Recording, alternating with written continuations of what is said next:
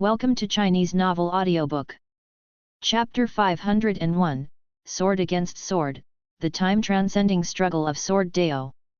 You have successfully seized 2,809,837,622 years of lifespan from Yetianji, Profound Yuan Free Immortal, late stage. Looking at the prompt before him, Gu An's mood improved, and he looked up. The warriors from the battle court maintained their distance, staring incredulously at the Grand Temple. Yetianji had vanished directly under Gu An's hand, making it feel surreal for them. In their minds, Yetianji was so powerful, how could he have died so easily? It wasn't until the giant hand above the celestial spirit great world suddenly dissipated that the warriors of the battle court snapped back to reality. Our Lord has fallen. How is that possible? Who is he exactly? And those divine envoys too? Bad news. Run. It can't be, absolutely impossible. The battle court exploded into chaos, with many warriors promptly fleeing. Gu An's right foot shifted slightly, and in an instant, several warriors from the battle court burst apart, turning into mist of blood that spread across the void. Since he was taking action, how could he not earn some more lifespan? However, he wouldn't kill all these creatures from the battle court, doing so would seem like a vendetta. He wanted to continue maintaining the image of someone acting on behalf of all beings of the celestial spirit great world. Randomly selecting a few creatures from the battle court to eliminate was an unfortunate fate that befell them. One prompt after another appeared before Guan, making his mood even more delightful. Protecting all living beings while profiting himself, how could he not be pleased? Yang Immortal Emperor and Saint Minister still stood in place despondent as the warriors of their battle court were so easily defeated in front of supporting Dao Sword Venerable. They felt both excitement and despair.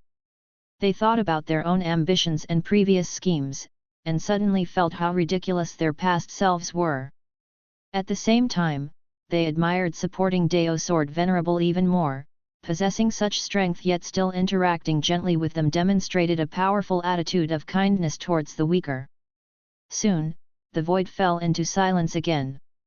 Guan felt many powerful divine senses sweep across but quickly withdraw. This battle eventually did alarm some beings of great power in the depths of the universe, yet no one dared provoke Guan. They even regretted their curiosity, fearing being targeted by Guan. Without interacting with Yang Immortal Emperor and the other, Guan soared up, collecting 9 suns into the palm of his hand, and then headed towards the depths of the universe. The creatures of the celestial spirit great world returned to daylight, and as the oppressive terror enveloping the world vanished, they began to communicate, discussing what exactly had happened. Even without clear understanding of the events, they felt like they had narrowly escaped a disaster. Longqing was still kneeling on the ground, holding his head with both hands, gasping heavily in extreme agony. Eventually, people noticed his condition and gathered around, even an Xin was drawn over. Watching supporting Dao Sword Venerable disappear into the depths of the universe, Saint Minister approached Yang Immortal Emperor, frowning. Has he left? Yang Immortal Emperor glanced at him, asking, why do you say that? Supreme Sect is widely spreading that supporting Dao Sword Venerable is leaving them. It's been over 100 years since he last returned, this time. Saint Minister hesitated. He had spies within Supreme Sect and thoroughly knew their every affair. On hearing this, Yang Immortal Emperor frowned. Standing in Guan's place, he too felt that Guan might grow weary. From his understanding, Guan was indeed a great cultivator who lived in seclusion and coveted nothing. Just the thought of such a great power leaving the celestial spirit great world made him feel uneasy inevitably. Could the reincarnation phenomenon from a few days ago portend an even more terrible calamity? Both Yang Immortal Emperor and Saint Minister fell into silence while the grand temple of the battle court completely submerged into darkness, losing all light. In the darkness, Saint Minister mournfully said, regardless of whether he leaves or not, his deeds today must be known to all. That so-called heavenly Dao has never helped us, only he has shouldered everything. Even though Yang Immortal Emperor, endowed with the celestial Dao golden core power, harbored no fondness for the so-called heavenly Dao. He replied, I think so too, even if he does not return, even if we eventually face the end, at least while we are alive, we should be grateful to him. In the dark void, Guan stepped forward, toying with 9 golden pearls in his hand. These were the previous 9 suns, encapsulated with an abundance of power of the great Dao. He was washing away the causality within them. His journey deep into the universe was not to deliberately mislead the Tu-Yang immortal emperor, but for other reasons. He halted his stride and said, You've been watching for a long time, isn't it time to show yourself? As his words fell, a silver-blue sword chi appeared through the thick heavenly Dao mist ahead, swiftly transforming into a human figure.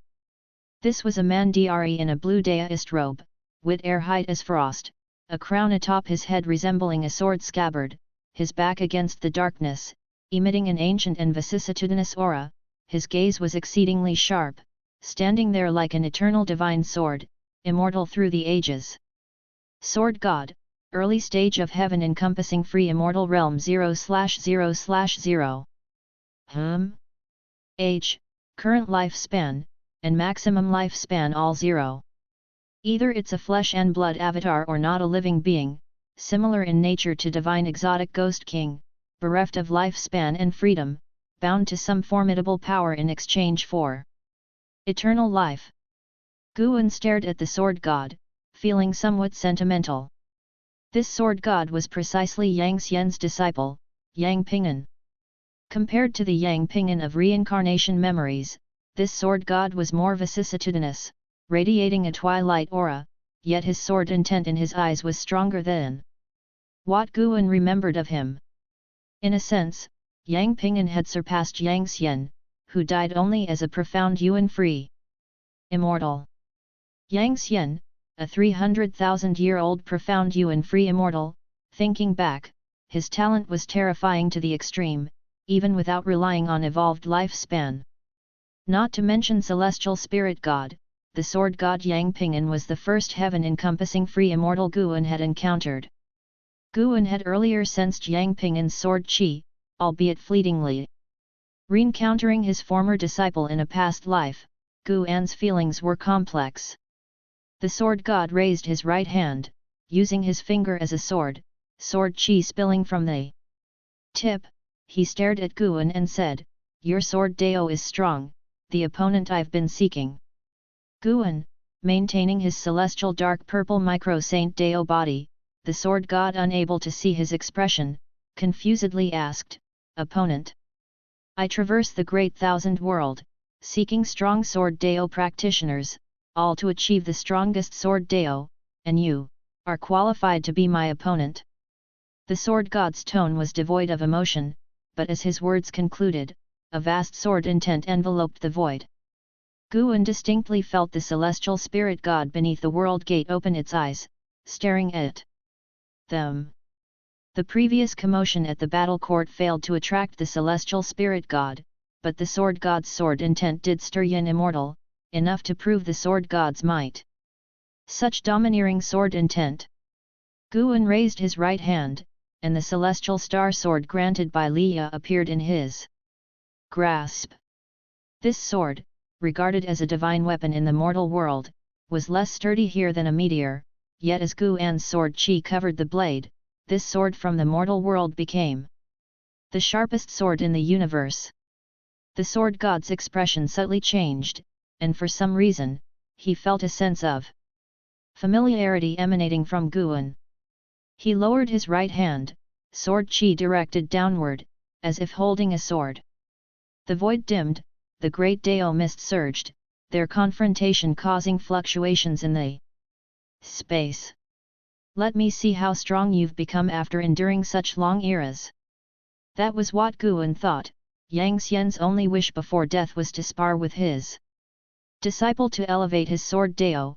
Unfortunately, the celestial spirit god hadn't given him the chance. You remind me of someone from the past, I will not hold back. The sword god spoke, his sword intent suddenly erupting. The surrounding great Dao mist was instantly obliterated, absolute darkness threatening to engulf them, yet unable to swallow their sword light. Sword against sword, this was a confrontation of sword Dao across the ages. Chapter 502, Establishing a Dojo. When the sword god's sword intent erupted, Guan glimpsed into his past through it. During the lengthy ages, that series of peak sword battles continuously pushed the sword god's sword Dao to even higher levels. After defeating an opponent, he would devour their sword Dao, thereby enhancing his own sword Dao. The sword god raised his right hand, pointing his sword chi at Guan from afar. In an instant, countless sword shadows appeared from the darkness behind him, radiating different sword intents like a starry sky suddenly alight. The vast sword light shone on Guan, yet it could not expel the demonic chi emanating from his celestial dark purple micro-saint Dao body.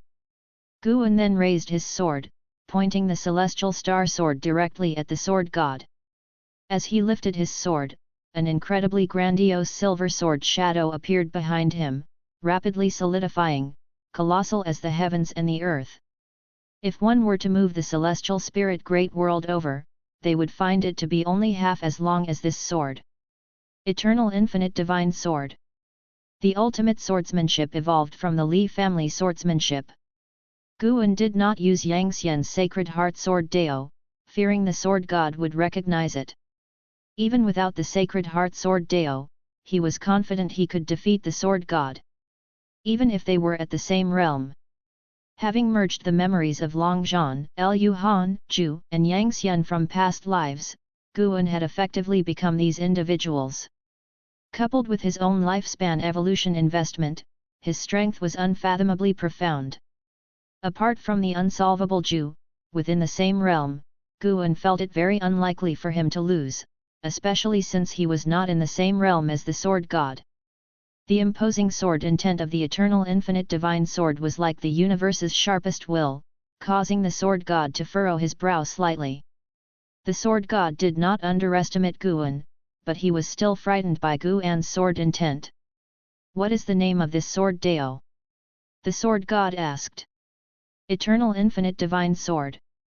Guan pointed his sword at him, and the Eternal Infinite Divine Sword in its state of simplicity and truth burst forth with a dazzling bright light, illuminating half the universe's void. After the sword god muttered Eternal Infinite Divine Sword, he promptly waved his hand, and his sword chi slashed out. The endless sword shadows behind him also erupted into vast sword chi, sweeping toward Guan. Meanwhile, the celestial spirit great world had just regained sunlight and began to tremble, and the beings who had survived the calamity were once again startled, particularly the sword cultivators of the world and the Jianghu swordsmen, whose swords buzzed ceaselessly as if ready to unsheath at any moment. Zhu Luo sword monarch, who was pondering the theory of heaven, looked up in disbelief. "What a domineering sword Dao, and there are actually two," he murmured to himself. His divine sense quickly reached out into the universe, but his divine sense retracted soon after, and his right hand followed to clutch his chest. His sword Dao had rebounded. Had his reaction not been fast enough, his sword Dao might very well have disintegrated. Though he could not see the figures of Guan and the sword god, he could only see the two vast sword Daos. Even without seeing the masters of the sword Daos, Zhu Luo sword monarch guessed. It must be the supporting Dao sword venerable and the sword god. He had previously guessed that the sword god had come to this universe, but now that the two were actually clashing, he was again astonished. What level of achievement in sword Dao was needed to possess such vast momentum? The celestial phenomenon lasted for less than 10 breaths, and the heavens and earth quickly returned to calm. However, the beings did not dare take it lightly and remained tense, fearing a greater catastrophe might descend. Elsewhere, in the woods, Guan sat on a rock by the stream, pulling up his attribute panel. Name, Guan. Lifespan, 2,144/7,907,228,501. Physique, primordial infinite body. Cultivation level, innate golden immortal realm perfection. 79 billion years of lifespan. Before today, his lifespan had only been 1 billion years, and now it had soared by 78 billion years in one breath. Thanks to the battle court. Guan felt grateful in his heart. It was still through killing enemies that lifespan came quickly. Before, he had accumulated a lifespan of 100 billion years, which had taken him so many years. However, he was just thinking about it and would not go on a killing spree as a result. The lessons from lifespan reincarnation were already abundant. The reason he could grow steadily to this day was that he had concealed his ability to seize lifespan. He even suspected that Silent Destruction God Emperor was so obsessed with the Long clan precisely because Long Zhan grew stronger through slaughter. Perhaps the Silent Destruction God Emperor thought that members of the Long clan could rapidly become stronger through killing, which was why he continuously possessed the descendants of the Long clan. Guan then thought of the sword god he had just clashed with. To prevent his identity from being exposed, Guan had severely injured the sword god. After the sword god escaped, he would probably need many years to recover, but at least he would not die. Whether it was the identity of Long Zhan or Yang Xian, Guan did not want to expose any of them. Lifespan reincarnation was much more advanced than any reincarnations he had come into contact with so far. Lifespan reincarnation could project into the past, the future, and even alter destiny, which was terrifying. Should this matter be exposed, Guan would undoubtedly attract the wariness of more powerful beings. He saw the sword god enter the river of Sword Dao and disappear. The river of Sword Dao, the river of destiny, the river of time, and others were all existences independent of the universe, accessible only through the great Dao. They were dangerous and mysterious, and whether they could lead to other universes was still hard to say. Perhaps the sword god had come through the river of Sword Dao. But Guan felt that the world gates were not for show. To cross universes, one always had to get past the celestial spirit god. Time passed quickly in Guan's thoughts. An hour later, all the beings of heaven and earth finally relaxed. Although they did not know what had happened, the return of tranquility to the world was a good thing. After a little less than half an hour, Yi Xiaoyang and his 4 companions finally arrived at the agreed-upon location. When they saw Guan, they were all pleasantly surprised and immediately rushed over. 3 youths burst into tears on the spot, having been scared out of their wits by the sudden darkness that had fallen over the world. Guan watched them with a smile and did not comfort them, letting them vent on their own. Yi Xiaoyang turned to Guan and asked, "Immortal, do you know why the sky suddenly darkened earlier?" Guan shook his head and said, "How would I know? I only know a little about the art of immortal cultivation." "You really think I'm an immortal? This world is much bigger than you think. It will be more interesting for you to explore on your own than to ask me." Upon hearing this, Yi Xiaoyang fell into endless daydreams. Once they had calmed down, Guan began to teach them the method of qi refinement. The talents of these 5 were not bad.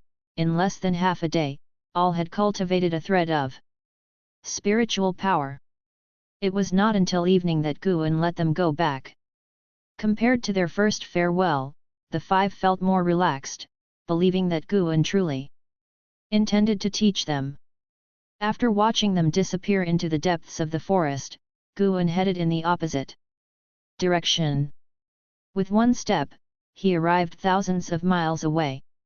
This place was rarely tread by mortals, abundant in spiritual energy, with more plant demons than beast demons. Guan arrived at the top of a high mountain. He stood on the edge of a cliff, his mind moved. And he began to create the lifespan dojo. "Please choose the range of your dojo." A prompt appeared, and Guan instantly made a decision. He marked off an area with a radius of 5,000 miles in one go. "You will need to consume 500 million years of lifespan.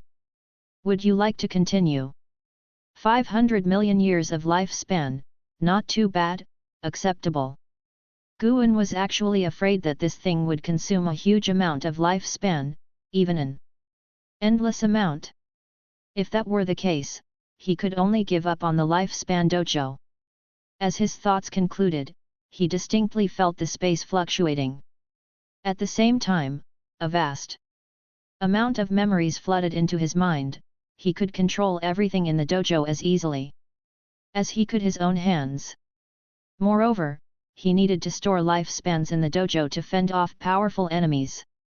The maximum defensive strength of the dojo equaled his cultivation level, and with each assault it encountered, a corresponding amount of lifespan would be deducted. Guan hesitated for a moment before storing 10 billion years of lifespan in the dojo. In the celestial spirit great world, there would be no one capable of attacking his dojo.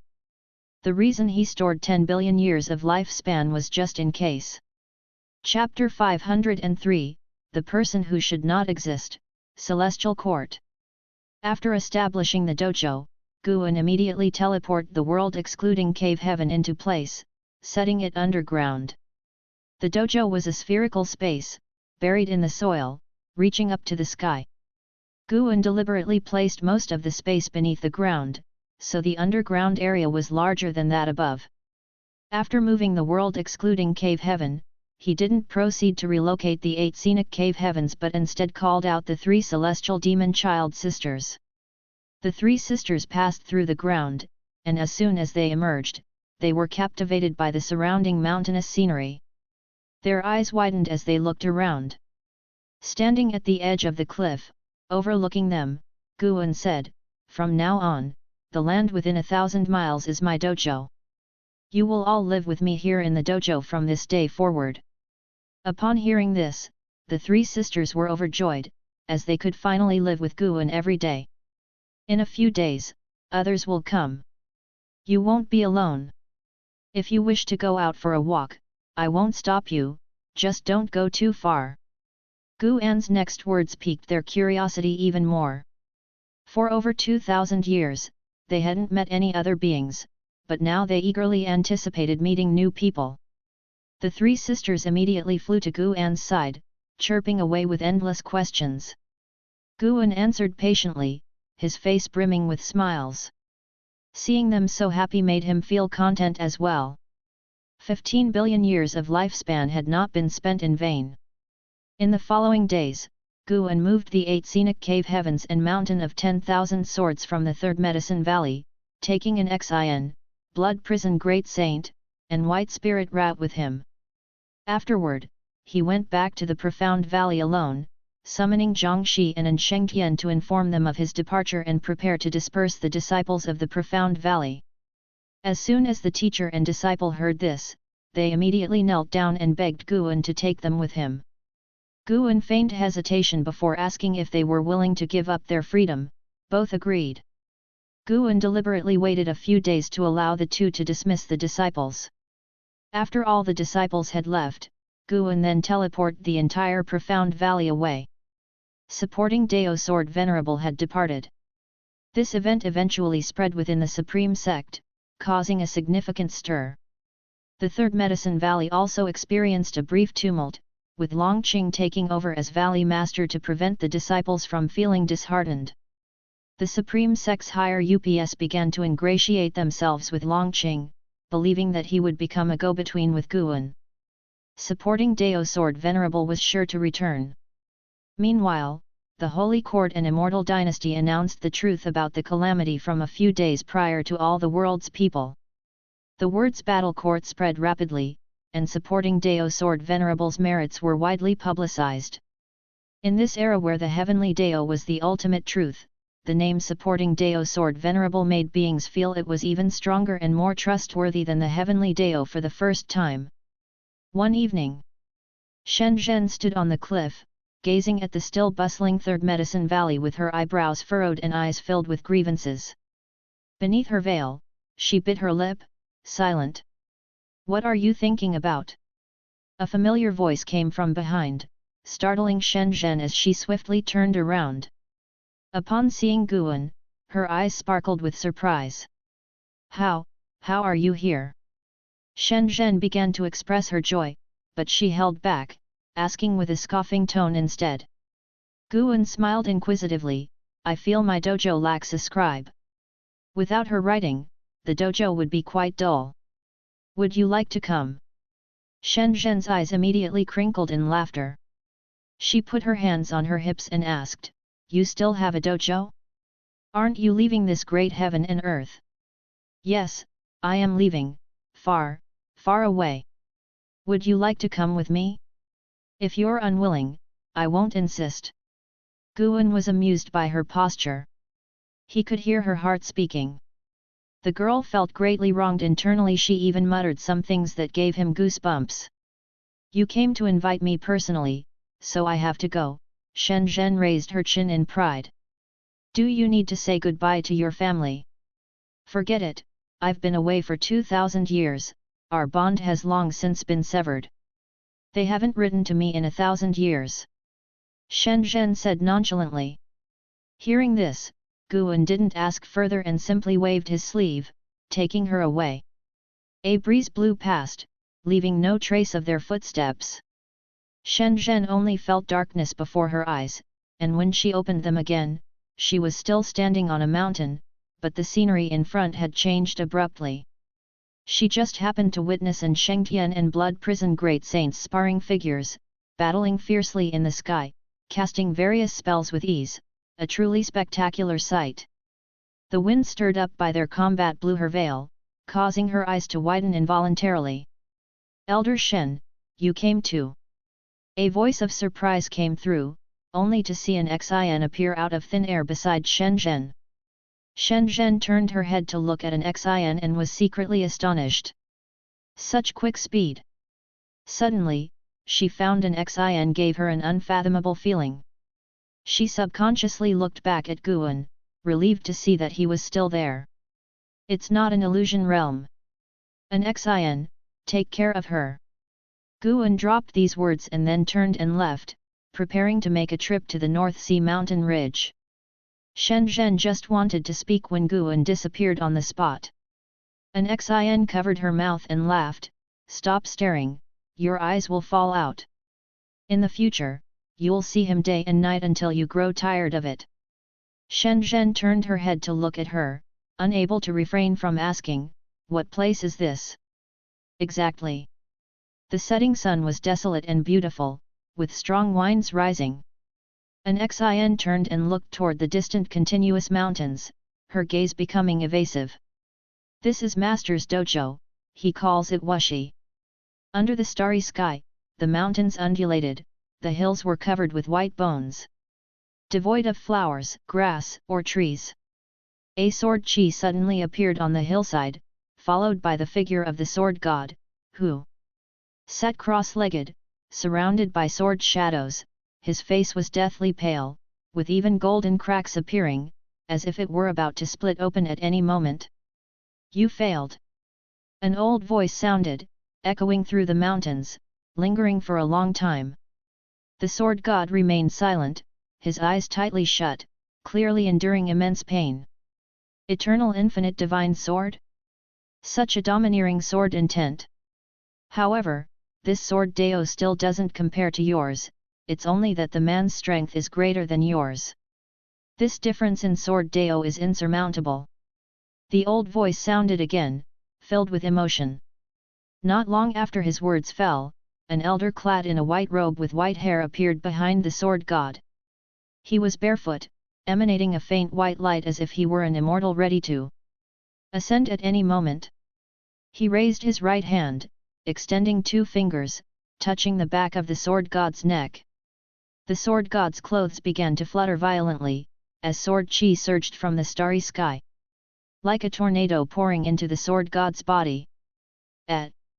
the white-haired elder uttered in surprise, seemingly sensing something. The sword god opened his eyes, asking, "What? Even you can't drive it away?" The white-haired elder spoke, "Though I cannot see its form, I can confirm, this is Lu Kaiuxian's Dao Destruction Destiny Seal. That person must have a connection with Lu Kaiuxian." The sword god frowned, his eyes full of confusion. "Lu Kaiuxian, like you, is attached to the river of the Great Dao. However, he is even older than you. Who knows how many destinies are intertwined in his long life? It's normal that you can't calculate it." The white-haired elder spoke with a sense of loss, but then a smile appeared on his face, asking, encountering such a sword Dao master is a good thing for you. You've won too many times, it's about time you lost. At least this time your opponent didn't finish you. From their sword intent, it would not be difficult to completely destroy you. The sword god took a deep breath and said, I know. I don't hold a grudge against him, it's just that he makes me feel like a person, like someone who shouldn't exist. The white-haired elder couldn't help but shake his head, speaking, your master died a long time ago, why be so obsessed with him still? No, you don't understand. I have a feeling that although my master is dead, he still exists. The strengthening sacred heart sword Dao in the river of sword Dao is the best proof. The sword god looked up at the starry sky, his gaze unwaveringly firm. The white-haired elder sighed, no longer speaking. After a while, the sword god withdrew his gaze, asking, a celestial Dao golden core has appeared in the shattered celestial spirit great world. It's very likely left by the celestial spirit ancestor. Don't you wish to resurrect? This is an opportunity. The white-haired elder laughed softly, the celestial spirit ancestor's golden core is not easy to take. Do you think the celestial spirit god stands guard there for nothing? The so-called celestial Dao golden core is just bait. After so many eras, I didn't expect the celestial core to still not give up. Chapter 504,000 years, 10,000 years. The morning sun penetrated the mountain forest, shining on the stream, sparkling with light. Guan still sat on that rock. A year had passed since he left the Supreme Sect, and the Daoist field of the beginningless was already filled with various grades of medicinal herbs. It wouldn't take many years before his yearly income from lifespan would increase, surpassing the peak would not be difficult. An Xian, Shenzhen, and others also began to cultivate in seclusion, and Guan taught Yi Xiaoyang and the other four each day outside the dojo. Yi Xiaoyang and his group had to climb mountains and wade through waters back and forth every day. Initially, it was very tough, but after a year of cultivation, they had grown accustomed to it, even considering this journey as part of their cultivation. While waiting for them, Guan was watching Zhen Qin. Since Yelan passed away, Zhen Qin had been continuously gaining experience and opportunities outside, yet, regrettably, she was still about to face her life's limit. And she was still a long way from reaching the Nirvana realm. Zhen Qin seemed to sense her celestial mandate, preparing to take revenge on the ghost mother of ephemera. The death of Su Han had always been a thorn in Zhen Qin's heart, her reason to cultivate was also to avenge her senior brother. Su Han, oh Su Han, you thought you were being kind, but have you ever considered that due to your kindness, your junior sister would carry a millennium of vengeance until her death? Guan murmured to himself, lamenting human nature and fate. Su Han's corpse had long been moved by him from the Nianchou cave mansion to the world excluding cave heaven, currently resting in a cave within the dojo. His soul had gone with the reincarnation long ago, but since his corpse was well preserved, Guan could use causality to seek his reincarnated soul. He hadn't wanted to do so, but seeing that Zhen Qin was about to reach her end, he was considering whether to fulfill his disciple's regret. Just as Guan was pondering this, a piercing sound came. Young Yi Xiaoyang, a year older, charged forward with a wooden sword, swooping like a bird through the forest. Guan raised his hand, circled around his own neck, and caught the tip of the wooden sword between his fingers. Yi Xiaoyang was forcibly stopped, landed on his feet, and subconsciously fell backward. He looked up at Guan and shook his numbing right hand, exclaiming, "Master, you are so powerful, are you a Foundation Establishment realm cultivator?" Guan stood up, taking the wooden sword in hand, and chuckled, "You found out. With your little skill, you still think of ambushing your master." Yi Xiaoyang straightened his neck and said, "What do you mean by ambush? I just wanted to show master my cultivation progress." At that time, the other four also arrived, bowing to Guan. Guan taught them not only cultivation techniques but also proper etiquette and the principles of conducting oneself. In just 1 year, he had imbued these 5 with a spirit of chivalry. Even with their cultivation levels and spells, the 5 did not bully the common people. Instead, they supported the weak and opposed the strong. They had already gained a good reputation within 100 miles of their hometown. Seeing that everyone had arrived, Guan tossed the wooden sword to Yi Xiaoyang, saying, "Today I will teach you the sword control technique." Upon hearing this, the 5 were not very excited, as the sword control technique did not sound like a very formidable spell, especially since they practiced sword fighting regularly.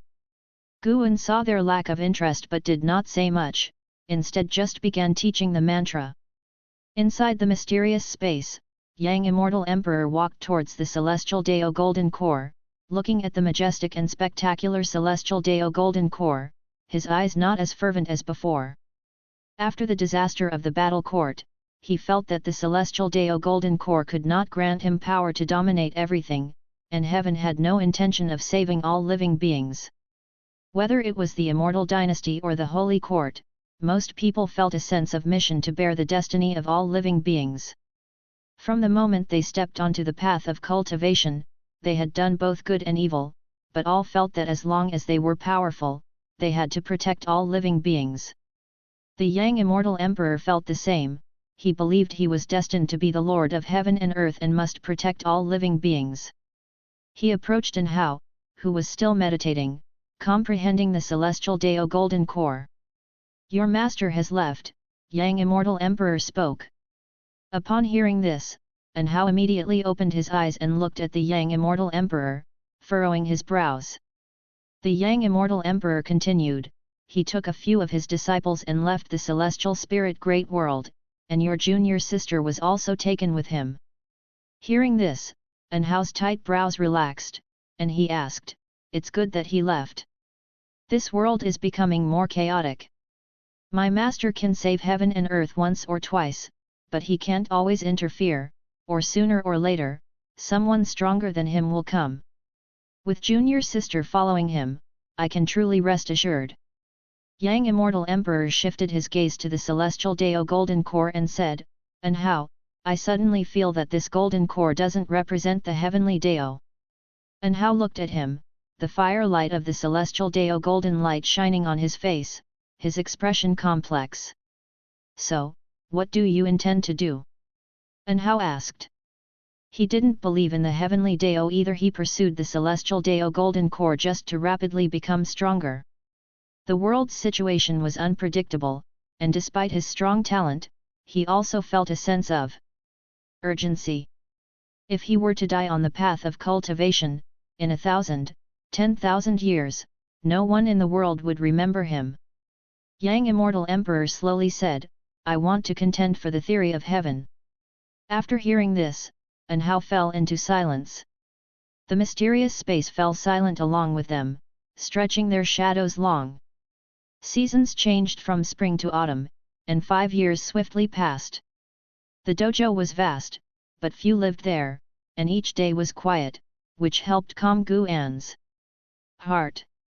Every day, teaching Yi Xiaoyang and the other 4, planting flowers and picking herbs, writing books, practicing calligraphy, Guan didn't find it boring at all.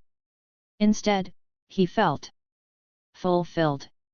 5 years passed, and Yi Xiaoyang and the 4 others had all reached adulthood and successfully reached the foundation establishment realm. In the scorching summer, within the forest, beside a little stream, Guan looked at the grown-up 5 and felt that time indeed flew by. "Master, I want to change my name and be called Yi Qingshan from now on," Yi Xiaoyang suddenly said, and the other 4 spoke as well.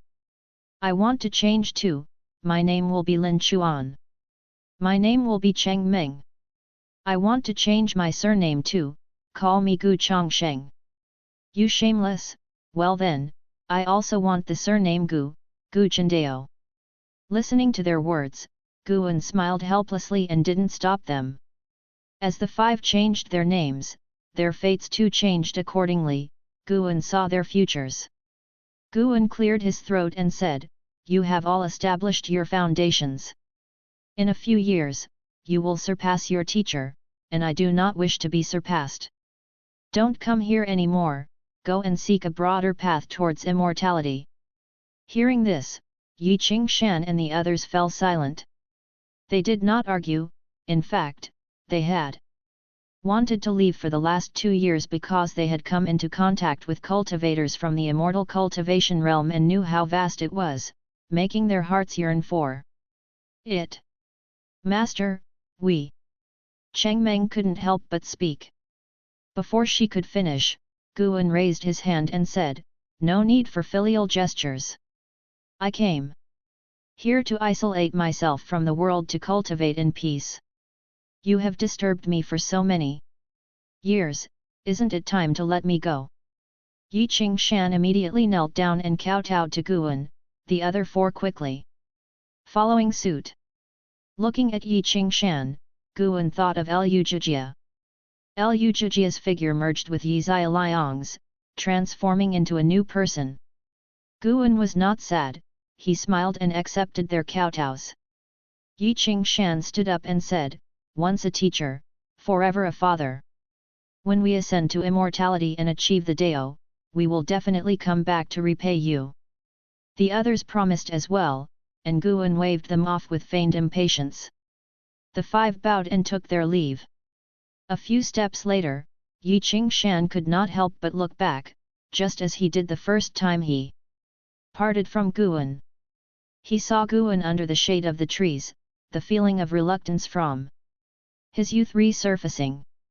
Now, stronger than he was 6 years ago, he was not swayed by emotions, quickly turning back to disappear into the woods with his companions. Guan stretched his arms and yawned. Twisting his neck, he said, "Finally sent them off. See you in 1,000 years." He turned and walked in another direction through the forest. Just as he stepped over the stream, a plump white spirit rat dashed out. It quickly shrank in size and landed on Guan's shoulder. "Master, are those 5 your disciples?" The white spirit rat asked curiously, still with the voice of a young boy. Guan laughed and said, "Of course they are, why do you ask? You only taught them for a few years before sending them away, I thought they were like the disciples from the Third Medicine Valley or Profound Valley. They will come back. They will accompany us for 1,000, 10,000 years, and you will have to be their support." "Really?" The white spirit rat widened its eyes in surprise. Chapter 505, Once Yearned For. Dark clouds cloaked the sky, and a drizzle fell unceasingly. Between the mountains, trees were toppled, pits and holes covered the landscape, reeking of the burnt aftermath that extended for 100 miles, a testament to the battle that had occurred. At this moment, 3 women stood in a standoff, Zhen Qin, Zhang Qiang and the ghost mother of Ephemera, each bearing injuries. The ghost mother of Ephemera, with disheveled hair, stood amidst the wreckage, her face smeared with blood as she scanned her surroundings, trapped by an array of 8 flags. Outside the formation, Zhang Qiang hovered in the air. Her injuries were not as severe as the ghost mother's, but her heaving chest betrayed her exhaustion. Zhen Qin stood atop a cliff, wielding a treasure sword, surrounded by spinning blades that glittered with golden light. She looked down at the ghost mother of Ephemera with a gaze cold as ice. The ghost mother of Ephemera turned to Zhang Qiang and gritted her teeth, "Sect leader, after I have supported you for so many years, do you truly intend to help an outsider kill me?" Zhang Qiang sneered back, "How do you know that she is an outsider, and you are not?" The ghost mother of Ephemera took a deep breath and said, "Aren't you afraid of the supporting Dao Sword Venerable's return? Don't you know that she is the supporting Dao Sword Venerable's disciple?" Faced with Zhang Qiang's mockery, the ghost mother of Ephemera fell silent. Zhen Qin raised her sword and declared, "Ghost mother of Ephemera, today I shall avenge my senior brother Suhan." Upon hearing the name Suhan, the face of the ghost mother of Ephemera did not change, she lowered her head, seemingly resigned to her fate. Immediately, Zhang Qiang cast a spell.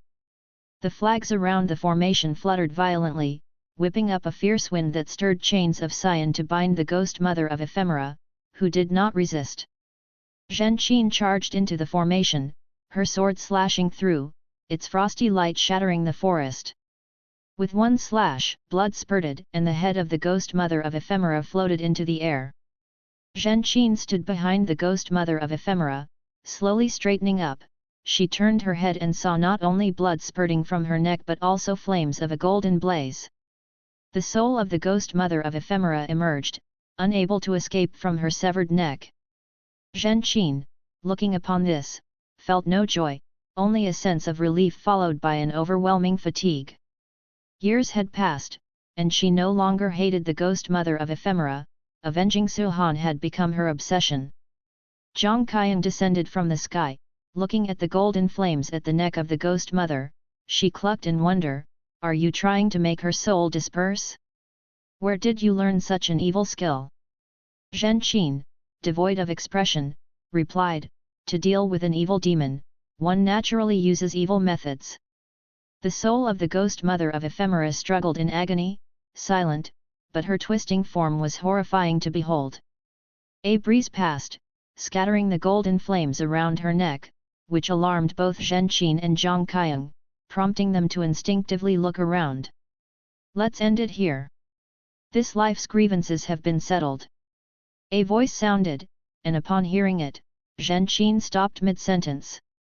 This voice belonged to Guan. Zhang Qiang showed surprise and looked around in search of Guan.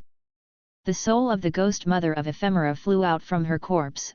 Zhen Qin's sword was no ordinary sword, it severed all her lifelines, leaving her either to find a new vessel or wait for reincarnation. Her soul knelt beside her body, as if paying homage to Guan. "You have two choices," Guan's voice spoke again, detached as if a god spoke: "reincarnation, to let go of this life's karma and start anew the next life, or redemption, to lose your freedom and continue living." The ghost mother hailed from the Ephemera Sect. Though not affiliated with the Ephemera Sect that caused chaos in the Taixuan continent, she had harmed many in her lifetime, Su Han being only one. Even when she founded the Gathering Flower Sect, she resorted to wicked methods. The reason why Guan offered her a choice was that, at her core, she believed she acted for the supporting Dao Sword Venerable, that she belonged to him. After following the Sword Venerable, she had indeed restrained her methods and attempted to incline towards goodness. Guan did not wholly shield her, not just because of Su Han, as Su Han had long since severed ties with him, but because she genuinely had committed evils. Stopping evil actions did not erase past deeds like smoke. One must bear the consequences of their choices. The ghost mother of ephemera immediately looked up and shouted loudly, "I am willing to follow you, even if I lose my freedom forever." No sooner had her voice faded than her soul vanished into thin air. Peace then returned to all of great heaven and earth. Zhang Qiang pursed her lips and looked toward Zhen Qin, offering comfort. "Regardless, she is considered dead and probably won't be at ease in the future." Zhen Qin took a deep breath and said, "I know. Master said she wouldn't let her be free, and she certainly won't." The blood prison great saint was the perfect example. When Guan said to make him a mount for 1,000 years, he indeed suffered for an entire millennium.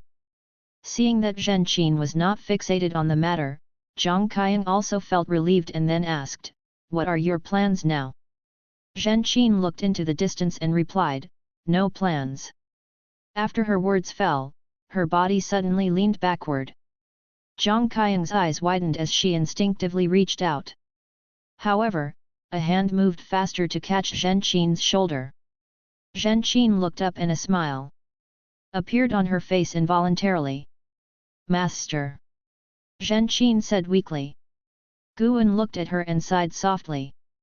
Zhen Qin had reached the last year of her maximum lifespan. Today's battle had thoroughly drained her vitality. Zhang Qiang was pleased to see Guan, but she didn't speak, choosing to give the time to the master and disciple. Zhen Qin was too weak to speak and soon closed her eyes, her hand naturally falling. This made Zhang Qiang frown. Guan looked toward Zhang Qiang and said, the ghost mother of ephemera is dead, and the Gathering Flower sect must be personally managed by you.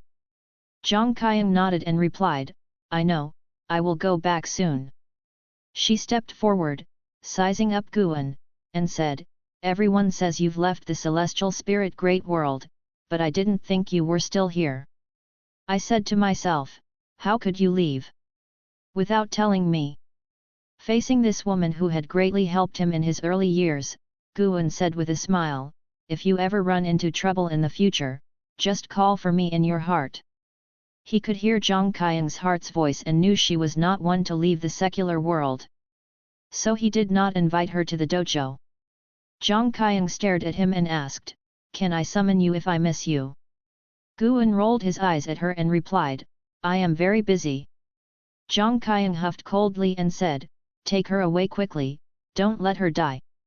She couldn't see the end of Zhen Qin's lifespan, but she could feel her life force rapidly draining, a sure sign of ill. Guan nodded slightly, then disappeared from the spot with Zhen Qin. Zhang Qiang didn't leave immediately but walked toward the corpse of the ghost mother of ephemera. After working together for over 1,000 years, she didn't want the ghost mother's body to be left in the wilderness. Zhen Qin had a very long dream where she returned to her youth, a time when she, Su Han, and Ye Yan lived carefree in Profound Valley. Back then, they all aspired to reach the Foundation Establishment realm. When Zhen Qin awoke, she opened her eyes to the blue sky. She sat up instinctively and then saw Guan sitting at a stone table not far away, with an ice coffin next to her. Seeing Guan, her heart settled down instantly. She stood up immediately, ready to go and pay her respects. But as soon as she stood up, she saw the scene inside the ice coffin and froze completely. She couldn't help but blink, but no matter how many times she blinked, the scene inside remained unchanged. How can this be? Zhen Qin became agitated, her body shaking slightly. Inside the ice coffin lay Su Han's body, intact. She looked back at Guan, who was sipping tea, not looking at her. In that moment, Zhen Qin's heart was filled with emotion and shame, and 1,000 words were stuck in her throat, unable to be spoken. Chapter 506, a lifespan of 256 billion years. Guan and Zhen Qin sat opposite each other and talked for a long time. After seeing Su Han's corpse, the burden and obsession in Zhen Qin's heart completely dissipated, and she returned to her usual lively and clever self. The mentor and disciple talked about the past, endlessly, finding it impossible to cover all the old times. However, everything has an end, including life. When dusk fell, Zhen Qin looked at Guan and said earnestly, Master, thank you for your care in this life. As a disciple, I've been incapable and have never repaid you. If there is an afterlife and I am worthy of repaying you, I surely will strive to do so. Unlike the ghost mother of ephemera, who, though dead, was not at the end of her natural life and could still possess another body to be revived, Zhen Qin's fate had run its course, without any technique to turn back time. Guan smiled and nodded, saying, there will be an afterlife. Hearing this, Zhen Qin showed a smile, her eyes filled with expectation. She then lay down on the table and whispered, Master, I feel a bit sleepy. May I sleep here for a while? Guan nodded and replied, Sleep, I will stay by your side. Zhen Qin closed her eyes, mumbling, I suddenly miss Master Yes so much. It feels like she has been gone for a very long time. Guan's hand, which was holding a teacup, paused. He said nothing and continued drinking his tea. After Zhen Qin fell asleep, Shen Zhen came over. She looked at Zhen Qin, about to speak, but her brow furrowed, and she approached Guan, asking, Are you okay? She knew Zhen Qin's place in Guan's heart and, thinking of how Yelan, Xiao Chuan and others' deaths affected Guan, she couldn't help but worry. I am naturally fine, Guan said, looking at her with a smile and gesturing for her to sit down. Shen Zhen took a seat, her gaze constantly on Guan. As Guan poured her tea, he said, "Do you think it's absurd? Someone with my cultivation level, yet unable to control life and death." Shen Zhen was secretly surprised. How did Guan see through what she was thinking? She spoke truthfully, "Indeed, you are the strongest being in my mind. It seems like life and death should be trivial matters to you, but..." Guan laughed and said, "This means I am not the strongest being.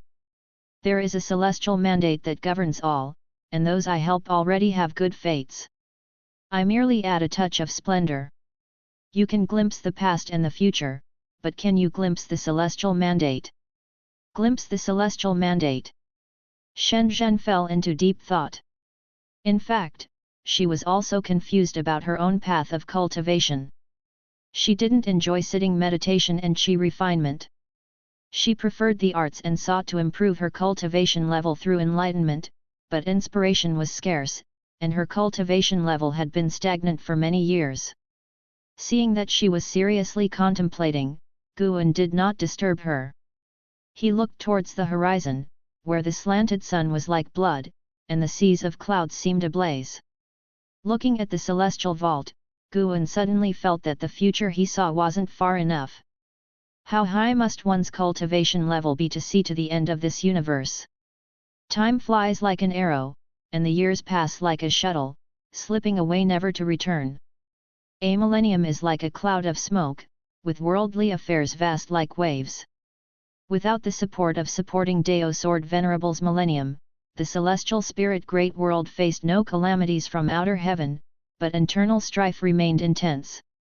Ancient secret realms, Daoist fields, and the cave mansions of great powers emerged one after another, causing widespread deadly conflict among the realm's cultivators. Guan's Daoist field of the beginningless was now filled with medicinal herbs, and to this day, the lifespan provided by these herbs each year had surpassed 20 million years. Located at the edges of the world, the Daoist field of the beginningless on the nine-spirit continent had not faced any disturbance for 1,000 years. However, nearby human race cities were increasing and approaching the Daoist field of the beginningless. In that year, early summer, Guan stood on the edge of a cliff, watching Chen Chuan spar with the blood prison great saint. Chen Chuan, now of the Nirvana realm level, was able to hold his own against the blood prison great saint, who was at the level of the loose immortal realm. The two combatants clashed in the sky, Guan establishing a barrier that allowed them to fight to their heart's content without affecting the dojo. After watching for a while, Guan lost interest and called up his attribute panel to take a look. Name, Guan. Lifespan, 3,155/25,660,408,118. Physique, primordial infinite body. Cultivation level, innate golden immortal realm perfection. A lifespan of 256 billion years. Guan planned to break through after reaching a lifespan of 100 billion years.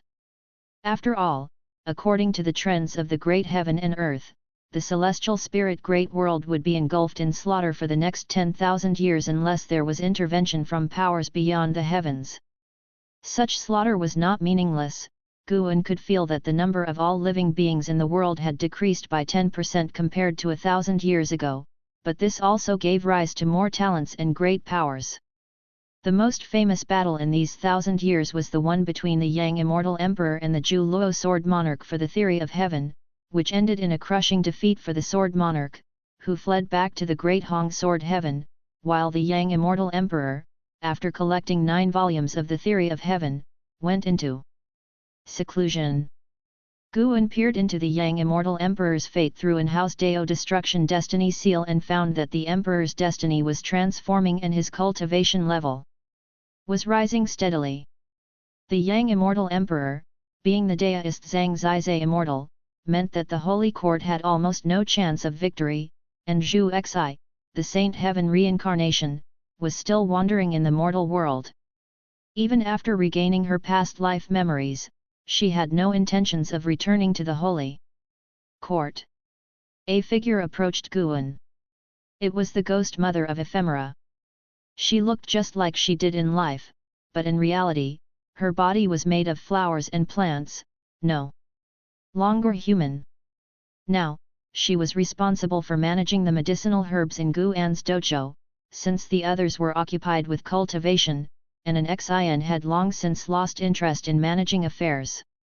"Master, we are running out of seeds," the ghost mother of ephemera said softly. Having experienced life and death, and after 1,000 years of settling, her temperament had become much more stable, starkly different from her past as the deputy sect master of the Gathering Flower sect. Guan glanced at Chen Chuan and said, "There will be new seeds tomorrow. You should go and cultivate for now." The ghost mother of ephemera immediately bowed and took her leave. "Wait a moment." Guan spoke, and upon hearing him, the ghost mother subconsciously turned around, only to have a secret manual fall into her embrace. She accepted the manual and saw at a glance that it was a cultivation technique. "Strive to reach nirvana as soon as possible. That way, you can serve me for a longer time," Guan said before turning and walking away. A ripple of emotion disturbed the tranquility of the ghost mother of ephemera's eyes. She watched Guan's retreating figure, her thoughts unknown. Guan walked out toward the dojo. 5 acquaintances were to arrive today, and he needed to see them. The 5 acquaintances were Yi Qingshan and the others, whom Guan had taken as disciples because Yi Qingshan was the reincarnation of Liu Jijia. After 1,000 years of adventure and countless trials, fortunately, all 5 were still alive. They had encountered an invincible adversary and had to return to their homeland. Guan could overhear their conversation. These friends were contemplating establishing a sect in their hometown to cultivate their own power and to benefit the locals. Although the relatives they remembered were no longer alive, the land had not changed. Guan listened as these 5 discussed their past experiences of cultivating with him, and Gu Chongsheng, that youngster, was actually sentimental, wondering if his master was still alive. All 5 believed that Guan had passed away, for in their memory, Guan was merely a foundation establishment realm cultivator. Unless they faced a cultivation crisis or had stirred up enemies, why would anyone seek such a secluded place to hide? At the very least, it indicated that Guan had no mighty background or extraordinary talent.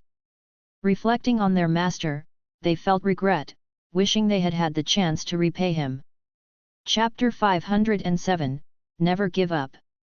In the woods, Yi Qingshan, Lin Chuan, Cheng Meng, Gu Chongsheng and Gu Chendao moved forward while chatting, looking at the forest which felt both familiar and strange to them. They talked about the past millennium with deep emotion. Suddenly, Cheng Meng said, "Do you think it's possible that Master is still alive?" At these words, the other 4 fell silent.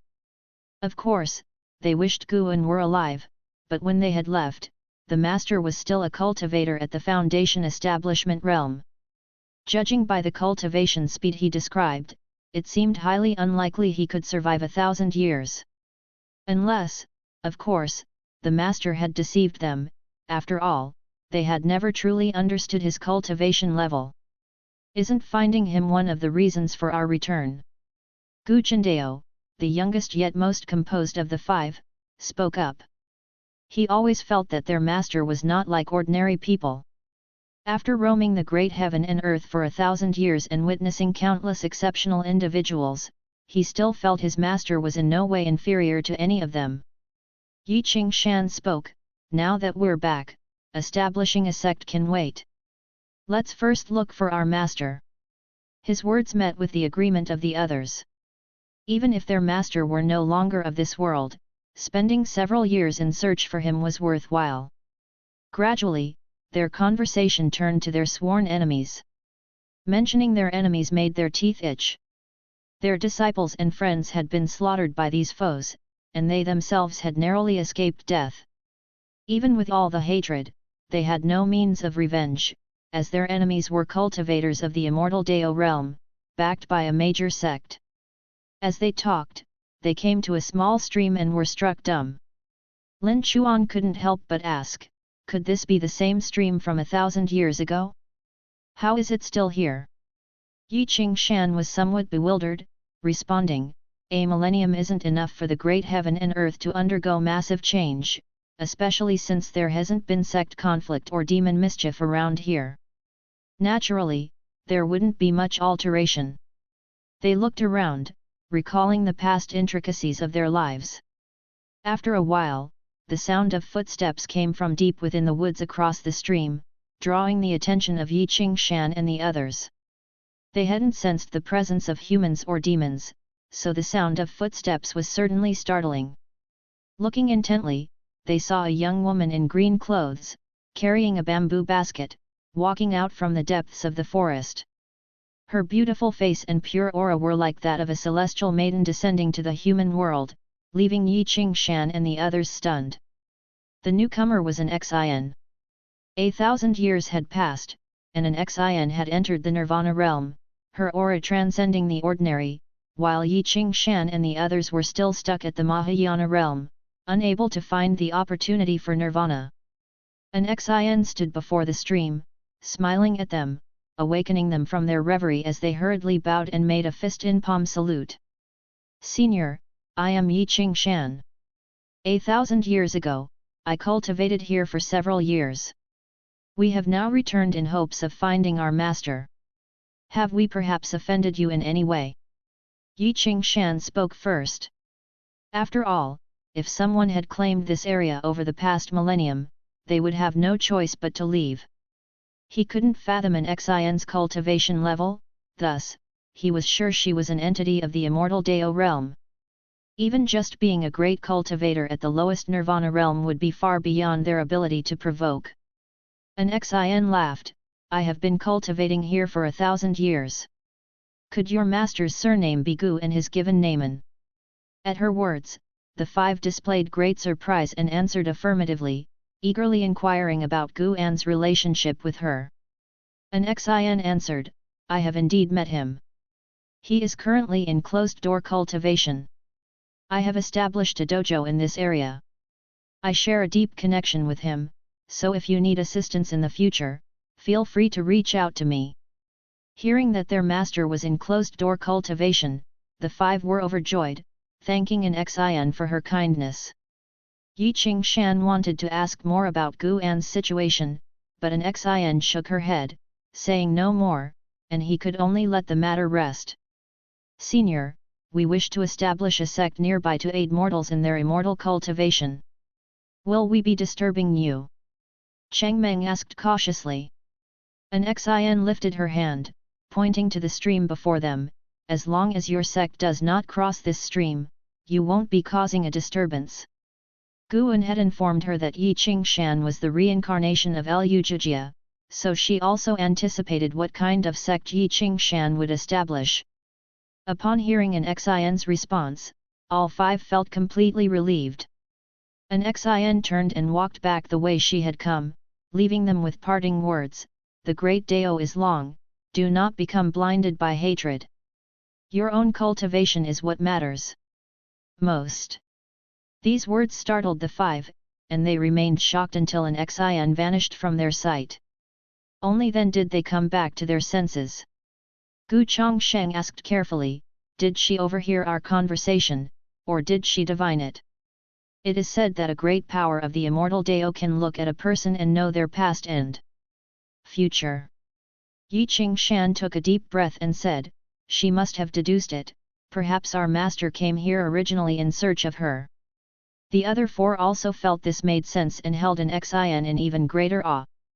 They didn't linger any longer and turned to leave. Now that they were certain their master was still alive, they could begin their own plans. On the other side, an Xin walked deeper into the woods, and when she saw Gu An's figure, a smile appeared on her face.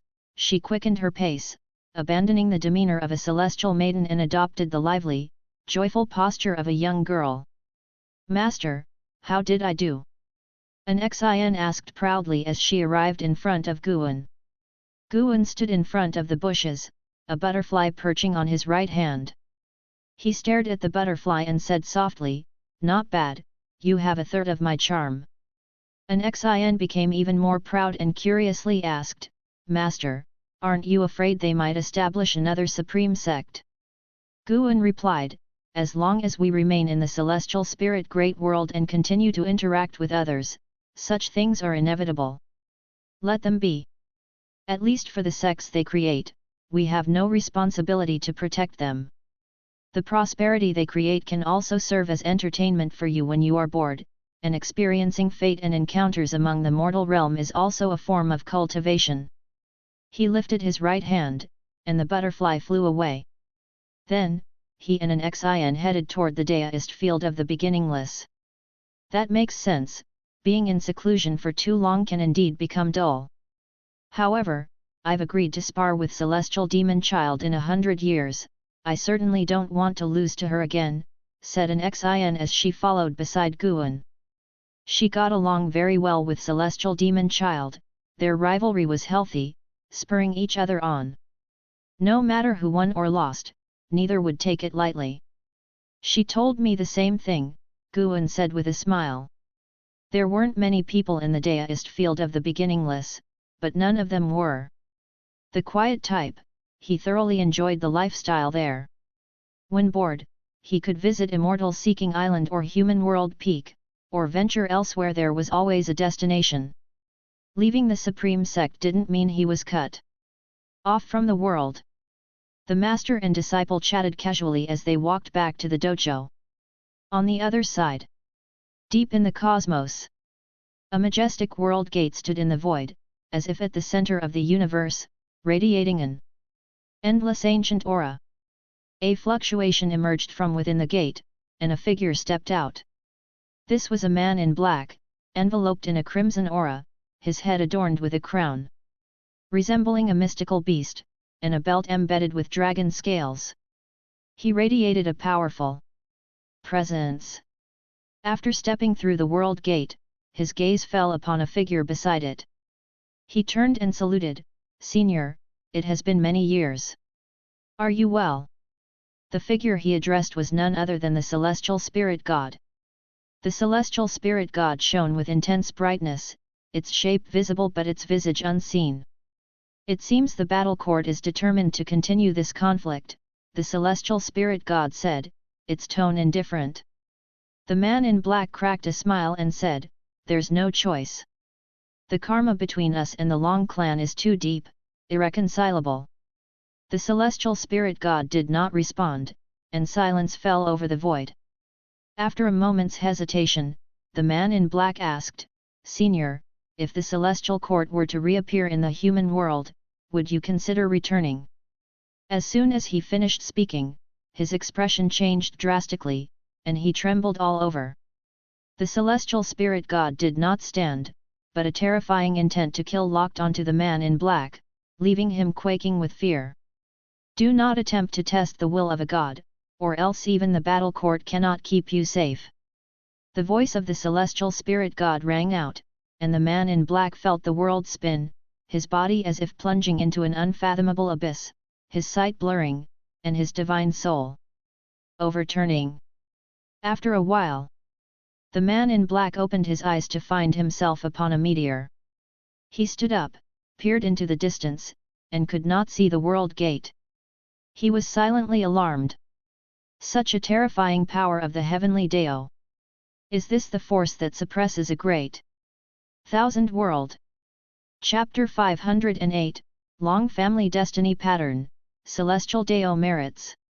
Yi Qingshan and his 4 companions acted quickly. They first chose a mountain to construct buildings, and then began recruiting children with spirit roots. In just 1 year, they had gathered over 300 young boys and girls, and then began to earnestly teach them cultivation. 100 years later, after the first batch of disciples had grown up, they officially started to establish their sect, named Taixuan Sect. The Taixuan Sect. There were many sects with this name in the world, but Yi Qingshan wanted there to be only one Taixuan Sect. His ambitious declaration at the founding ceremony was overheard by Guan at the dojo. Guan just smiled lightly, not paying much attention. He didn't even bother to calculate the destiny of the Taixuan Sect anymore, choosing to leave it as a mystery, as a bit of color in life. The seasonal patterns in the celestial spirit great world were broadly the same. At the start of autumn this year, Guan lay under a tree, hands pillowed behind his head, eyes closed. It seemed as though he was sleeping, but he was actually observing the Supreme Sect. After all, he had spent the earlier half of his life in the Supreme Sect, and even after 1,000 years, Guan still held some sentiment for it. He was currently paying attention to Longqing. Before leaving the Third Medicine Valley, Guan had begun to release the Giwan Divine Dao within Longqing's body, allowing him to gradually regain his qi refinement talent. Longqing, born in the Nirvana realm, had completely recovered his true strength after 1,000 years of cultivation. Under his leadership, the Third Medicine Valley had become a very powerful force within the Supreme Sect. Everyone knew that he was raised by Guan. With him there, the bond between the Supreme Sect and the supporting Dao Sword Venerable would not break. Therefore, even those whose cultivation levels were several greater realms higher than his would still try to please him. Unlike Guan's style, Longqing turned the Third Medicine Valley into a power-chasing valley, losing the leisurely and peaceful atmosphere of the past. At this moment, someone was persuading Longqing. This person was a profound Yuan free immortal who came from the World Gate. Guan initially thought he was here to cause trouble, especially since he carried the thick aura of the battle court. However, this person had lingered outside Celestial Spirit Great World for decades and then infiltrated the Supreme Sect, where he stayed for several decades before finally approaching Longqing. He was currently explaining to Longqing about the strength of the Long clan and their deep connections with the battle court. Previously, Yetianji had shown Longqing many images from past lives, but those were only fragments of memories. When Longqing truly understood his heritage, his feelings were incredibly complex. Inside Longqing's loft, he sat on a chair, silent for a long time. The profound Yuan free immortal waited for him to accept his heritage. Longqing remained silent for half an hour, then he looked up at the man in black and asked, "You've told me so much, but who are you?" The man in black smiled and said, "My name is Candle Star, from the battle court, a disciple of the Lord of the War Court. I have lived far beyond your imagination, and much of the history I've told you, I witnessed personally." Hearing this, Longqing frowned. He was not frightened into standing up. Instead, he stared at Candle Star and asked, "If you come from the battle court, why awaken my hatred towards it?" Candle Star laughed and said, "The battle court has strayed, always trying to please the immortal gods. I am not satisfied with that. I prefer the battle court under Emperor Longzhen's rule. That was the true battle court worthy of battle's name." As he spoke, his eyes revealed longing and excitement. Longqing's frown deepened. He could not see through Candle Star's intentions, nor could he discern whether his words were true. Candle Star looked at Longqing, raised his hands, and suddenly said excitedly, "Do you know why the battle court targets your Long clan? It's not because you are the legitimate one, but because they fear your bloodline. No, they want to obtain it." Longqing's expression changed, but before he could speak, Candle Star continued. "The real founder of the battle court was Emperor Longzhen's father, Longzhen, also known as Celestial Dragon Emperor. Without experiencing the era's tribulation of the Great Thousand World, he grew rapidly. In every battle, his strength surged substantially. It is said that once after slaughtering an entire great heaven and earth, he managed to cross the 9 heavens of the immortal path in a remarkably short time. Emperor Longzhen's talent was also immense, but he turned against the Celestial Dragon Emperor and thereafter ceased creating slaughter." Candle Star grew more excited as he spoke, his eyes even gleaming. He could not only grow stronger through slaughter but also resist heavenly might. Even crossing the 9 heavens of the immortal path, he managed to successfully cross the tribulation within a day. Such talent, such destiny pattern, is enough to drive the 3,000 great thousand worlds mad. Candle Star's intense gaze made Longqing uncomfortable. Longqing couldn't help but say, are you suggesting that the Long clan inherited such talent and destiny pattern? Exactly, the grandson of Emperor Longzhen once inherited such talent, and that was also why the Long clan headed toward decline. Candlestar replied, his gaze sizing up Longqing with greed filling his eyes. Longqing snorted, so you want to possess me? Candlestar quickly shook his head, no, no, no, the talent of the Long clan, and you who cannot be killed no matter what, obviously your clan hides a great cause and effect. The fools of the war court can't see this clearly. Of course, the most important thing is that I also believe in my own talent.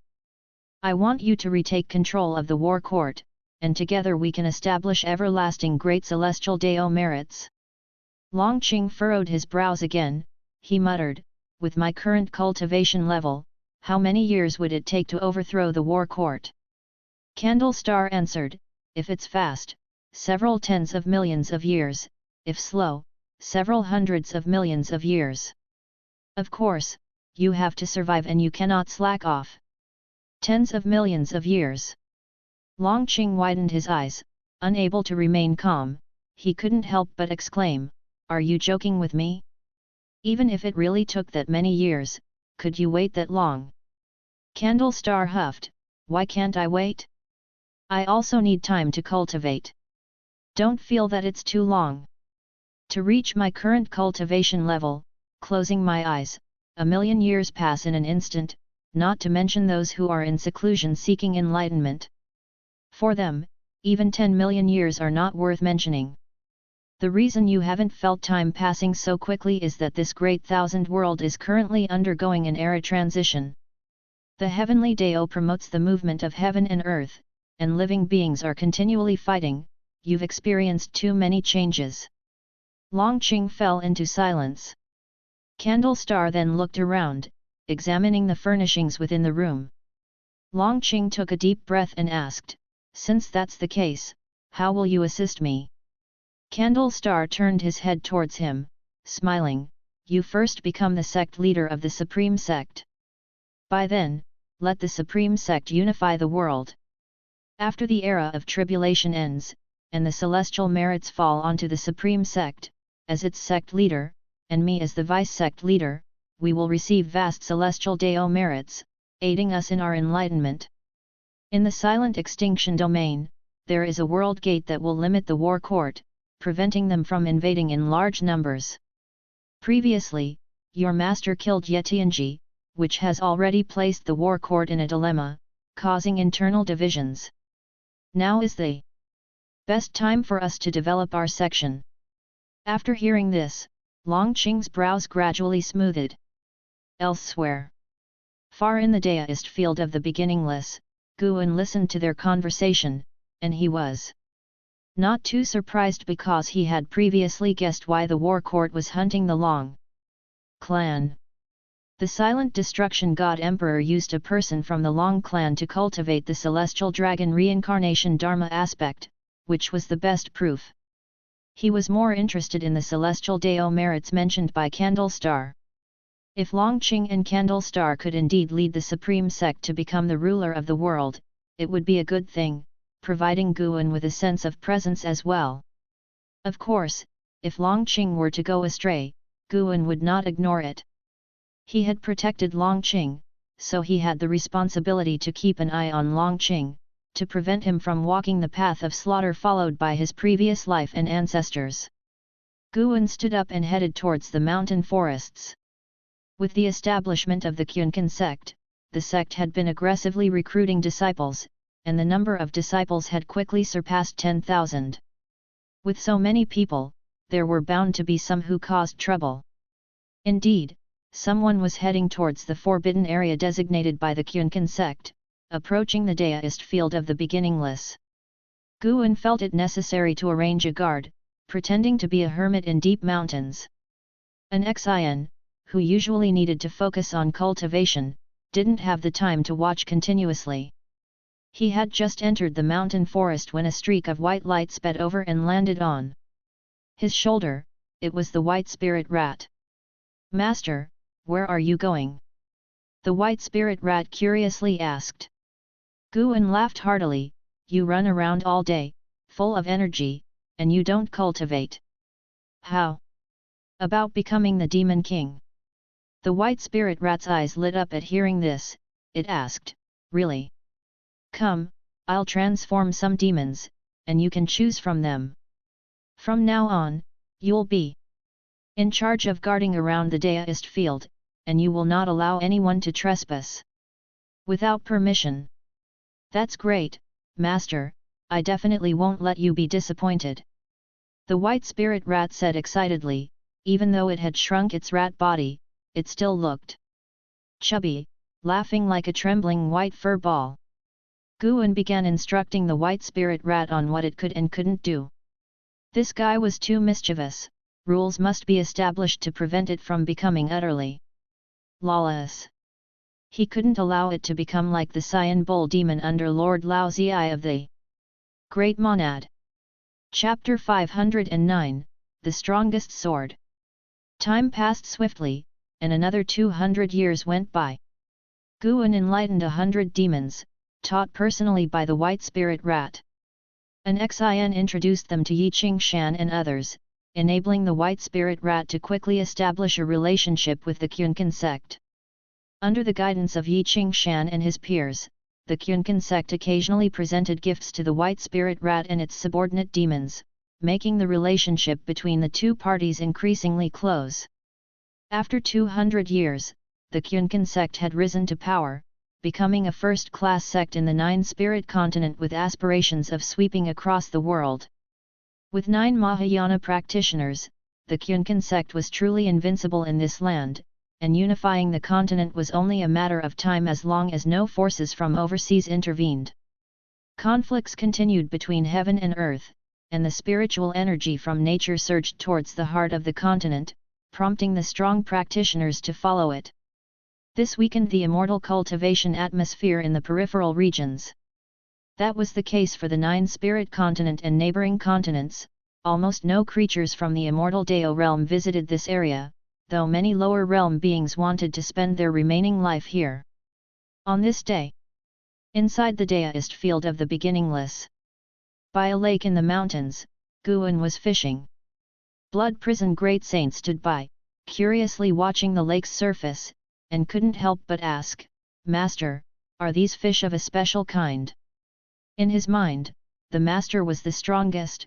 In his view, the Master wouldn't engage in meaningless activities. Even the leisurely ones would, upon reflection, hold significance, just like how the Master enjoyed reading and writing, which Shen Zhen emulated and then attained enlightenment.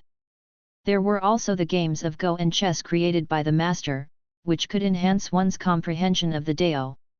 Even gardening held many subtleties, allowing for deeper contemplation. Even serving as a bullock, 1,000 years of reflection had helped the Blood Prison Great Saint shed his impetuous and arrogant temperament. This lake was newly created by Guan. Yesterday, when he went to the Hidden Spirit Palace to gather medicinal herbs, he brought back several small fish, all of which were released into the lake. Guan replied, nothing special, they are just ordinary fish. Ordinary fish? The Blood Prison Great Saint was even more confused. He carefully observed the lake in front of him, convinced that it must hold some profound mystery, though he still couldn't see through it.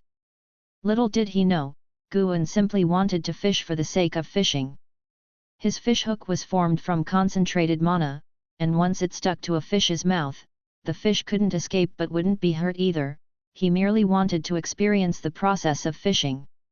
After leaving the Supreme Sect, although he had a broader dojo, Guan still had idle moments. Although he didn't practice chi absorption, he still wouldn't do nothing when idle. He gained insights into the natural world through seemingly mundane activities. As long as he observed naturally occurring phenomena, he could sense the great Dao. Having reached the innate golden immortal realm, Guan didn't feel invincible and continued to pursue the great Dao. The evolution of his lifespan eliminated the need for chi absorption cultivation, making him treasure the time for attaining enlightenment even more. Guan was sitting on a stone with the Blood Prison Great Saint standing beside him, both quietly observing the lake. Sunlight fell on them and blended with the landscape, creating a peaceful and beautiful picture. After a long while, a figure descended from the sky and landed beside Guan. It was Chen Chuan. The 1,000-year-old Chen Chuan had also reached the Nirvana realm. From Nirvana to the loose immortal realm, the time required was incomparable to that of the mortal realm, so those at Nirvana realm around Guan still hadn't reached the loose immortal realm. Not everyone's talent compared to Anhao's opportunities could even be said to be unique, unrivaled in the world. Master, I sense a sword, Chen Chuan spoke, his eyes filled with excitement. Before Guan could respond, the Blood Prison Great Saint curiously asked, what sword? Since arriving at the deist field of the beginningless, the Blood Prison Great Saint hadn't sensed any dangerous aura. He hadn't felt the formidable sword, but he knew Chen Chuan's destiny pattern was extraordinary, so he was very curious. I can't explain clearly, but I feel a sword has descended upon this world, continuously emitting sword cries as if waiting for me to seek it, answered Chen Chuan, pondering and recalling his previous sensations as he spoke. His words made the Blood Prison Great Saint even more curious. When Guan moved from the Supreme Sect to this place, he didn't bring Longqing or other close disciples but brought Chen Chuan. The Blood Prison Great Saint always felt that Chen Chun's talent might match that of Anhao or Yang Jian. In fact, Chen Chuan had indeed shown dazzling comprehension in the sword Dao, although the Blood Prison Great Saint felt it still wasn't enough. There is indeed such a sword, coming from outer heaven. It is the strongest sword in the world. Possessing it qualifies one to contend for the world. Not just you, but anyone who diligently practices the sword Dao will sense it, Guan responded, his gaze fixed on the lake. Surface, never wavering. Hearing this, Chen Chuan frowned. Blood Prison Great Saint widened his eyes and asked, this is clearly a conspiracy. Is another power from outer heaven about to attack? Throughout the previous cataclysms of heaven and earth, it was always the forces from outer heaven that initiated them. The conflicts between the Immortal Dynasty and the Holy Court were never a threat to all living beings. It's the work of the Great Hong Sword Heaven behind Zhu Luo Sword Monarch, Guan answered. Hearing about Zhu Luo Sword Monarch, both Blood Prison Great Saint and Chen Chuan exchanged glances. Tisk tisk, could it be that guy lost to Yang Immortal Emperor and couldn't accept it? Blood Prison Great Saint guessed with schadenfreude. He disliked the way Zhu Luo Sword Monarch carried himself, a demeanor that screamed invincibility which he found repulsive. Chen Chuan, on the other hand, remained silent as he began to feel the sword again. For some reason, he always felt that the sword was of special significance to him, but his master's words left him confused. If others felt the same way he did, then indeed, they shouldn't go. But was it really the same? Guan's fishing rod began to move. He waited a few moments before suddenly yanking it, pulling a large yellow fish into his hands. He unhooked the fish and released it back into the lake. This action made Chen Chuan pause. He took a deep breath, then walked to a patch of grass and sat down. He took out his own sword, placed it on his lap, and quietly contemplated. Blood Prison Great Saint looked at him with a curious expression. Guan remained silent, just the corners of his mouth lifted. In his eyes, that number 1 divine sword was nothing exceptional. Chen Chuan didn't need to compete. By cultivating by his side, he would eventually surpass that sword. However, Senior Brother Li, you're not going to ask me to take action, are you? Guan looked up towards the horizon with a teasing gaze. Meanwhile, on the other side of the world, above an endless ocean, dressed in black, Li stood on a black eagle, soaring across the sea of clouds, with divine exotic immortal spirit perched on his shoulder, gripping his hair. Shivering. Do we really have to steal it?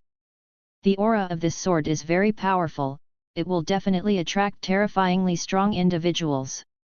Don't forget, my master has already left the celestial spirit great world. Divine exotic immortal spirit couldn't help but ask. It had deliberately conveyed the news of Guan's departure to Liye, hoping that Liye would be less reckless in the future. Its method indeed worked. Liye had been peaceful for 1,000 years, but today, he was embarking on an adventure again. Liye's eyes were cold as he said, "How can I become stronger without striving for it? By meditating in seclusion? Don't worry, if it really comes to dying, I'll let you go. I won't drag you down." His heart, though, was aflame. Because he felt that the sword was calling to him, he was the true master recognized by the sword. Divine exotic immortal spirit couldn't help but say, "Do you really think I could escape if it comes to that?" Liye glanced at it and said, "Then why don't you leave now? I must go regardless. Perhaps this is my only chance to catch up to Anhao." Divine exotic immortal spirit rolled its eyes, retorted irritably, "You're always talking about Anhao. It's been years without any news of him, he might already be dead. Don't always fantasize about how strong your opponents are, and then force yourself. That's impossible. He can't be dead. His cultivation level must be outrageous. With my current abilities, I doubt I could withstand even one of his moves." Liye shook his head. No matter how far the places he had visited or how strong the people he had met, he always believed that Anhao was the foremost talent in heaven and earth. He felt that fate had made him encounter Anhao, and that was a blessing to him. With Anhao there, he would never be complacent about his achievements. He would always feel not strong enough and thus continue to strive. Divine exotic immortal spirit scratched its head, feeling that Liye was delusional and beyond persuasion, but it was not panicking. After all these years, it suddenly wanted to see its master, and Liye should be able to help it. Chapter 510, Heaven and Earth Dao Fruit, Celestial Beings. Guan could hear the divine exotic immortal spirit's heart voice. Although he could maintain spiritual communication with it, he rarely paid attention to it. The main reason was that the divine exotic immortal spirit was too annoying. Guan had responded before, and as a result, it chattered constantly, bothering him without end. Guan was neither worried about Liye going to seize the sword, nor was he afraid that Liye would cause any trouble for him. He would only save Liye's life, but wouldn't help him seize the sword. Saving a life was not difficult for Guan, as simple as blowing out a breath. Guan continued fishing until, after an hour, he finally stood up and left. The blood prison great saint hurriedly followed his pace, while Chen Chuan continued to stay by the lake, his eyes tightly closed, comprehending his own sword intent. He wanted to resist the attraction of that sword, feeling that if he could withstand it, his sword Dao would ascend a level. Tens of miles away, and Shengtian was practicing qi absorption on a cliff, the breeze blowing through his hair. Another 10 miles ahead, his master Zhangxi was sowing seeds. Zhangxi didn't use spells, but planted them by hand, treating it as a form of cultivation. Looking to the east, the celestial demon child was discussing the Dao with the ghost mother of Ephemera, exchanging cultivation insights. Others were in seclusion within their respective cave mansions, all steadfastly advancing on their own paths of cultivation. The winds rolling through the daist field of the beginningless swept toward the celestial vault, carrying away the seasons. By the next late summer, the battle over the divine sword inevitably erupted. The sword drew sword cultivators from all over, and Liye, at the Nirvana realm, couldn't even get involved. Let alone having Guan save him, he didn't even have the qualification to see the divine sword. The battle between two divine immortals of wondrous dharma prevented him and the divine exotic immortal spirit from moving forward, forcing them to wait in the distance. Sadly, as time passed, Liye not only couldn't advance but was also pushed back because higher-level sword cultivators joined the fray. The setting sun cast a pall over an opulent city where Zhu Xi, dressed in yellow robes, strolled along the street. She looked just as young as ever, like a girl of 16 or 17, her eyes shining as she looked around with interest. No one could have imagined that this seemingly innocent girl was the Shengtian of the Holy Court, once the strongest being of heaven and earth. Just as Zhu Xi became engrossed with the sights on either side of the street, a figure approached her. "Young friend, please halt." A laugh came from ahead, and Zhu Xi fixed her gaze before stopping in her tracks. She saw a young monk draped in a kazaya blocking her path. This person was none other than the immortal seeker who had taught the deist expansion skill. It was because the deist expansion skill had advanced to the innate reincarnation skill that Guan was able to help the people he cared about extend their ultimate lifespan. Zhu Xi's smile vanished, and she calmly looked at the immortal seeker. The immortal seeker chuckled. "The humble monk observes that you possess extraordinary destiny. Would you like to ascend to immortality? The humble monk can assist you." Zhu Xi focused on him, saying, "You, a monk, refer to yourself as humble monk? Do you think you're credible?" Of course the humble monk is credible. His Majesty Saint Heaven is nurtured by the celestial spirit and destiny. Even as a reincarnated being, a pair of eyes can see through everything, can't they?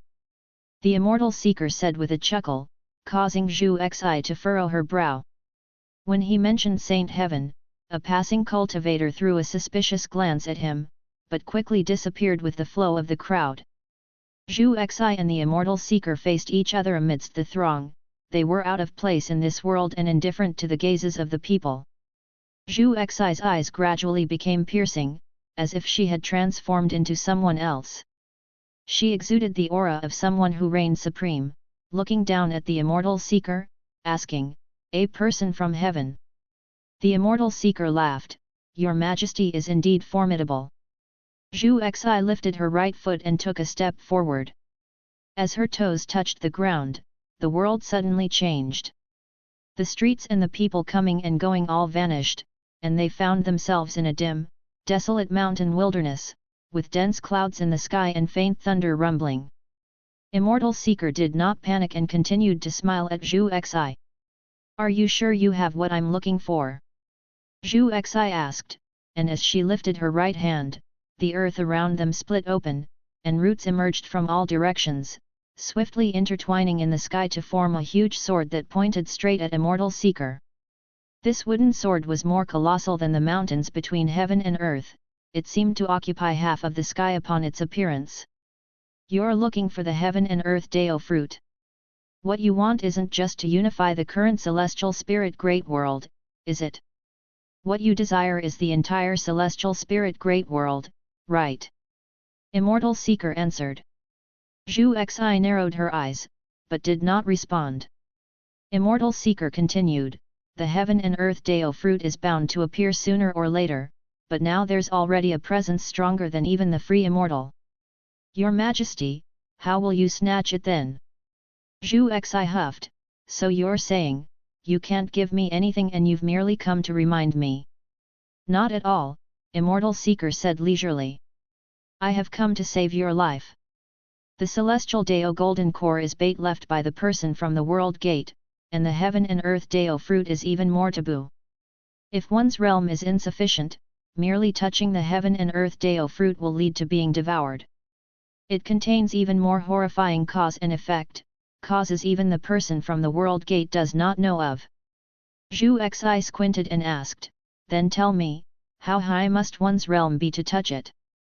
"To reach the pinnacle of what the free immortal can achieve," Immortal Seeker's smile turned mischievous. Zhu Xi frowned and asked, "Above the ninth heaven of the immortal path, there's still the level of free immortal?" "That's right. There are 3 free immortal levels above it, and none of those strongest beings who appeared in the last few thousand years have reached that realm, not even the supporting Dao sword Venerable." Hearing Immortal Seeker mention the supporting Dao sword Venerable, Zhu Xi's face became grim. Even though she had fully recovered the memories of her previous life, she still kept the gratitude of this life's mentor-disciple relationship in her heart and respected Guan from her core. In her view, Guan was an old predecessor from beyond the skies, with a cultivation level far surpassing hers, coupled with the fact that he had taught her, she naturally held respect for him. Even the supporting Dao sword venerable was not qualified to touch the heaven and earth. Dao fruit?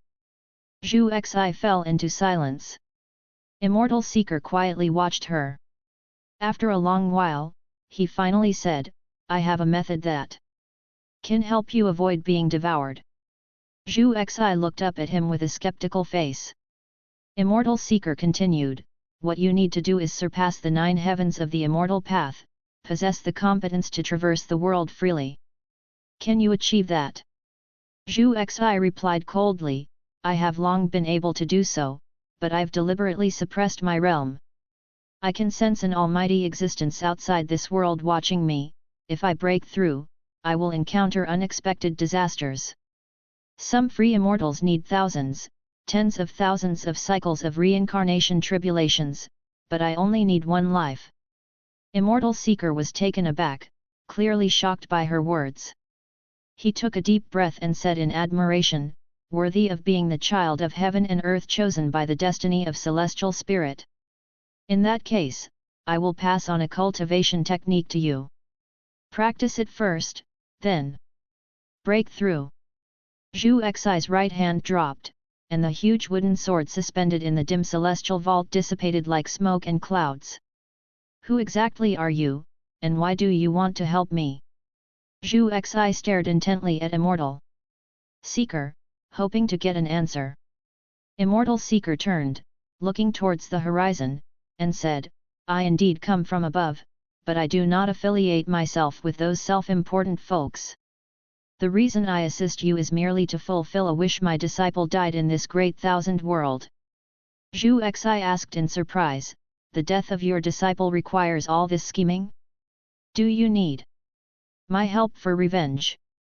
Immortal Seeker glanced at her and said, merging with the heaven and earth Dao fruit will be enough to fill the regret in my heart. Zhu Xi's brows were tightly locked, still somewhat unclear. But Immortal Seeker no longer elaborated.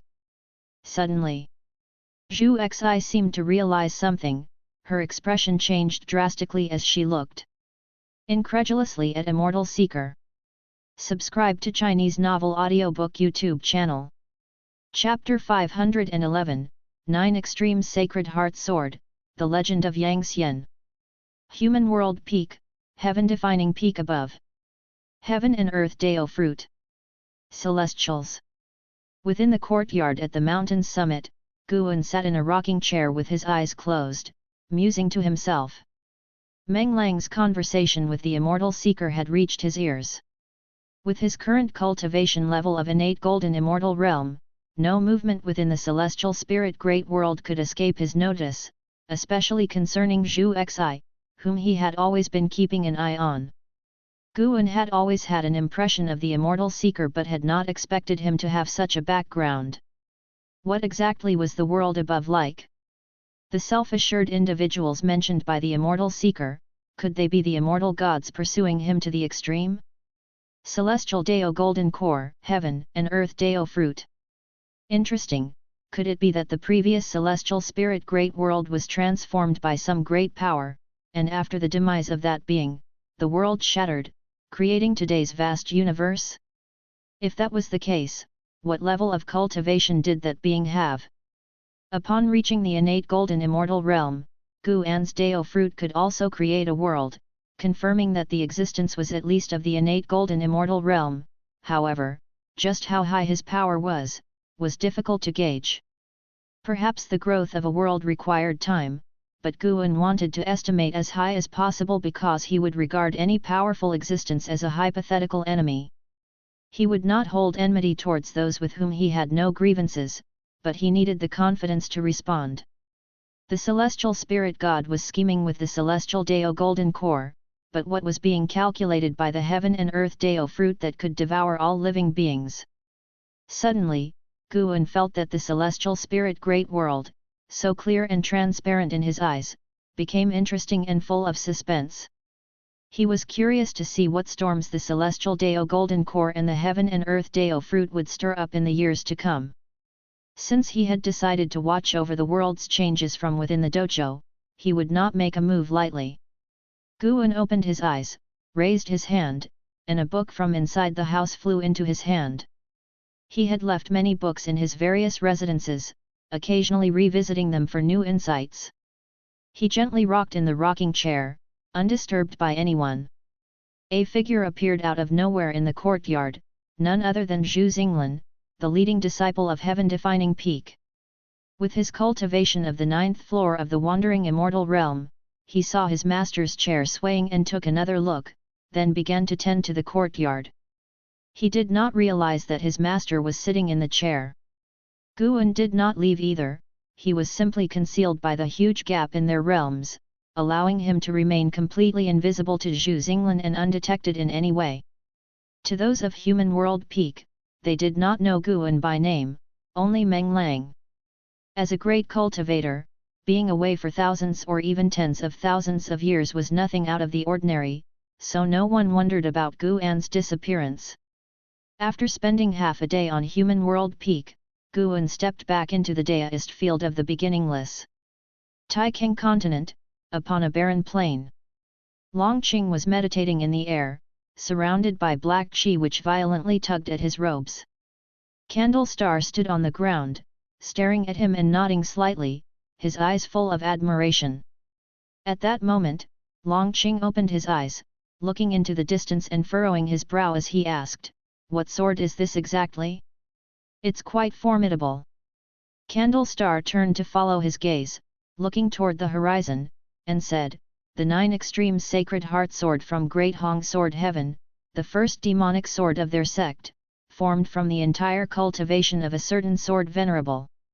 His soul was forged into a sword soul, which was then placed within the sacred heart sword Dao in the river of sword Dao, nurtured for countless years to take today's form. To possess this sword is to gain the power to roam the worlds unopposed." Hearing this, Longqing in surprise asked, "A demonic sword?" "Correct, to tame this sword, one must gain the recognition of its sword soul, but the sword soul is violent and often devours the souls of its masters, so naturally, it is considered a demonic sword," Candlestar said, a hint of playfulness on his face. Narrowing his eyes, Longqing asked, "Could it be that Great Hong Sword Heaven wants to treat the living beings of the celestial spirit great world as nourishment to feed this demonic sword?" "That's not it," Guan guessed, "it might be related to the founding ancestor of Great Hong Sword Heaven, the Sword God." "Sword God?" Along with the roar, Candlestar recounted the feats of Sword God Yang Ping'an, and also mentioned Sword Dao Saint Ancestor Yang Xian. Longqing listened with rapt attention, never having imagined that such formidable figures existed in other great heaven and earths. After a brief pause, Candlestar said, "The transcender who guards this great thousand world once declared that Sword Dao Saint Ancestor possessed the highest level of comprehension in this great thousand world and could even be considered an anomaly." Longqing asked with curiosity, "Where is that Sword Dao Saint Ancestor now?" "I don't know," Candlestar admitted. "Some say he has perished, while others believe he is hidden deep within the river of Sword Dao. Because the Sacred Heart Sword Dao has merged with the river of Sword Dao, other sword cultivators from the Great Thousand Worlds can also comprehend the Sacred Heart Sword Dao. Countless sword cultivators and Sword Dao sects now look up to the Sword Dao Saint Ancestor. I too have sensed the Sacred Heart Sword Dao, and truly, it's boundlessly vast." Candlestar shook his head as he spoke, his tone filled with longing for the Sword Dao Saint Ancestor. Longqing too began to fantasize about the Sacred Heart Sword Dao.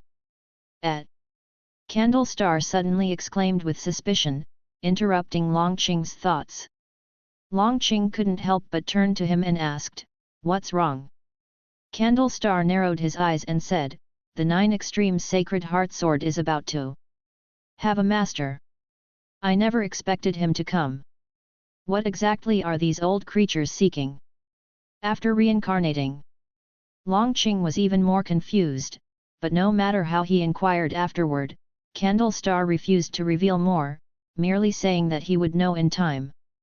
Although he didn't get an answer, Longqing felt fired up. From what he'd heard from Candlestar, he learned about a vaster heaven and earth and became aware of more awe-inspiring legends and great powers. He too wanted to become an existence like them. He suddenly thought of his master. What exactly was his master's name? Supporting Dao Sword Venerable was just a title given by the Supreme Sect. His master surely had his own Dao name. Mountains stretched endlessly, and within the forests on the ridges, Liya followed an elder. The divine exotic immortal spirit on his shoulder intently watched the elder, as though fearing that the elder would stop. The elder wore white clothes under a black robe, a bright red belt wrapped around his clothing. His white hair was tied under a jade crown, and even with an aged face, he still had a noble aura. On the elder's back was a sword case with a piece of talisman paper attached, its blood-red characters faintly glowing with a cold light. The elder suddenly stopped walking, startling Liya into halting as well. You wouldn't think of snatching the sword from me with your Nirvana realm cultivation level, would you? The elder asked Liya without turning around.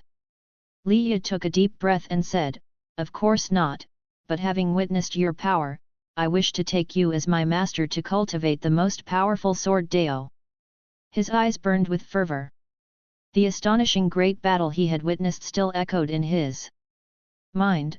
The image of the elder suppressing the crowd with a single sword strike made a profound impression on him.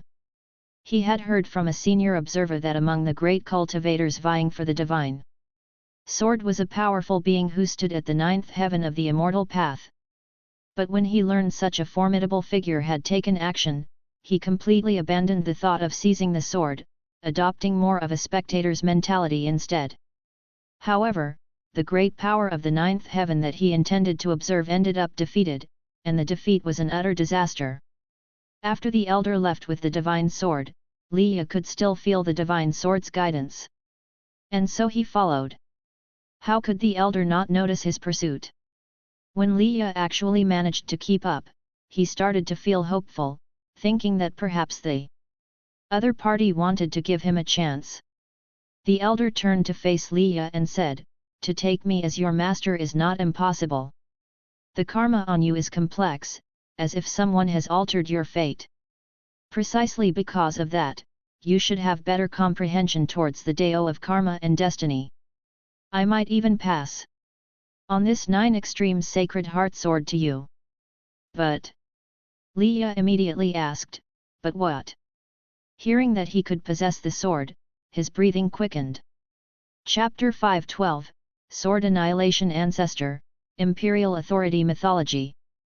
However, to inherit my Daoist lineage and bear my karma means you will obtain unparalleled power, but you will have difficulty finding peace for the rest of your life.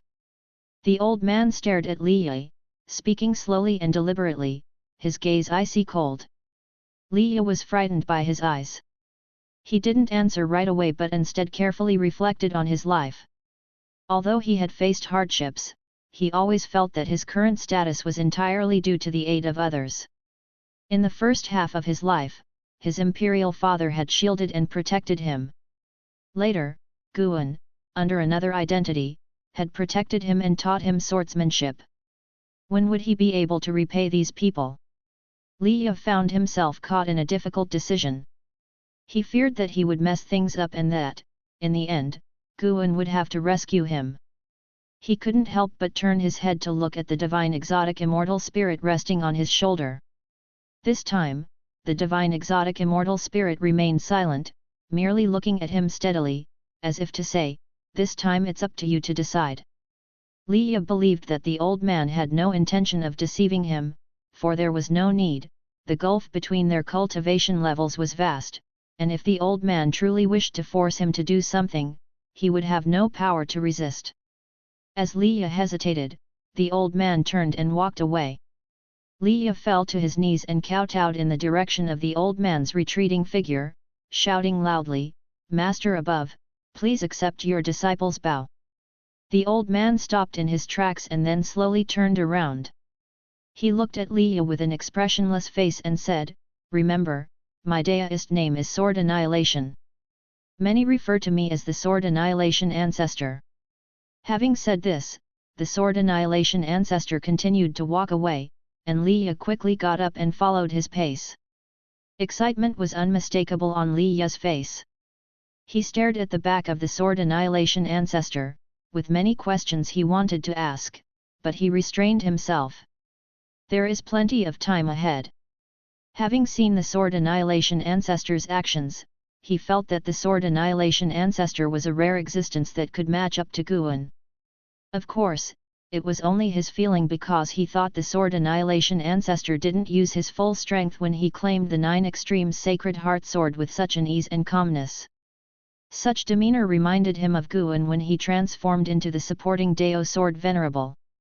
Little did he know, Guan was listening in on his thoughts secretly. Comparing me to the deist Zhang Zizai Immortal.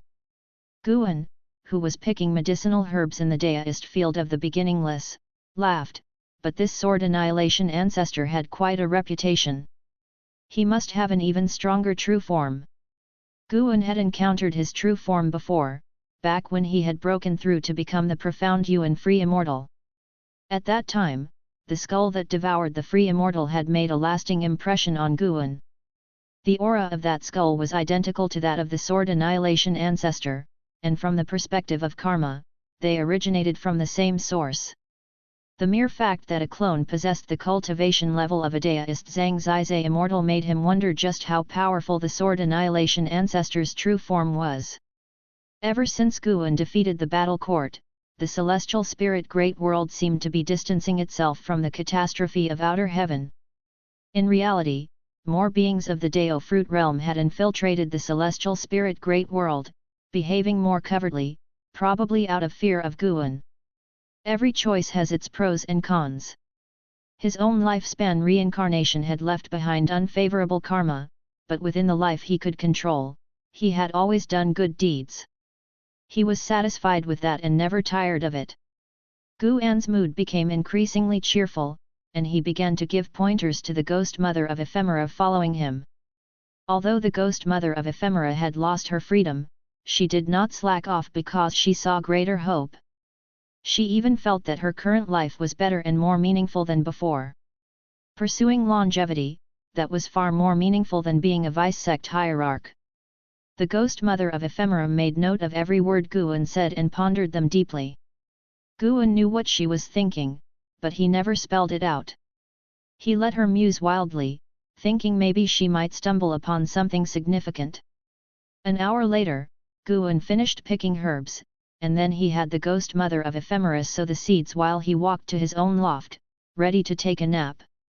Even innate golden immortals can sleep, and Guan occasionally enjoyed dreaming, finding enlightenment in his dreams a particularly interesting experience. The white clouds above drifted slowly, yet in the blink of an eye, one might feel they moved quickly.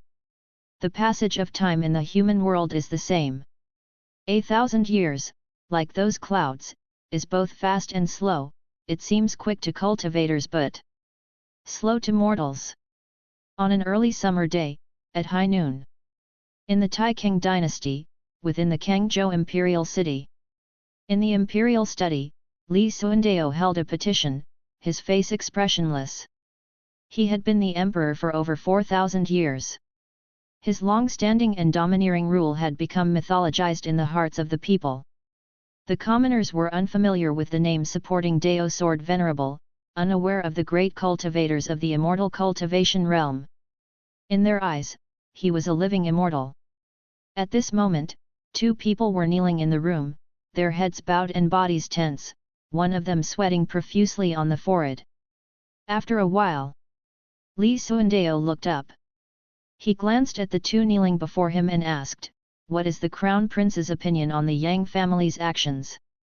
One of the elderly ministers raised his head to look at Li Xuandao, hesitated for a moment, and said, "His Highness did not respond to us, but one of my spies told me that the Crown Prince once said he found the position of Crown Prince rather dull, and he did not know. He did not know what?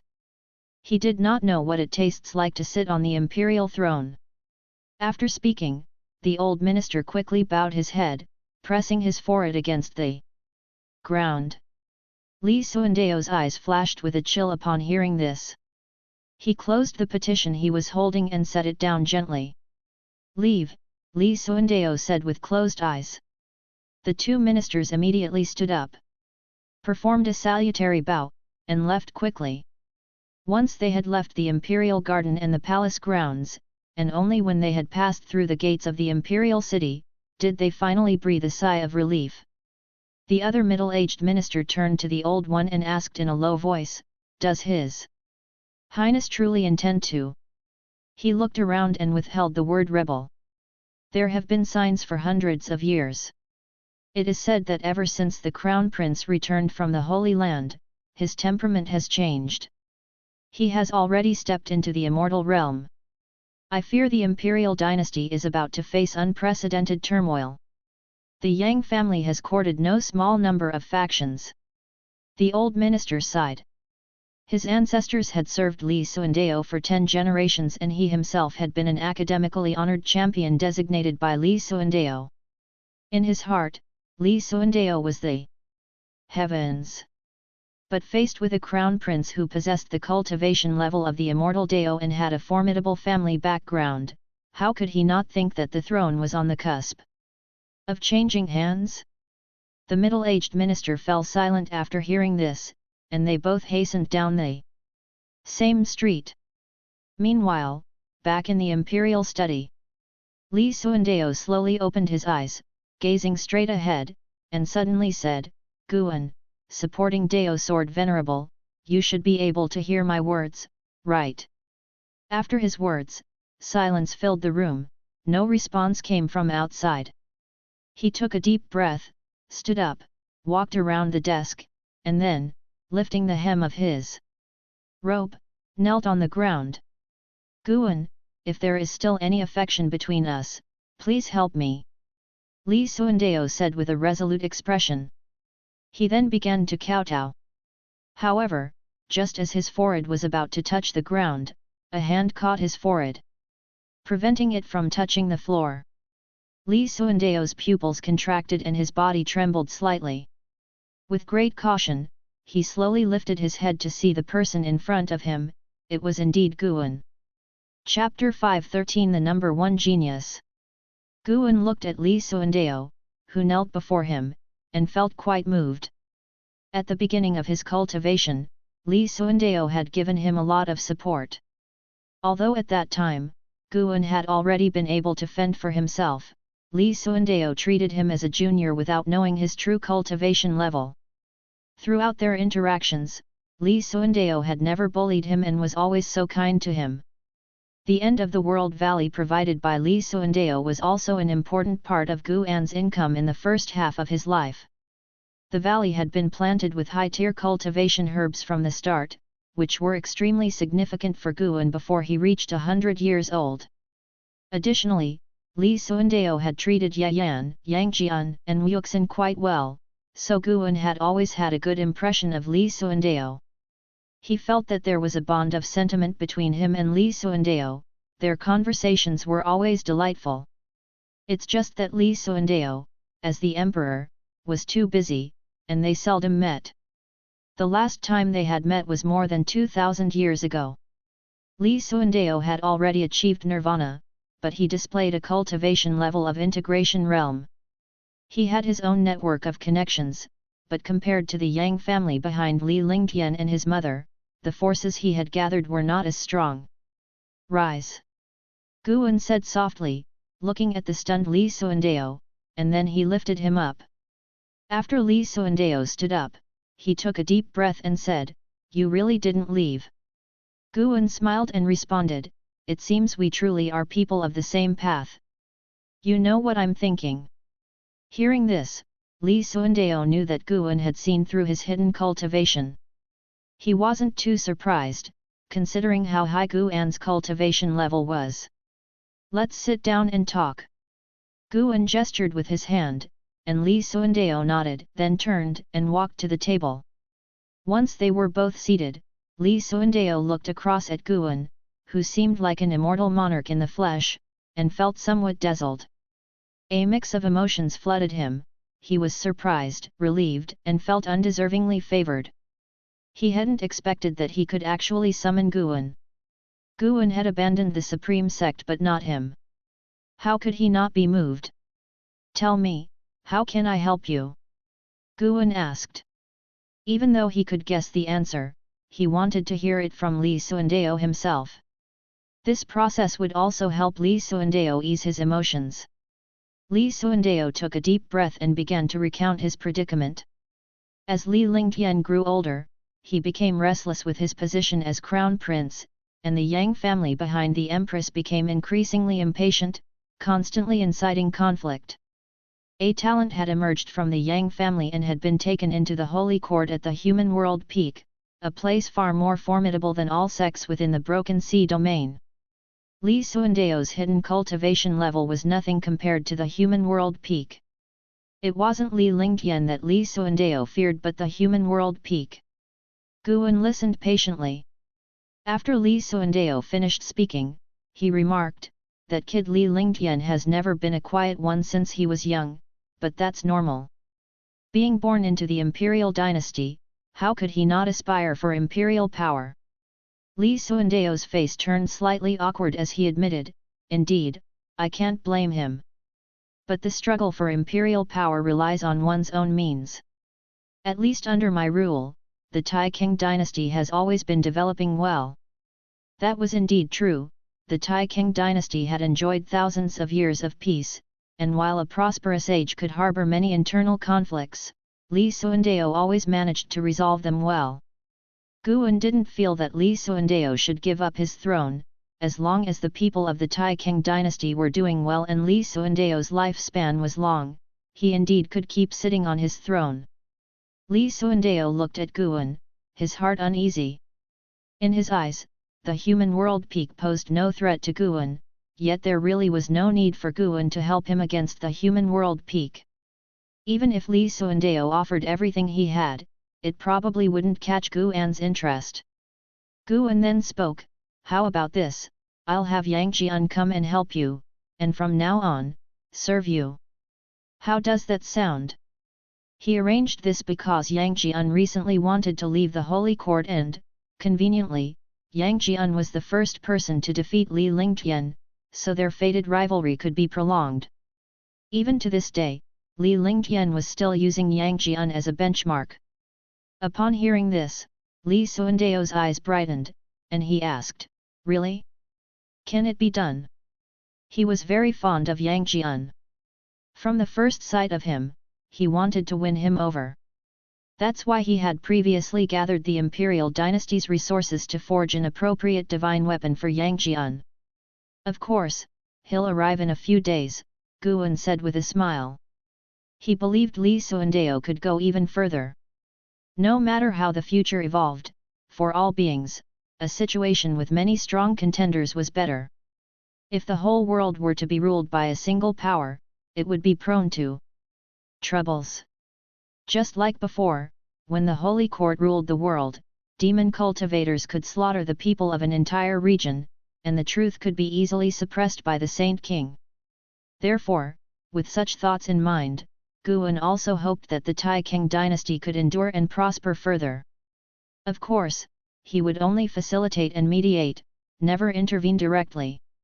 In fact, Yang Jian had a good impression of Li Suandeo, and it could be beneficial for both if they teamed up.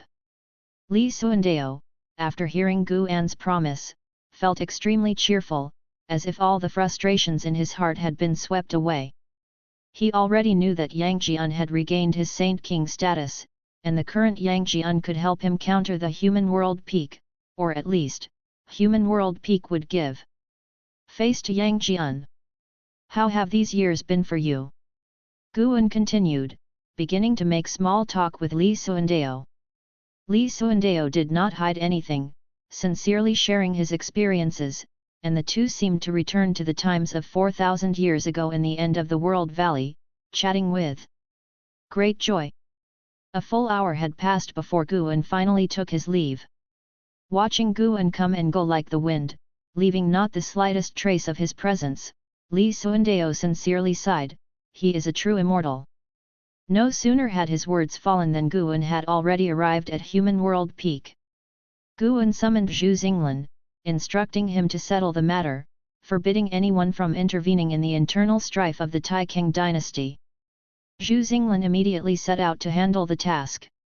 Without needing to use his status as the supporting Dao Sword Venerable, Guan could still easily have the matter resolved. The Yang family was considered powerful in the Broken Sea domain, but within human world peak, they couldn't reach the top echelon. Having given his instructions, Guan then rested in the courtyard. After a while, Zhu Xinglan came back, delighted to see his master had returned. Guan was very satisfied with his dedication over the years and imparted divine skills to him, making Zhu Xinglan even more overjoyed. In the Taixuan dynasty, within a mansion, Li Lingtian sat at the head of the room, his face full of impatience. There were over a dozen people standing in the hall, discussing how to instigate a coup, even arguing over it. Li Lingtian was truly fed up and couldn't help but say, "Enough, no matter what, he is still my father, the emperor. At most, I'll seize power, but it's impossible to harm him." As soon as these words came out, everyone fell silent and then looked towards him. Li Lingtian was incredibly talented and presently had the cultivation level of the immortal Dao realm. His presence was strong enough to command attention. "Do you not realize what imperial power means to your father, the emperor? A struggle for the throne cannot be without casualties." An imposing voice came from outside the hall as a man in white walked in with the sunlight. Behind him, people turned their heads to look, all showing expressions of joyful surprise.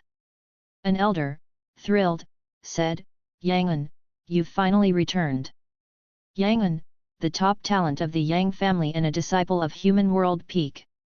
He was handsome and elegant, with an extraordinary demeanor.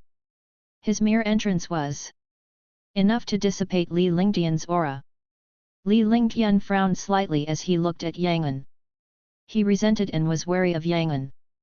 Everyone made way as Yangan approached Li Lingtian, slightly raising his chin, looking down upon him, and said, "The Yang family wants to make you emperor, this is your honor. You shouldn't be indecisive." Li Xuandao, when he took the throne, had stained his hands with the blood of many of his brothers and sisters. Chapter 514, You are not worthy of the Naaman. Yang An's words won the approval of the other people in the hall. They spoke in turn, continuing to persuade Li Lingtian, hoping he could let go of a woman's kindness. He must be ruthless in his actions, or else it would be easy to run into trouble. The more they agreed, the more irked Li Lingtian became. A bunch of Yang surnamed people forcing him, of the Li surname, to kill someone with the same surname? He wanted to curse loudly, but he was no longer the impulsive youth he once was. He had to maintain his relationship with the Yang family. The Yang family had provided him with too many cultivation resources, too many for him to cut ties with. The reason he wanted to become emperor was precisely because he could not gather the force of the Taixuan dynasty for his own gains. No matter how high his talent might be, he still needed heavenly materials and earthly treasures and opportunities to push his cultivation faster. There were as many geniuses in this world as there were innumerable stars. He was not the brightest among them. Li Lingtian's complexion grew increasingly unsightly, and Yangan did not stop the others from admonishing him. Instead, he watched Li Lingtian with great interest. His reason for coming was not merely to support Li Lingtian. In the eyes of the Yang family, their seizing the throne was already a done deal. What they needed to do was suppress Li Lingtian and make the imperial authority a plaything in the hands of the Yang family. When did the Yang family become the masters of the Taixuan dynasty? How is it that I, who am also surnamed Yang, do not know this? A resounding voice echoed through heaven and earth, reaching the ears of everyone in the hall. Before they could react, a figure, glittering with silver light, appeared out of nowhere beside Yangan. Yangan glanced over and his pupils suddenly dilated. The blade's edge was at his throat, making his body feel like it was in a cold cellar, chilled to the bone. Standing beside Yangan was a man clad in silver armor, his left hand gripping a three-pointed double-bladed saber, its blade horizontal in front of him, pressed against Yangan's throat. His posture was so casual that it brought an indescribable shock to everyone present. Li Lingtian stared at Yang Jian, his eyes widening and his mouth opening involuntarily. It's you. Li Lingtian could never forget Yang Jian. The two had spent many years together, and he had often sparred with Yang Jian, never winning once. How many years had it been? He had fantasized about the scene of meeting with Yang Jian again, but he had never imagined it would be under these circumstances. After a brief silence, a female cultivator of the Yang family couldn't help but ask, "Who are you?" The others hastily took out their magic artifacts. Even though they were frightened by the Yang family, they had no intention to run because this was the Yang family's ground, and their descendants were outside, they could not flee. Yang An looked at Yang Jian, sweating profusely. He was locked in by Yang Jian's intent to kill, his mana frozen, unable to mobilize it. He couldn't see through Yang Jian's cultivation level at all. But one thing was certain: he was no match for this person. Yang Jian glanced at Yang An and said, "Given your connections with Li Lingtian, put away your delusions." His gaze then shifted to Li Lingtian, his eyes indifferent. "Kid, nobody can touch your father's imperial seat, including you. Don't forget the ambitions you told me about. How did you end up so vulgar?" On hearing this, Li Lingtian's face turned red, but he had no rebuttal. Because he once told Yang Jian that he wanted to become the #1 cultivator in the world, he wanted to pursue longevity and immortality, not to be some prince or crown prince. However, as his realm grew higher, he felt increasing resistance, and he couldn't help but ponder worldly possessions. "Who are you really? The person you are holding is from the human world peak, you had better weigh your options," another middle-aged cultivator said through gritted teeth. Yang Jian glanced at him, his eyes so cold that it terrified the man, who instinctively stepped back. The human world peak is formidable, and their peak master, the deist monarch of eternal years, is indeed a great power. I have discussed the Dao with him. "Oh, that's right, I am Yang Jian, the Candle World Saint King from the Holy Court. Have any of you heard of me?" Yang Jian's words made everyone's complexion change dramatically. The Saint King of the Holy Court. The cultivators of the Yang family were so frightened that they knelt down, foreheads to the ground, begging for Yang Jian's forgiveness. Li Lingtian sat stunned in his chair, although he was puzzled as to why Yang Jian had become a Saint King. He was very clear about one thing: in front of the Holy Court, the human world peak was nothing. Yang Jian's gaze moved back to Yang An, making Yang An's Dao heart tremble. "You are not worthy of the name An, from today on, change your name," Yang Jian said with an unquestionable tone. Yang An's throat bobbed as he involuntarily uttered a word, "Okay." Seeing Yang Jian easily suppress the Yang family, Li Lingtian's mouth opened slightly, a sense of overwhelming defeat welling up inside him. The gap between him and Yang Jian was getting bigger and bigger. The seasons of the human world cycled, and early autumn had arrived once again. In the woods outside the deist field of the beginningless, Guan lay on a tree branch, dappled sunlight speckling his face as he examined his attribute panel. Name, Guan. Lifespan, 4,458/50,802,675,392. Physique, primordial infinite body. Cultivation level, innate golden immortal realm perfection. 50 billion years of lifespan. He had reached halfway to 100 billion. This was the accumulation Guan had achieved without massive slaughter or causing any upheaval, yet his lifespan had grown rapidly. Given such an advantage, he naturally did not have to struggle and risk his life like the common folks in the mortal coil. Because of this, he had to be more careful and cautious, never arrogant. Beneath the tree, Celestial Scion and Tian Bai were practicing their swordsmanship, a dual-blade harmony technique created by Guan for them. The two women were vigorously immersed in their practice, while the celestial demon child was in the midst of a deep, extended cultivation retreat. "It's been a while since I've initiated a lifespan reincarnation. Should I give it a go?" Suddenly feeling an urge, Guan felt that his understanding of the Great Dao had slowed down recently, and he needed a new stimulus. Lifespan reincarnation was the perfect way. Even with its risks, they wouldn't immediately affect him in reality. A gamble. It had been many years since the last one. It was time.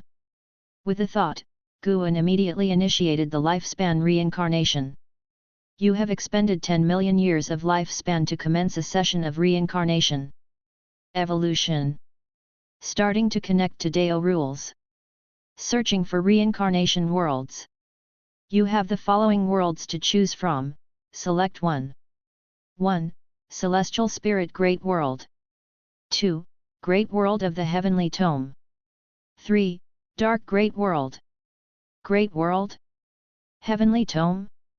Guan was drawn to the second option, but why did he feel like this world existed within the pages of a book? If so, he might encounter terrifying beings akin to the celestial spirit god. Forget it, better not meddle with the great worlds for now. 10 million years was not a small number to him, he'd have to work hard for half a year to attain it. Guan's gaze settled on the dark great world. Ever since Yang Xian defeated the Black Profound Emperor, Guan was no longer so cautious of him.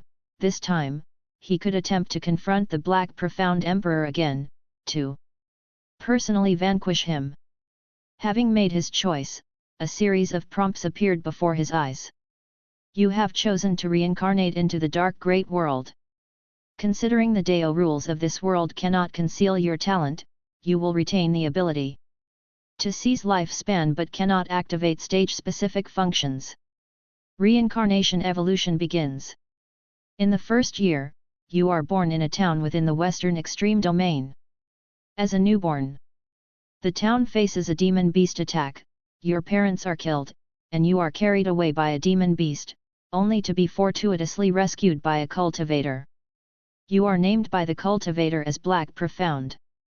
Chapter 5:15, Black Profound Ascension, Profound Clear Immortal Sect. Black Profound? Guan couldn't help but frown when he saw the first hint. Could Black Profound Emperor be his reincarnation body?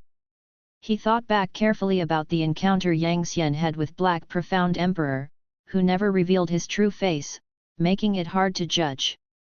But if Black Profound Emperor was him, why would he want to kill his own reincarnation body?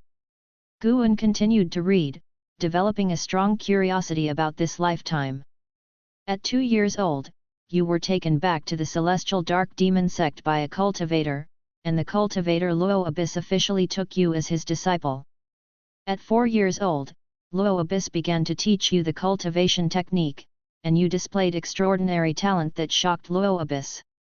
At 5 years old, Luo Abyss left, leaving you alone in his cave mansion. A python he was keeping broke out of its cage, wanting to eat you. After a fierce battle, you killed the python and accidentally gained 30 years of lifespan, marking a turning point in your destiny. At 6 years old, you built your foundation establishment successfully with the demon core of the python. At 7 years old, Luo Abyss returned. Knowing that you had killed the python, he didn't say anything but handed you a secret manual. You took the manual and saw 5 words written on the cover, Yin-Yang Reversal Skill. The following were years of cultivation. Black Profound showed strong talent, but whether he was the strongest among the reincarnation bodies was still hard to tell.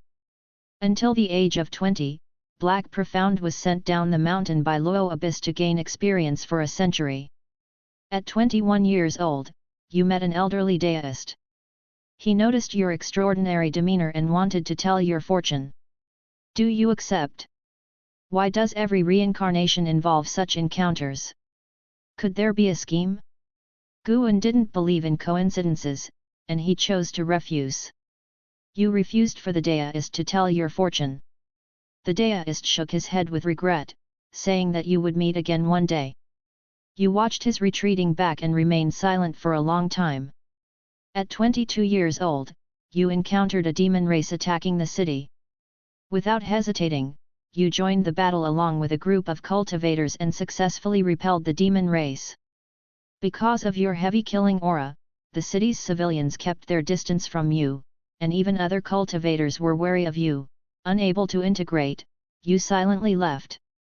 At 23 years old, you encountered a demon cultivator committing evil acts. You eliminated the demon cultivator. The grateful mortal family from the city invited you to stay at their mansion for a few days. You agreed, and during the journey thereafter, you protected the family while defeating demons along the way. This caused the family to fear you even more. On the night before reaching the destination, you overheard them discussing how to send you away, and you left alone before dawn. At 24 years old, you came to Hanji City and heard that the city was hosting a magic battle conference. Only young talents under the age of 100 could enroll, and you decided to sign up. In the end, you defeated all the competitors, claiming first place powerfully and becoming famous citywide. At the celebration banquet, the city lord wanted to betroth his daughter to you. Do you accept? No. Although Black Profound might be the Black Profound Emperor, now it's Guan's reincarnation body, and he can't allow his reincarnation body to have any weaknesses. Finding a Deo companion is alright, but not now. You refused the city lord's goodwill, and he shook his head, chuckled, and did not persist. The very next day, you took the heavenly materials and earthly treasures you had won at the Magic Battle Conference and left. When you were about 100 miles from Hanji City, you encountered a group of mysterious cultivators who ambushed you. After a fierce battle, only one of them was left alive. Through coercion, you learned that it was the city lord's arrangement, which infuriated you. At the age of 25, you entered the demon race's forest and began slaughtering demons extensively. At the age of 26, you returned to Hanji City and made your way to the city lord's mansion where you chose to force your way in. A great battle erupted, and in the end, you left the city lord's mansion full of corpses. The exhausted city lord knelt on the ground, begging for your forgiveness. His daughter also ran over, standing in front of you, hoping you would spare her father. Will you choose to forgive the city lord? Forgive what? Did the city lord ever forgive me? Guan, identifying with the role of Black Profound, also felt angered and immediately chose. No. You ignored the pleas of the city lord's daughter and beheaded the city lord with a single sword strike. Then, you turned and left. Under the gloomy sky, the city lord's daughter knelt on the ground, cursing you hoarsely and vowing to seek revenge in the future. You were indifferent and walked away proudly. Guan, seeing this, felt that Black Profound might have developed feelings for the girl. Through this journey, how intense Black Profound's killing intent had been, almost catching up to Long Zhan. Could he actually have spared the city lord's daughter? The image of Black Profound in Guan's mind became even more nuanced, and as for the consequences of sparing the city lord's daughter, Guan was not worried. With the life-controlling Black Profound Emperor evolving rapidly, his early life's enemies would hardly impact his future. In the subsequent prompts, Black Profound clearly relied heavily on life evolution, killing relentlessly each year, even routinely slaughtering the alien race, making Guan feel his growth rate would exceed his past lives. After a century, Black Profound returned to the celestial Dark Demon Sect. At the age of 121, you returned to Luo Abyss's cave mansion and unexpectedly learned of Luo Abyss's death, the cause being demonic possession that led him to harm his fellow sect members, and he was slain by a great cultivator from within the sect in time. You found the incident highly suspicious. While staying at the Celestial Dark Demon Sect to cultivate, you began investigating the truth behind your master's death. At the age of 122, you stumbled upon another disciple of Luo Abyss within the sect. After a discussion, you opened your heart, believing that your master could not have been possessed demonically. After hesitating, the other disciple suggested that the cause of the master's death might have been offending the vice-sect hierarch, giving you a direction for your investigation. At the age of 123, while you were cultivating in the cave mansion, you felt strong auras approaching. Before you could think further, the restriction of the cave mansion was broken, and a group of law enforcement disciples forcibly entered, accusing you of demonic possession and harming your fellow sect members. They attempted to execute you on the spot. After a fierce battle, you escaped but were met with more opponents. You kept killing as you fled, leaving the celestial dark demon sect and heading north. At the age of 124, you arrived in the land of the North Nether. Standing on a cliff, you were awestruck by the sight of Kun leaping from the boundless ocean, which led you into a state of profound mystery and enlightenment. At the age of 125, deep in the glacier, you discovered a mysterious cave mansion. After days of research, you successfully deciphered the clues of the restrictions left on the cave mansion. You stepped inside and, after facing 9 mechanisms, saw a stele inscribed with the words cause and effect. Feeling the dense spiritual energy within the cave mansion, you decided to go into seclusion there, planning to seek revenge on the celestial dark demon sect later. At the age of 135, you entered the Mahayana realm, prepared to return to the celestial dark demon sect. Just as you were about to leave, the cause and effect stele vibrated, and a powerful force absorbed you into it. You found yourself in a dimly lit cave. Turning around, you saw that the stele behind you was different from the previous cause and effect stele. It had no inscriptions and was covered in cracks and dust. No matter how you applied your powers, the stele remained inert. You chose to walk out of the cave. Outside the cave wasn't the glacier anymore but a world resembling the immortal realm, filled with abundant spiritual energy that astounded you. Just as you were immersed in the magnificent scenes of nature, a white-robed woman resembling a fairy descended from the sky and landed beside you. You couldn't discern her cultivation level, so you were very vigilant. The white-robed woman asked if you had ascended from the lower realm, which puzzled you further. She invited you to join the profound clear immortal sect. Will you agree? Ascended. Guan had never heard of the profound clear immortal sect, but it seemed Black Profound had no other choice. If the other party harbored ill intentions, even if he refused, he would still face trouble. Why not join and see? Chapter 516, Celestial Court, God of Destruction. Guan chose to join the profound clear immortal sect, hoping that Black Profound could follow the right path within the profound clear immortal sect. Excessive killing was not a good practice. You chose to join the profound clear immortal sect, and the lady in white was pleased. She then introduced you to the profound clear immortal sect, and during the conversation, you learned her name, Fairy Bai Xian. Under Fairy Bai Xian's guidance, you successfully joined the profound clear immortal sect and officially entered the profound pure great world. Profound pure great world? Guan pondered. He knew that the great thousand world was considered a whole universe, and the celestial spirit great world had been part of the great thousand world before it shattered. Not all great thousand worlds were as fragmented as the celestial spirit great world. How strong a complete great thousand world was, even Guan could not judge now, for he had not witnessed it. Alerts kept popping up in front of him as Fairy Bai Xian introduced Black Profound to her mentor, making Black Profound her junior brother. In the years that followed, Black Profound no longer engaged in battles but practiced cultivation with his master and Fairy Bai Xian. The more this happened, the more uneasy Guan felt. He had a feeling that something big would happen, something very significant. Black Profound practiced in the profound clear immortal sect, spending hundreds of years as if he had forgotten the vengeance for Luo Abyss. At the age of 178, the profound clear immortal sect welcomed a Millennia Deo conference, with various teachings from all over the world coming to participate. You heard from Fairy Bai Xian that she admired a man known as Emperor Ziwei, a peerless prodigy. You secretly took note of this name, then inquired about Emperor Ziwei. When the Millennia Deo conference began, you went above the sea of clouds and saw the elegance of Emperor Ziwei among many disciples.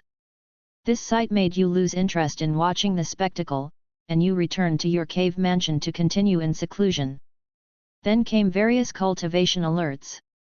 Guan couldn't help but wonder what kind of elegance Emperor Ziwei possessed, one glance at whom had deeply affected Black Profound. Emperor Ziwei used Emperor in his name, and Black Profound later became the Black Profound Emperor. Could it be because of him? At the age of 214, Fairy Bai Xian found you and said she was going out for training, expecting to be gone for at least 100 years. You were worried about her and wanted to follow, but Fairy Bai Xian told you not to worry. Did you choose to insist on following Fairy Bai Xian? If it had been before, Guan would definitely have chosen no, to avoid falling into a romantic entanglement with his reincarnation body. But he remembered how Yang Xian had to bury his wife, and the two had never been together. Perhaps, constantly preventing it might not be a good thing either. And in this life, Black Profound also had a tough time with no family, no friends, and even his master had died.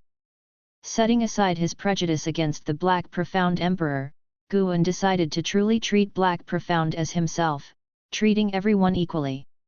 He chose to insist on following. You chose to insist on following Fairy Bai Xian. She looked at you, staring until you felt uneasy. Suddenly, she smiled and said you better not hold her back. Hearing this, a smile also appeared on your face. Looking at your senior sister smiling like the bright moon in the sky, you secretly swore to protect her completely for life. At the age of 215, you followed Fairy Bai Xian to a sea, where you stopped on a deserted island. Fairy Bai Xian was preparing to collect herbs on the island, while you meditated on the beach. Later, Fairy Bai Xian chose to stay on the island, where she began practicing alchemy, and she would let you taste any elixirs she made. At the age of 217, you left the island and ventured further into the sea, where you encountered a human race sea ship surrounded by demon beasts. You chose to help, rarely encountering ownerless demons, unable to resist the urge to kill. Afterwards, Fairy Bai Xian cautioned you not to create too much slaughter. The profound clear Immortal sect was not just a sect of the human race but also of all living beings without discriminating between races. You promised it wouldn't happen again. Seeing Fairy Bai Xian admonishing Black Profound, Guan felt that his decision was the right one. Lifespan could be considered as an aid and could be used in many ways, as long as one did not develop a killer instinct. He felt that Black Profound would not give up on lifespan, but as long as there was some restraint, it was also a good thing. Black Profound followed Fairy Bai Xian traveling around the world, treasure hunting, saving demons and people, exorcising ghosts, their journey brimming with excitement. The two also encountered dangers and had been seriously injured, but luckily, they took care of each other and always managed to turn peril into safety. Fairy Bai Xian had saved Black Profound, and Black Profound had also saved her. All in all, nobody truly held the other back. At 307 years old, you unexpectedly stumbled upon a battle for treasure where one party was none other than the Emperor Ziwei, whom Fairy Bai Xian admired. He fought alone against hundreds of strong immortal Dao cultivators and ultimately defeated them. Fairy Bai Xian was amazed, and even you had to admit that Emperor Ziwei was truly powerful. After the battle ended, Emperor Ziwei approached you. He obviously recognized Fairy Bai Xian and wished to invite her to his dojo as a guest, but she politely declined. Emperor Ziwei then turned to you and extended the invitation. Would you choose to visit his dojo? No. Not going. Guan made his choice directly. He was somewhat displeased with Emperor Ziwei. Hadn't he seen Black Profound walking with Fairy Bai Xian? Why interfere? You chose to refuse the invitation to Emperor Ziwei's dojo. Emperor Ziwei did not insist and soon left. You turned to Fairy Bai Xian, asking her why she did not go. Fairy Bai Xian looked at him and counter-questioned why they should go. You exchanged smiles, understanding each other without words. At 308 years old, you came to the most magnificent mountain in the land, rumored to house an immortal. Deciding to seek the immortal, you began the ascent but found that you could not use your mana. You had to proceed up the mountain as mere mortals. At 309 years old, after a year's journey, you reached halfway up the mountain and saw a courtyard with an old man resting inside, holding a fan. Surprised, you recognized him as the old deist who had wanted to tell your fortune years ago. The deist also recognized you, and with a smile, he said it was finally time to meet, which intrigued Fairy Baixian. When she learned that you had met in the lower realm, it filled her with respect for the old deist. He did not say much more and threw 2 secret manuals onto the ground before returning alone to his house. You picked up the secret manuals from the ground and began to study them. At 320 years old, after 11 years of cultivation, you finally perfected one of the divine skills. The old deist finally came out of his house, praising you for having a destiny pattern fit for an emperor's path. However, you had suppressed your nature. This caused the still unskilled Fairy Baixian to be confused. Knowing the innate aggressiveness in your bones, Fairy Baixian fell silent, and you were also caught in a dilemma, whether to keep your promise not to kill or to follow the old deist's advice and embark on the emperor's path. The hint stopped there. Guan did not hesitate, choosing to keep his promise and not kill. Who persuades someone to start killing? That old deist is fishy. You chose to keep your promise to Fairy Baixian not to kill and not to follow the emperor's path, making Fairy Baixian very happy. The old deist said you would regret your decision one day. His gaze made you uncomfortable, so you made an excuse, took Fairy Baixian's hand, and bid your goodbyes. At 321 years old, you and Fairy Baixian discovered the legendary divine beast, the celestial auspicious deer, in the forbidden demon forest. You received the blessing of the celestial auspicious deer, enhancing your comprehension. After surreptitiously being cursed by the old deist, Guan was cautious and closely watched the hints, fearing Black Profound and Fairy Baixian might encounter danger. Fortunately, they continued to encounter amazing adventures until they were over 500 years old, when both returned to the profound clear Immortal Sect and entered into seclusion. The next 500 years passed even quicker. Yet, the event Guan feared still occurred. At 1347 years old, while in seclusion, you felt a terrifying pressure. You immediately left your cave mansion and saw the sky darken, forming a majestic vortex of clouds, and felt an oppressive atmosphere.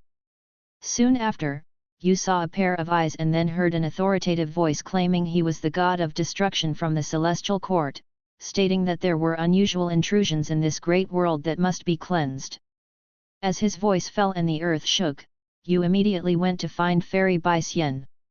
You managed to find her and wanted to take her to flee, but she decided to stand or fall with the profound clear Immortal Sect.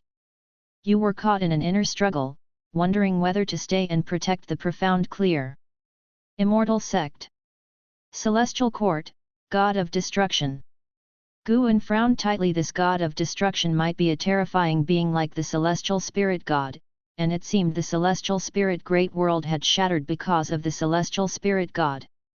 How could the profound clear Immortal Sect resist such a terrifying entity? But how could Black Profound flee and still face the profound clear Immortal Sect? Forget it. Might as well die together, consider the million-year lifespan wasted. To embrace death with a loved one, even if life is short, insights can still be obtained. You chose to stay and protect the profound clear Immortal Sect, which deeply touched Fairy Baixian. She seemed to think of something and pulled you flying to a place. On the way, you saw countless great cultivators from the profound clear Immortal Sect rushing toward the giant eye in the sky, only to be extinguished one after another. This sequence of events made you feel so insignificant. Following Fairy Baixian's lead, you discovered that you had come to the cave where you had first crossed into the profound pure great world. Fairy Baixian explained that the reason she had recruited you into the Immortal Sect at first sight was that her deceased father had claimed that this cave held an immortal fate. Someone who had once saved the profound clear Immortal Sect had emerged from this cave mansion. She hoped you could return to your original world. You said you didn't know how to go back when you saw Fairy Baixian pulling out a jade pendant. You felt something was wrong and tried to snatch the jade pendant, but Fairy Baixian forcibly pushed you into the cave. She then threw the jade pendant after you into the cave. You felt a familiar and long-missed powerful force behind you. Looking back from afar, you saw Fairy Baixian at the cave entrance, her face filled with reluctance as she watched you. Chapter 517, Deist Emperor, the Unprincipled Immortal. You have returned to the Dark Great World. Seeing this prompt, Gu An's feelings became complex. He had originally thought that Black Profound would die because of Fairy Baixian, but he had not expected that in the end, it was Fairy Baixian who saved Black Profound. Fairy Baixian did not abandon everything for love, nor did she let Black Profound bear her responsibilities. Even Guan was moved by Fairy Baixian and felt that she was worthy of the identity of an Immortal Sect disciple. Since there was no choice to be made, the prompt continued. Having returned to the Dark Great World, Black Profound chose the path of extremity, beginning to slaughter demons and slay monsters wildly. In less than a century, he had fought his way back to the Celestial Dark Demon Sect. He headed straight for the Vice Sect Hierarch, seeking to avenge his master. Everyone who tried to stop him was executed. In the end, he brought about the collapse of the Celestial Dark Demon Sect. No one dared to block his path, with the sect hierarch himself begging for mercy on behalf of the Vice Sect Hierarch, revealing that the Vice Sect Hierarch was his own younger brother. To this, Guan chose not to show mercy, for Black Profound needed to avenge the Luo Abyss for his master. Besides, without the pursuit of the Celestial Dark Demon Sect, how could Black Profound have been forced into the profound pure great world? Good and evil will eventually be repaid. The Celestial Dark Demon Sect had this tribulation coming. As for Black Profound, he too would face his karma. If there was cause and effect, even death would only mean his skills were inferior. Black Profound grew rapidly, but he never encountered the other two reincarnations of Guan in the Dark Great World, Chu Lu and Xiao Shengtian, which made him doubt whether Black Profound was indeed the Black Profound Emperor. Guan sat up from the tree trunk. He was currently in the dojo. Even if inheriting memories of reincarnation drained spiritual energy, it was like the lifespan barrier, drawing spiritual energy from all directions of great heaven and earth and would not reveal the location of the dojo. In this world today, every day, there were great cultivators breaking through. The commotion was already significant, so the disturbance caused by inheriting memories would not cause panic among all beings. Down below, Celestial Cyan and Tianbai were still practicing swordsmanship and did not notice Guan sitting up. When the prompt regarding reincarnation reached 2,000 years later, Black Profound finally encountered a catastrophe. At 2,132 years of age, you reached the 9th heaven of the immortal path in cultivation level, alarming the whole world. The clouds of tribulation above your head had not yet dispersed when a giant hand reached out from within and grabbed you. Your consciousness fell into darkness. When you awoke, you found yourself lying on a grass field. Opening your eyes, the celestial vault was bright, majestic mountains surrounded you on all sides, and you were in a vast valley. There were other people in the valley, and you discovered that their cultivation levels were no weaker than your own, all at the 9th heaven of the immortal path and from different great worlds. Someone told you that you were inside a magical treasure and could not escape. Unconvinced, you tried and realized you indeed could not escape, forcing you to calm down. At 2,240 years of age, you tried again to break free but were once more intercepted by the world's restrictions. At 2,302 years of age, a pair of eyes appeared in the sky, and you heard a voice. The voice belonged to the master of this piece of great heaven and earth, who called himself the Evil Emperor. He stated that only one among you could live to see him. You hesitated for a moment before initiating a massacre. In the end, you slaughtered 736 free immortals and began to attempt breaking into a greater realm. Your breakthrough was successful, surpassing the 9 heavens of the immortal path. You shattered the world's limits, arriving at a great hall where you met the Evil Emperor. Astounded by your talent, the Evil Emperor wanted to accept you as his disciple.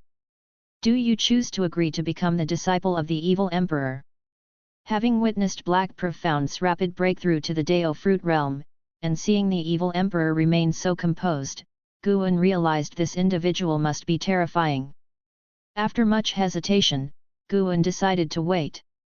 Having killed so many free immortals, Black Profound's lifespan must be immense, it was just that he hadn't had the time to keep improving. You choose to agree to become the disciple of the evil emperor.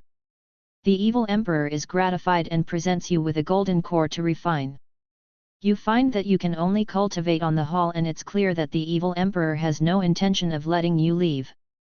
You are hesitant. Do you choose to agree to refine the golden core? Guan frowned, weighing his options carefully. If the evil emperor had calculations and the power, why would there be a need for roundabout schemes?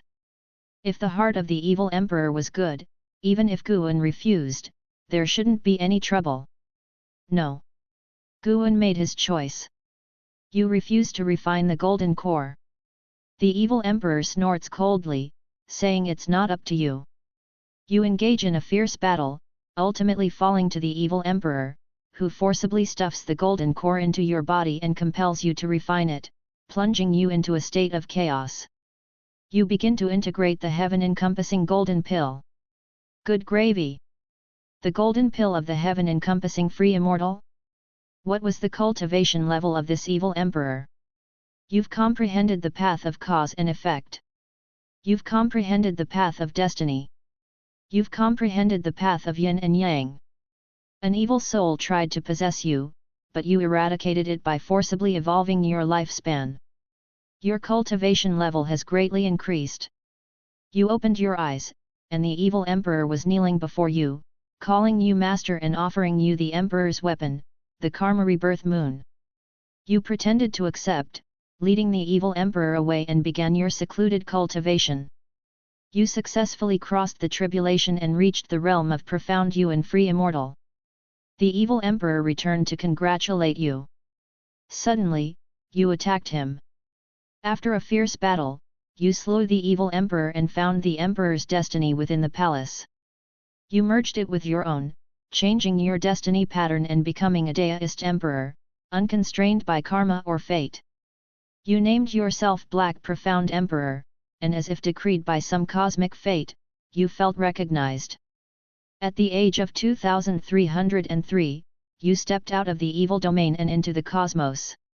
You discovered the vastness of the universe, the dark great world was just a fraction of it, and you began to traverse the cosmos. Black Profound Emperor. It was indeed him. Seeing this prompt, Guan felt conflicted. He didn't understand why the Black Profound Emperor would want to kill his reincarnation body. The prompts kept coming. More and more slaughter, but the Black Profound Emperor didn't kill without purpose. He was also searching for a way to break free from the universe, seeking to return to the profound, pure great world. When the Black Profound Emperor arrived at the world gate, he didn't encounter the celestial spirit god, leading Guan to speculate that the dark great world might not belong to the celestial spirit great world. Eventually, the Black Profound Emperor successfully crossed the universe and arrived at the path of the Great Dao. Along this path were entrances to different great worlds. The Black Profound Emperor could not discern which great world was the profound pure great world, he could only explore them one by one. The first two great worlds were fine, he could come and go as he pleased, but when he approached the third great world, he encountered karma retribution just as he was about to enter. Even the path of destiny seemed to reject him, something he had never felt before, forcing him to retreat. This set Guan's mind racing. To encounter karma retribution, there must surely be some cause and effect involved. Could it be related to the other reincarnation bodies? In the end, the Black Profound Emperor returned to the profound pure great world, now a wasteland. He wandered between heaven and earth, seeing no living spirits, and when he came to the once thriving profound clear Immortal sect, he could not find Fairy Bai-Xian anywhere. The Black Profound Emperor lingered at the ruins of the profound clear Immortal sect for a long time.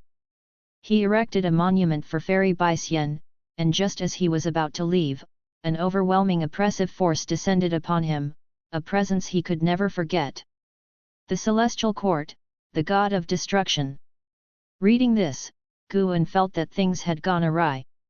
He didn't think the Black Profound Emperor was a match for the god of destruction, especially since the Black Profound Emperor was currently only a profound free immortal.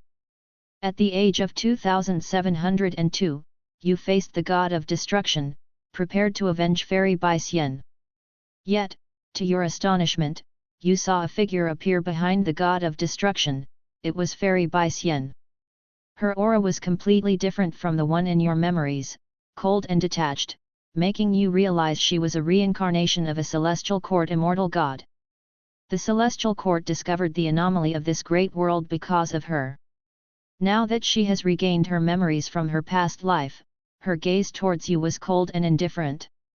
Just when you felt utterly hopeless, the old deist who had taught you divine skills appeared, and repelled the god of destruction with a single palm strike, then fled with you from the profound pure great world. During the escape, you learned that the anomaly the god of destruction spoke of wasn't you, an ascender, but the old deist himself, revealing that his deist name was the free immortal who exists without the Celestial Court's acceptance, barely surviving within the 3,000 great worlds.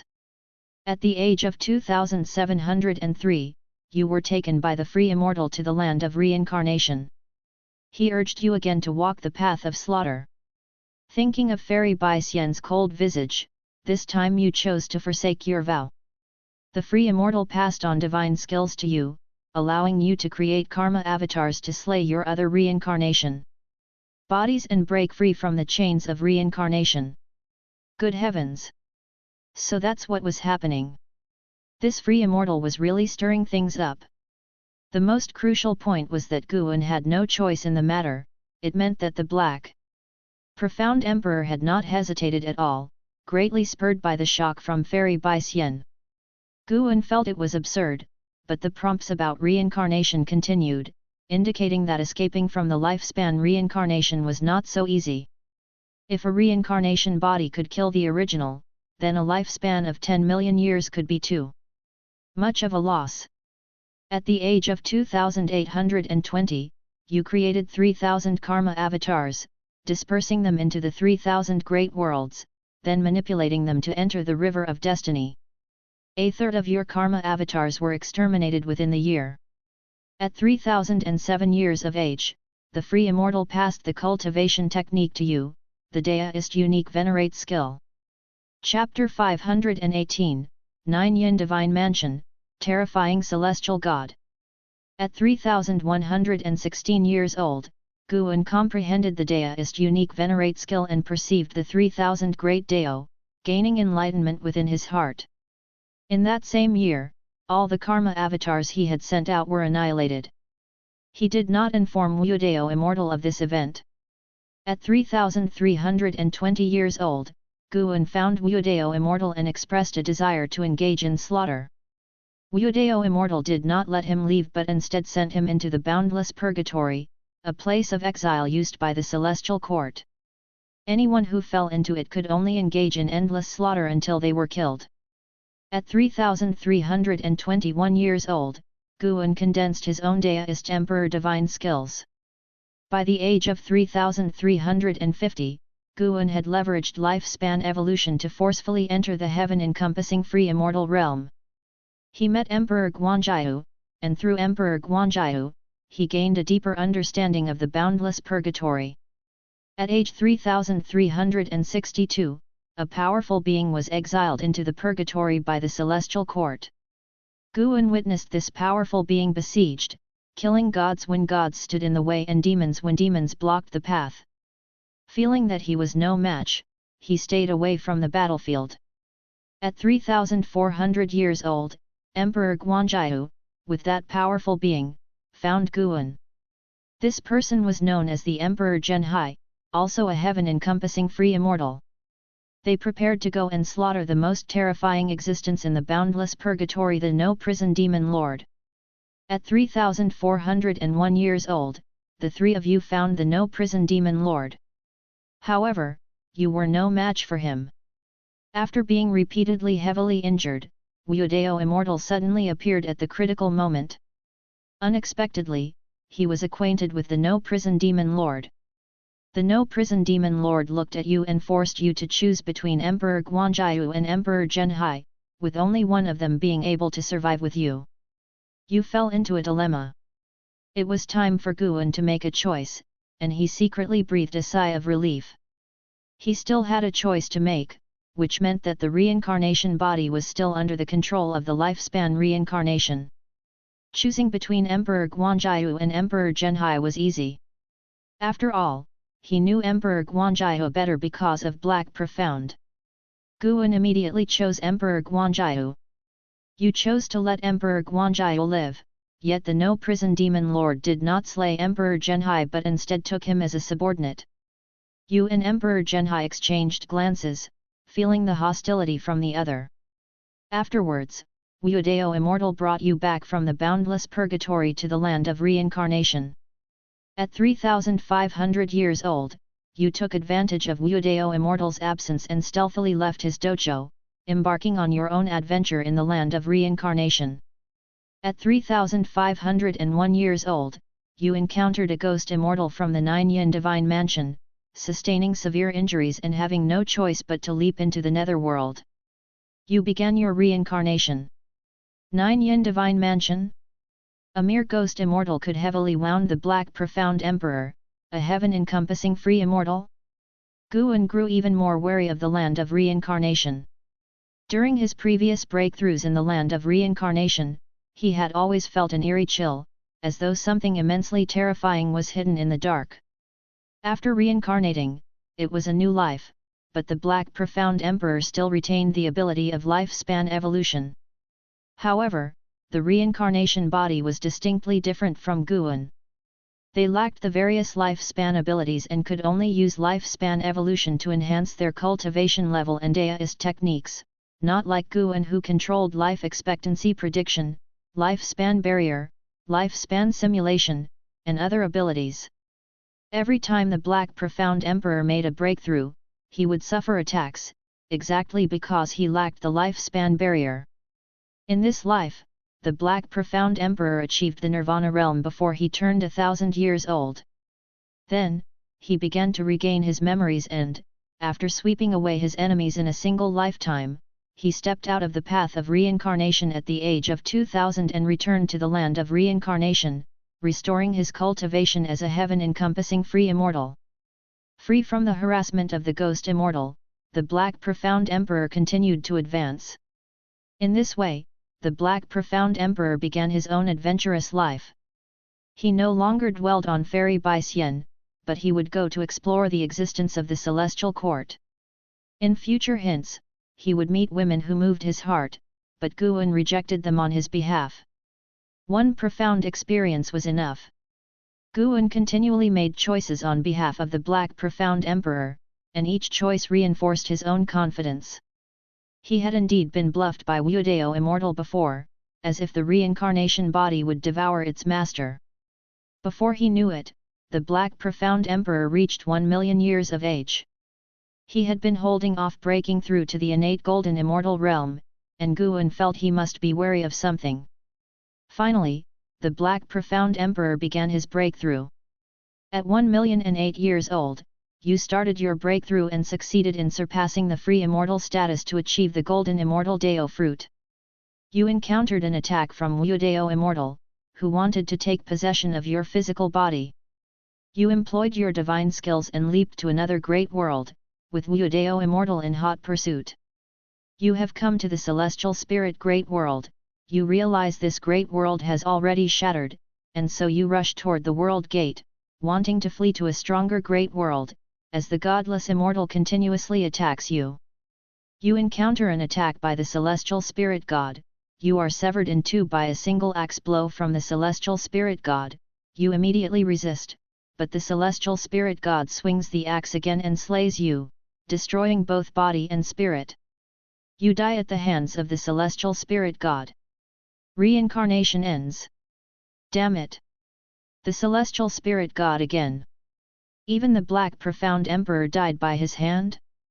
Celestial spirit god, if you could also slay the godless immortal, then I would truly admire you. That's what Guan thought to himself as he got up, disappeared from his spot, and arrived at the highest peak in the deist field of the beginningless. He sat cross-legged on a cliff and began to inherit the memories of reincarnation. The reincarnation prompts were just a summary, only by truly inheriting the memories of reincarnation could one feel them vividly. A continuous stream of reincarnation memories flooded into Guan's mind. Upon awakening in the body of reincarnation in the dark great world, the whole world was enshrouded in darkness. The world was dark, and human hearts, even darker. Although Luo Abyss had saved Black Profound, he hadn't treated him all that well, but because he was Black Profound's only kin, Black Profound could never forget him. No matter how many years passed, Black Profound would always think of that dark cave mansion. Having become Black Profound, Guan could understand these feelings. The more one lacks something, the more they yearn. He did not miss Luo Abyss, he yearned for kinship, that was all. In the dark great world, not a single day was happy for Black Profound. Guan felt that he had it even worse than Chu Lu and Xiao Shengtian. It was only when Guan stepped into the profound pure great world that his entire world seemed to brighten and become radiant thanks to Fairy Bai Xian's smile. At that moment, he was Black Profound, and he too wanted to protect Fairy Bai Xian for a lifetime. The life that followed, adventuring through the great world with Fairy Bai Xian, was even more carefree and joyous, and also gave Guan a deeper understanding of the power of the great world. In the profound pure great world, the 9 heavens of the immortal path were not a secret to sentient beings, and there were even transcendent beings who surpassed the 9 heavens of the immortal path, active in the world, each an overlord and a great power of the world.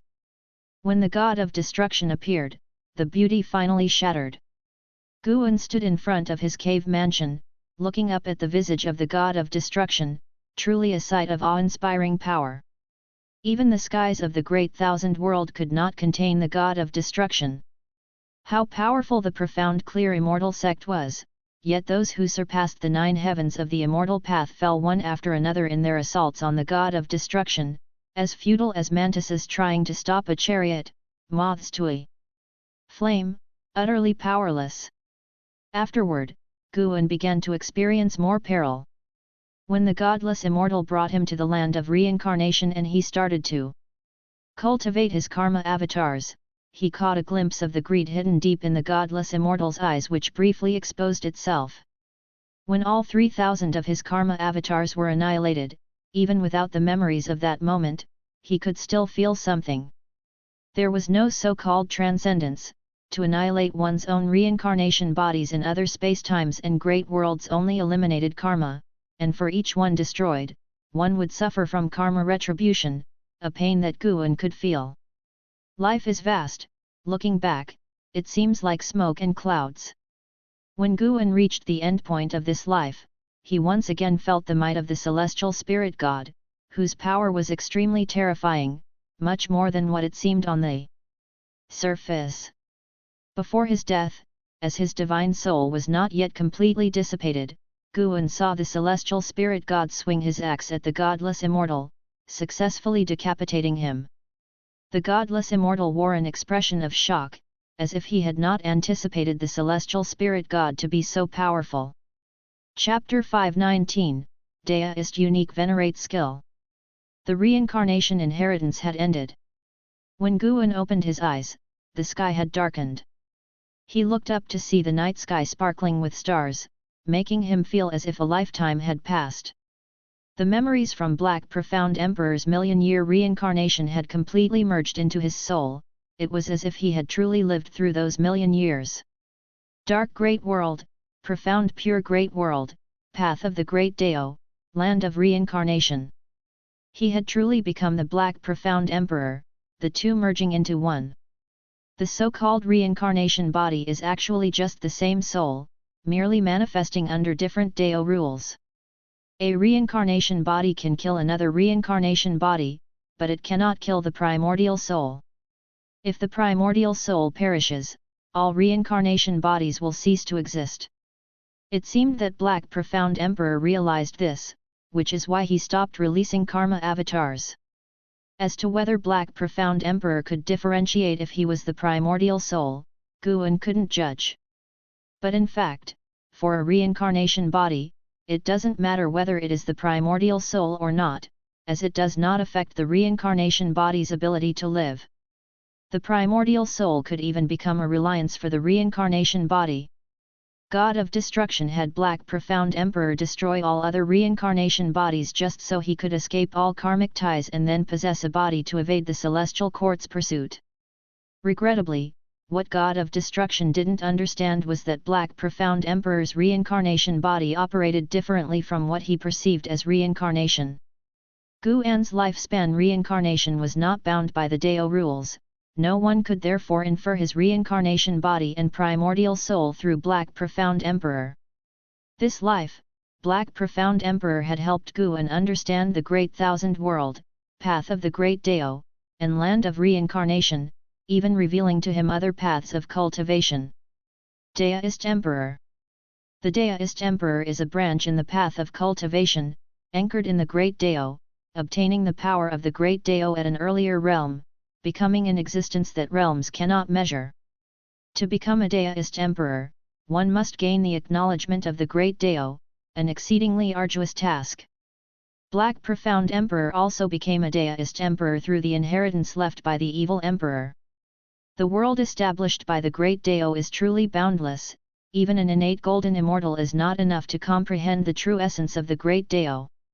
Footsteps approached from behind, interrupting Guan's thoughts. Shen Zhen came and sat in front of him, curiously asking, "What's wrong? You've been here all day and night." She had watched for a long time and approached only after seeing Guan slightly move. Guan turned his head to look at her and smiled, "Naturally, I am comprehending the natural order of the universe." Seeing the smile on his face, Shen Zhen breathed a sigh of relief. She took out a painting scroll, then unfurled it. It depicted Guan's silhouette, looking so somber, radiating a morose and eerie aura of death. "This is a painting I made of you earlier. During the process, I saw some visions," Shen Zhen said cautiously. This piqued Guan's interest. Could she have seen his reincarnation memories? "What did you see?" Guan asked with a smile, his smile also easing Shen Zhen's nervousness. Previously, Guan's silhouette had brought immense pressure on Shen Zhen, instinctively terrifying her. If it weren't for her relationship with Guan, she really wouldn't have dared to approach. Shen Zhen hesitated for a moment, then said, "I saw many visions, all fragments, but quite what? Quite shocking. The events and enemies you encountered are beyond what I could have ever imagined." Shen Zhen replied, thinking of the God of Destruction's form and couldn't help but shudder. Who wouldn't despair when faced with such an existence? She thought again about Guan's parting with Fairy Baixian, and when she saw Fairy Baixian again, that aloof and lofty demeanor made her sympathize with Guan. No wonder so many beauties threw themselves at Guan, yet he remained indifferent. It turned out he had already experienced a deeply memorable love. Listening to her thoughts, Guan guessed the scenes she had glimpsed. Although they were fragments, the fact that she could see them proved her talent for understanding the way of cause and effect.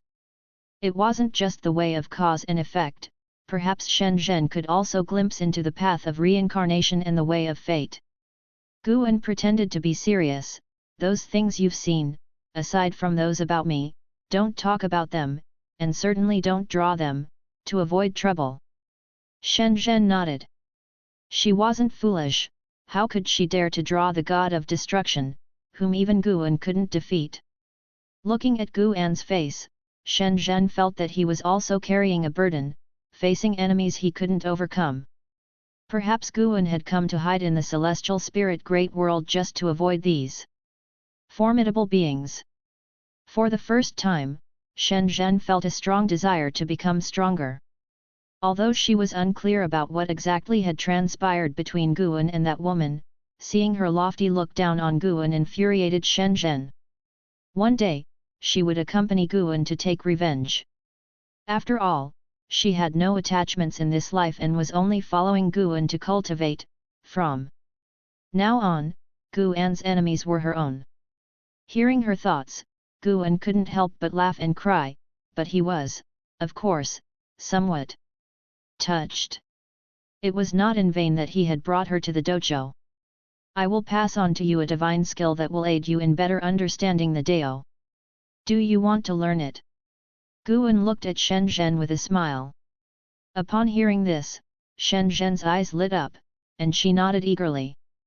This skill is profound and mysterious, it won't show effects in just a year or two. Be mentally prepared, Guan cautioned. Shen Zhen replied, in this dojo, I'm in no rush. Guan was amused, then proceeded to impart the Daoist unique venerate skill of the Black Profound Emperor to Shen Zhen. The Daoist unique venerate skill was originally taught by the Immortal without Dao to the Black Profound Emperor, but the Black Profound Emperor had enhanced it, making it even stronger. Guan guessed that the Black Profound Emperor had utilized lifespan evolution, which was why the Immortal without Dao, despite pursuing him, couldn't defeat him. The Daoist unique venerate skill of the Black Profound Emperor had surpassed that of the Immortal without Dao. The Daoist unique venerate skill was a complete Daoist technique, including divine skills, spells, evasion techniques, and formations, among others. Once Shen Zhen inherited the Daoist unique venerate skill, she could cease cultivating other Daoist techniques. With so many reincarnation memories merged, Guan mastered countless Daoist techniques, and the Daoist unique venerate skill was definitely one of the top tier. Perhaps the Black Profound Emperor's talent was not as great as that of Yang Xian, nor his combat ability, but his opportunities were quite extraordinary. Guan didn't pass it orally but raised his hand, his fingers pressing on Shen Zhen's forehead. Shen Zhen's eyes widened as she stared intently at Guan, a strange light flickering in her eyes. Soon, she entered a state of enlightenment. The moon set, and the sun rose. Morning sunlight spilled over Shen Zhen, who suddenly opened her eyes, staying frozen in place. Then, instinctively looking around, when she saw Guan stretching near a cliff not far away, she finally sighed in relief. The Daoist unique venerate skill was vast and boundless, and just the inheritance of cultivating memories made Shen Zhen feel as if she had traversed a vast sea, thus waking up with a feeling of panic as if facing a transformed world. She stood up and walked to Guan's side, about to speak, but then heard Guan say, "This skill I impart to you alone, you must not pass it on." Hearing this, a smile bloomed on Shen Zhen's face, lifting her spirit completely. Chapter 520, 5,000 years old, the cause of transformation. This cycle of reincarnation involving the Black Profound Emperor was just a minor episode in Guan's life, a warning he gave to Shen Zhen to keep secret before he returned to his usual rhythm of daily life. Gathering flowers and herbs, mentoring disciples, reading, writing, and so forth. Others in the Daoist field of the beginningless busied themselves with their own cultivation, and time passed quickly before them. In the blink of an eye, Guan celebrated his 5,000th birthday. He alone knew this fact, as everyone around him considered him an old monster who had lived untold years. That year, during the summer, Guan sat on a boulder in the forest, checking his attribute panel. Name, Guan. Lifespan, 5,000,61,551,478,029. Physique, primordial infinite body. Cultivation level, perfection in the innate golden immortal realm. A lifespan of over 615 billion years, not bad, steadily increasing. Guan thought thus, a smile appearing on his face. Beside him was a stream, the very place where he had first met Yi Qingshan and others, now a boundary line of the forbidden land of the Taixuan Sect. He stayed here to wait for someone. While waiting, Guan looked towards the distance, observing the current state of his old acquaintances. Martial resolution had become a high-ranking member of the Supreme Sect, but power was corrupting his talent. Profound celestial intent was still traveling the world, having relinquished all responsibilities since the Supreme Sect had grown stronger and leading a carefree life. Zhang Qiang had become a Supreme Elder, currently in seclusion and cultivating. Li Xuandao, supported by Yang Jian, began to expand the boundaries of the Taixuan dynasty. The world remained a battleground between the Immortal dynasty and the Holy Court, with both sides losing numbers but their overall destiny improving as they birthed more powerful and outstanding individuals. Without the intervention of the free immortal, all was relatively peaceful. Gu An's gaze landed on Li Ye, who had been quickly increasing in cultivation under the tutelage of the sword annihilation ancestor, especially in his sword intent, which was fiercely potent. Having instruction surpassing even the 9 heavens of the immortal path from a sword Dao expert, Li Ye's opportunity was among the top in the world, only in how surpassing him among their generation.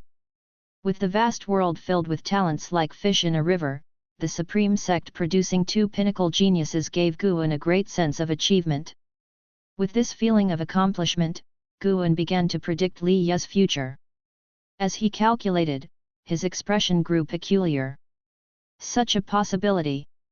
Guan thought of the celestial Dao Golden Core and the sword annihilation ancestor, feeling that such a future was indeed reasonable. Everything had its advantages and drawbacks, and as Li Ye grew stronger, he would also have to bear the karma that strength brought. After a long while, a figure approached from the depths of the woods, spotting Guan from a distance and immediately growing excited, rushing over. It was LV Xian.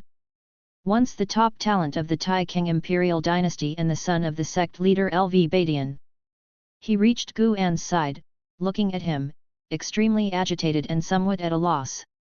Gu An. LV Xian was so excited, he didn't know what to say. Gu An looked at him, sizing him up and down, and smiled, "No need to be nervous. Since you've crossed heaven and earth to get here, I naturally will fulfill my promise." Hundreds of years ago, Guan heard LV Xian calling out to him. It turned out that LV Xian had challenged Yang Jian and suffered a devastating defeat, which hit him hard. Thus, he thought of seeking Gu An's help, considering Yang Jian was Gu An's disciple. He knelt in his own cave mansion, begging Guan to teach him.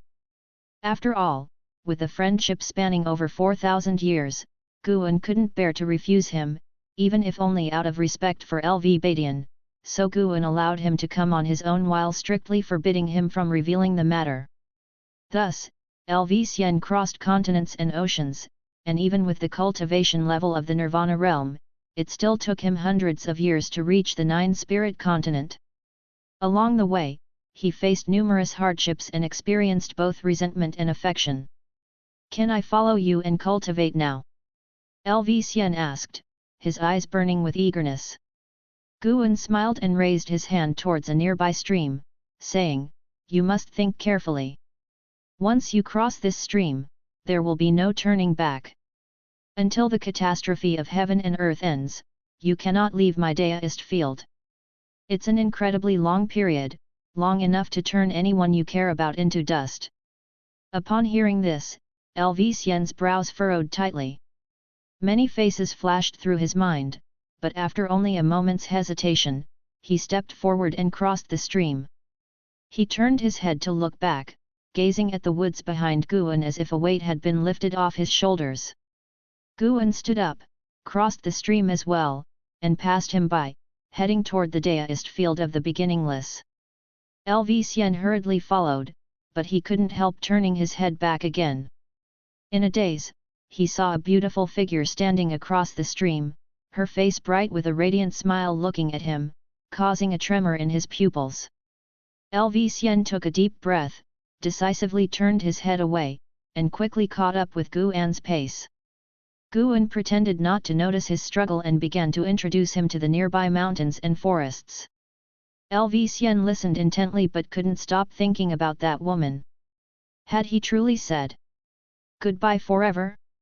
Yet, compared to romantic attachments, he could not accept mediocrity even more. He was born to be an immortal. Guan walked slowly, and his voice gradually soothed the waves in LV Xian's heart. When they returned to the deduced field of the beginningless, a figure appeared out of nowhere in front of them. It was the Blood Prison Great Saint. The transformed Blood Prison Great Saint looked at LV Xian and sneered, "Didn't expect you to come. Let's have a match." He had long wanted to fight LV Xian. LV Xian clearly remembered the Blood Prison Great Saint and immediately agreed to the challenge without hesitation, thus, completely pushing his worries aside. Guan raised his hand to create a barrier, allowing the two to enter and fight to their hearts' content. Once they entered, they immediately unleashed their auras, which also alerted the others in the dojo since they were unfamiliar with LV Xian's aura and couldn't help but overthink. One figure after another appeared beside Guan, inquiring about LV Xian's identity. Guan briefly introduced him, and when they heard that Guan had personally brought LV Xian in, they dismissed their concerns and began to look forward to his performance. Chen Chuan felt LV Xian's aura and secretly marveled, as they were both in the Nirvana realm, he felt he was probably no match for LV Xian.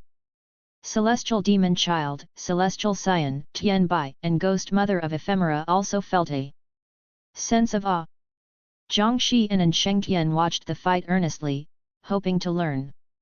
Shen Zhen came up to Guan and whispered, "His karma and destiny are changing rapidly." Guan glanced at her but did not respond. Indeed, there were changes. The changes were due to Guan cleansing LV Xian's karma to prevent powerful beings from using him to predict the presence of the deduced field of the beginningless. Better safe than sorry, even though Guan was already an innate golden immortal, he still acted cautiously. Guan looked at LV Xian, his eyes revealing a hint of expectation. Meanwhile, far across the realms, Liya arrived in front of the 9 Extremes Sacred Heart Sword. The area was an open forest, and the Sword Annihilation Ancestor stood nearby, watching Li Ye. In front of Li Ye, the 9 Extremes Sacred Heart Sword was stuck in the soil, its blade etched with crimson flame patterns and about 4 fingers wide. The hilt was dark purple, resembling the scale armor of some exotic beast wrapped around it, and the guard was engraved with a lifelike, eerie eye. As Liya looked at the 9 Extremes Sacred Heart Sword, he tried to calm his emotions, while the divine exotic immortal spirit leaped out of his body and perched on his shoulder, eyeing the 9 Extremes Sacred Heart Sword. Subscribe to Chinese Novel Audiobook YouTube channel. Chapter 521, Famous Throughout the World, Silent Extinction Aura. To have the 9 Extremes Sacred Heart Sword submit to you, you must first be fearless. The greater your fear, the stronger its backlash will be, and then you will endure pain unimaginable to ordinary people.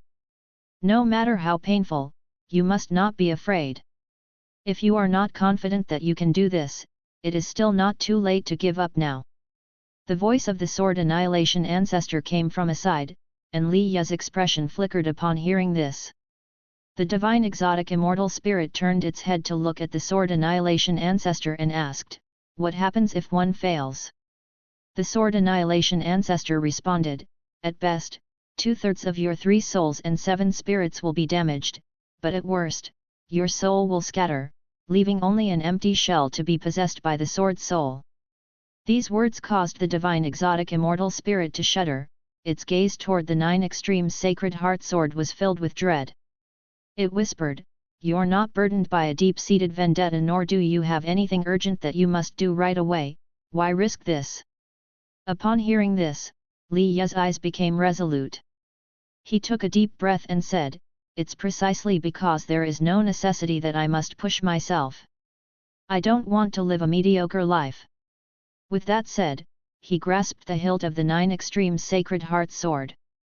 Boom! A violent evil aura burst from inside the 9 Extremes Sacred Heart Sword, soaring into the sky and attempting to scatter the clouds above. The surrounding woods shook violently as if they were about to be uprooted. The Sword Annihilation Ancestor raised his hand, pressed forward, and tranquility returned to heaven and earth. The nearby trees no longer trembled, and a ring of chi force appeared around Li Ye. Li Ye's face was strained with popping veins, and his eyes wide, his gaze started to be veiled in bloodshot red, gradually losing their luster. Young one, why do you wield the sword? What is the killing intent in your heart? Whom do you wish to kill? Why are you discontent, who do you resent? It seems you're fearing something. A gloomy voice kept echoing in Li Ye's ears, making the world in his eyes spin. He suddenly found himself on a desolate plain under a blood-red sky. He saw a figure in the distance on a hillside, only its silhouette visible, not its face. Just as Li Ye was about to speak, suddenly, a whooshing sound came. Pfft! A sword thrust through Li Ye's throat, making his body lean back, his eyes widening. In his pupils was reflected the face of Guan. Guan, with disheveled hair and fierce eyes like a fierce ghost, pierced through his throat. Far away in the daist field of the beginningless, Guan was feeling the illusion that Li Ye was experiencing. The sword annihilation ancestor was being crafty, actually trying to deduce the karma between Li Ye and him through the 9 extremes sacred heart sword. It seemed that the sword annihilation ancestor had other motives for coming to the celestial spirit great world.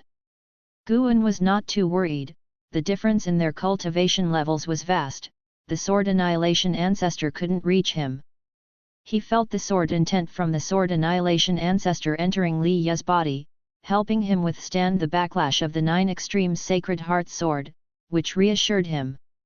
Perhaps the sword annihilation ancestor had plans for the supporting Dao sword venerable, but at least he wouldn't let Li Ye die right now. Li Ye was only at the Nirvana realm and couldn't bear the power of the 9 extremes sacred heart sword on his own. The fact that the sword annihilation ancestor intervened showed that he truly wanted Li Ye to inherit this power, regardless of later schemes, and Guan would act again if needed. Guan then turned his attention to the battle between the Blood Prison Great Saint and Lv-Xian, feeling expectant. He personally trained Lv-Xian, who must become stronger as, after many years in the primordial era, Lv-Xian was the strongest in heaven and earth. A smile involuntarily appeared on Guan's face as he thought of the delightful outcome. Meanwhile, Lv-Xian was feeling immense pressure, shocked by the strength of the Blood Prison Great Saint, yet he was also thrilled. To think a fierce bull could be so powerful, his training with Guan would surely make him stronger. The celestial demon child, an Xian, Chen Chuan, and others were also discussing the battle, equally astounded by Lv-Xian's displayed strength since the Blood Prison Great Saint was a loose immortal, and for a Nirvana realm cultivator to fight a loose immortal to such an extent spoke volumes of his talent. At dusk, Supreme Sect, 3rd Medicine Valley. Longqing came down from the pavilion. He saw Candlestar standing on a roof, gazing steadily into the distance. He immediately flashed to Candlestar's side and asked, "What are you looking at?" Candlestar replied, "The 9 extremes sacred heart sword.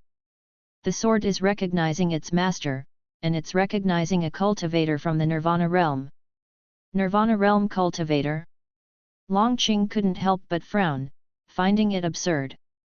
Candlestar continued, "Speaking of which, this person has some connections with you. To be precise, he is connected through the cause and effect of the supporting Dao sword venerable. And his name is Li Ye." Elder Li. Longqing's tightly furrowed brows relaxed. "If it's him, it's not surprising, perhaps my master is protecting him." Longqing had grown up following Guan and knew well the relationship between Guan and Li Ye. Candlestar looked at Longqing and asked with a smile, "Do you think your master has really left the celestial spirit great world?" Although Longqing had already reached an agreement with Candlestar, he still retained a bit of wariness towards him, given the vast difference in their cultivation levels. Longqing shook his head, "How would I know? After all, I didn't follow him." Candlestar smiled, deciding not to ask any further. "How powerful will Elder Li become after mastering the 9 extremes sacred heart sword?" Longqing asked curiously. The 9 extremes sacred heart sword had caused such a stir in the past, and he had longed for it too. Candlestar answered, "With this sword in hand, even the 9 heavens of the immortal path cannot kill him." However, the extent of the power he can wield reaches only as high as the heaven and earth flying immortal realm. Longqing fell silent, his eyes filled with envy and astonishment. This was akin to soaring to the skies. It seemed Elder Li was going to become famous throughout the world. As the years flew like an arrow, another millennium passed. Inside the deduced field of the beginningless, Guan lay on a tree reading a book, while below on the grassland, figures like an Xin, celestial demon child, celestial scion, Tian Bai, LV Xian, blood prison great saint, and Zhang Shi were meditating, all immersed in the Dao intent imparted by Guan. Sunlight sprinkled down, seeping through the gaps in the leaves and falling upon Guan. He slowly raised his head and looked towards the celestial vault. Ever since he had arrived at the deduced field of the beginningless, time had passed much faster than before, but he did not feel uncomfortable. Instead, he enjoyed it, as his lifespan also increased rapidly. The celestial spirit great world, which had known peace for over 2,000 years, was going to face turmoil again. The will of heavenly Dao always remembered to destroy all living beings. This time, it was other great worlds within the universe that were invading, preparing to take over the celestial spirit great world, with Dao fruit realm beings scheming in the background. Guan had no intention of intervening. Nowadays, the celestial spirit great world was a place where many powerful beings were interconnected with bound interests, and many strong beings would not allow the celestial spirit great world to be destroyed at this critical juncture. He was more of a spectator. Elder brother Li, although you have already become famous throughout the world, this calamity might cause you to stumble again, Guan murmured to himself, a smile appearing on his face. 500 years ago, Li had emerged abruptly, wielding the 9 extremes sacred heart sword and challenging sword cultivators across the world. Victorious in every battle, his fame was unparalleled for a time, and people had forgotten about and how, considering Li the greatest talent in the world, even though he relied on the 9 extremes sacred heart sword. Suddenly, Guan's expression changed slightly as he looked towards outer heaven. This aura, are you still not giving up? Guan thought to himself, his gaze sharp. He felt the aura of the silent destruction god emperor coming from the world gate. The silent destruction god emperor had possessed the Long clan's flesh, and in order to capture Longqing, he even planned to harm all living beings. Such actions had already put him on Guan's kill list. Chapter 522, The Great Dao Tree, Divine Emperor's Pawn. In the depths of the universe, a world gate stood tall. Here it seemed as if there were no hours, the years could not taint this grand, towering gate. At this moment, a bright light shone from within the world gate. A figure slowly stepped out from the strong light, clad in black armor, a mysterious presence, a helmet underneath which was as black as a black hole, making it impossible for anyone to see his true face. It was the silent destruction god emperor. In his right hand, palm facing up, hovered a golden token, long as a knife, intricately carved on its surface, emanating a brilliant golden radiance, dazzling beyond compare.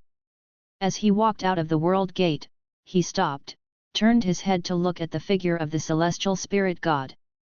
Another 7 figures stepped out one after another from the world gate, men and women alike, each with a celestial demeanor and magnificent bearing, their gazes also turning toward the celestial spirit god.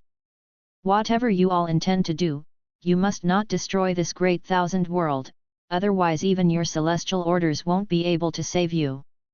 The voice of the celestial spirit god rang out, indifferent in tone, with an unyielding firmness that allowed no rebuttal. Before the silent destruction god emperor could speak, a man in a white robe behind him raised his hand in greeting and smiled, "Celestial god, rest assured, we have only come to capture one person and will not disrupt the rules of the great thousand world."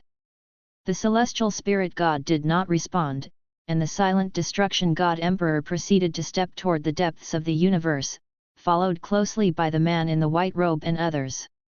Soon, This expanse of void fell into silence once more, the bright light inside the world gate dissipated, and the surroundings of the world gate dimmed, with only the light emanating from the celestial spirit god persisting. Although the arrival of the silent destruction god emperor drew Gu An's attention, he did not initiate an attack because he felt that the silent destruction god emperor also possessed an innate golden immortals cultivation level. Battling an opponent of the same realm wasn't wise. Gu An, lying on a tree branch, sat up. Forget it, let's have a lifespan simulation. Requires 5 billion years of lifespan, continue. 5 billion years of lifespan? That's way too expensive. Gu An directly chose no, there was no need to waste lifespan, especially since the aura of the silent destruction god emperor didn't intimidate him. The silent destruction god emperor wouldn't be able to discover the deist field of the beginningless unless he intended to destroy the celestial spirit great world. Although many have seen Gu An in this world, Gu An has already tampered with their cause and effect, no one would be able to trace back to the deist field of the beginningless. Gu An lay back down, continuing to read his book. He would cross that bridge when he came to it. It must be said, in these years the profound celestial intense penmanship had improved greatly, the depiction of emotion in the text was especially delicate, tugging at one's heartstrings. Gu An read intently, through the words he could visualize the scenes of the past, the characters' emotions as fervent as fire. The sun set and the moon rose, a full 5 days passed, and Xin and others finally woke up one after another, which was because Gu An had withdrawn his Dao intent. Seeing Gu An sleeping on the tree, they all stood up and paid their respects before leaving in small groups, whispering their insights to each other. After they all left, only then did Gu An open his eyes. His gaze turned toward the celestial vault. The silent destruction god emperor had arrived at the celestial spirit great world with his 7 subordinates. They did not go to the supreme sect but joined the holy court instead. Could it be that their target was not to eliminate Longqing? Longqing's identity had already been exposed, even that Candlestar knew clearly, the silent destruction god emperor must also be aware. Perhaps the silent destruction god emperor wanted to possess Longqing's body. After watching for a while and confirming that the silent destruction god emperor had no immediate intention to act, Gu An flipped off the tree, ready to gather medicinal herbs. No matter what sinister plots and schemes the silent destruction god emperor had, his progression in strength could not stop. Once he reached a lifespan of 100 billion years, Gu An could peer into higher realms. Getting stronger was always the right move. At the same time, in the sacred domain, within the Grand Council Hall of the Holy Court, the Saint Minister sat at the head, looking down upon the silent destruction god emperor and his 7 subordinates. The Saint Minister remembered the battle fought between the silent destruction god emperor and the supporting Dao sword venerable. Although the god emperor was annihilated by a single move from the sword venerable, the aura he exuded at the time was still vivid in his memory. "Why have you come?" the Saint Minister asked. He didn't know why the silent destruction god emperor was still alive, but with the supporting Dao sword venerable having left the celestial spirit great world, he had to be cautious in facing these outsiders from beyond. Looking at the silent destruction god emperor and the others, the Saint Minister felt bitter. He had tirelessly reached the state of a free immortal, but the opponents he faced were numerous and even stronger. It seemed as though the heavens were toying with him. A man in white robes stepped forward from behind the silent destruction god emperor and said with a smile, "Now the immortal dynasty has an existence that surpasses the free immortal. Once he merges with the immortal god destiny pattern, the end of the holy court won't be far off." With those words, the Saint Minister's expression turned ugly. He had always been troubled by this matter but was powerless to address it. How could he feel good having it pointed out by others? It was clear, these people wanted to use the holy court. The key issue was that the holy court was indeed on the path to doom. There seemed to be no imminent peril, but it was really just a matter of time. Since he couldn't refuse these people's manipulations, the Saint Minister struggled to keep his composure. The man in white continued to speak with a smile, even if the Yang Immortal Emperor merges with the Immortal God Destiny pattern, he would not be a match for us. We can assist the Holy Court. You needn't worry about the court becoming our puppet, for we shall leave sooner or later. We are in this world only to cultivate one person. The Saint Minister inquired, "May I ask who this person is? Is he within my holy court?" The man in white shook his head, "No, we only need the holy court to create obstacles for him, better tempering him and allowing him to grow stronger." After hearing this, the Saint Minister fell into silence. "We will not help you directly annihilate the Yang Immortal Emperor. You probably already realize the existence of the tribulations of heaven and earth and the will of the heavenly Dao. If the Yang Immortal Emperor acts against the Holy Court, naturally we will intervene. Before that, we will stay in the Holy Court," the man in white said. These words did stir the Saint Minister's heart. He could sense that this group was very strong, each one giving him the same feeling he got from facing the supporting Dao Sword Venerable. The most crucial point was that he had no room to refuse. To do so would only make things uglier, perhaps disastrously so. As the Saint Minister sighed inwardly, the silent destruction god Emperor raised his hand and from his palm flew a wooden rod. It was a red wooden rod, with a curved top like a serpent. Apart from being brightly colored, it looked unremarkable. The silent destruction god Emperor spoke, "This rod is made of Dao wood and can grant you unparalleled strength, as well as assist you in comprehending the great Dao. Consider it a gift. For our first meeting." The Saint Minister started to speak, but the red rod suddenly flew in front of him. The immense pressure changed his complexion, he sensed the profound Dao intent within the rod, and his eyes widened in shock. Such a treasure! The Saint Minister looked at the silent destruction god Emperor and asked, Who exactly are you?" The face of the silent destruction god Emperor was shrouded in darkness, as if he were the most mysterious being in the world, and he responded, "The silent extinction domain was my creation, and silent extinction is my name." The Saint Minister opened his mouth, his face edged with disbelief. In a valley, the immortal seeker sat beside a lake, gazing at the bright day sky, murmuring, "It seems that I still can't let go. Whose chess piece are you?" Zhu Xi, who sat meditating in the middle of the lake, opened her eyes and glanced at him, asking, "Whom are you talking about?" "The one who created the Qi of annihilation. The Divine Emperor? Someone of his caliber is also a chess piece. Indeed, he's been tirelessly working for the bloodline of the Long clan, he's either being driven by someone behind the scenes or pressured by an even greater force. The waters of this world are becoming muddier, and when the heaven and earth Dao fruit appears, your pressure will only increase." With that said, the immortal seeker's face took on a teasing expression. Zhu Xi hummed, "The Daoist unique venerate skill you passed on to me is so powerful, and with my talent, I'm not afraid." Chapter 523, Inheritance, the Thousand-Year Battle. The Daoist unique venerate skill is indeed formidable. If one can grasp its essence, dominating a corner of the great thousand world would not be an issue.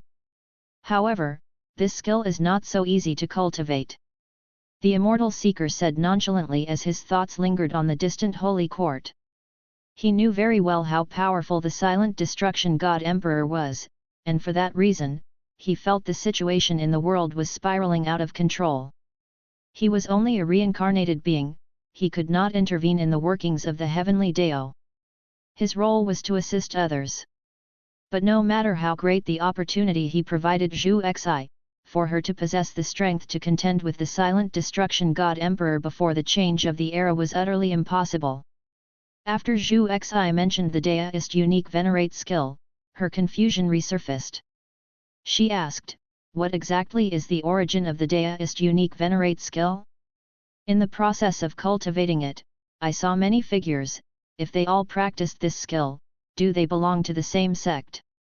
The immortal seeker looked at her and smiled, "Not just anyone can cultivate the Daoist unique venerate skill. This skill is passed down in a single lineage, and I too have only received its technique, never having cultivated it myself. Zhu Xi pondered this after hearing his words. The immortal seeker stood up and said, "Continue with your cultivation. I'll step out for a bit." Zhu Xi did not inquire further but closed her eyes and continued to perceive the deist unique venerate skill. Even though she had regained her memories of Shengtian, her interest in the deist unique venerate skill remained. With her talent, comprehending the deist unique venerate skill still proved to be a struggle, which was enough to indicate the unfathomable depth of this skill. The arrival of the silent destruction god emperor and others did not change the overall situation of the world. Against the backdrop of strife between the Holy Court and Immortal dynasty, prodigies rose, and great cultivators who had been in seclusion for long periods broke through their limits, reaching higher realms, shaking heaven and earth. The number of living beings between heaven and earth dwindled, with cultivators moving toward the central region of the celestial spirit great world and mortal spirits fleeing to the edges. The number of mortals on the nine-spirit continent was increasing, leading to sects springing up like bamboo shoots after a rainstorm, and even demons began staking out their territories. The deist field of the beginningless, situated near the Taixuan Sect, fortunately faced no trouble. On this day, Yi Qingshan and 4 others came into the forest to meet an Xian. All 5 had successively reached the nirvana realm in cultivation, but they still acted with restraint in front of an Xian. They could never ascertain an Xian's cultivation level, so they believed her realm to be far above theirs. A sect's main technique inheritance is missing. An Xian asked, frowning. Yi Qingshan's face showed a bit of awkwardness. He cleared his throat, braced himself, and said, "Indeed, figures from the sea sects have appeared on the fringes of the mainland. They have deeper resources and are constantly recruiting mainland cultivators. Numerous families and prodigies in our Taixuan Sect have been poached. Ultimately, the Taixuan Sect lacks exceptional advantages." He felt there was no reason to come to an Xian, but recalling the thousands of years they had known each other and the familiarity that had grown, coupled with the urging from the higher UPS in the sect, they had no choice but to approach her.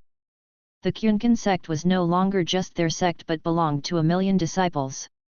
For the future of the sect, what was the harm in losing face? After all, Yi Qingshan was prepared for the awkwardness of being rejected. Cheng Meng followed up, "Senior, we dare not demand that you bestow upon us such an inheritance, but even just pointing us in the right direction would be appreciated." The other 3 echoed in agreement. The 5 of them had ventured out for 1,000 years, but within the entirety of heaven and earth, they were still at the bottom.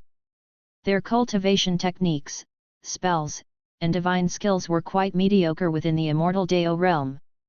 An Xian quietly watched them, making them so ashamed that they wished they could shrink into the ground.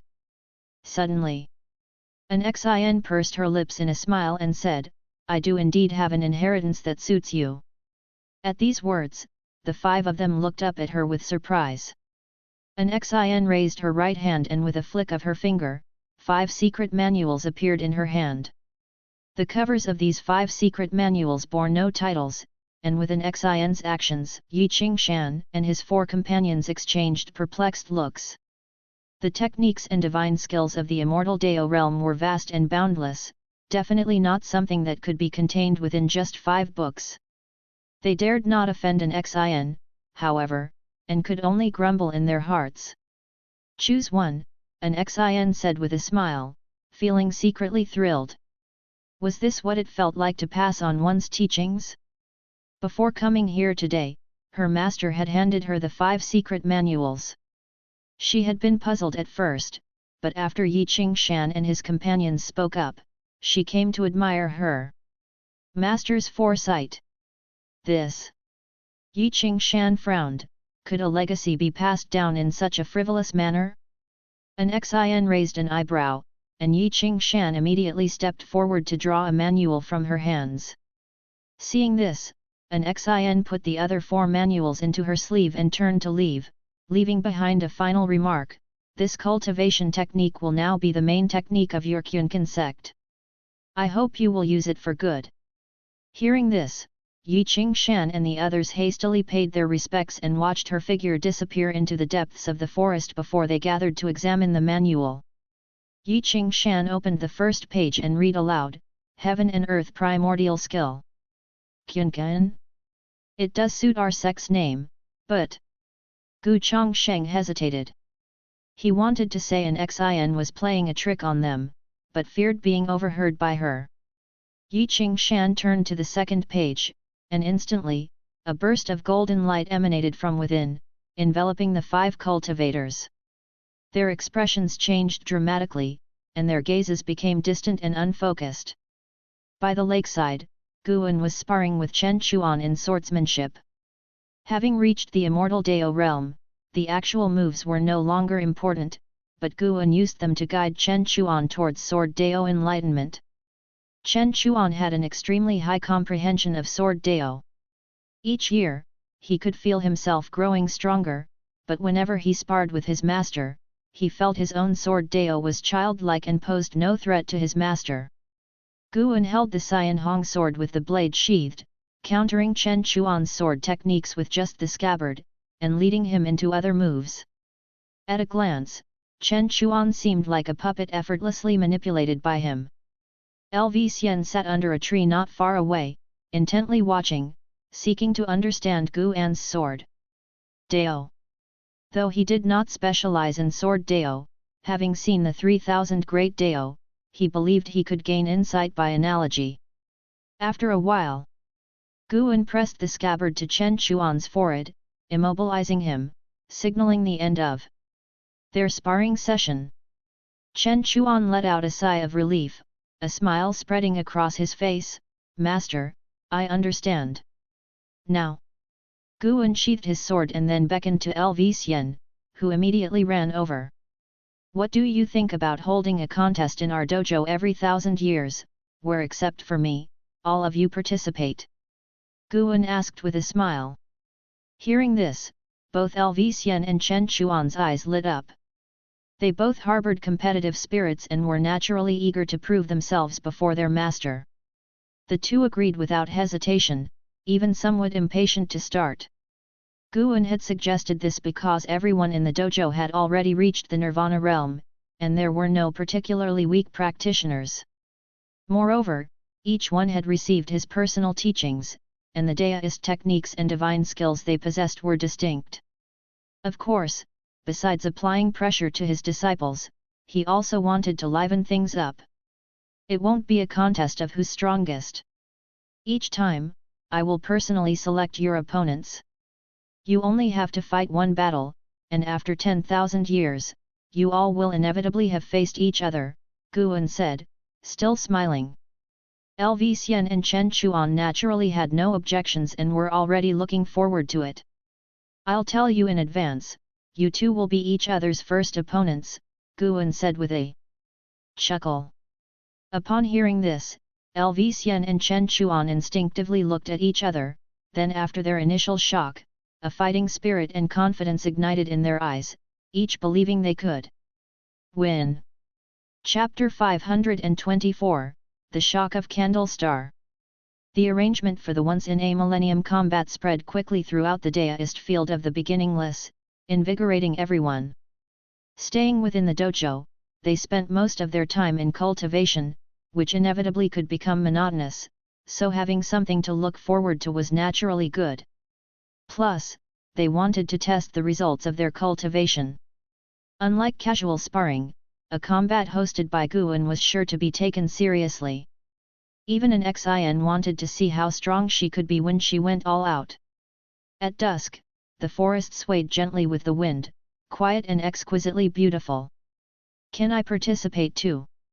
The ghost mother of ephemera, dressed in black, stood beside Guan and asked excitedly. Guan was admiring a newly matured spirit flower. He replied, would I really be playing a trick on you? The ghost mother of ephemera's heart raced. She understood what participating in the combat meant. It meant that Guan had accepted her. As she excitedly moved to kneel, an invisible force stopped her. I've said before, within the Daoist field of the beginningless, there is no need for such formalities, Guan said, his face showing satisfaction.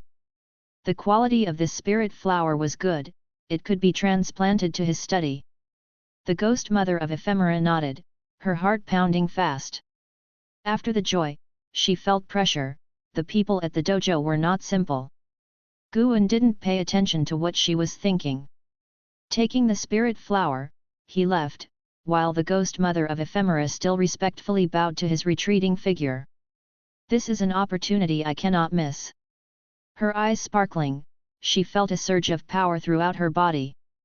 In the daoist field of the beginningless, there was no lack of heavenly materials and earthly treasures, and with a great power like Guan as a mentor, the so-called loss of freedom, she thought, was not permanent.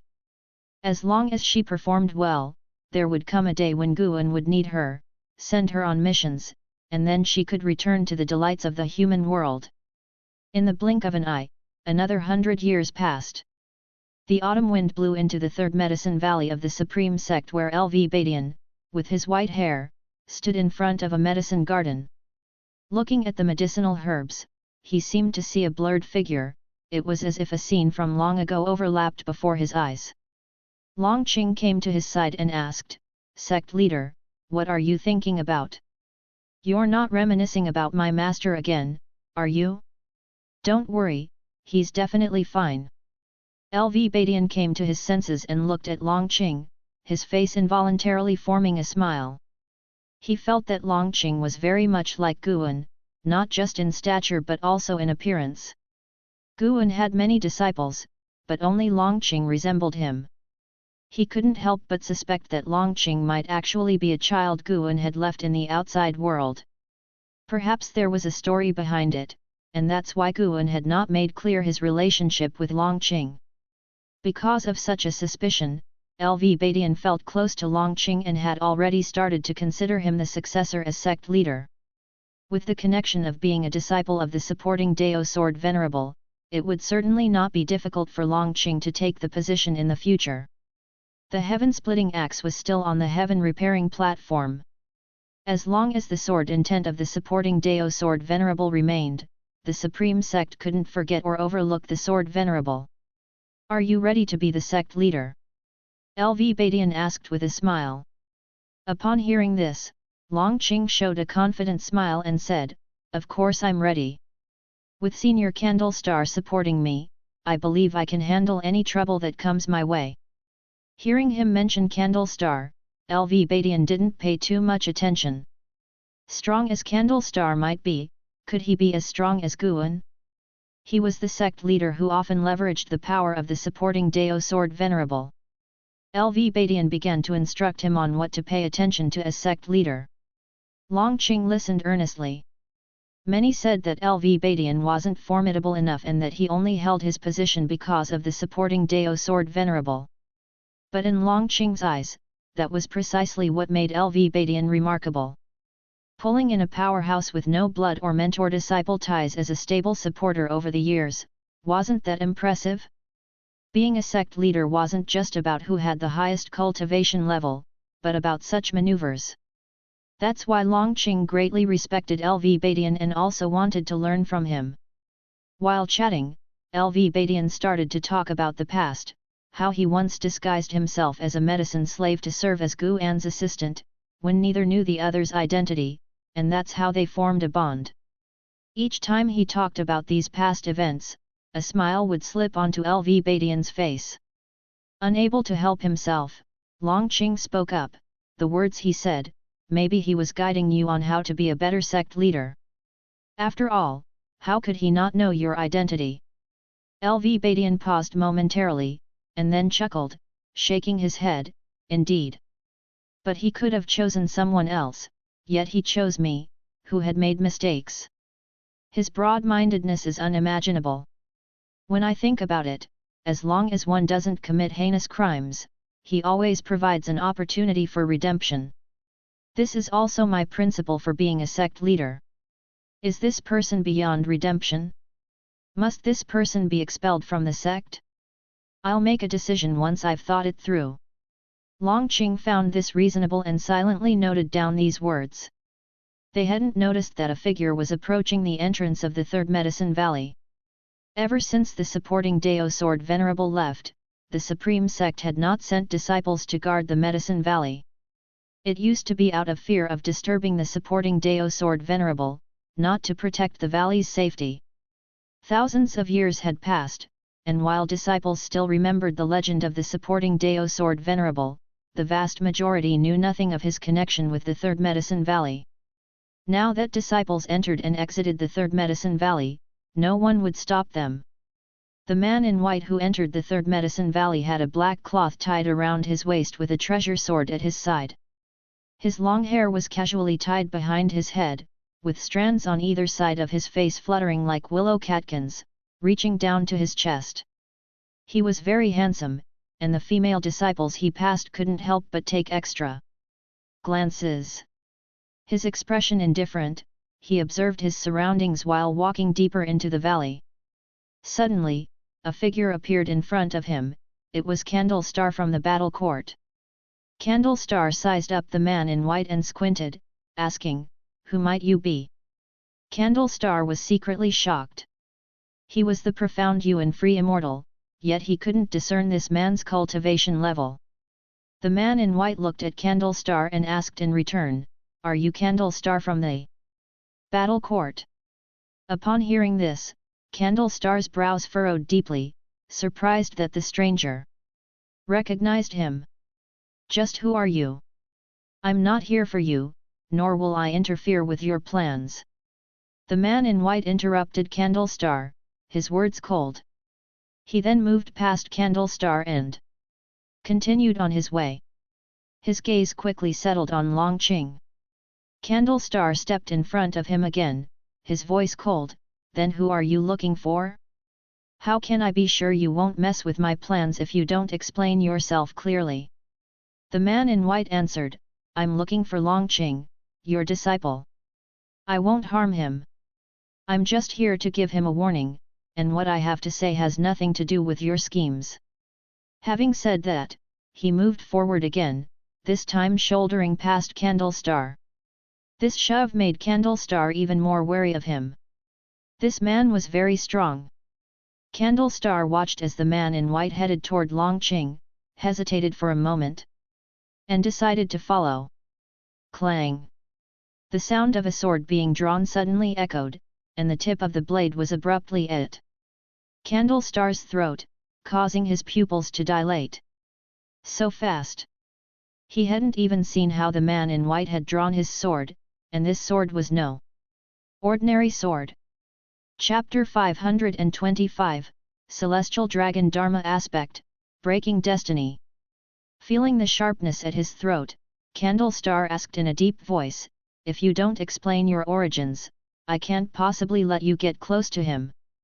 The man in white glanced at Candlestar, his sword-raising hand perfectly straight, like a bridge, making Candlestar feel he was hard to reach.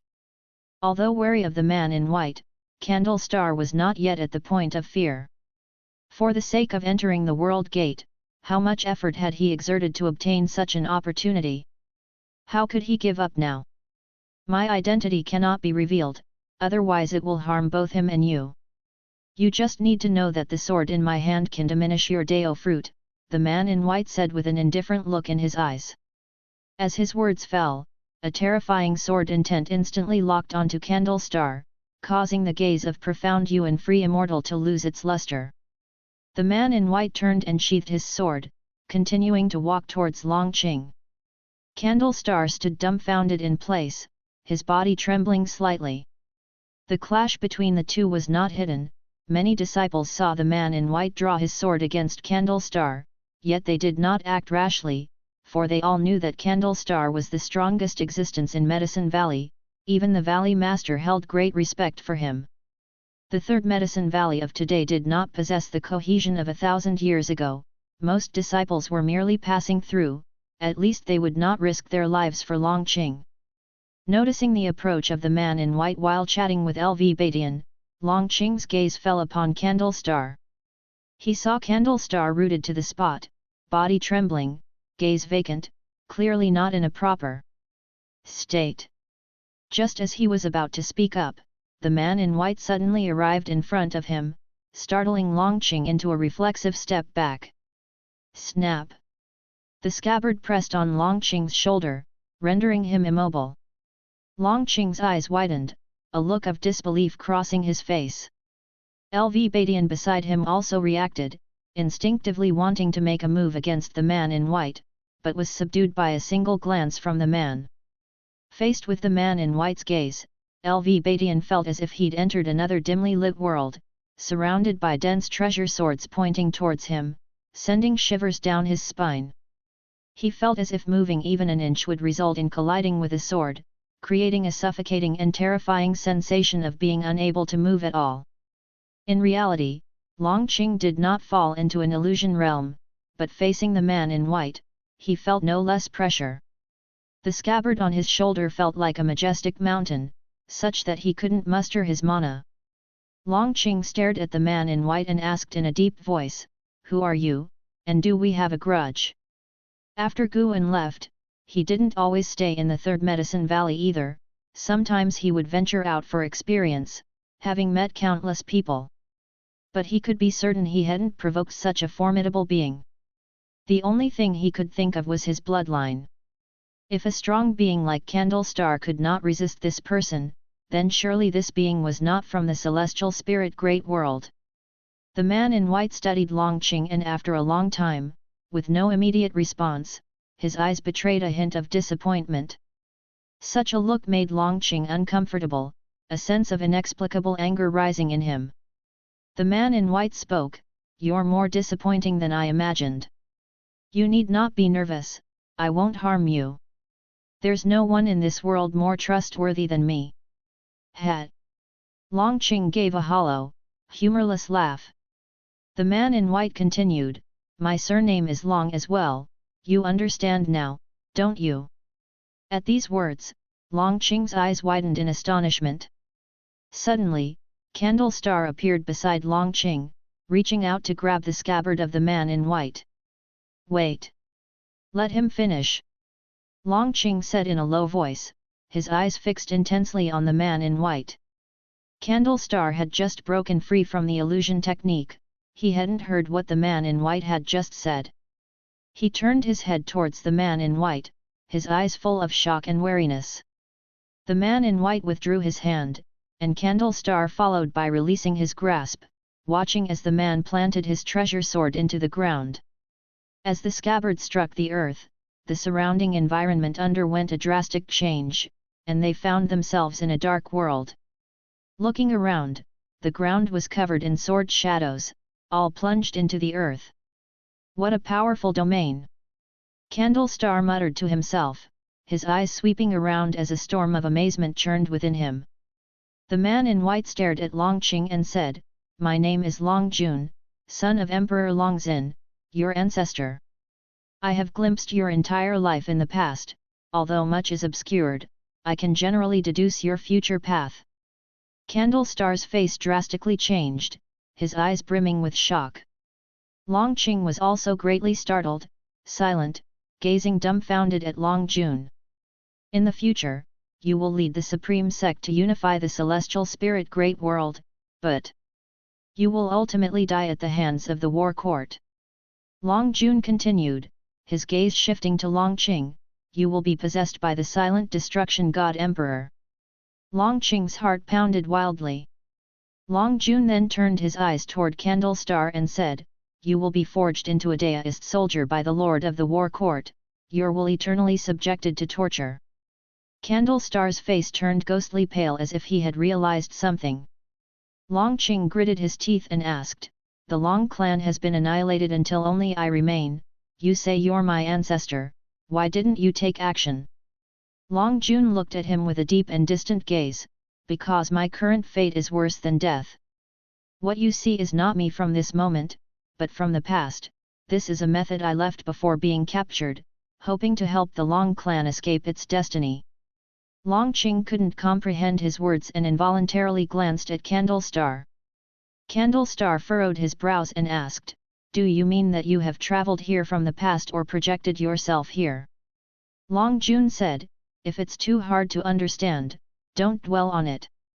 What's most important is how to resolve the impending calamity. If the silent destruction god emperor succeeds in possessing you, he might indeed gain the powers of my grandfather. Are you talking about Long Zhan? Yes, although I inherited his destiny pattern, in comparison to his bloodline power, it's really nothing, Long Jun answered. Long Qing recalled Candlestar mentioning before that Emperor Longzhen's grandson had also inherited the talents of Celestial Dragon Emperor Long Zhan. He opened his mouth, intending to ask. Isn't Emperor Longzhen's grandson Long Jun's son? As if seeing through his confusion, Long Jun replied, yes, my child also inherited this bloodline power. It was precisely because of it that the Long clan met with disaster. He is already dead, and I am still alive only because my father told me the stories of my grandfather. Since childhood, I have hidden my talents, but my child was born during the prime of the war court, and he was reckless. Long Qing felt dizzy from the information, and Candlestar was equally shocked, rapidly contemplating. Long Jun looked at Long Qing and said, to break the Long clan's fate, you need to practice a divine skill. Long Qing frowned and asked, which divine skill? The celestial dragon Dharma aspect. This skill will allow you to conjure the Dharma aspect of people with whom you share a blood connection to fight alongside you. Even if I master it, won't their strength depend on my cultivation level? Asked Long Qing, frowning.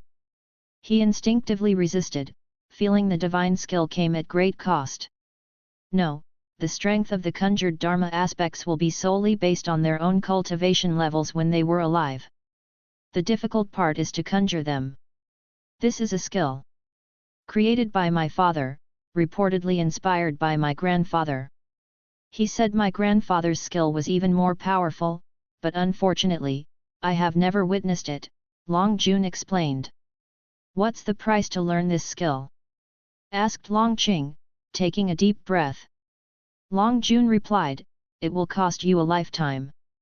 You may bear offspring before exercising this power and then sacrifice yourself to break the Long clan's fate. That's the only way. Only way? Long Qing's brow furrowed, and for some reason, his thoughts turned to his master. Did his master leave because of his fate? But if that were the case, why would senior sister Engzan ask on behalf of his master if he was willing to follow? Long Qing looked up at Long Jun and asked, then do you know my master? Chapter 526, The Strength of the Long Clan. Your master? Long Jun frowned, his tone revealing confusion as his gaze shifted to Candlestar and he asked, besides him, do you have any other masters? Upon hearing this, Long Qing and Candlestar exchanged a glance. Long Jun actually didn't know about this. What did that imply? Did it mean that Guan's Dao practice exceeded Long Jun's? It could also mean that Long Jun truly might be from the past, for if he were a man living in the present, it would be impossible for him not to know the name of supporting Dao Sword Venerable. Seeing their expressions, Long Jun immediately raised his hand and began to calculate with his fingers. Candlestar suddenly relaxed, thinking that if Long Jun couldn't deduce Long Qing's backer, didn't that suggest the future might not be as he had seen it? His choice of Long Qing was not just because of Long Qing's bloodline but also because of Long Qing's background. In his view, why would supporting Dao Sword Venerable take action to shield all living beings from silent destruction God Emperor, if not to protect Long Qing? There were too many coincidences. Long Qing, pursued and hunted, receiving protection from a hidden great power, surely had unknown cause and effect. Long Qing broke the silence, asking, if you're truly my ancestor, can you deduce how many members of the Long clan are still alive in the world? As he grew older and more experienced, Long Qing wasn't foolish, he felt that his master had not just stumbled upon him by chance. Even if it was a coincidence, why would his master adopt him after seeing through his origins? No matter how he thought about it, he felt it was very likely that his master was also a member of the Long clan. Unable to deduce anything about Guan, Long Jun said, I have calculated. There are only you and I. He furrowed his brows and hesitated before asking, "Could it be that you have another master?" "That's right, if he hadn't taken action, I would have died long ago," Long Qing replied. After hearing this, Long Jun's brow relaxed, and he mused to himself, "No wonder there are so many unclear areas." Long Qing no longer spoke further, instead beginning to weigh the divine skills Long Jun had mentioned. Even though he had another master to rely on, if that master was not from the Long clan, how could he drag his master into this predestined karmic retribution? No matter who your master is, I can confirm that he has no blood relation to the Long clan, and in the end, you must still bear the fate of our clan, Long Jun said to Long Qing with seriousness. He did not further inquire about Long Qing's master because he comprehended how vast the great Dao was due to his high realm. Recognizing that there is always someone stronger and that one can never be the strongest if they stop being captivated by the war court and not the strongest, it was normal for him to encounter people and matters he couldn't see through. He could at least be certain that Long Qing's master didn't harm Long Qing, and that was sufficient. Besides, he had met quite a few benefactors in his life. Long Qing fell into silence. Long Jun did not press further and instead looked towards the distance, his gaze wandering. Candle Star telepathically warned Long Qing not to agree, arguing that the war court might be strong, but there was still a way out. In his view, the fact that Silent Destruction God Emperor and the war court had not managed to capture Long Qing up to now was telling. Long Qing did not respond. Ever since Guan left, Long Qing had vowed to only make use of Candle Star and not trouble his master anymore. However, facing Long Jun, who had overwhelming strength compared to Candle Star, and knowing Long Jun's true self was suppressed by the war court, what could he rely on if he gave up the celestial dragon Dharma aspect? Most critically, the celestial dragon Dharma aspect could summon the ancestors of the Long family. Whether in a previous life or in this one, he had always longed for the Long clan at the height of its power. He wanted to know just how strong the Long clan had been to bring such suffering upon him for an entire life. The greater the hardships, the more he anticipated the capability of his own bloodline. If he could fight alongside the ancestors of the Long family, even at the cost of his life, it would be worth it. He had lived long enough and tasted both the bitterness and the joy of the human world. It was time to pursue what he had never attained before. Taking a deep breath, Long Qing's gaze fell upon Long Jun, and he declared, "I am willing to cultivate the celestial dragon technique." Long Jun immediately revealed a smile, looking at him with a change in his eyes. Candle Star wanted to persuade further, but Long Jun waved his sleeve and sent him flying. At the same time, another person was watching them. It was Guan, who was far away in the Daoist field of the beginningless. Guan could feel that Long Jun indeed had the bloodline of the Long clan and that he had a strong, intricate karma. It was as if he did not belong to this world, he had forced his way in, and the heavenly Dao wanted to expel him. From the sword domain displayed by Long Jun, his cultivation level should be at the perfection realm of the heaven encompassing free immortal. This sword domain is the rudimentary form of the Dao fruit world. When the sword domain is becoming a world, that will be the time Long Jun enters the innate golden immortal stage. However, judging by what Long Jun said, his future had already been suppressed, so his current realm wasn't so important. Even if Guan were to give him guidance now, it would likely be very difficult to change his fate. Of course, Guan would not guide him, as his karma lies in the past. To interfere with the past would only court more trouble in the present. Guan was puzzling over one thing now. How was Long Zhan's lifespan evolution ability passed on to the descendants? He suspected there was another cause. Perhaps the Silent Destruction God Emperor and the War Court simply mistook the son of Long Jun to have inherited Long Zhan's capabilities, thereby asserting the bloodline of the Long clan as special. Regardless, Long Jun was, after all, Guan's grandson, though he was a reincarnation body. He could not simply ignore that. Very well. Now, he had one more reason to deal with the War Court. In fact, without initiating an attack, the War Court would continue to pester him, but now that he had an unavoidable reason to make a move, he was even more determined to confront the war court.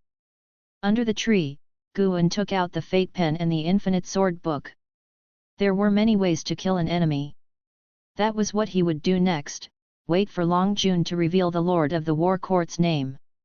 As for the celestial dragon Dharma aspect mentioned by Long Jun, Guan did not take it seriously. Long Zhan did discuss the creation of the celestial dragon reincarnation Dharma aspect in its early stages with Long Xin, but Long Xin did not actually learn the true celestial dragon reincarnation Dharma aspect. Guan would also occasionally cultivate this divine skill, and he had been able to summon the reincarnation body. Long Zhan, Yang Xian, Lu Han, Ji, Black Profound Emperor, and others, each had their own talent. Someday, when Guan waved his hand grandly, and the reincarnation body appeared in front of him, that moment would be terrifying, and even he himself could not judge. In the future, he would continue to undergo lifespan reincarnation, which meant the celestial dragon reincarnation Dharma aspect could only become increasingly more powerful. Seeing Long Jun start to transmit divine skills, Guan withdrew his divine sense and continued to sleep. He prepared to dream with the experiences of Ji, to roam the great Dao worlds of the future. To comprehend the past, to pursue the origin of the great Dao, to roam the future, was also to pursue the direction of the great Dao. Long Jun took up residence in the Third Medicine Valley, hiding his real name. As he stayed longer in the Medicine Valley, the disciples began to call him the Senior in White. He would occasionally guide the direct disciples of Longqing in their cultivation, but more often, he would play Go with others in the dojo established by Guan, contemplating the Dao. In the game of Go. In a blink. 10 years quickly passed. One day, Long Jun came to the heaven-repairing platform of the outer sect city. Having just arrived at Supreme Sect, he had heard of the legend of the supporting Dao sword venerable, but previously his attention had been focused on Longqing. Now he understood that Longqing's mentor was the supporting Dao sword venerable, who had saved the celestial spirit great world on many occasions, which piqued his curiosity about the supporting Dao sword venerable. Today, he would experience the supporting Dao sword venerable's sword intent. He, too, was a sword cultivator. As he just stepped onto the heaven-repairing platform, his face suddenly changed, he furrowed his brows, and then stepped forward. Thousands of years had passed, yet the heaven-repairing platform was still crowded with people. Anyone who came to the Supreme Sect wanted to feel the mythical heritage of the sect. Passing through the crowd, Long Jun came to the heaven-splitting axe. Standing beside the heaven-splitting axe, Zhou Yujian glanced at Long Jun, seeing his extraordinary bearing, he assumed he must be a great cultivator. But even with such a guess, Zhou Yujian was not polite and with a wave of his hand, said, "Go back and line up." Chapter 527, Acceptance of Sword Dao. Queuing. Long Jun's gaze shifted toward Zhou Yujian, his eyes expressing indifference. He didn't speak but turned and walked toward the end of the long queue. This small interlude did not draw much attention. Nowadays, encountering great cultivators with extraordinary bearings at Supreme Sect wasn't rare, let alone those who did not queue. However, with Zhou Yujian present, the order would not be disrupted. Zhou Yujian's impartial and strict way had earned him immense prestige. Of course, there were those who disapproved of him, but after inquiring privately, none dared to cause him trouble because he had inherited the legacy of supporting Dao sword venerable, making him almost a disciple. With such a status, Supreme Sect was more than willing to raise him to the heavens. It took barely an hour before Long Jun's turn arrived, which was considered quick since Zhou Yujian didn't waste words and allowed a quick go. Zhou Yujian stared at Long Jun, he always felt there was something extraordinary about this man. Although he didn't think the other could lift the heaven-splitting axe, he was eager to see what the other could do. In the long years spent guarding the heaven-repairing platform, how tedious it had been. Yet Zhou Yujian endured, believing that his actions would move the supporting Dao sword venerable. What he aspired to was far beyond ordinary people's imaginations. Even his descendants couldn't understand why keep guarding after the supporting Dao sword venerable had departed. Long Jun approached the heaven-splitting axe, his right hand grasping the handle. He just wanted to feel the power of the supporting Dao sword venerable. He had no intention of actually pulling out the axe, nor did he want to ruin anyone else's opportunity. Although he heard that the supporting Dao sword venerable was strong, he didn't think he was stronger than himself. Yet, as soon as he held the heaven-splitting axe, his brow instantly furrowed. So heavy! It felt like he was not holding the axe, but the entire celestial spirit great world. From the very first touch, he realized he couldn't lift the axe. The supporting Dao sword venerable's cultivation level was higher than his current level. Golden immortal Dao fruit. A storm surged in Long Jun's heart. Such a strong individual guarding Longqing, what could be his intention? Before, he didn't care, but now that he realized the supporting Dao sword venerable was stronger than he had imagined, he couldn't help but ponder more. Where there's a cause, there's an effect. If the supporting Dao sword venerable was merely optimistic about Longqing or acted out of compassion, was there a need to protect Longqing so vehemently? After offending the battle court, why didn't the supporting Dao sword venerable sever all connections with Longqing? Long Jun's brows furrowed tightly as he fell into deep thought. Zhou Yujian, on the other hand, grew impatient and said, "If you can't pull it out, leave. Don't waste time." Upon hearing this, a glint of cold light flickered in Long Jun's eyes, giving Zhou Yujian an inwardly startled feeling, as if he faced the horror of death for an instant. Fortunately, Long Jun didn't take it up with him and turned to leave. Zhou Yujian heaved a sigh of relief, looking at Long Jun's departing figure with fear, yet with increased curiosity. On the other hand, far in the Daoist field of the beginningless, Guan was secretly pleased. Luckily, he had strengthened the power inside the heaven-splitting axe in advance, for if this youngster had managed to lift it, there would have been chaos. Long Jun did not belong to this era. By obtaining the heritage of the heaven-splitting axe, it was equivalent to seizing the opportunity meant for Guan's descendants. Plus, if he took the power of the axe back to the past, it could cause trouble for Guan. Everyone is striving to become stronger. I'd like to see what kind of struggle you will all end up in. Guan, reading inside his house, had his mouth curled into a smile as he muttered to himself. Zhu Xi was practicing the Daoist unique venerate skill under the guidance of the immortal seeker. Liya was learning sword Dao from the sword annihilation ancestor. Longqing was following Long Jun in practicing the celestial dragon Dharma aspect. And there was An Hao, still comprehending the power of the celestial Dao golden core. One day, these four individuals would clash, possibly even impacting the power dynamics of the world. No, these four already represented different forces. Guan also had to intervene, not for anything else, but to prove that following him was indeed the best path. Guan, thinking of the delights, beamed even more brightly. Spring went and autumn came, 30 years flitted by in a flash. North Sea mountain ridge. Inside a valley. Sitting in meditation on the grass, Longqing opened his eyes, and as he stopped practicing, the wind and waves in the valley ceased, with the floating flowers and plants gradually returning to tranquility. He frowned and looked up at Long Jun not far away. Long Jun was sitting on a grass sheep, holding his treasure sword, his eyes revealing a faint sadness, seemingly lost in thought. "Ancestor, why can't I ever fully comprehend it?" Longqing spoke up, having practiced the celestial dragon technique for decades without finding the key to its entry, which also delayed his qi absorption cultivation for decades. He was thinking of giving up. Without lifting his eyes, Long Jun said, "It's not so easy, don't be impatient. Once you master the celestial dragon Dharma aspect, your cultivation level will rise like the tide." Just as Longqing was about to speak again, suddenly, an immense aura surged from afar, shocking the entire great heaven and earth, so powerful that even mortal spirits could feel the terrifying pressure. Long Jun looked up, a sharp light flashing in his eyes. Unexpectedly, there is such sword intent in this world, Long Jun pondered thoughtfully. Long Qing also looked in the direction the aura was coming from, but he was not surprised.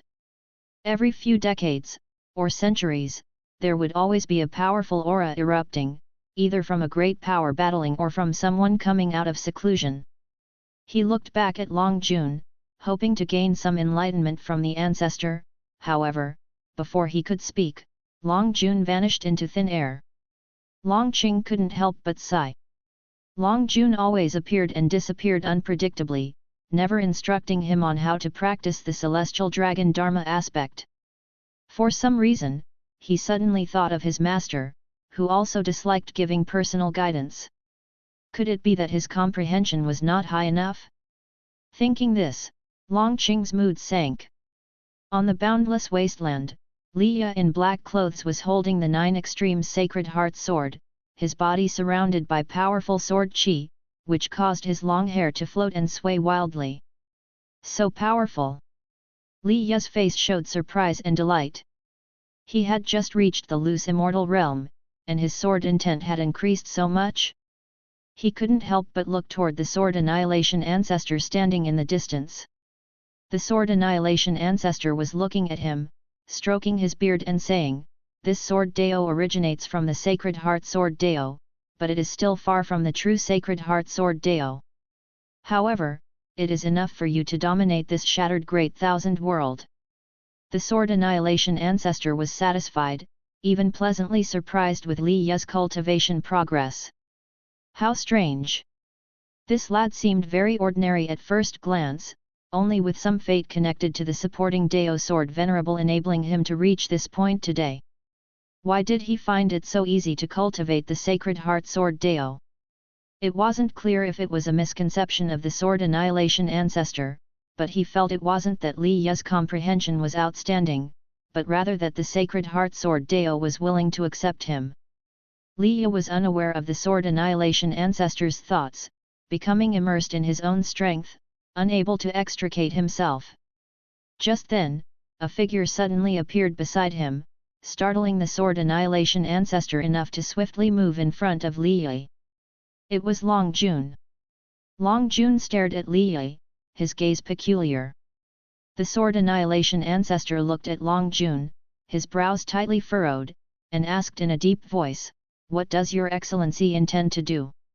Long Jun's speed was too fast, so fast that the sword annihilation ancestor could tell he was no match for him. Liya was also startled by Long Jun, instinctively raising his sword, but when he saw Long Jun, he was momentarily confused. For some reason, there was a slight resemblance to Guan in Long Jun's features. Upon closer inspection, it wasn't similar.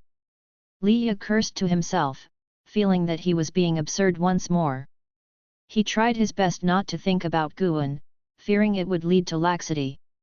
"Senior, may I ask what brings you here?" Liya asked neither servilely nor overbearingly. Long Jun asked, "Where does this sword Dao come from?" Liya replied, "Sacred Heart Sword Dao. Has Senior heard of it before?" Seeing how tense the sword annihilation ancestor was, Liya felt panicked inside, but he had to maintain composure on the surface. If the other party wanted to kill him, with the speed displayed, he wouldn't even have time to react. Perhaps he wasn't an enemy. Chapter 528, The Matter of Creating the Universe. Sacred Heart Sword Dao. Long Jun pondered the name of this swordsmanship, his eyes flickering as if he had thought of something. Sword annihilation ancestor pulled Liya behind himself and then faced Long Jun, with the sword intent emanating from him that changed the color of the celestial vault. Thick clouds rolled in at great speed, swiftly darkening the skies. Long Jun came to his senses, looked at sword annihilation ancestor, and said, "Your sword Dao is strong, but you don't seem to be here in your original body." Upon hearing this, the sword annihilation ancestor's face showed a subtle change. Clang! Long Jun drew his sword, its blade hovering near the Sword Annihilation Ancestor's neck. He drew his sword so quickly that the Sword Annihilation Ancestor couldn't react in time. Li Yi was also frightened and immediately raised the 9 Extremes Sacred Heart Sword, standing alert. Who would have thought that after so many eras, the Supreme Demon Realm would still be clinging on to life? My sword intent can make it all the way to your true form. Do you believe me? Long Jun said indifferently, making the Sword Annihilation Ancestor's complexion even uglier. Li Yi clenched his teeth and asked, "Who exactly are you, and what do you want? Could it be that you're after my sword Dao?" Long Jun glanced at him and said, "I am also a sword cultivator, merely attracted by your sword Dao. However, it seems that you are merely Dao thieves. Whatever your schemes, remember, do not commit acts of world slaughter, or you will never recover." With that, Long Jun sheathed his sword, ready to leave.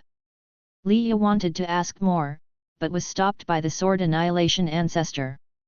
Tisk tisk, to think that the heaven-encompassing free immortal could act so oppressively. A sneering laugh resounded, instantly dropping the temperature between heaven and earth. Long Jun narrowed his eyes and looked up, his gaze filled with murderous intent. Deep in the ocean, the hidden spirit palace. Guan lay on a rocking chair, holding a book in his hand. Deep-sea dragon Carp, Chen Luo, and Su Ling were meditating beside him, all practicing their divine skills. This kid. Guan saw Long Jun fighting with one of the Silent Destruction God Emperor's subordinates and felt his actions were a bit over the top. Knowing that the Silent Destruction God Emperor was involved with the battle court, how could Long Jun still dare to expose himself? Guan previously thought that he was just here to transmit divine skills until Longqing was trained and would then leave. Unexpectedly, Long Jun was so impetuous. Wait! Could it be that this kid had other plans? Guan became interested in this battle. He wanted to see how Long Jun would wrap things up. The subordinate of the Silent Destruction God Emperor also had the cultivation level of a heaven-encompassing free immortal, considered the most formidable among the Silent Destruction God Emperor's followers. He and Long Jun battled with the power of their realms and did not affect the celestial spirit Great World. In Li Yi's eyes, the two did not make a move, merely standing off against each other from afar. In reality, they clashed countless times in an instant, their power manifesting within their realms. Whether it was the Silent Destruction God Emperor's subordinate or Long Jun, both were cautious in their actions. They weren't wary of each other but of the strongest being that suppressed the celestial spirit Great World. In the end, the Silent Destruction God Emperor's subordinate left with his tail between his legs, and Long Jun disappeared as well. This battle would undoubtedly reach the ears of the Silent Destruction God Emperor, and Guan wanted to see how he would react. Guan planned to break through after reaching a lifespan of 100 billion years and then deal with the Silent Destruction God Emperor. Until then, he did not want the Silent Destruction God Emperor to act rashly. Clearly, the Silent Destruction God Emperor was also wary of him and had not taken action against Longqing just yet. And so, Guan maintained his wait-and-see attitude. Several months later, the Silent Destruction God Emperor began to make his move. He transformed into a deist and made contact with the Sword Annihilation Ancestor and Li Yi. He was actually interested in the Sacred Heart Sword Dao as well. Could it be that Long Jun did it on purpose, wanting to shift the Silent Destruction God Emperor's attention to Li Yi? With Long Jun's Dao practice, he could certainly have foretold of Li Yi's past. Even if he couldn't see through Guan, he would likely be aware of Li Yi's experiences by deducing from what others said. To know that Li Yi received Guan's inheritance would not be difficult. So, you want to use me to go up against the Silent Destruction God Emperor? Thought Guan as he was quietly picking medicinal herbs. He wasn't angry, after all, Long Jun was his grandson, and Long Jun's scheming was also for the sake of protecting Longqing. However, if Long Jun could see through the cause and effect of Li Yi's life, then the Silent Destruction God Emperor could do the same. The Silent Destruction God Emperor did not force his hand against Li Yi. Instead, he offered divine skills in exchange. The divine skills he brought forth even tempted the sword annihilation ancestor, and ultimately, the silent destruction god emperor joined Liya in understanding the sacred heart sword Dao. Guan felt was truly a twisted. He was irreconcilable with the silent destruction god emperor, yet the god emperor had good relations with both Anhao and Liya. The cause and effect of this world is truly complex. No matter how high one's realm is, they are always entangled with karma. Under the cosmic starry sky, the celestial Dao golden core continues to burn, its radiance seeming eternal. In front of the celestial Dao golden core, Yang Immortal Emperor slowly stood up, with Anhao meditating beside him, also opening his eyes and looking up at him. We can't wait any longer, the destiny of great heaven and earth is being divided. If this goes on, the destiny of the immortal dynasty will eventually be eroded. Yang Immortal Emperor murmured to himself. The conflict between the immortal dynasty and the Holy Court continued to this day, with the destiny of both sides growing. However, in reality, Yang Immortal Emperor could feel the presence of an outer heaven being infiltrating both the immortal dynasty and the Holy Court. With just one miracle, the destiny of both powers could be usurped. Indeed, this was the case. After his 1,000-year seclusion, the immortal dynasty needed someone to take charge, which presented many opportunities for the forces beyond heaven. He could sense that there was a presence within the immortal dynasty stronger than himself. This made him hesitant to reveal himself, for fear of exposing the location of the celestial Dao golden core. Anhao frowned at Yang Immortal Emperor and said, with your current cultivation level, to accomplish that task, I fear it might be. Yang Immortal Emperor looked at the celestial Dao golden core and said, before the great calamity arrives, the highest realm in great heaven and earth was the Ziza immortal realm, which indicates that great heaven and earth could only create a free immortal. Now that I have surpassed the free immortal, it's not impossible for me to achieve it. Anhao asked, if you fail, what then? Yang Immortal Emperor glanced at him and said, then it's up to you to do it. Anhao's expression remained calm as he replied, if it's up to me, after my success, the immortal dynasty won't be the supreme power of heaven and earth. I'm well aware, but my failure signifies that the destiny of the immortal dynasty has come to an end. What you must do is to protect the living beings of great heaven and earth.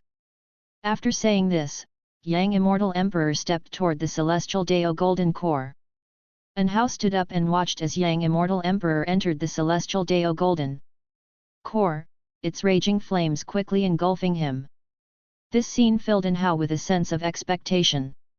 He was also curious whether Yang Immortal Emperor, with his realm, could accomplish such a feat of creating heaven and earth. As Yang Immortal Emperor's figure completely vanished into the celestial Dao golden core, the golden flames of the celestial Dao golden core suddenly came to a halt. Elsewhere, within the Daoist field of the beginningless, in front of a waterfall, Guan was painting with Shenzhen when he suddenly felt something, and looked up, frowning. Shenzhen glanced at him, and seeing him looking up, she followed suit. Just as she was about to ask what was happening, her pupils dilated. Above the blue sky, a sun appeared out of nowhere, growing rapidly in size. Not just they, but creatures all over great heaven and earth saw this spectacle, sparking discussions among all beings. A vast pressure enveloped heaven and earth, quieting it. Shenzhen couldn't help but ask, what is that? Guan replied softly, the ruler of the immortal dynasty, Yang Immortal Emperor, and the celestial Dao golden core. Shenzhen, surprised, asked, Yang Immortal Emperor? What does he intend to do? Guan didn't hide anything and answered, he wants to restore the great thousand world to its original state. Chapter 529, The Existence Representing the Will of the Heavenly Dao. Yang Immortal Emperor appeared above the celestial Dao light layer, transforming into a radiant sun, allowing all living beings to witness his brilliance. His vast mana had already enveloped the entire great heaven and earth and even extended into the depths of the universe. Behind him, Fierce flames converged into the form of a celestial Deo golden core. This golden core was even more enormous than the 7 suns above the celestial spirit great heaven and earth. Figures flew out from heaven and earth, looking at Yang Immortal Emperor with fear. Yet faced with Yang Immortal Emperor's imposing presence, no one dared approach him. Who is he? The Lord of the Immortal Dynasty, Yang Immortal Emperor. What is he trying to do? Such a powerful aura. How high is his Deo practice actually? He hasn't gone into demonic possession, has he? It doesn't seem good. Could it be that he is going to make a move against the Holy Court? The cultivators of the Immortal Deo discussed among themselves, unease swelling in their hearts. Facing the ever-increasing aura of Yang Immortal Emperor, no one dared to make a sound. Far away in the Supreme Sect, Longqing also looked up at this scene. When Candle Star appeared beside him, he couldn't help but ask what this anomaly was. The Lord of the Immortal Dynasty seeks to use the power of the Heavenly Deo to restore the shattered Great Thousand World to its original state, that is, to bring the various great heaven and earth together, Candle Star said with a serious face. Yang Immortal Emperor, who was merely at the Deist Zhang Zizai Immortal Realm level, exhibited an aura that even made him, the profound Yuan Free Immortal, tremble with fear. Upon hearing this, Longqing felt shocked, and at the same time, a greater confusion arose in his heart. He further inquired, what good is it to bring the great heaven and earth together? Far away in the Deist field of the beginningless, Shen Zhen also asked Guan this question. Guan replied, when the heavens and the earth merge, destinies will also merge, allowing those who contend for the destiny of heaven and earth to have more destiny. Also, from the perspective of the Heavenly Deo, this is indeed a good method. The current constant catastrophes are because the celestial spirit great heaven and earth has reached its limit of endurance. The Heavenly Deo hopes to alleviate the pressure on heaven and earth. Moreover, other heaven and earths in the universe are successively encountering massacres, many of them are even devoid of life. At this time, all the heaven and earth combined, the new heaven and earth will have stronger endurance. Perhaps the beings of the celestial spirit great heaven and earth can thus avoid a catastrophe and welcome a new era. Having previously discussed the will of the Heavenly Deo with Shen Zhen, she couldn't help but admire Yang Immortal Emperor after hearing this. So, is he acting for the sake of all living beings? Shen Zhen remarked. The endurance of heaven and earth was insufficient, and most people thought of reducing the number of beings to cross the tribulation, while Yang Immortal Emperor thought of expanding heaven and earth, enhancing their endurance. He not only dared to think but also dared to act.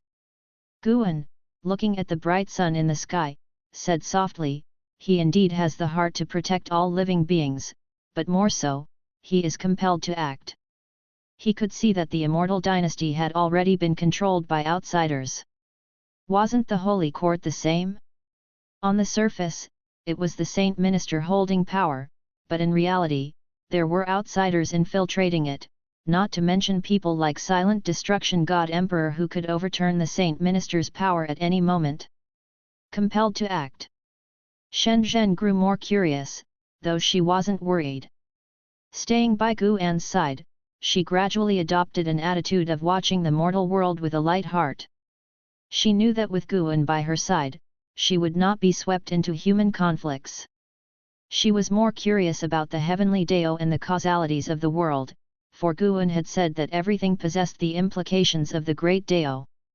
Guan said no more, he was waiting for the outcome for Yang Immortal Emperor. As time passed, other great heaven and earths in the universe also began to be shrouded by the oppressive force of Yang Immortal Emperor, and more great heaven and earth began to tremble, with those closer to the celestial spirit great heaven and earth moving towards it first. The movement of heaven and earth was a catastrophe for the beings within them. Mountains trembled, rivers churned, and more mortal spirits within those great heaven and earth died. At the core, the celestial spirit great heaven and earth did not face disaster but was under the pressure of the Heavenly Deo, which made beings feel suppressed. Guan, seeing that the entities in the Deo fruit realm of the celestial spirit great heaven and earth did not act, speculated in his mind. Yet, the native strong forces of other great heaven and earth could not just sit back and watch. Free immortals came one after another, wanting to stop Yang Immortal Emperor. Unfortunately, before the celestial Dao Golden Core, the power of the free immortals appeared so insignificant. Time rapidly moved forward. Eventually, even the deist Zhang Zizai Immortal made a move against Yang Immortal Emperor, but still, they couldn't shake Yang Immortal Emperor's actions. From then on, the great powers from various great heaven and earth fled in panic, no longer daring to obstruct Yang Immortal Emperor. One day, the celestial spirit great heaven and earth lost its night. When the hour came, heaven and earth remained in daylight. Inside the deist field of the beginningless, everyone gathered to discuss Yang Immortal Emperor's actions. Guan lay on a chair, holding a book, seemingly unconcerned. He was not uninterested, he just knew the time hadn't yet come. 7 more hours had passed. Suddenly, the universe began to tremble as a sector of the great heaven and earth collided with the celestial spirit great world. The worlds began to converge, and the celestial Dao destiny was aiding in their fusion. The Yang Immortal Emperor, standing upon the celestial Dao light layer, revealed a smile. The first step was successful. He had thought the Dao fruit realm experts lurking within the celestial spirit great world would stop him, but those people did not show up. If one world could merge, merging the remaining worlds was just a matter of time. His anxiety began to dissipate. The situation had been dangerous but there were no mishaps. However, he hadn't noticed that, in the cosmic darkness above his head, a pair of gigantic eyes had opened. These eyes were seen by all beings of the universe, and every viewer was utterly terrified. What is that? My God, am I seeing things? Could it be another heavenly demon attack? Those eyes are bigger than the sun, how high must their cultivation level be? It's over. I've heard we were born during the era of transition for the universe. I never expected it to be true. The beings were frightened, and even the people within the deist field of the beginningless were discussing those eyes. The Yang Immortal Emperor clearly heard the discussions of the universe's beings. He looked up and was greatly startled by those eyes. Confronted with these indifferent cosmic eyes, the Yang Immortal Emperor felt ice cold, his soul was trembling. And how, staying within the mysterious little world, also saw those eyes through the celestial Dao golden core. He too was frightened, harboring ominous thoughts. Just as the Yang Immortal Emperor was about to speak, a terrifying figure wielding a great axe swung at him from behind, shimmering with intense light. The Yang Immortal Emperor caught a glimpse of him from the corner of his eye, his pupils dilated. Boom! With one strike of the axe, the Yang Immortal Emperor was annihilated in an instant, and the sun, manifested by the celestial Dao golden core, also evaporated. After executing the Yang Immortal Emperor, the celestial spirit god also disappeared. The giant eyes overseeing the universe slowly closed, as if they had never appeared. The entire universe suddenly became silent. The beings did not know what had happened, but seeing those eyes appear and the mysterious great sun disappear led them to various speculations, yet their anxiety lingered for a long time. Candle Star stood beside Long Qing, letting out a sigh. Long Qing, unaware of the events transpiring beyond the heavens, turned to look at Candle Star and asked, "What did you see?" "I saw the will of the heavenly Dao." Candle Star spoke solemnly, then turned and walked away. The intervention of the celestial spirit god shocked the great cultivators of the world. Had the mighty Yang Immortal Emperor really fallen just like that? Guan also marveled at the power of the celestial spirit god. His Dao practice was indeed profound and inscrutable, and his actions were supremely domineering, allowing no one to explain themselves. No wonder those Dao fruit realm beings from beyond the heavens didn't stop the Yang Immortal Emperor, perhaps they had long known of the celestial spirit god's principles. This great thousand worlds fragmentation seemed to be directly related to the celestial spirit god. Now, Guan was curious about something else. Having witnessed the death of the Yang Immortal Emperor, what would and how do next? Chapter 530, 100 trillion years lifespan, lifespan breakthrough. before the celestial Dao golden core. And Hao stood still, his expression vacant as he continuously recalled the formidable figure of the celestial spirit god in his mind. He finally understood what kind of terrifying existence stood behind this cosmic catastrophe and also finally realized why the celestial Dao golden core had urged him to flee. Facing such a powerful being, how many years would he have to cultivate before he could contend with it? He had spent thousands of years with the Yang Immortal Emperor, often exchanging insights about the heavenly Dao, and the fall of the Yang Immortal Emperor had also deeply touched him, who had experienced the celestial Dao reincarnation. In the midst of the unknown, who exactly controlled everything? At the same time, others felt as conflicted as Hao. The immortal seeker and Zhu Xi stood on a cliff, looking up at the celestial vault. Zhu Xi had already recovered her past life's memory. Although her cultivation level had not yet returned to its peak, her divine sense was now capable of glimpsing beyond the outer heaven. "It's him," Zhu Xi murmured softly. Once, she had traversed the universe, pushing the celestial demon race back to the outer heaven, and had also seen the figure of the celestial spirit god, transient as a flash, which had caused a tremendous impact on her then seemingly invincible self. It was precisely for this reason that she chose to hide in reincarnation to comprehend the great Dao. Being the strongest in one realm, yet not the strongest in the universe, she was well aware that such a status would inevitably lead to an end sooner or later. The immortal seeker said with emotion, "He's become stronger than before." Zhu Xi turned to look at the immortal seeker and asked, "You know him?" The immortal seeker answered, "There's some history." Zhu Xi suddenly felt the immortal seeker was hiding something from her, and that obtaining the heaven and earth Dao fruit would be more difficult than she imagined. She might even face the mighty one she had just thought of. Thinking of this, she grew worried and wondered whether she should give up on the heaven and earth Dao fruit and stay away from the immortal seeker. The news of the Yang Immortal Emperor's demise spread like the wind throughout the celestial spirit great world, and the information about the adjoining of another great world to the celestial spirit great world caused a huge stir everywhere. An unprecedented change was coming to the human world's situation. However, these changes did not affect Gu An's life, who continued to insist on gathering medicinal herbs to accumulate his lifespan.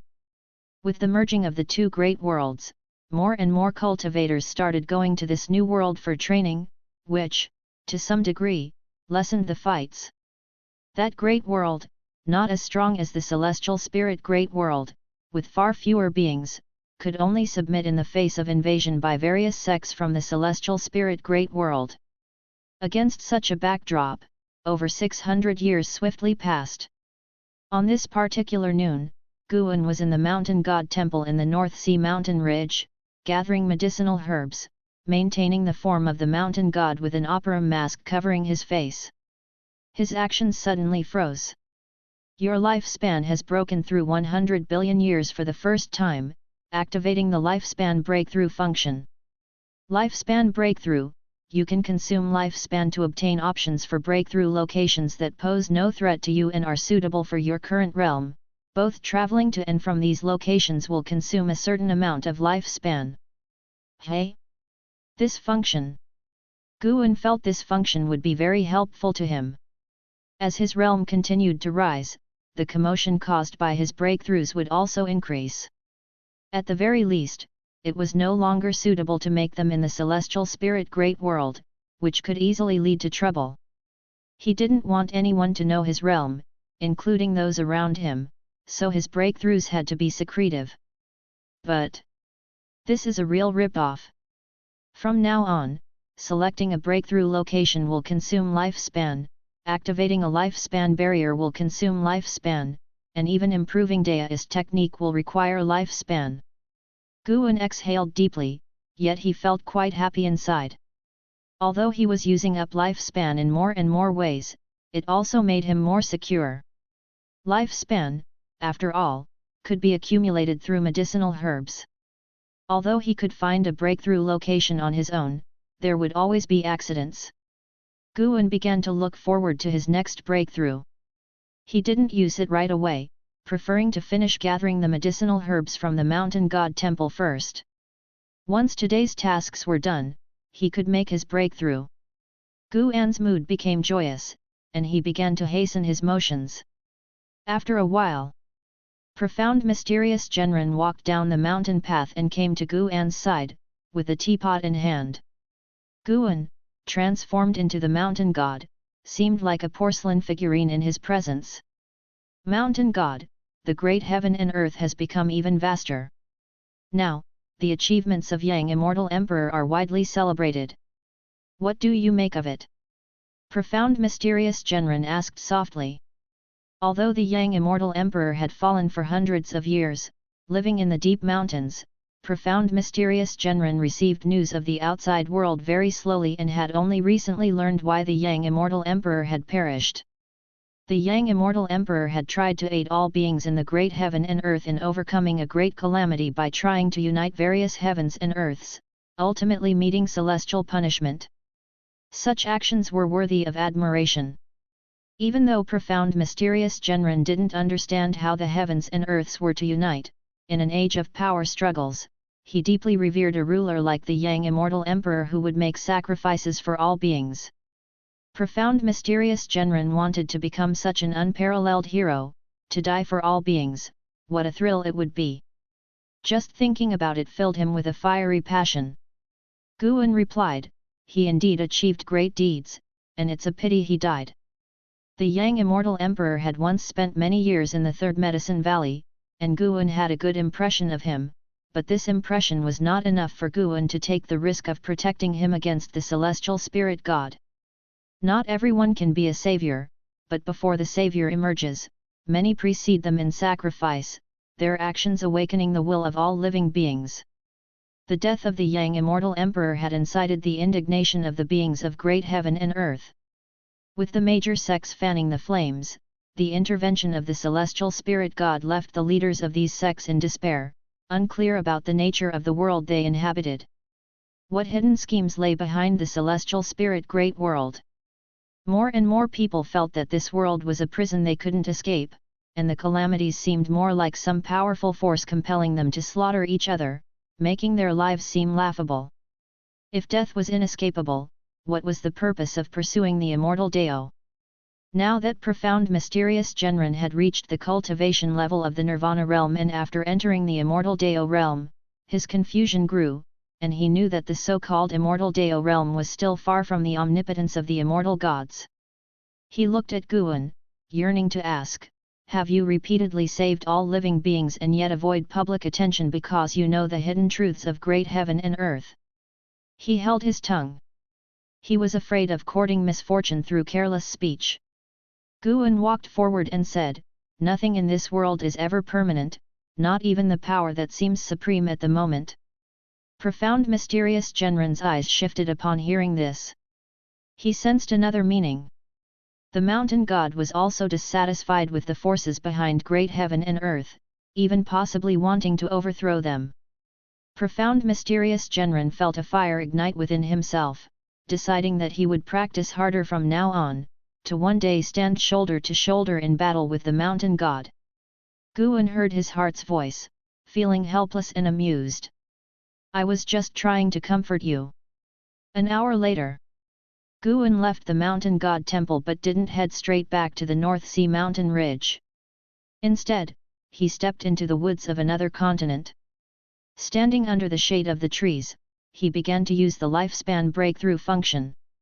You have activated the lifespan breakthrough function. Based on your current realm, we have selected the following breakthrough locations for you. 1. War Spirit Holy Mansion. 2. Netherworld Deep Sea. 3. Celestial Extreme 9 Heavens. 4. Path of the Great Dao. 5. Dao Source Ancestor Tree. Guan initially thought there would only be 3 options since lifespan reincarnation had only 3, but he didn't expect the lifespan breakthrough to present 9 choices. The names of these places alone felt significant. Had it not been for the hints that these places held no danger for him, he wouldn't dare to venture there. Of course, there was no danger for him now, but that might change once he started the breakthrough, which meant that he would have to activate the lifespan barrier. Subscribe to Chinese Novel Audiobook YouTube channel. Chapter 531, Breakthrough to Balancing Heaven Golden Immortal Realm Perfection. Guan looked at the 9 options before him, sinking into contemplation. These names all seemed good, but some places were forbidden. The War Spirit Holy Mansion wouldn't have anything to do with the battle court, right? Netherworld Deep Sea is out of the question. The land of reincarnation is also very dangerous. The ghost immortals of the 9 Yin Divine Mansion are terrifying. It would be troublesome if encountered. The path of the Great Dao, that's the cosmic space beyond the world gate, linking the different great thousand worlds, who knows what one might run into. Guan began to weigh his options. Judging by the names was indeed difficult. His current cultivation level was not enough to deduce the origins of these place names. Clearly, these places were not part of the celestial spirit great world, they were located beyond the world gate. He pondered and pondered. Guan decided to break through in the celestial extreme 9 heavens. With the thought, he immediately made his decision. Transferring to celestial extreme 9 heavens will cost 10 billion years of lifespan. Continue. 10 billion years? Wouldn't that be 20 billion years of lifespan back and forth? Guan's brows furrowed. He had guessed that the lifespan breakthrough would be costly. After all, it was a lifespan function that was enabled by 100 billion years of lifespan. The consumption of lifespan would definitely be huge. But he had to break through. The remaining 80 billion years of lifespan should be enough for his breakthrough. Now he could only hope that this place of breakthrough was worthy of the lifespan he was about to spend. After a moment's hesitation, Guan chose to continue the transfer. As soon as the thought settled, he felt an irresistible force envelop him. He didn't feel uncomfortable but rather felt an indescribable sense of profound mystery. His eyes involuntarily closed, and his senses went numb. After a while, Guan felt his feet touch the ground. His senses returned to normal in an instant, and he opened his eyes, his pupils dilating. What entered his sight was a boundless sea of clouds, the sky a deep blue, so high it made one feel the vastness of the great heaven and earth, and one could only feel an infinite awe standing in it. Guan opened his mouth, filled with shock. Such dense Dao spiritual qi. The Dao spiritual qi here was denser than that in the universe outside the celestial spirit great heaven and earth and purer too, without a hint of impurity. Guan felt that the 10 billion years of lifespan were well spent. He immediately activated the lifespan barrier to prevent the passing of other powerful beings. The lifespan breakthrough would take him to a safe place, but it didn't mean this place would always be safe. After the lifespan barrier was activated, Guan's heart finally settled. One must be cautious in an unknown land. Instead of breaking through immediately, he decided to meditate on the spot, soaking in the majestic sea of clouds. Celestial extreme 9 heavens, could it be there were 9 layers of the sky? Guan thought as he spread his divine sense, rapidly expanding it. However, he found that the sea of clouds was much larger than he imagined. Most importantly, his divine sense could not penetrate downward because the cloud sea beneath his feet was bottomless, with some sort of great Dao power isolating all divine sense. He seemed to be in the sky, yet he was at the very bottom. After a good while, Guan's divine sense still could not probe the end of the sea of clouds. Could this sea of clouds be more vast than the universe he came from? The thought was so preposterous that Guan felt it was absurd, creating even more wariness towards the celestial extreme 9 heavens. Dao spiritual qi that was more dense and pure than in the universe, the space that was vaster than the universe, what kind of terrifying existence could such a place give birth to? Guan took a deep breath and tried not to think about it. He called up his attribute panel. Name, Guan. Lifespan, 6,815/90,000,000,075. Physique, primordial infinite body. Cultivation level, innate golden immortal realm perfection. 900 billion years of lifespan, leave 100 billion for transmission, leave 50 billion for the lifespan barrier. That amounts to using 750 billion years of lifespan for the breakthrough. Should be doable, right? The last time Guan tried to cross the tribulation, each failure cost him 50 million years of lifespan to attempt again. This time it won't take 100 million years, will it?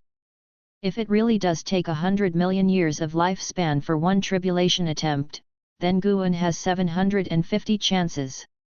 No big deal. It's just not good to go for an all-round improvement first. Well, let's widen the gap in realms first, there's plenty of time to improve deist techniques later. No matter what Guan chooses, there are pros and cons, but overall, he has been on a steady path to becoming stronger, and that's the right direction. Guan looks at his cultivation level and directly invests 100 billion years of lifespan. A series of prompts quickly pop up before his eyes. You have practiced chi absorption cultivation for 100 billion years, you forcefully attempt to break through to the heaven-balancing golden immortal realm using the great achievement of the great Dao great freedom as you wish Bible, you begin to cross the tribulation, you do not survive the celestial Dao 3 flowers void great tribulation, the tribulation has failed. You have practiced chi absorption cultivation for 200 billion years, you forcefully attempt to break through to the heaven-balancing golden immortal realm using the great achievement of the great Dao great freedom as you wish Bible, you begin to cross the tribulation, you do not survive the celestial Dao 3 flowers void great tribulation, the tribulation has failed. Heaven-balancing golden immortal.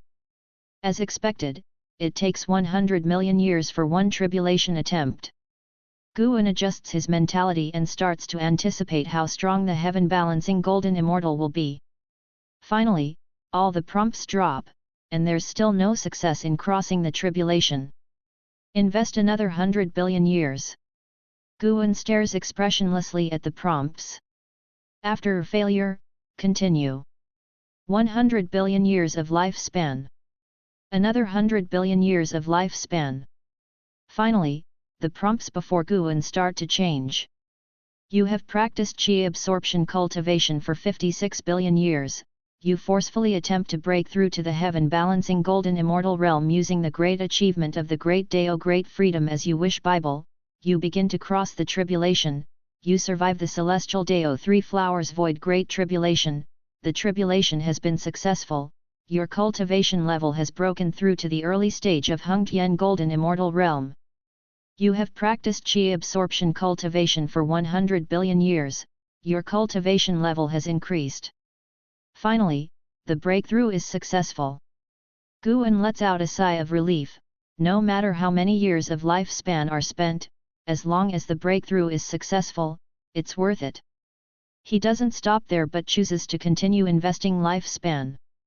One breath to rise to balancing heaven golden immortal realm perfection.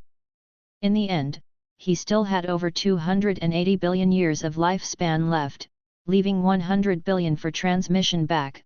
The remaining over 180 billion years of lifespan couldn't possibly get drained by the lifespan barrier. Guan's mood becomes joyful, his lips curl up in a smile. The mighty Dao spiritual qi floods into his body, as always, the lifespan barrier extracts Dao spiritual qi and Dao rules in an unpredictable manner, making it impossible for the outside world to discern where the source lies. The sea of clouds in Guan's vision begins to churn more and more magnificently. As the Dao spiritual qi enters his body, Guan feels an unprecedented comfort, his physique, from the outside in, everything is being purified. He gradually closes his eyes, immersed in this extreme pleasure, unable to extricate himself. The boundless sea of clouds becomes more turbulent, majestic, and powerful, with no living creature's figure sweeping through. This world seems to have only the sea of clouds. Insights about the heaven-balancing golden immortal realm begin to burst forth in the depths of Guan's mind. His golden immortal Dao fruit also undergoes changes. Within the lifespan barrier, Guan emits a colorful strong light all over, barely revealing his figure. Dao spiritual qi enwraps him like flood dragons, with faint streaks of flowing light, which are the Dao rules in motion. A long while. Suddenly, the sea of clouds at the horizon lifts,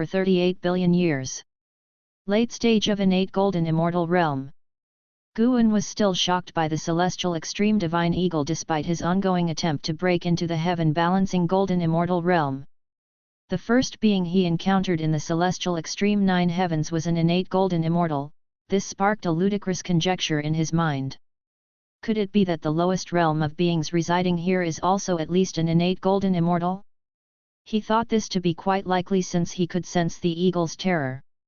This colossal divine eagle emitted a powerful oppressive aura that could easily instill fear, yet Guan could feel its fear.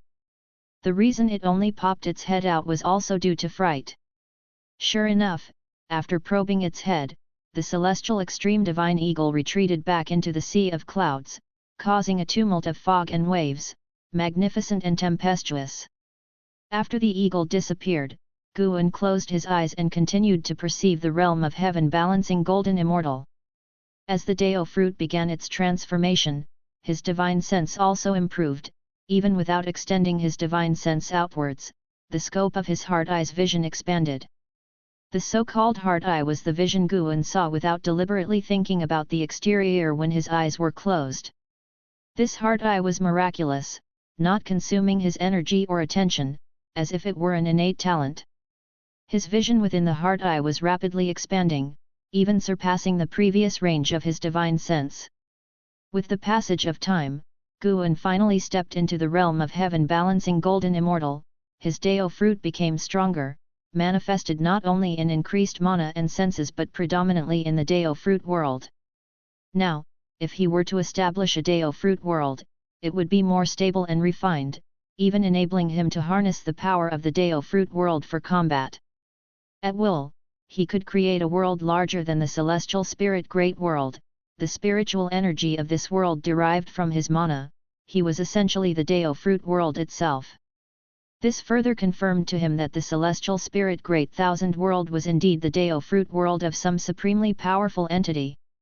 If all the great heaven and earth from the universe were to be gathered, it was unknown how vast they would be, but the potential size of Guan's Dao fruit world was also unknown. He hadn't established it yet, and his cultivation level was still increasing, making the Dao fruit world he could establish ever larger. After reaching the early stage of heaven balancing golden immortal realm, the speed at which he devoured Dao spiritual chi increased, and he continued to push towards a higher realm. As Guan reached the middle stage of the heaven balancing golden immortal realm, the boundless sea of clouds churned tumultuously. He seemed to sense something and opened his eyes again. He looked up and saw a figure appear in the sky, a woman in a white feathered dress, standing on a bed of 7-colored clouds. Her features were so delicate, seemingly the most perfect creation both within and beyond the heavens, her beautiful face exuding an indifferent aura that overlooked all living beings, her long hair coiled under the silver jade phoenix crown, which resembled a silver forest housing a proud phoenix spreading its wings and looking down upon everything. Such a beautiful woman! Even though Guan had experienced many memories of reincarnations, he was still astounded by this woman's visage.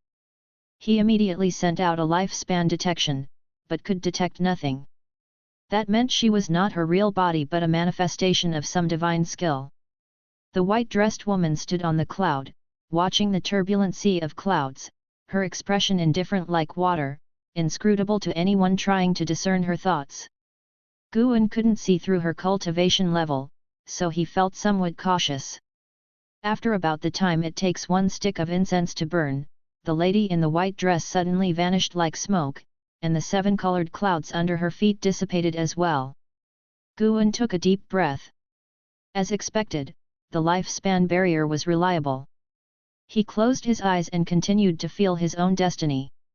Unlike the land of reincarnation and silent extinction domain, Guan felt a clearer connection to the Dao rules while making cultivation breakthroughs in this place. This came as a pleasant surprise to him. 5 trillion years of lifespan had not been wasted. Even though he was also breaking through in the land of reincarnation, reaching the stage of a heaven-balancing golden immortal here, the degree of improvement in Guan's power would be different. The Dao rules here were just so pure and rich. Moreover, by breaking through here, Guan wouldn't affect the universe where the celestial spirit great world was located, meaning that neither the celestial spirit god nor the powerful entities lurking in the shadows would notice anything unusual. This meant he could continue to survive more securely. Continuous breakthroughs. Late stage of heaven balancing golden immortal realm. Perfection of heaven balancing golden immortal realm. When Guan reached the perfection realm, he felt that his mana, physical body, senses, heart-eye, soul, Dao fruit and all else reached another level, making him feel that everything was different. Suddenly, he opened his eyes and looked into the distance where a distant battle was occurring. The distance was as far as from the world gate to the celestial spirit great world, incredibly far, where the sea of clouds churned, still within the celestial extreme 9 heavens. He saw a man in silver armor fighting a transformed demon. That transformed demon, appearing like a flood dragon, retained its draconic horns and wielded dual blades. Each move was full of dominance, and its demonic power was at the level of a heaven-balancing golden immortal. The man in silver armor was also at the heaven-balancing golden immortal realm, and because they possessed such cultivation levels, their fight wouldn't be disturbed by any tumult caused by Guan. The two seemed to have a deadly feud, fighting fiercely. The man in silver armor exuded an aura that reminded Guan of the celestial spirit god as well as celestial Dao immortal gods. Could this person also be a celestial Dao immortal god? The man in silver armor wielded a long spear, each thrust containing the mystery of divine skills. If they were to battle within the celestial spirit great world, any side's great heaven and earth wouldn't withstand his divine power. With Guan's current cultivation level, he couldn't determine who would win or lose. Because the distance was too great for the naked eye to reach, Guan could only perceive using his heart eye or divine sense, unable to use lifespan detection. As Guan focused his heart eye on the divine figure and the demon, he could hear their conversation. Celestial Extreme God, do you truly wish to have a fight to the death with this emperor? Humph, eliminating demons and slaughtering devils is my duty. The phenomena in the 9 heavens have nothing to do with this emperor. Then why are you here? This emperor simply wished to visit the 9 heavens immortal emperor. She isn't someone you can meet. Enough talk, prepare to die. The man in silver armor's attitude hardened, determined to slay the great demon. 9 heavens immortal emperor? Guan instinctively thought of the lady in the white dress he had encountered earlier, his intuition telling him that this was the title of the lady in the white dress. At his level, any intuition was not random guesswork. It must be due to a tight causality linking the name of the 9 heavens immortal emperor to the image of the lady in the white dress that he could make such a judgment. Chapter 533, Laws of the World. Guan watched the battle unfold while he waited for his cultivation level to become completely stable. During this process, the battle between the man in silver armor and the mysterious great demon in his eyes gradually slowed down. The Dao rules of the celestial extreme 9 heavens were indeed rich, providing great benefits for Guan, and his aptitude in the way of cause and effect also greatly improved. At that moment, he even considered relocating the deduced field of the beginningless to the celestial extreme 9 heavens. Of course, he merely thought about it. While the celestial extreme 9 heavens were appealing, they were even more dangerous. So far, he hadn't seen any beings in the celestial extreme 9 heavens with a cultivation realm lower than that of an innate golden immortal. The beings here could easily extinguish the inhabitants of the deduced field of the beginningless with a single breath, and he suspected that those of lower realms could not survive in this world. They could easily be crushed by the power of the great Dao unless they stayed inside the dojo. After a long time, Guan's cultivation level finally stabilized. He looked at his remaining lifespan. He still had over 190 billion years left. It was not perilous, a steady breakthrough. Would you like to expend 10 billion years of lifespan to teleport back to the previous location? Guan stood up, his gaze stretched far into the distance, where the distant battle seemed not to have yielded a winner. Looking in other directions, he saw no traces of other beings. He silently chose yes, and then his figure vanished from the spot. Once again, a familiar, peculiar sensation assailed him, and his senses plunged into darkness. After a while, his feet touched the ground again. He opened his eyes and found himself back in that forest, now under the veil of night. His heart eye instantly captured the entire world, spreading quickly, and his heart followed, settling down. He did not leave but continued to observe the universe, aiming to capture all the great heaven and earth within it and imagining the combined size of them. In the universe, there were more than 1,000 great heaven and earth and many little worlds, but even so, all combined seemed quite small in Guan's eyes. He felt that now he could create a Dao fruit world that was larger than the celestial spirit great world before it fractured, indicating that his cultivation level had already surpassed that of the former master of the great world. This was to be expected. After the fragmentation of the celestial spirit great world, free immortals roamed the universe freely, making deist Zhang Zizai immortal exceptionally rare, indicating that the celestial spirit great world wasn't as exaggerated as Guan had thought before it broke apart. Guan then looked towards the celestial spirit god under the world gate, similar to the celestial extreme god he met at the celestial extreme 9 heavens, with the cultivation of a heaven-balancing golden immortal, yet far from reaching the perfection realm. Finally, Guan no longer felt pressure when facing the celestial spirit god. A smile appeared on his face, his mood becoming even more cheerful. Even though his cultivation level surpassed the celestial spirit god, Guan did not immediately plan to act against the celestial spirit god since there wasn't deep enmity between them, and there was clearly a much larger force behind the celestial spirit god. He would deal with the silent destruction god emperor first. That individual schemed against the Long clan and him, creating an irreconcilable deadly feud. The celestial spirit god, at most, differed in stance, acting out of their duty, not because of Guan, whereas the silent destruction god emperor acted out of self-interest. Guan stepped forward, enjoying the night scenery of the forest. The tiny insects in the dark appeared so vivid, their world was also vivid, bearing similarities to the world humans lived in. Busy with survival, entwined with cause and effect.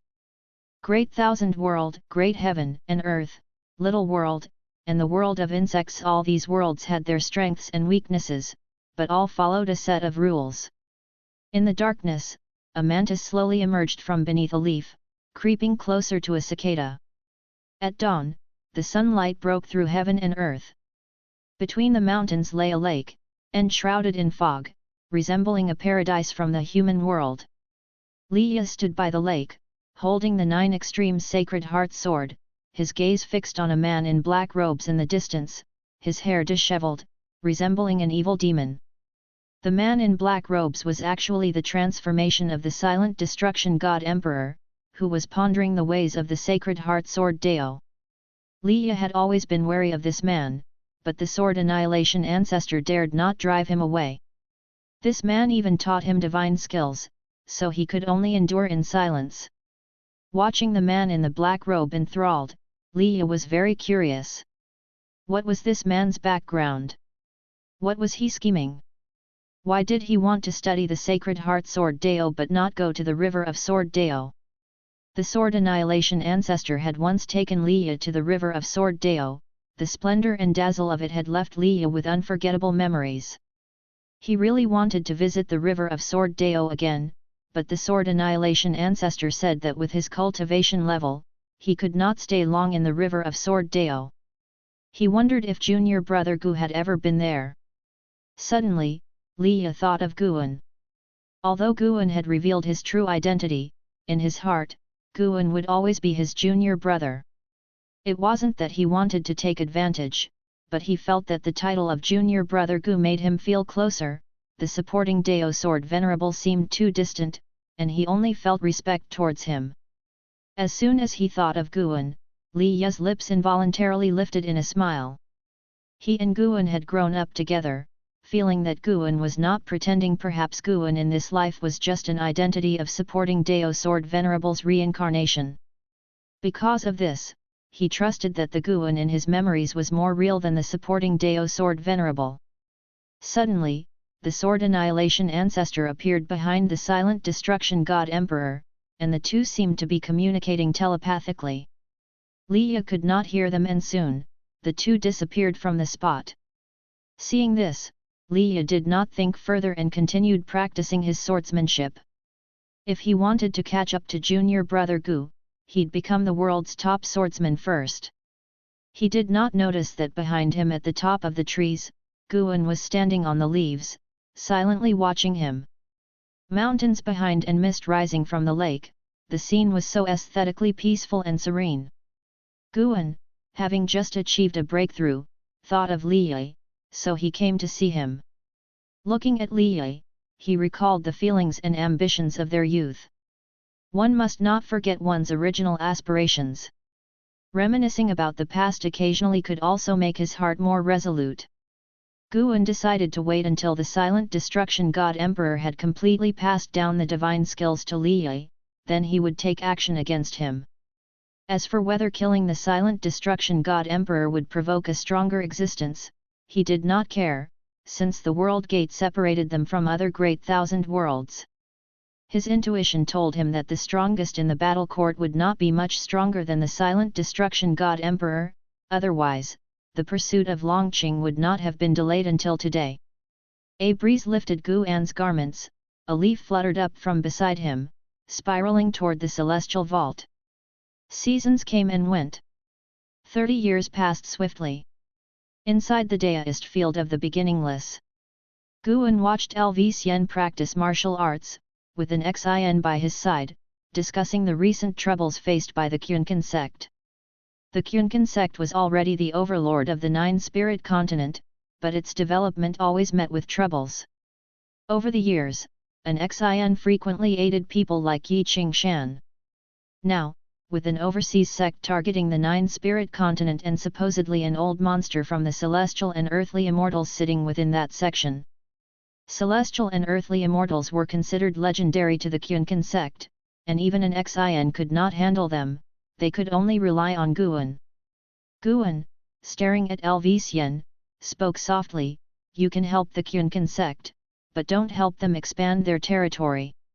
If a great cultivator breaks into the continent, then you can make your move." An Xin pouted, helplessly saying, "Master, is whether I intervene the point? I can't beat them." Chapter 534, Legend, Extinguished by One Hand. Upon hearing an Xin's words, Guan pulled the fate pen that was tucked at his waist and handed it to an Xin. An Xin was stunned, holding the fate pen and looking at Guan with confusion. She'd seen Guan carry this pen often and was accustomed to its presence, yet since she had not felt any fluctuations of spiritual power from the fate pen, she never thought of it as a magical treasure. "You can use it for now, and I will refine a magical treasure for you later," Guan said, his gaze fixed on Lv, his tone casual. Having been with Guan for a long time, an Xin wouldn't hold back her questions, and she quickly asked, "But how do I use this?" As she spoke, she lifted the fate pen in her hand and waved it through the air. but there wasn't even ink. When you encounter someone who must be killed, it will show its power, Guan answered, which made an Xin look forward to using the fate pen. She knew that Guan wouldn't play tricks on her, this pen was surely powerful. She immediately bowed in respect and then left with the fate pen. Guan turned his head to watch an Xin, his eyes filled with profound meaning. Having helped people like Yi Qingshan and others for so long, she had gradually become accustomed to it. Although it had not affected her own cultivation, in her heart Yi Qingshan and the others were like her disciples. Not all relationships in the world were perfect. Should there come a day when Yi Qingshan and the rest pass away, she hoped she wouldn't take it too hard. However, this was also an inevitable experience for those on the path of immortal cultivation. It couldn't be said to be good or bad, but experiencing all human emotions could shape one's Dao heart. After an Xin had left, Lv opened his eyes and asked, "Master, what exactly is this divine skill? It doesn't seem like a divine skill, it's very mysterious, and even though I am cultivating, I can't clearly describe its profound mysteries." After entering the Daoist field of the beginningless, Lv started to address Guan as master, and Guan did not refuse since their relationship hadn't reached the level of brotherhood before. Guan looked up at the celestial vault and said, "Indeed, it's not a divine skill.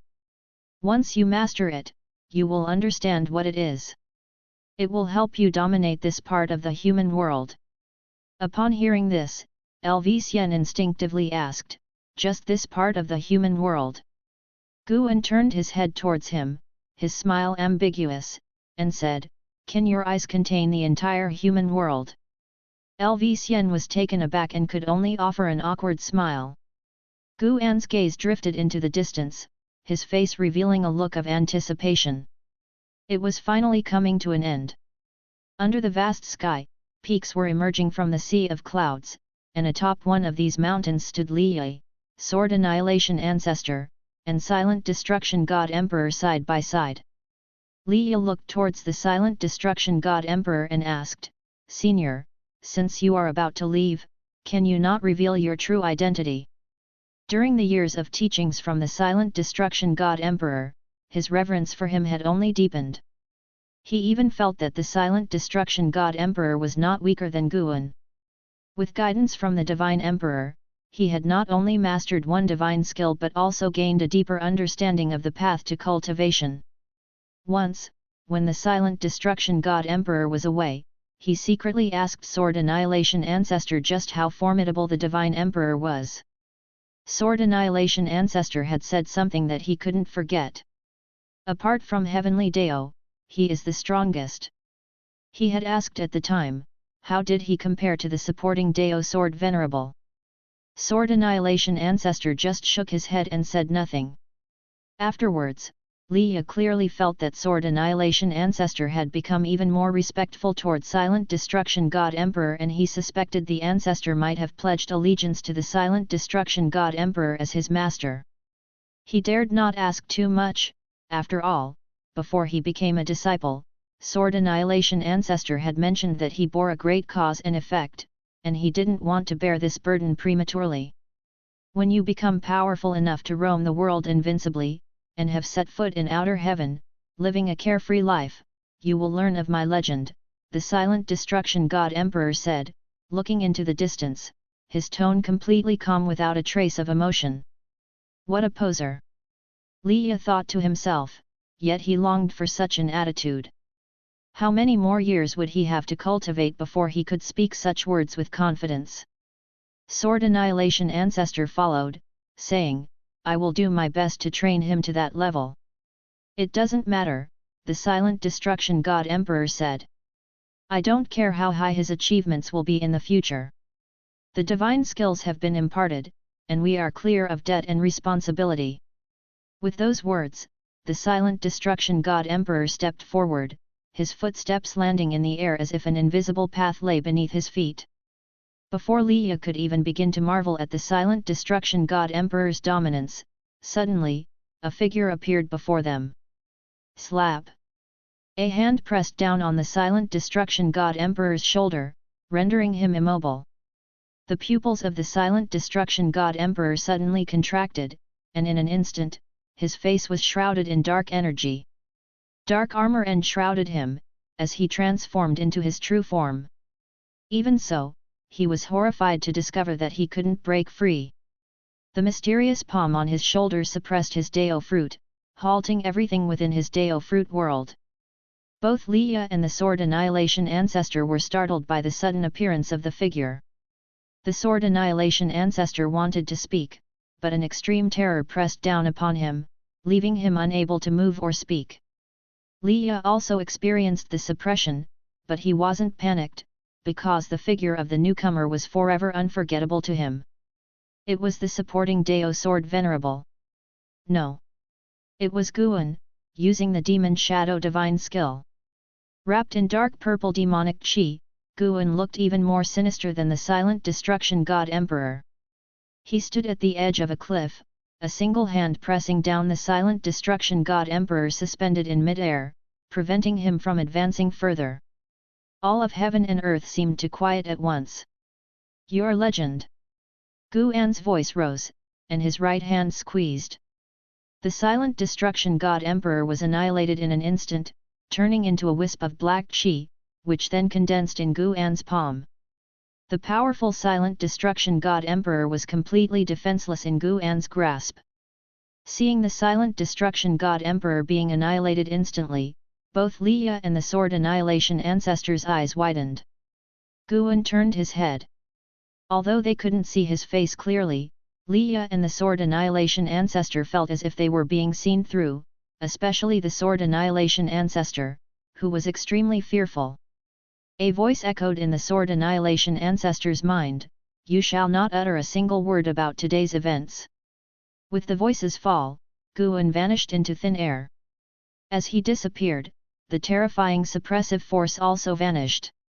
The Sword Annihilation Ancestor felt like a great weight had been lifted, but he was still shaking with residual fear. Leia stood still on the spot. The words of the silent destruction god emperor still echoed in his ears. Go to outer heaven to hear his legend. The legend, could it be extinguished by Guan? With a mere hand? Leia was caught in a shock. Only a moment ago, he had been inwardly convinced that the silent destruction god emperor was the only one who could possibly be stronger than Guan. And yet Guan had appeared and extinguished the silent destruction god emperor. At this moment, he even harbored a ridiculous suspicion. Could it be that Guan had heard his inner thoughts, and that's why he appeared? Then, he dismissed this suspicion, thinking himself foolish to come up with such an absurd reason. He began to feel confused. What enmity did Guan have with the silent destruction god emperor? He turned his head to look at the Sword Annihilation Ancestor, and his expression changed accordingly. After so many years together, he had never seen the Sword Annihilation Ancestor show such a look. Fear, despair, relief, nervousness, and more. Seeing the Sword Annihilation Ancestor with such a complex and troubled expression, Leia felt as if something inside him had shattered. How could the master he revered be less formidable than junior brother Gu? He suddenly felt lost. Chapter 535, Ascending to Yellow Heaven, Emperor of Absolute Thought. Leia struggled to adjust his emotions. He looked at Sword Annihilation Ancestor, cautiously asking, "Master, are you all right?" Although the image of his master had collapsed in his heart, the many years of guidance were a kindness he could not forget. Sword Annihilation Ancestor came back to his senses. He took a deep breath and said, "I'm all right, but you must forget today's events, or it will bring about great trouble." He knew very well how terrifying the silent destruction god emperor was, and this one was the original entity. Having the capability to suppress the silent destruction god emperor so easily, the Dao practice of that being just now. Sword Annihilation Ancestor couldn't help but tremble, he even dared not think deeper. The pressure Leia felt was far less than that of Sword Annihilation Ancestor. He didn't feel that Sword Annihilation Ancestor was too cowardly. After all, considering his relationship with Guan, Guan would definitely take care of him. Tisk tisk, junior brother Gu sure knows how to scare my master, truly not giving any face. Li felt emotional. He also couldn't help but wonder, just how high was junior brother Gu's cultivation level? How could such an unrivaled powerful existence be so easily defeated by junior brother Gu? Li couldn't figure it out, he just couldn't understand. How many years had Guan cultivated, and how many hardships had he endured to become so powerful? Li couldn't imagine. Sword Annihilation Ancestor also couldn't imagine, even as a profound Yuan free immortal, in his knowledge, apart from the celestial spirit god guarding the world gate, the silent destruction god emperor was the most powerful being. Previously, supporting Dao Sword Venerable had exterminated the incarnation of the silent destruction god emperor, and when the silent destruction god emperor himself arrived, it frightened supporting Dao Sword Venerable to leave the celestial spirit great world, undeniably proving the power of supporting Dao Sword Venerable. But now, Sword Annihilation Ancestor could accept the defeat of the silent destruction god emperor, but could not accept that the silent destruction god emperor had no power to fight back. The celestial spirit great world became a frightening place in the eyes of Sword Annihilation Ancestor. The once center of the great thousand world indeed hid unfathomable and terrifying cause and effect. He dared not be curious about who that being was, only hoping he could forget. Having lived for so many years, he knew very well that even without speaking, remembering certain things could also bring boundless trouble. On the other side, Guan had already returned to the Daoist field of the beginningless. The reason he spared Sword Annihilation Ancestor was firstly due to Li Yu's face, and secondly because he had ways to eliminate the cause and effect, ensuring the incident wouldn't be spread. He arrived in his courtyard, lying on a chair. He raised his right hand and flipped it open, revealing a black pearl, which was transformed from the silent destruction god emperor. The black pearl was not the true body of the silent destruction god emperor, but was suppressed by Guan's power of cause and effect. Within the black pearl, the silent destruction god emperor was helpless, unable to escape, only to be handled by Guan. The silent destruction god emperor had possessed so many of the Long clan's juniors, Guan couldn't just kill him, he needed to understand the reasons. He began to soul search the silent destruction god emperor.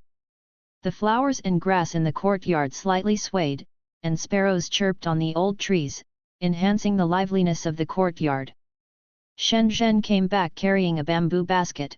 She was in a good mood, humming a little tune she had heard from the folk. When she saw Guan admiring a black pearl, she couldn't help but ask, "What is the origin of the pearl in your hand?" She was just curious and didn't think much about it. Usually, Guan liked to fiddle with little gadgets, making others feel cultivation was easy for the highly skilled, with no need for daily practice. "I picked it up in the river," Guan casually replied. His heart, however, was filled with murderous intent. Through soul searching, he saw the tragic conditions of generations of the Long clan's talented members. The lighter cases were possession, the severe ones endured endless torment, being tortured to death alive. The silent destruction god emperor was not reincarnated into the Long clan, but targeted the exceptionally talented disciples of the Long clan for possession, thus seizing their lives. If the possession failed, he would find ways to take their bloodline, making the victims endure unimaginable pain. As Guan had guessed, the silent destruction god emperor had indeed targeted the Long clan's bloodline because of Long Zhan. The divine emperor had noticed Long Zhan when he roamed the universe. He found Long Zhan's growth rate astounding, hence always kept him under covert observation. When Long Zhan crossed the 9 heavens of the immortal path, he felt threatened, thus making his move to execute him. Afterward, he took Long Xin as his disciple and assisted Long Xin in rebuilding the battle court, having a genuine mentor-disciple bond with Long Xin, without ever attempting possession. Later, Long Xin was killed by a supreme being, and the silent destruction god emperor could not avenge him, which deeply provoked the silent destruction god emperor. Afterwards, Long Xion's grandson exhibited a talent no less impressive than Long Zhan's. He then became greedy, continuously searching and continually failing, making him more obstinate, eventually leading to a great disaster. The one who killed Long Xian came from ascending to Yellow Heaven, known as Emperor of Absolute Thought. In the memory of the silent destruction god Emperor, at that time, he had yet to reach the middle stage of the innate golden immortal realm. Facing the Emperor of Absolute Thought, he was completely powerless and only managed to escape by using a secret technique. After that, he never encountered the Emperor of Absolute Thought again, and he dared not venture to ascending to Yellow Heaven, which seemed to be a forbidden place to him. Besides, Guan also learned about another existence. Immortal Emperor. This person was the lord of the war court, initiating the war that overthrew the power of the Long clan. He was also the longest ruling entity of the battle court, claiming he could be eternally immortal as long as a living being could chant his title, allowing him to resurrect. The silent destruction god Emperor was also wary of the immortal Emperor, the two never clashed. It's worth mentioning that the immortal Emperor was not interested in the Long clan, spending years in seclusion. It was his offspring who, fearing the Long clan's resurgence, began the extermination. As Guan continuously extracted memories, Shen Zhen sat on a nearby stool, quietly watching him. For some reason, she felt the black pearl in Guan's hands had a not-so-simple origin. Moreover, Guan's current state gave her an indescribable feeling of profound mystery. She felt like painting. Hence, she took out a palette and set it up in front of her, then hung up a sheet of paper and took out her ink and brush. Guan noticed her actions but said nothing. Time quickly passed. After a long while, after Guan finished plundering the memories of the silent destruction god Emperor, he clenched his right hand, shattering the black pearl. You have successfully seized the lifespan of the silent destruction god Emperor, middle stage of innate golden immortal realm, for 15,098,273,628 years. 15 billion years of lifespan. Upon seeing this prompt, dark thoughts of slaying innate golden immortals arose in Guan's heart. But he quickly suppressed them. To live to the innate golden immortal realm, one must surely not be ordinary. Like the silent destruction god Emperor, his master, close friends and disciples were all extraordinary. Just killing him was manageable, as Guan could erase the cause and effect, but if he killed too many, it would always lead to major trouble. Regardless, eradicating the silent destruction god Emperor resolved a great concern for Guan. After that, he could fully enjoy life and watch his disciples grow. Guan turned his head to look at Shen Zhen nearby, curious about the kind of painting she had created. He saw Shen Zhen holding the brush, her expression slightly blank, completely fixed in front of the palette, motionless. Guan immediately stood up and walked over to her, making his way to her side, looking at the drawing paper with squinting eyes. The paper depicted a man with white hair and blood clothes, standing atop a mountain peak, gazing up at the sun, moon, and stars. Although Shen Zhen's drawing was not very clear, Guan could recognize the person instantly. Long Xian's grandson, Long Jun's son, Long Mi. The character extinction in Long Mi was derived from the silent destruction god Emperor, who had visited him when he was just born. At that time, the silent destruction god Emperor hadn't yet realized Long Mi's talent. This scene in the painting had not appeared in the memories of the silent destruction god Emperor. After the silent destruction god Emperor captured Long Mi, and before he had attempted possession, they encountered a great Dao storm on the path of the great Dao, which obliterated Long Mi while severely injuring the silent destruction god Emperor. Chapter 536, Buddha Immortal. Could Long Mi be alive? Guan gazed at the painting by Shen Zhen and speculated thus in his heart. Indeed, in the memories of the silent destruction god Emperor, he and the battle court were doing their utmost to slaughter the Long clan, yet descendants of the Long clan always managed to escape. Only when Longqing came into the picture did the silent destruction god Emperor seem to hold some trepidation, beginning to observe secretly. Could it be that Long Mi was protecting the descendants of the Long clan from the shadows? As Guan pondered this, he lifted his hand and gently patted Shen Zhen's shoulder. Shen Zhen suddenly snapped back to reality. Subconsciously, she turned her head to see Guan, and upon recognizing him, she let out a sigh of relief. She spoke up, "Just now, I felt as if I'd fallen into some sort of magic barrier. I saw a person who kept staring at me, it was so frightening." During the conversation, she glanced over at her own painting, fear showing in her eyes for the first time. Guan asked, "What else did you see?" Shen Zhen began to describe the magical barrier she had experienced. Below the mountains in the painting was a sea of blood with bones bobbing up and down, a sight so startling it was unbearable. The blood sea felt so oppressive to her that she couldn't bring herself to depict it. The man in blood clothes standing atop the mountain peak gave Shen Zhen an endless sense of desolation. Even though she couldn't see this man's past, she could feel the deep vengeance of the blood sea he bore and his lonely, unsupported existence. Listening to Shen Zhen describe the feelings Long Mi incited in her, Guan sighed internally. It appeared the karmic resolution for the Long clan hadn't been completely settled yet. After Shen Zhen had finished speaking, Guan said teasingly, "It seems your enlightenment could also bring about a heart demon, you'll have to be careful in the future." Shen Zhen nodded, but she was somewhat perplexed in her heart. She had been looking at Guan when she painted this scroll, which meant the person in the painting likely had some kind of connection to Guan. Seeing that Guan didn't wish to speak, she refrained from asking more. Over the years, through Guan's guidance, she had painted many pictures and was well aware that Guan had an extraordinary background. Precisely because of this, she refrained from asking too much, so as not to cause trouble for Guan. After chatting for a while, Guan turned and went back inside.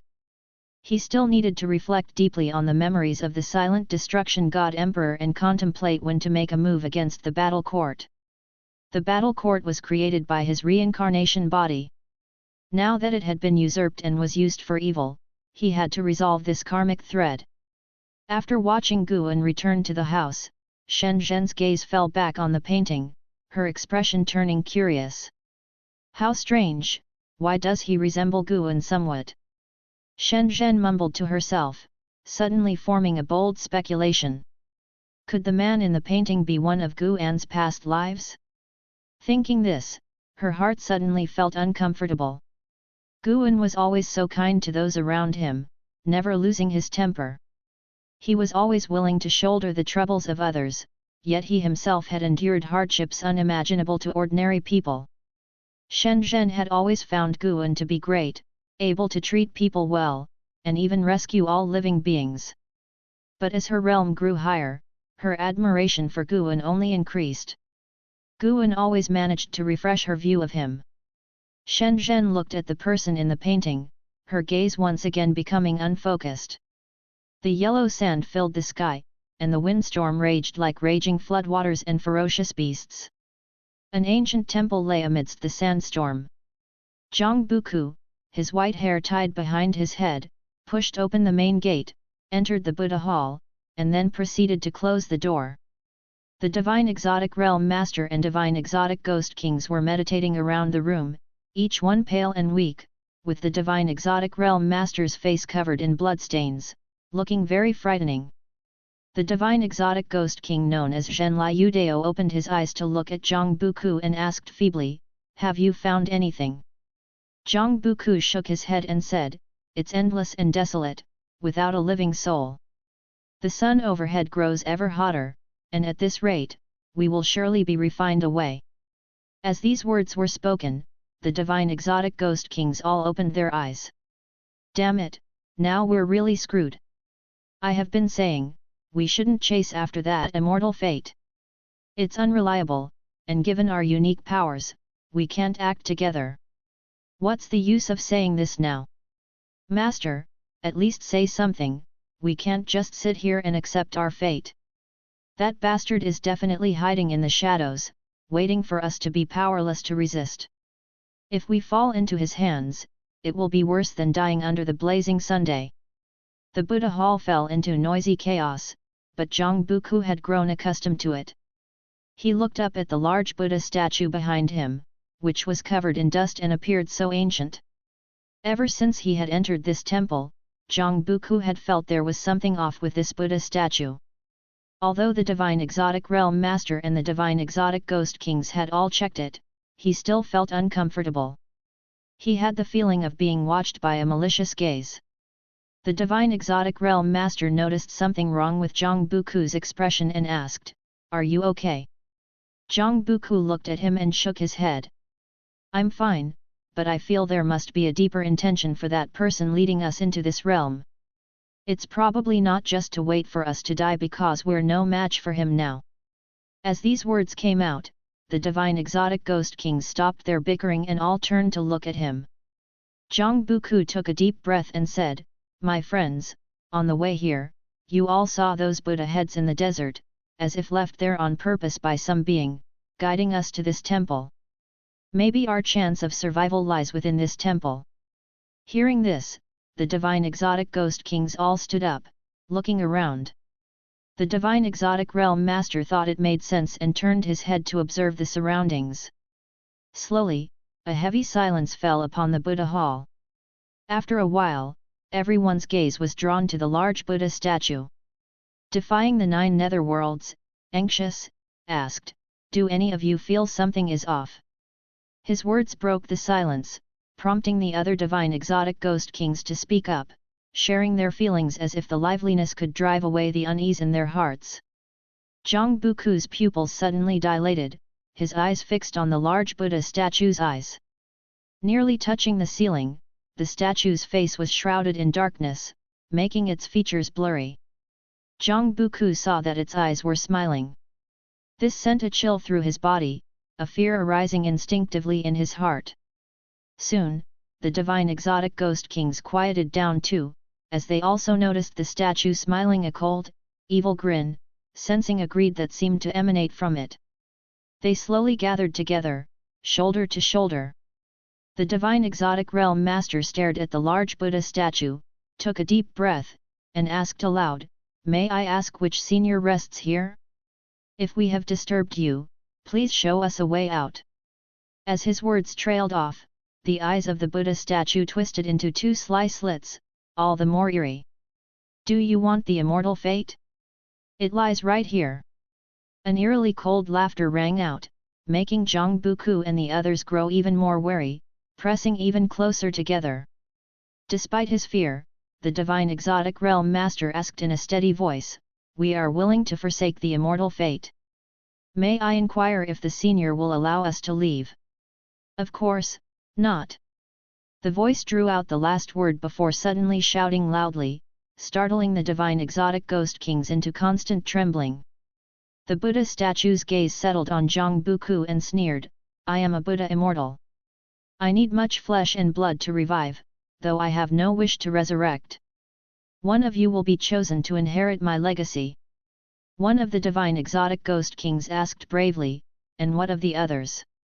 The Buddha Immortal turned to him and replied with a hideous laugh, "Naturally, they will be devoured by my inheritor." The hall fell into silence again. Zhang Buku felt uneasy under the Buddha Immortal's gaze from before, intuitively sensing that they were being toyed with. He might well be selected as the inheritor, only to be attacked by everyone else. The causality tied to silent destruction vanished unexpectedly. "I have no idea who killed him. You've come just in time for me to choose an inheritor so I can be free."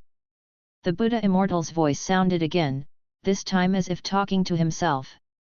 Chapter 537, The Realm of Eternal Indestructibility. The Buddha Immortal's muttering made Zhang Buku and the others even more nervous, for they could feel the Buddha Immortal's urgency, the more so, the more dangerous it was for them. The Buddha statue that the Buddha Immortal had transformed into was slightly trembling, as if it were about to crack. "Escape!" The Divine Exotic Realm Master immediately gave the order, and almost instantly, the door was breached. Zhang Buku and the others shot out like lightning, darting into the overwhelming yellow sand. "You think this is what kind of place? Escape? You will soon find that killing each other is easier than escaping, for I have already dissolved the causal bonds between you. From this moment onwards, you are all independent beings." The voice of the Buddha Immortal resounded, and Zhang Buku as well as the divine exotic ghost kings could feel the restraints on themselves disappear. They had obtained the freedom they had longed for. However, they were not relieved, instead, they were more afraid. How terrifying must be the cultivation level of a Buddha immortal who could easily dissolve divine exotic causality. Even Zhang Buku, who was afraid of neither heaven nor earth, felt despair. Having left the celestial spirit great world for thousands of years, having endured so many hardships and dangers, is it really going to end today? In Zhang Buku's mind emerged the faces of Guan and Liyi, not knowing how those two were getting by now. Such thoughts came quickly and left quickly in his mind. He did not have the luxury to think about so much. After killing the silent destruction god emperor, Guan's life resumed its tranquility. The celestial spirit god also made no move, still sitting under the world gate. The 7 subordinates of the silent destruction god emperor had not noticed anything amiss.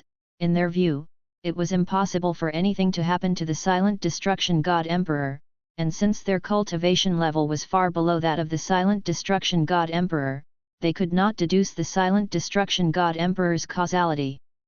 The fall of the silent destruction god emperor, capable of overturning the celestial spirit great world, did not cause any impact on this world. The world's currents surge and ebb.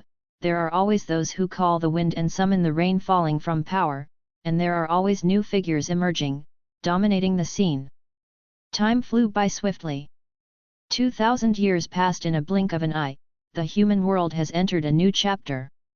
This year, just after the new year. Immortal Seeking Island. Guan was strolling on the street, an Xian and Blood Prison Great Saint following behind, with Hu Xiaojian walking in front, bending over, continuously introducing the situation along the way for the three of them. Hu Xiaojian, who was over 8,000 years old, had also reached nirvana, and now held a very high status on Immortal Seeking Island. Many people seeing him so respectfully guiding others, could not help casting curious glances at Guan.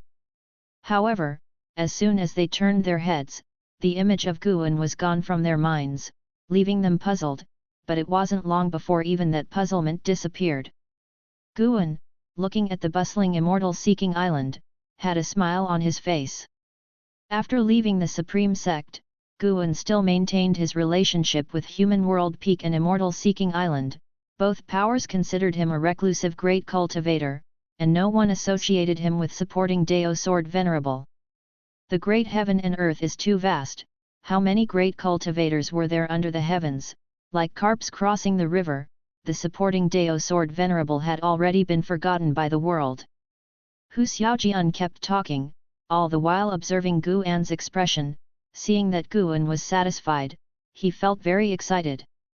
Although he often saw Guan, today was different. Immortal Seeking Island was hosting its once-a-century grand event. He was personally in charge of handling it. The street was full of trading stalls, with cultivation treasures as far as the eye could see. Everything that met the eye was his accomplishment, so naturally, he hoped Guan would praise him. Actually, by now, he no longer needed to get anything from Guan, but he knew why he could have all this. He cherished it, and was determined to cling to Guan's coattails for a lifetime, serving him. He wasn't afraid that Guan wouldn't command him to do things, he was afraid that Guan would forget him. "You've done very well, keep it up," Guan said with a smile. Immortal Seeking Island was also important to him. Almost all of his medicinal herb seeds came from Immortal Seeking Island, as did the rewards he bestowed upon his disciples. Despite his high realm, he didn't want to revert to sneaky deeds.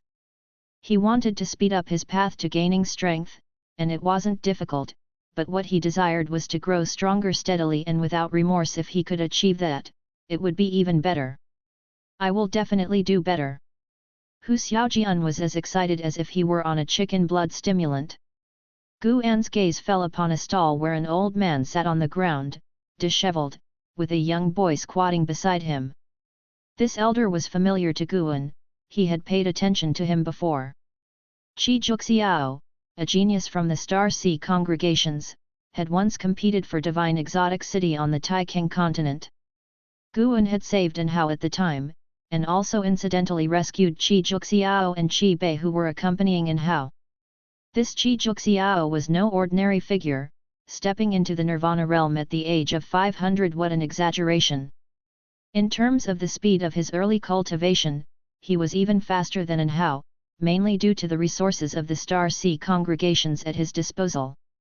If reaching the nirvana realm first were to determine talent, then the offspring of the immortal dynasty born in the nirvana realm could not all be said to possess more talent than In Hao, could they?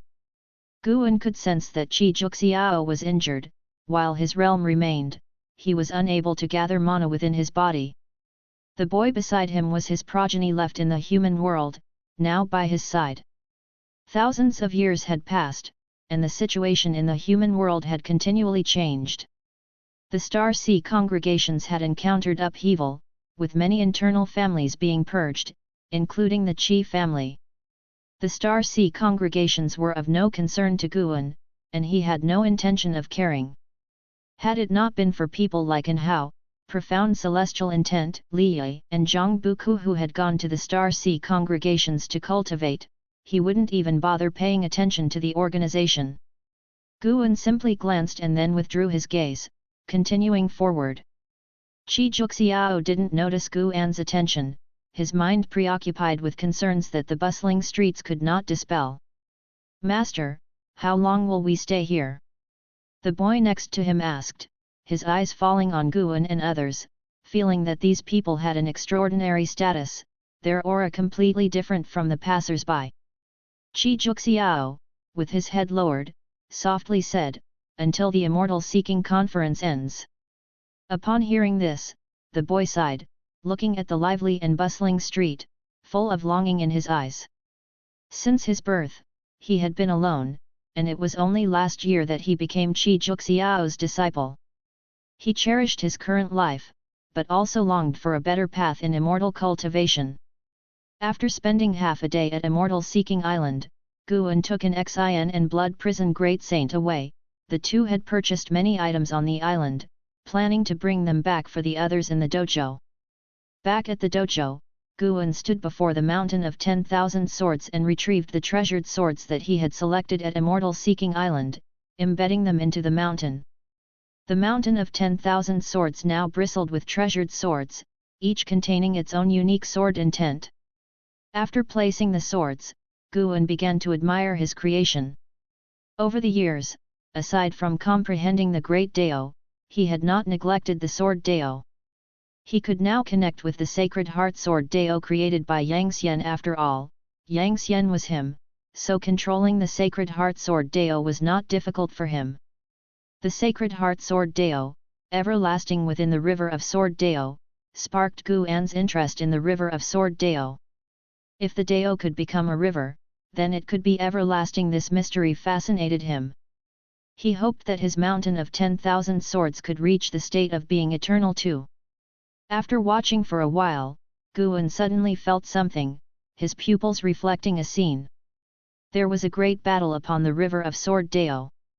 Both combatants possessed the cultivation level of Profound and Free Immortal, their Sword Dao prowess was incomparable, not even weaker than the Sword Annihilation ancestor.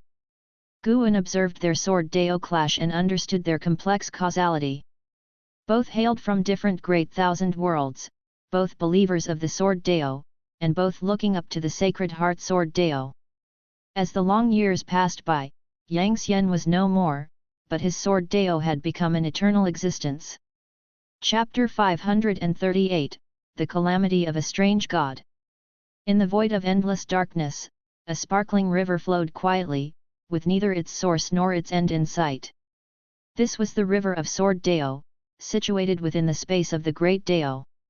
There were no stars here, no worlds, only endless darkness, and it was the only light in that darkness. The River of Sword Dao was vast and boundless, radiating an ancient and eternal aura. Somewhere along the River of Sword Dao, two figures were engaging in battle, their forms weaving and sword chi crisscrossing. Their sword chi was incredibly powerful, but when it fell into the vast River of Sword Dao, not even a splash was raised.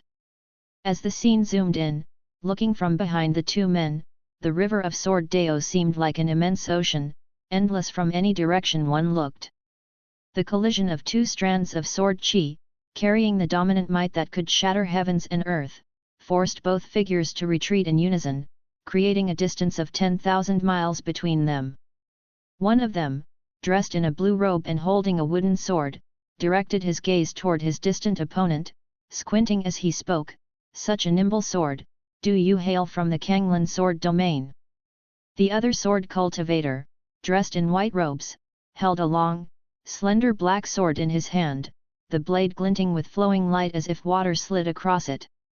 In response to the inquiry, the white-robed sword cultivator snorted coldly, "Your sword carries a fighting spirit.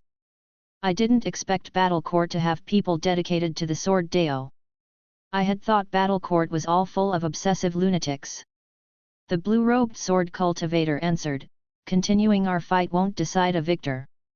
The white-robed sword cultivator remained silent, his eyes filled with dissatisfaction. In the Kanglan sword domain, his sword deo might not be the strongest, but he was invincible amongst his peers in the same realm, capable of sweeping through opposition even when entering a new great realm. But today, he had met his match, and to make matters feel worse, his opponent came from the very battle court he disdained. For a force like the battle court to produce a swordsmanship genius he could not defeat was incredibly frustrating for him.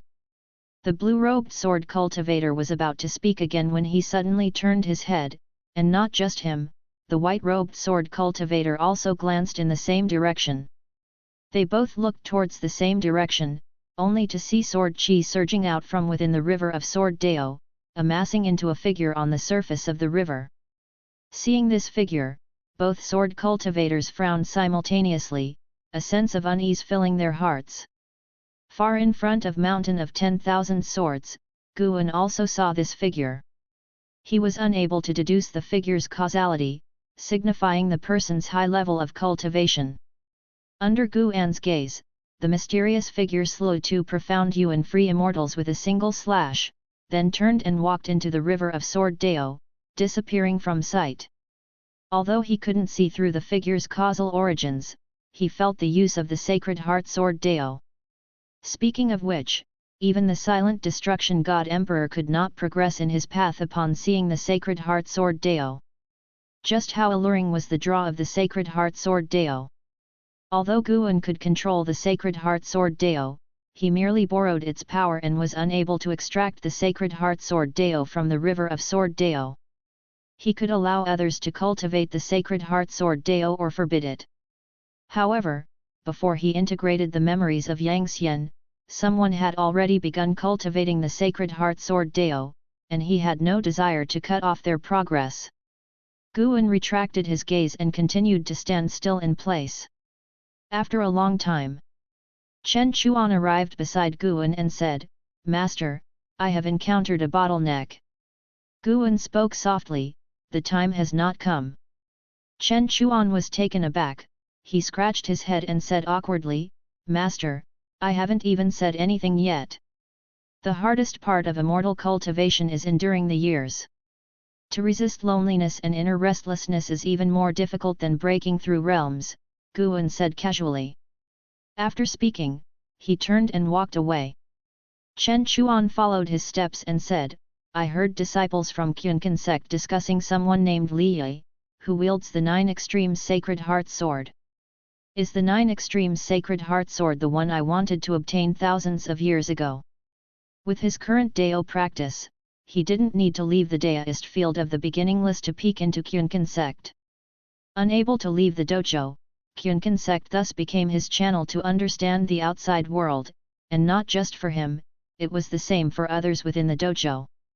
Apart from Shenzhen, an Xin, the blood prison great saint, the white spirit rat, the others dared not leave the dojo, nor did they challenge Guan's different treatment of certain individuals, because they knew these people would follow Guan eternally, while they themselves did not have such firm resolve. Guan's decision to keep them was also out of the hope that they would accumulate strength. Guan responded, and after thousands of years had passed, Chen Chuan finally wanted to go out into the world, both to investigate the cause of his parents' deaths and to satisfy his curiosity about the world. He felt his sword should unsheath, to let the world witness his strength. Seeing Guan's indifferent attitude, Chen Chuan didn't know what to say. Guan stopped in his tracks and pointed a finger at Chen Chuan's forehead. Chen Chuan couldn't react in time and was instantly immobilized, completely frozen. Guan then continued on his way. After a while, Chen Chuan awoke with a start, his back drenched in sweat, and he couldn't help but gasp for air. He genuinely felt the sword aura of two sword cultivators on the river of Sword Dao and saw how they died.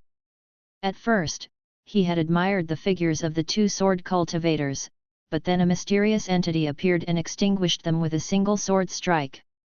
Chen Chuan's pride was dampened, and he could appreciate the painstaking care of his master.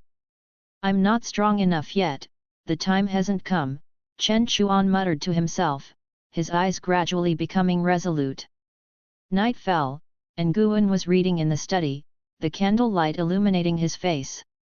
At the table, there was another person reading. It was Shen Zhen. Shen Zhen had idle time, disliking qi absorption cultivation. Whatever book Guan was reading, she would also read, and the two would often discuss. Guan also enjoyed discussing with her. The two were initially connected by their love for books. The books that Guan enjoyed reading, she would also read, and they would even write books for each other. Guan was engrossed in his book when he suddenly heard the divine exotic immortal spirit speak. At that moment, Shen Zhen looked up, her voice excited. "This plot twist is great." In a rainy night, they start fighting over a blood feud, and when the male lead is gravely injured, they share an intimate moment to settle regrets, then kill him amid complex emotions. Guan gave her a look and said, "Can you not read these chaotic books?" He put down the book in his hand and took the book Shen Zhen was holding, then studied it carefully. Shen Zhen chuckled and fetched another book from the shelf beside her. "Master, please save him. I feel if he dies, I might die too." The voice of the divine exotic immortal spirit rang out in Guan's heart, anxious. It was speaking of the divine exotic realm master, the source of power of divine exotic city. Guan, annoyed, replied in his heart, "With me here, even if he dies, you won't die." Upon hearing this, the divine exotic immortal spirit was overjoyed, thanked him, and then dared not bother Guan any further. Since entering the heaven-balancing golden immortal realm, Guan's sense of karma had reached new heights. 2,000 years ago, he had heard Zhang Buku's cry for help, but he wanted to use this crisis to make Zhang Buku stronger, so he had not intervened. When the time was right, he would naturally take action. After the divine exotic immortal spirit calmed down, Guan's thoughts drifted. He thought of Zhang Chunkaiyu, his first senior brother when he first joined the Supreme Sect. He remembered how Zhang Chunkaiyu used to train him and Meng Lang, as if it were a scene from the distant past. "Senior brother, your son will eventually go to reincarnation to find you.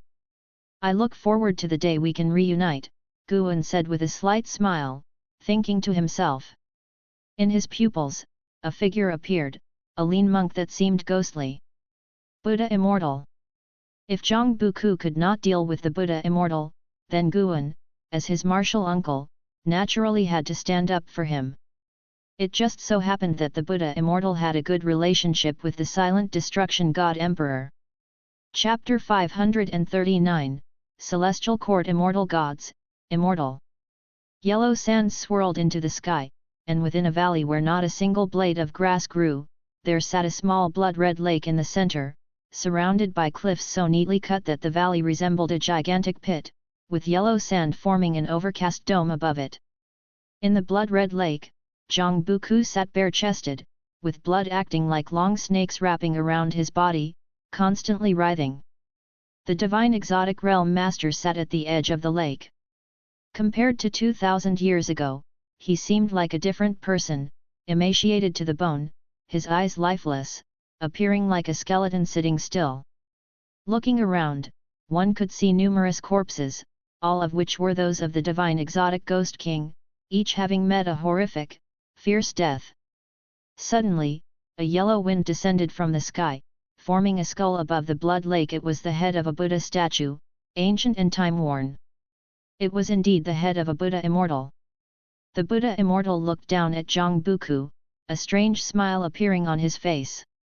Zhang Buku seemed to sense something and opened his eyes. He looked up at the Buddha immortal, his expression calm, not panicked. He asked, "What, you can't resist making a move against me?" The Buddha immortal sneered in response, "You are now considered my disciple, how should you speak to your master?" Zhang Buku didn't respond, just calmly staring at him. He had stayed here for 2,000 years, enduring torturous pain. His heart had been tempered 1,000 times, and even now, facing death, he would not be flustered. "Indeed, I like your gaze. You are much stronger than these waste ones," the Buddha immortal disdainfully said. The divine exotic realm master at the edge of the lake trembled slightly, yet was unable to raise his head. Zhang Buku merely glanced at him without caring. Zhang Buku knew that mere verbal concern would not help him. "Why do you think I chose you?" the Buddha immortal suddenly asked. Zhang Buku looked at him, waiting for his answer. The Buddha immortal seemed not to mind Zhang Buku's attitude and smiled, "You were meant to die, saved by others, your destiny changed. People like you are numerous, known as life changers. The greater the change in your destiny, the more complex your karma. That means, the higher your cultivation level, you will gradually become an anomaly of the heavenly Dao and even the great Dao. Life changers are destined for a life of hardships. Cultivation is more challenging for you than for others, but you're also more likely to encounter fortuitous opportunities." Meant to die? Zhang Buku immediately thought of Master Gu. Without Master Gu's rescue, he would have already died. "So, I bear such karma, and you choose me, aren't you afraid of the trouble?" Zhang Buku asked, staring at the Buddha immortal. The Buddha immortal showed a sly smirk, "Kid, do you aspire to be an immortal god? Your destiny pattern suits well to ascend to the celestial court." The celestial court. Indeed, that is the domain of the immortal gods. They are the true immortal gods, protected by the celestial Dao destiny. As long as the heavenly Dao remains unaltered, they do not perish. They wield the supreme power, ruling over all the great thousand world. The reason the human world has immortal gods is also because of them. However, mortal spirits cannot see them, and they disdain letting mortal spirits behold their true forms. The Buddha immortal spoke in a beguiling tone, the appeal of immortality immense. Even the transformed Zhang Buku felt emotional turbulence within. Cultivating for immortality, isn't it all for longevity? Power does not always come from cultivation level, family background, or a sect, but longevity can only be achieved on one's own. Even though Zhang Buku had traversed many realms, he had never heard of anyone achieving eternal life. "I too once belonged to the celestial court, but immortality for me turned into a shackle. Thus, I wish to leave. However, the celestial Dao immortal position cannot be left vacant, otherwise the celestial court will not spare me. You are meant to replace me." The Buddha immortal looked at Zhang Buku seriously, his voice now devoid of mirth. Zhang Buku asked, "Is it that easy to replace?" The Buddha immortal replied, "The celestial court isn't the sect you imagine it to be. Immortal gods do not often meet one another.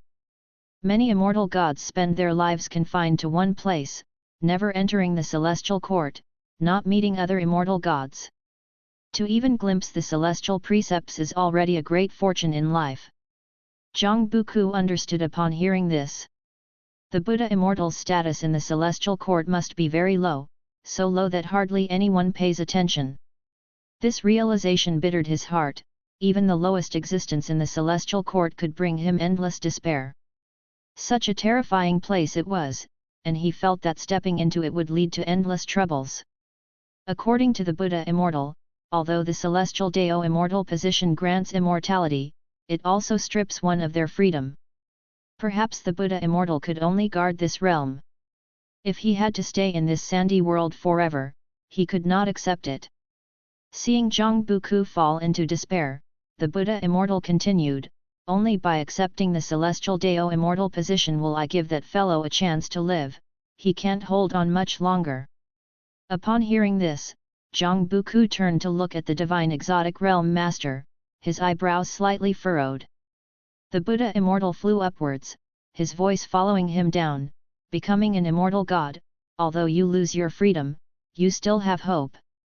If you die, there is no hope at all." His voice gradually faded, and his figure soon disappeared into the sands. Zhang Buku stared at the divine exotic realm master, his heart tormented. He owed a debt of gratitude to the divine exotic realm master and could not ignore it. But if he lost his freedom, he could never see Master Gu, Liya again. How long could the non-immortal Master Gu, Liya live? Zhang Buku felt anguished, struggling to make a decision. Meanwhile, in the sands, the Buddha Immortal was still observing Zhang Buku's reaction.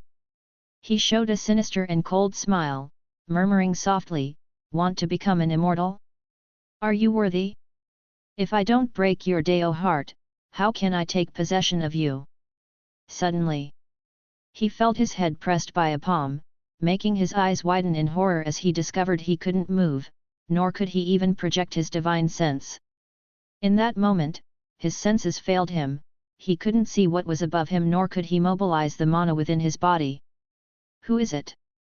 The Buddha Immortal bit back his fear and asked through gritted teeth. He felt an extremely powerful force of karma around him, isolating him. Now, even if he roared exhaustingly, Zhang Buku wouldn't hear or even see him. Many speculations fluttered through the Buddha Immortal's mind. Whoever was suppressing him was definitely above an innate golden immortal. An existence above an innate golden immortal was not someone he could afford to provoke. "Since you know he is a life changer, why didn't you think more about who changed his destiny for him?" A raspy voice reached the Buddha Immortal's ears, making his head tremble. It was for Zhang Buku. How could this child have such a significant backing? The Buddha Immortal immediately said, "Senior, it is my mistake. I am blind to the truth and could not calculate this karma. I am willing to let him go. Just let him go. Pass all your abilities to him, and do not let him know of my existence." "All right. No problem." The Buddha Immortal agreed without hesitation, feeling that if he said no, he would be obliterated instantly. Ming soon. Chapter 540, Heavenly Dao Inheritor. After the Buddha Immortal left, Zhang Buku couldn't calm his heart any longer. He continued to cultivate in the blood lake, but his mind was constantly making a choice. 3 days later, Zhang Buku made a decision. He could only apologize to Master Gu in his heart, unable to repay his kindness. "Buddha Immortal, come out, I agree to your terms. Release him now." Zhang Buku gritted his teeth as he spoke, feeling that repaying Master Gu's kindness was an eternity away, yet the chance to save the divine exotic realm master was right before his eyes. As his words fell, a gust of wind descended from the sky, and the Buddha Immortal immediately appeared before Zhang Buku. He hovered not as high as before, but Zhang Buku didn't notice that. The Buddha Immortal looked at Zhang Buku with a smile and said, "Don't rush. I've changed my mind.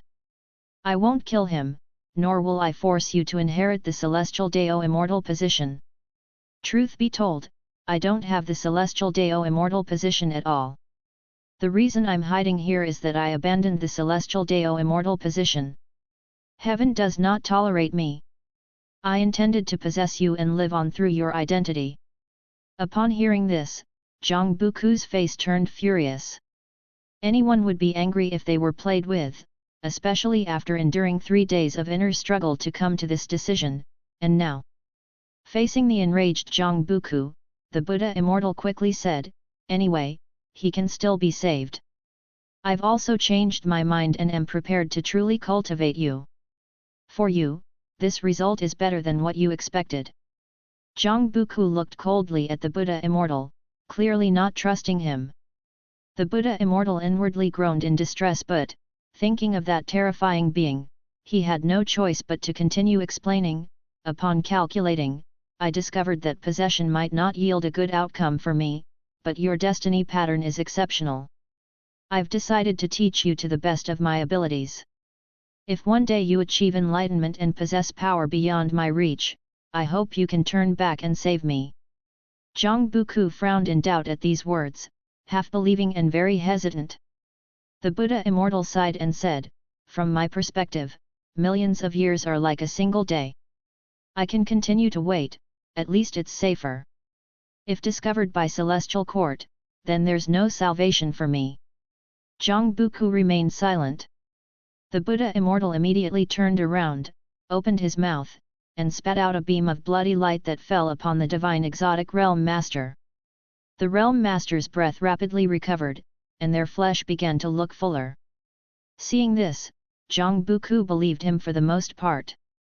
However, another confusion arose. Did the Buddha Immortal really come to this realization on his own? Why did the whole situation seem so perplexing? Deist field of the beginningless, inside a room. Nighttime still filled the view outside the window. Shen Zhen was still reading. Gu An's spirit retracted without drawing her attention. To warn the Buddha Immortal, it wasn't Gu An himself who went, but a manifestation created by the power of karma. With Zhang Buku and the divine exotic realm master there, Gu An could quickly locate them. Their world's rules of heaven and earth couldn't restrict Gu An. To Zhang Buku, the celestial spirit great world was very, very far away, so distant he didn't know if he could ever return in this lifetime. But in Gu An's eyes, Zhang Buku wasn't too far, even if he was in another great thousand world. Going there wouldn't be too difficult. The hardest part of crossing the great thousand worlds is passing through the world gate, guarded by the celestial spirit god. Gu An was different. He could traverse different great thousand worlds using the river of Sword Dao. The river of the Great Dao exists outside the universe, an unfathomable concept. The enlightened can use the river of the Great Dao to travel to different places. However, most who enter find themselves perplexed and unable to find an exit. Only the desperate enlightened would flee into the river of the Great Dao. Contemplating different great daos allows entering the respective rivers. Those musing on the path of destiny may enter the river of destiny, and those on the Sword Dao may enter the river of Sword Dao. To glimpse the rivers of the Great Dao is incredibly challenging. Not every profound and free immortal can do it. It purely depends on one's comprehension. Gu An closed the book and said, "Dawn is nearly here, you can go back now." Shen Zhen glanced at him and asked, "Why the hurry tonight? The last time we discussed Green Hero Travelogue, we talked for a whole day and night. I just went through a struggle and am somewhat tired." "What struggle?" "My will went to grapple with an existence far beyond the 9 heavens of the immortal path," Gu An said, feigning a sense of gravitas. Shen Zhen rolled her eyes at this. The night went by, and she never saw Gu An rise from his seat. The words sounded hollow to her, and naturally, she did not believe them. "All right then, it's rare that you hurry me along. I just hope you haven't gotten too engrossed in your books." Shen Zhen stood up, placed the book she had in her hands on the table, and then turned to leave. As she reached the door, she looked back at Gu An and asked, "Do I need to illustrate this book tonight?" Gu An glanced at her and said gravely, "How many times must I tell you? There are 3,000 paths to enlightenment, but some paths should be taken less. Then I won't draw it." "Wait, draw it. I'll help correct your thinking." Gu An replied, causing Shen Zhen to cover her mouth and giggle. She didn't argue with Gu An, instead stepping out of the room. Once Shen Zhen had closed the door, Gu An took out pen and paper and began to write. In the tranquil cosmic starry sky, the celestial Dao golden core still stood at the end of the long bridge, with An Hao sitting in meditation before it, looking so solitary. He faced the celestial Dao golden core, brows tightly furrowed. A figure emerged within the celestial Dao golden core, walking toward him, all the way to the edge of the golden core, and then stopped to look at him. "Aren't you still unwilling to let go?" A voice came from within the celestial Dao golden core, seemingly belonging to the Yang immortal emperor. And Hao didn't open his eyes and said, "It's not that I'm unwilling to let go, I have no choice. You tell me to run, but where can I flee? The river of Great Dao is one way out. I am still far from the river of Great Dao, and moreover, there are people here I cannot abandon. How foolish!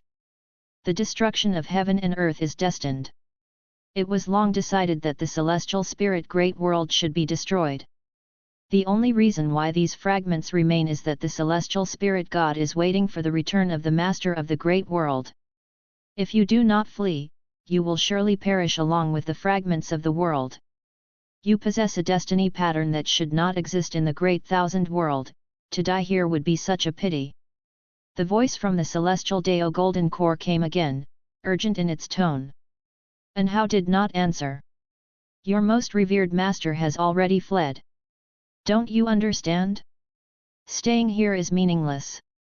The mysterious voice spoke with a tone of disappointment, prompting in Hao to open his eyes.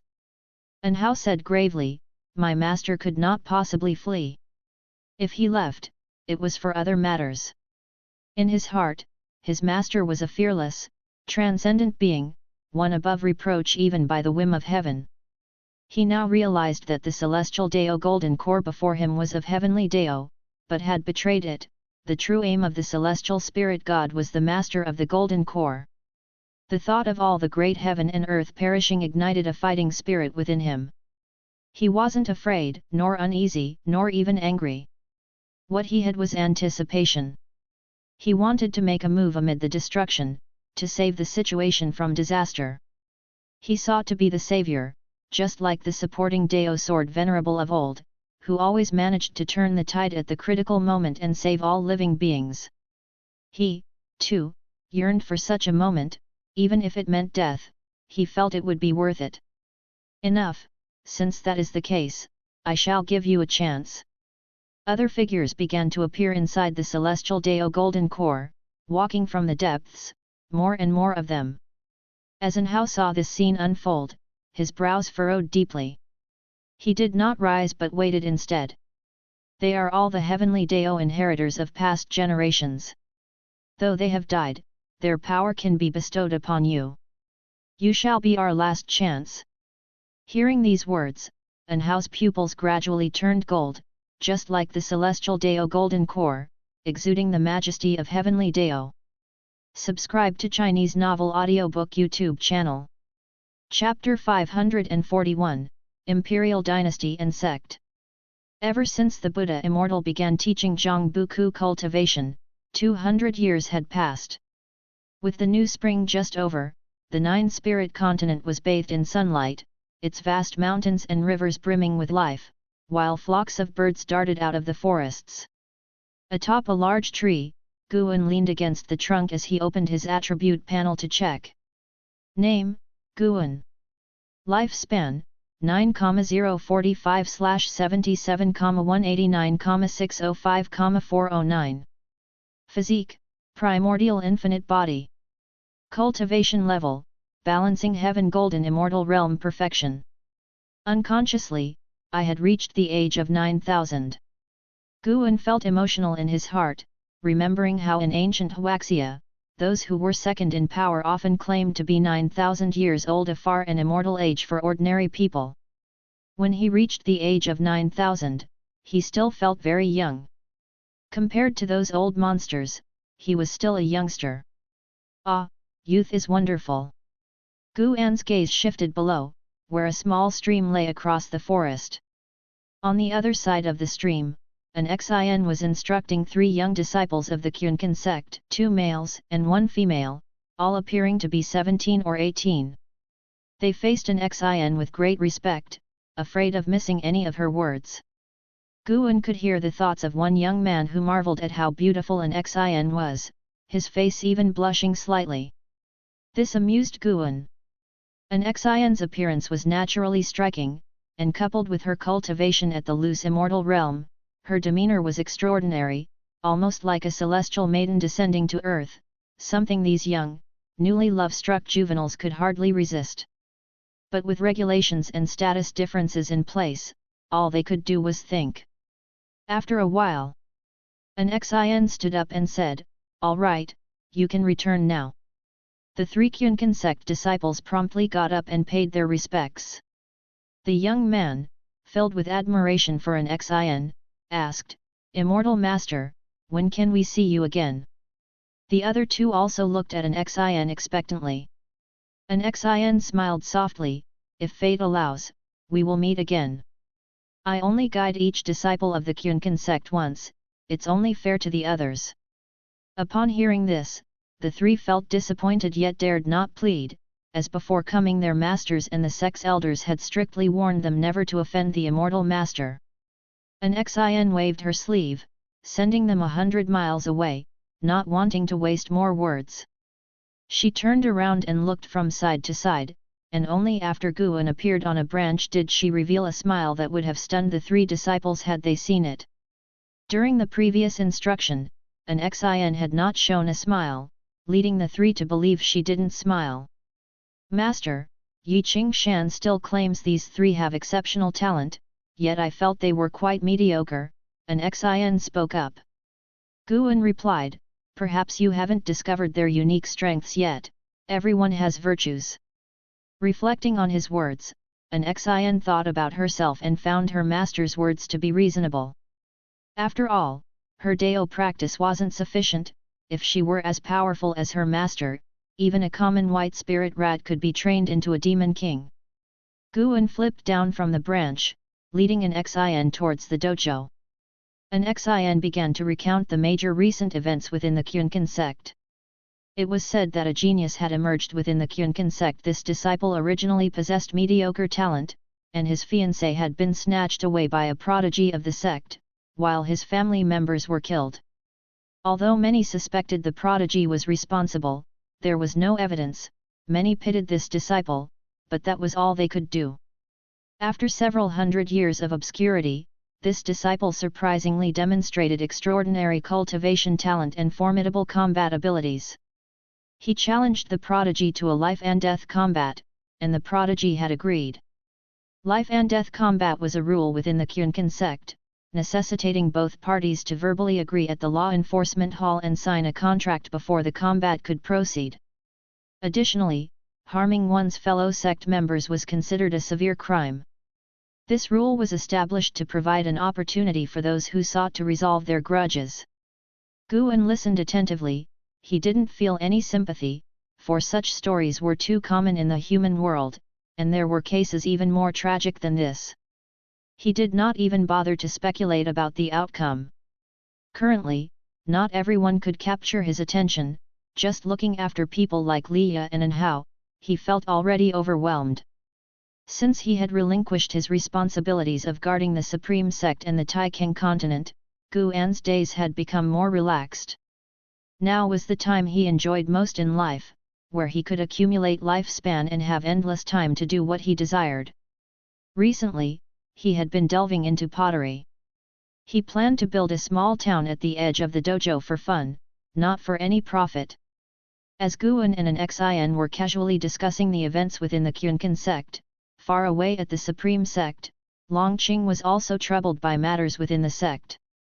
Now, Longqing had become a candidate for sect leader, managing all affairs of the sect, while LV Badian had long retreated to pursue Daoist techniques.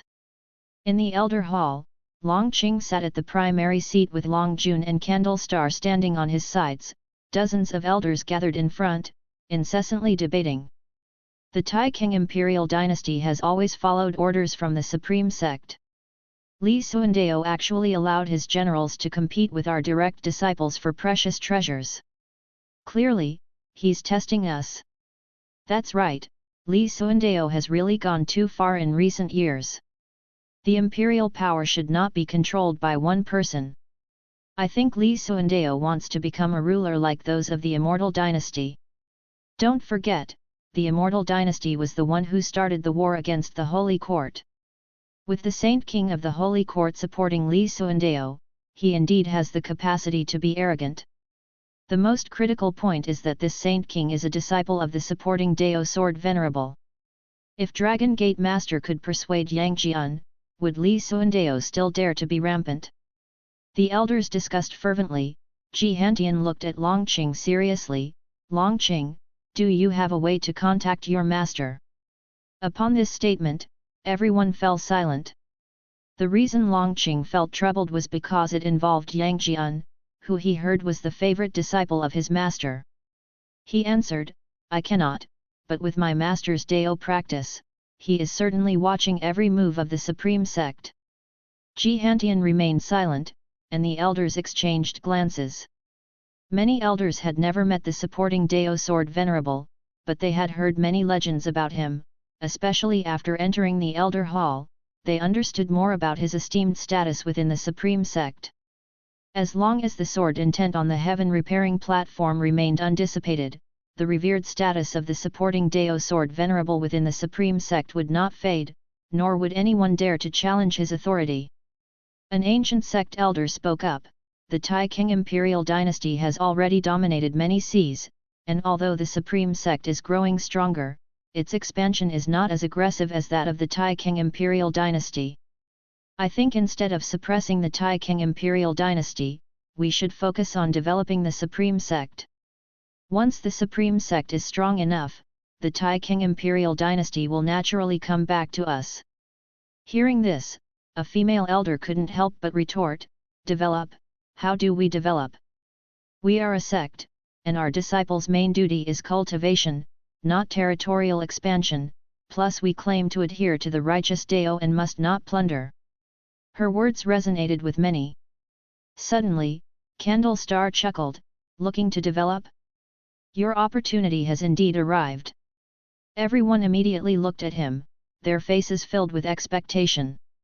Candle Star was a highly accomplished Daoist, and his words might be true.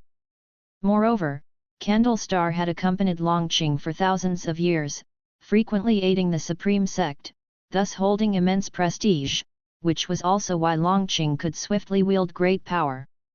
Chapter 542, Celestial Spirit's End, Invincible Power. Ji Hantian looked at Candle Star and asked respectfully, I hope the senior can enlighten us, what exactly is the opportunity? Candle Star smiled and said, the Immortal Dynasty will soon disperse, that is the opportunity. The Immortal Dynasty will disperse? Wish. The elders were shocked. To them, the Immortal Dynasty and Holy Court were colossal entities within great heaven and earth, overlord-level forces. The chaos in the world was due to the struggle between these two powers. How could the Immortal Dynasty, which had stood through countless calamities, now fall?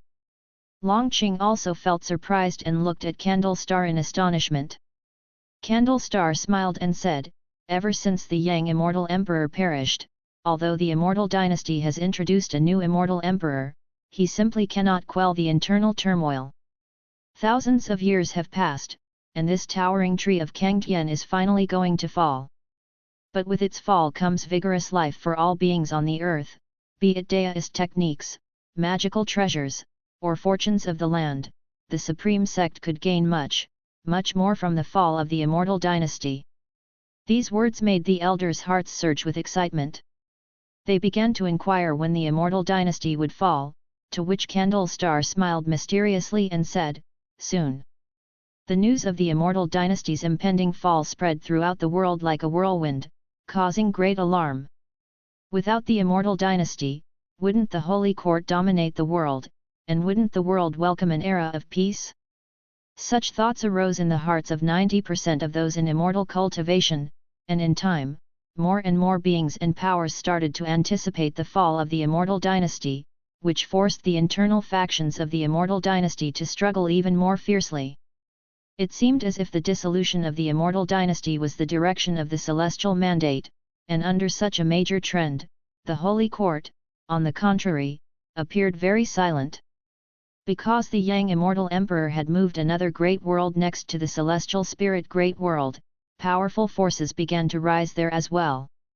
Hearing that the Immortal Dynasty would fall, the powers on the other side developed even more rapidly, as if afraid of missing their chance. Against this backdrop, another 10 years passed. Deep in the universe, within the silent extinction domain, fog from the great Dao surged, making the universe seem so quiet. The world gate, symbolizing the end of the universe, remained steadfast. The celestial spirit god, sitting in meditation beneath the world gate, radiated strong heavenly Dao light, dazzling and splendid. Beneath the strong light, the figure of the celestial spirit god seemed to have even more presence than the world gate. Suddenly, the world gate burst forth with a red light, flickering slightly, and in nearly an instant, the celestial spirit god opened his eyes, and two cold rays burst forth, scattering the great Dao fog as if it had met its natural predator.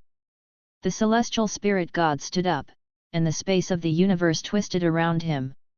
He raised his right hand and reached out across the distance. As he clenched his fist, the red light on the surface of the world gate vanished abruptly, and all seemed to return to calm.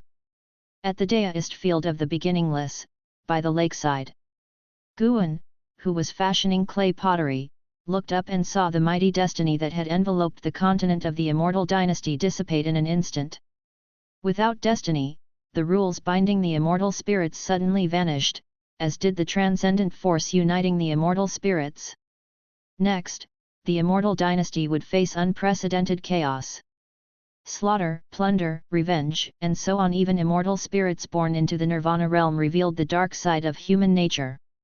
The continent of the immortal dynasty turned into the human world's hell in a very short span of time. Those who wielded great power began to seek their own interests, tearing apart their usual facades to become entities that the common people of the immortal dynasty feared.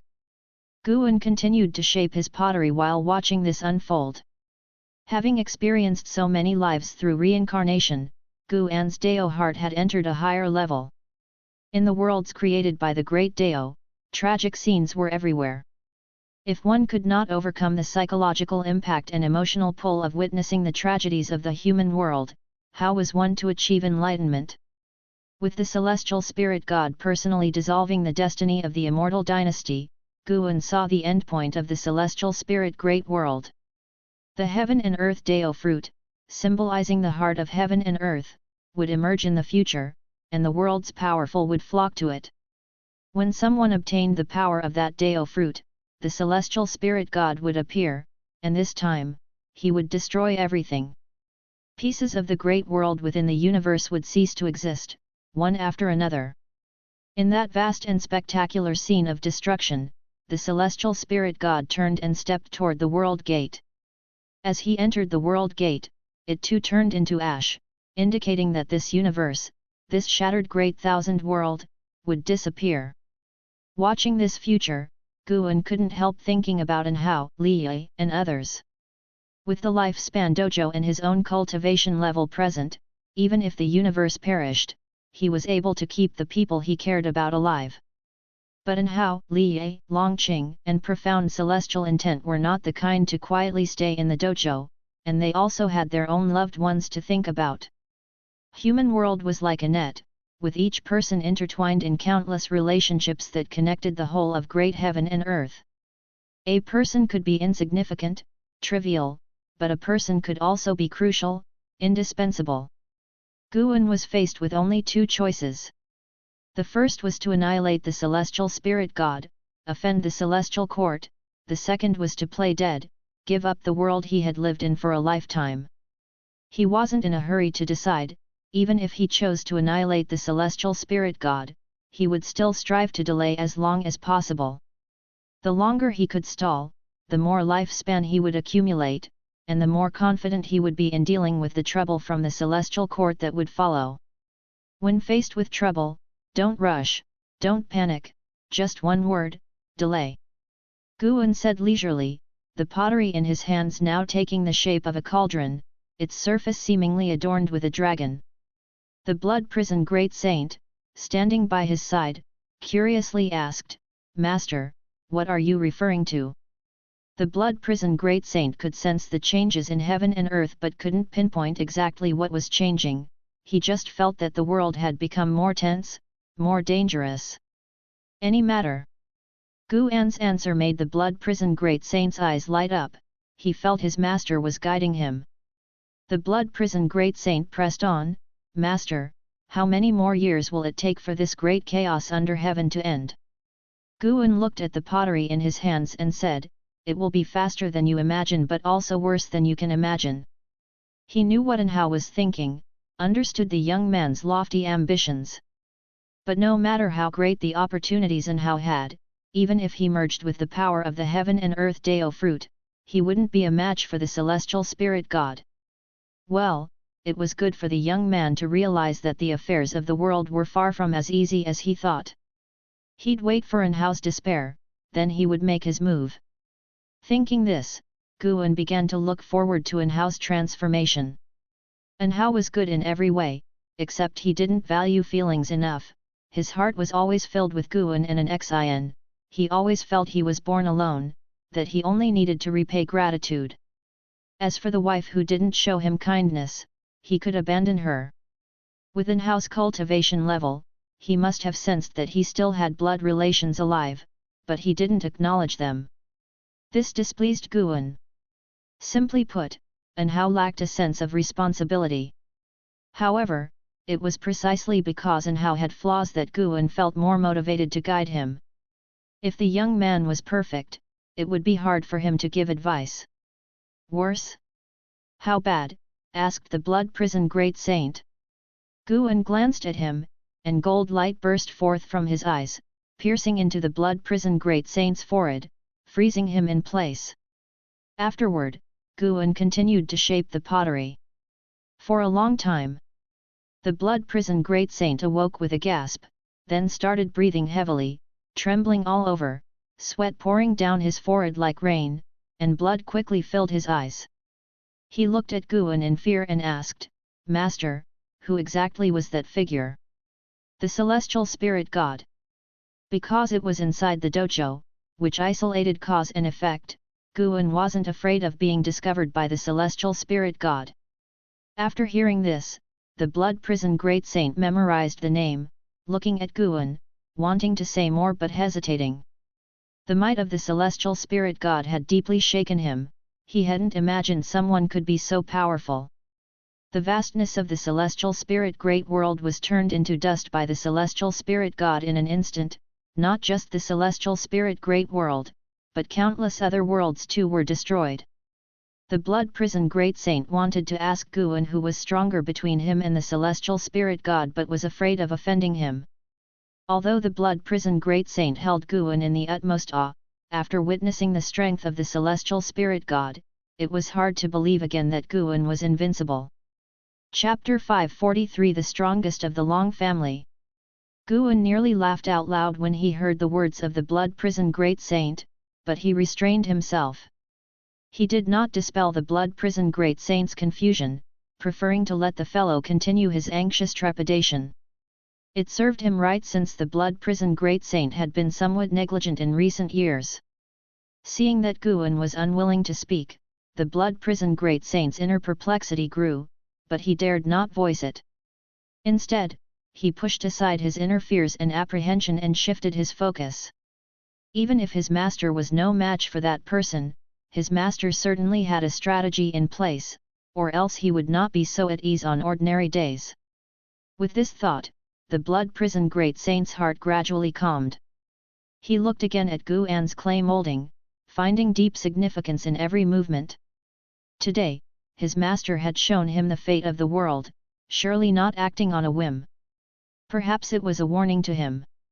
Under the serene and tranquil years, a catastrophe was always brewing. The blood prison great saint felt sorrow for this world. Major sects and imperial dynasties were ceaselessly vying, chasing after the celestial mandate and heavenly Dao.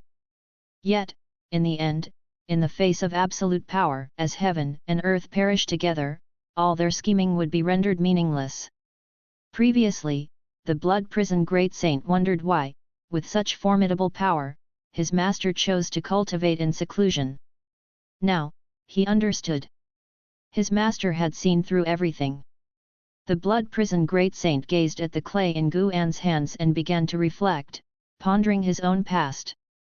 After dispersing the destiny of the immortal dynasty, the celestial spirit god sat down to meditate once more, and Guan no longer paid attention to external affairs, focusing solely on his current task. What followed would be the most chaotic period for the world. Facing such chaos, the Holy Court, contrary to its normal behavior, did not aggressively annex the territories left by the Immortal dynasty but began to withdraw, pulling back to the sacred domain. This further fueled the madness of the world's forces, all eager to seize this opportunity to ascend. The Supreme Sect and the Tai King dynasty were no different. From the highest echelons to the common folk, everyone knew that this was an unprecedented opportunity, a decisive moment for the pattern of the world. All internal conflicts were set aside, and those in power grew increasingly bold and ambitious as each day passed. While the Supreme Sect was frantically exploring the outer realms, Longqing, on the other hand, was confined to the Third Medicine Valley by Longjun. On this evening, seated in meditation on a cliff, Longqing could not help but open his eyes and turn to look at Longjun, who was reading nearby. Longjun was holding the investiture of the gods, engrossed in the book, which greatly irritated Longqing. He had read that book many times over, yet he was still reading it. Longqing could not comprehend why Longjun, after imparting the celestial dragon Dharma aspect to him, did not take his teaching seriously and even forbade him from venturing out. Most importantly, in the face of Longjun, even Candlestar dared not utter a word. Studying the celestial dragon Dharma aspect was for the destiny of the Long family. Longqing was willing to accept this mission, but sometimes he wondered if living just to break the family's curse was truly meaningful. He thought of his master, who never rushed his cultivation when he was present. Now, he was being forced to cultivate by someone else. He finally understood his master's words, that bearing karma was not so easy. The time before recovering his destiny pattern was the happiest of his life. The longer he practiced the celestial dragon technique, the more he yearned for the past. No matter how patient one is, there comes a day of eruption. Longqing was about to burst, and he couldn't help but say, with the world in such turmoil, "Do you think the battle court will still come as you said?" Longjun, without even lifting his head, said, "It has already arrived. It's in the Holy Court." Longqing frowned and asked, "Then why haven't they made their move? Killing you would be acting on behalf of the battle court, but this world holds opportunities they cannot resist. That's also why I chose to come to this era. Right now, I can do a lot." Longjun's answer silenced Longqing. Irresistible opportunities. He wanted them too. He wanted to become stronger, to be renowned across the world, to live a spirited life. Suddenly, Longjun asked, "Do you think the Taoist Hengjun in this book endured countless lonely years to achieve the Dao, or did he struggle through hardships and persevere to attain it?" Hearing this, Longqing couldn't help but roll his eyes.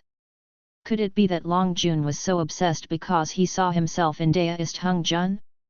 He had once been obsessed with the investiture of the gods, and naturally knew that Taoist Hengjun was the strongest and most mystic presence within it. At least Taoist Hengjun, when facing difficulties, didn't pin his hopes on future generations, quipped Longqing. Upon hearing this, Longjun fell silent. Only the sound of the wind remained atop the cliff. The more Longqing thought about it, the more he became frustrated. Why should he bear the burden of the Long clan's mission? The debt of life was too great. Forcing him to cultivate his ancestors' Dharma aspects to fight for him, why was he so rebellious? If the ancestors were so powerful, how could the Long clan end up like this? Longqing truly didn't believe that the Long clan had the strength to defy the battle court. The more he thought, the angrier he became, and with anger came despair in the depths of his heart. Qi blood surged, causing him to feel dizzy. The world in his eyes shook unceasingly, the dusk-lit celestial vault so desolate and beautiful, it gave him a sense of facing the end. At that moment, he felt slightly relieved in his heart. If he were to fall now, it wouldn't be so bad. If life was for death, then why not die earlier?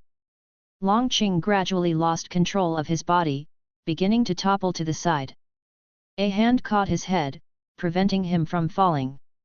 In a daze, he saw a figure appear before him, standing on the edge of the cliff, back facing him.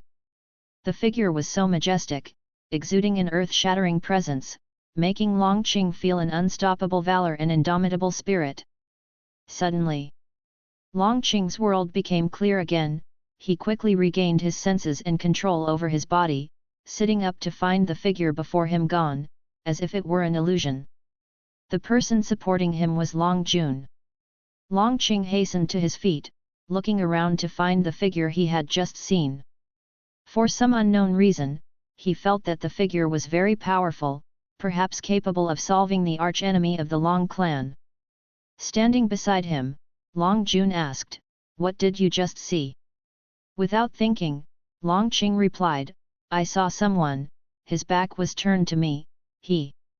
Unable to find the figure, Longqing turned to Long Jun and, seeing a look of relief on Long Jun's face, couldn't help but ask, "Do you know who that person was?" Long Jun replied, "When you cultivate the celestial dragon Dharma aspect, the first thing you'll see is Emperor Longzhen, which is my father's image.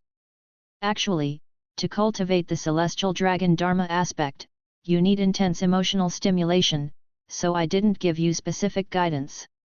I wanted to wait for you to initiate it first." Emperor Longzhen.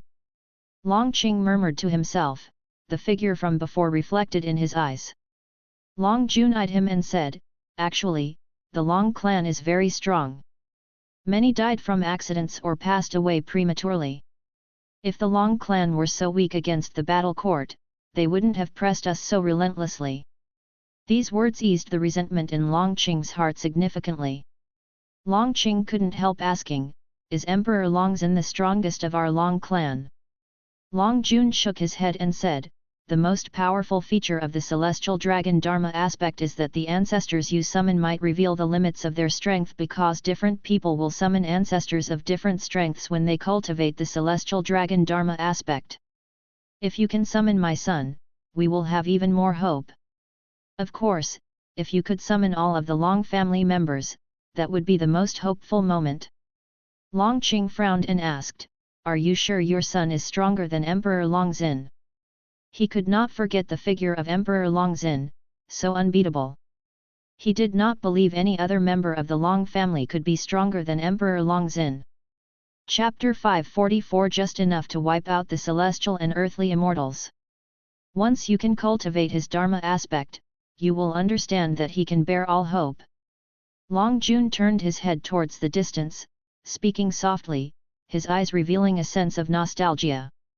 Longqing then continued to fantasize about Emperor Longzhen.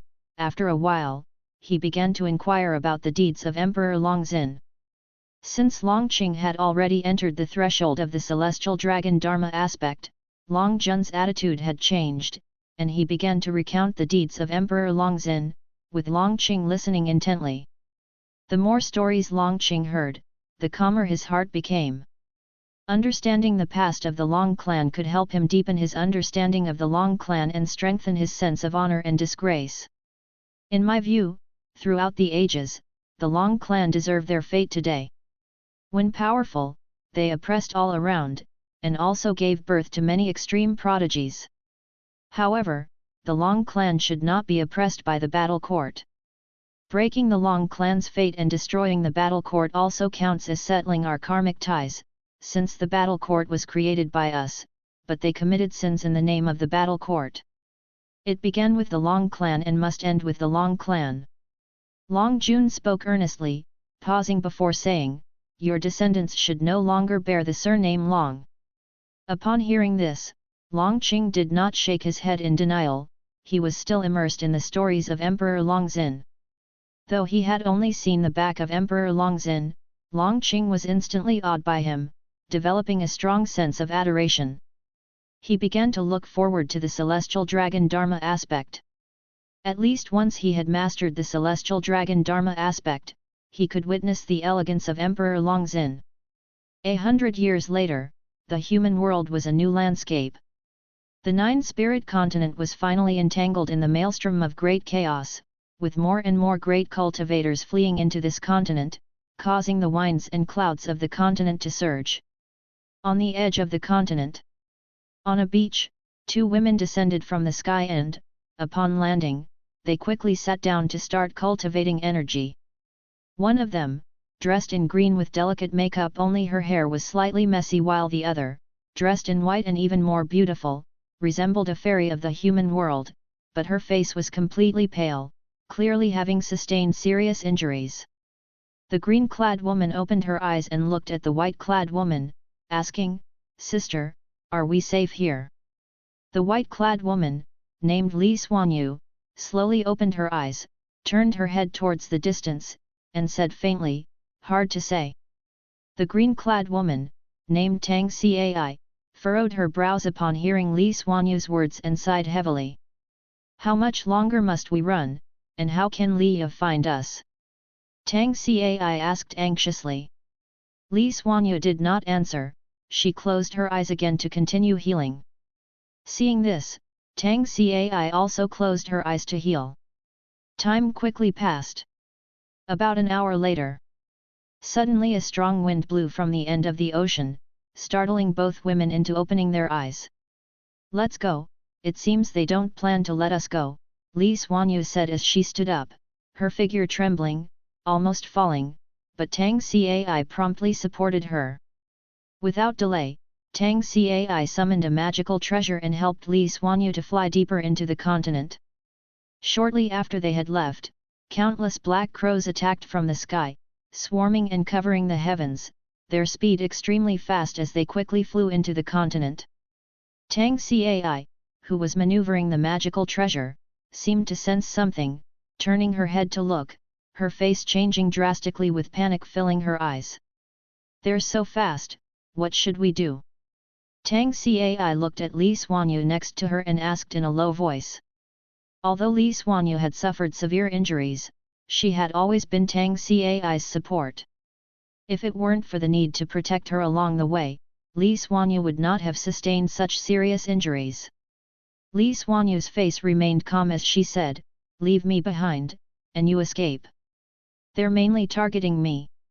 Upon hearing this, Tang Cai was immediately agitated and said, "What nonsense are you talking about? I promised Liya that I must keep you safe. Either we die together or you live, and later, find Liya to avenge me," Li Xuanyu said, her tone unflinching. Tang Cai fell silent. Li Xuanyu grabbed Tang Cai's wrist with one hand and stared at her steadfastly. Tang Cai clenched her teeth, manipulated her magical treasure, and flew downward. The two women landed in a forest, and Tang Cai helped Li Xuanyu to sit down in front of a tree. "Let's hurry and get moving, stop dawdling," Li Xuanyu said as she sat down, her face growing even paler, but she still urged. Tang Cai stood up, walked a few steps outward, then stopped in her tracks. She clenched her sleeves, unable to leave. Li Xuanyu looked at her, a trace of relief flashing in her eyes. Just as she was about to speak, a voice came from deep within the forest. "Are you outsiders?" Li Xuanyu and Tang Cai both turned their heads to look, and saw a yellow-robed woman who looked like a fairy walking out from the forest with a bamboo basket in her hand, a gentle smile on her face. The newcomer was an Xin. Li Xuanyu frowned and examined an Xin closely. Tang Cai asked, "Who are you? Why are you here?" After all, she possessed a nirvana realm cultivation level, and in her perception, there were no living beings within 1,000 li. How could an Xin have approached them silently? How could she not be cautious? An Xin smiled and said, "My name is an Xin. As I was passing by, I calculated that I have a connection with you too, so I wanted to come and help." She was curious in her heart, not knowing which one was Elder Li's sister and which was Elder Li's beloved. Her gaze fell on Li Xuanyu, whose facial features slightly resembled Elder Li. She guessed that she must be Elder Li's sister. Li Xuanyu always felt the name an Xin sounded familiar, as if she had heard it somewhere before, but she couldn't remember. Perhaps some cultivator had mentioned a similar sounding name. "How can you help us? Do you know what we are fleeing from?" Tang Cai asked cautiously.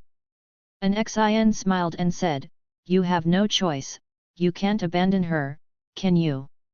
Tang Cai was silent. Just then, countless black crows attacked from the depths of the forest, like darkness swallowing everything, causing Tang Cai's face to change dramatically and Li Xuanyu to instinctively raise her hand. An Xin quickly turned around, a long pen appearing in her hand.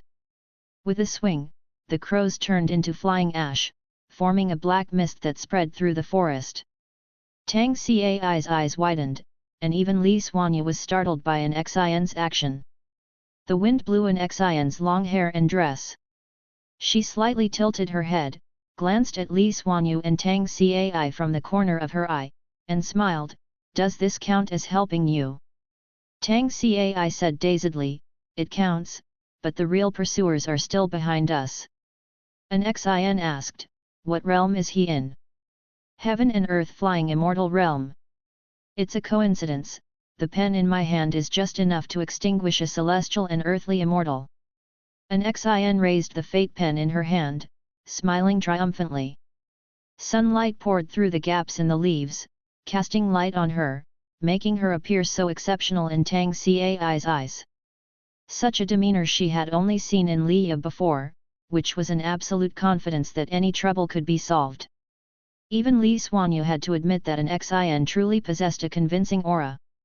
She suddenly remembered, she had heard the name an Xin before, apparently from Liya, but why she brought up the name still wasn't clear, as it was a matter from long ago. If this woman knew Liya, then she could be trusted. An Xin put away her pen, then turned and smiled, "Come with me. I'll take you to a place to heal. It's your first time on the Nine-Spirit continent, right? You can stay here for a while, perhaps you will find some serendipity."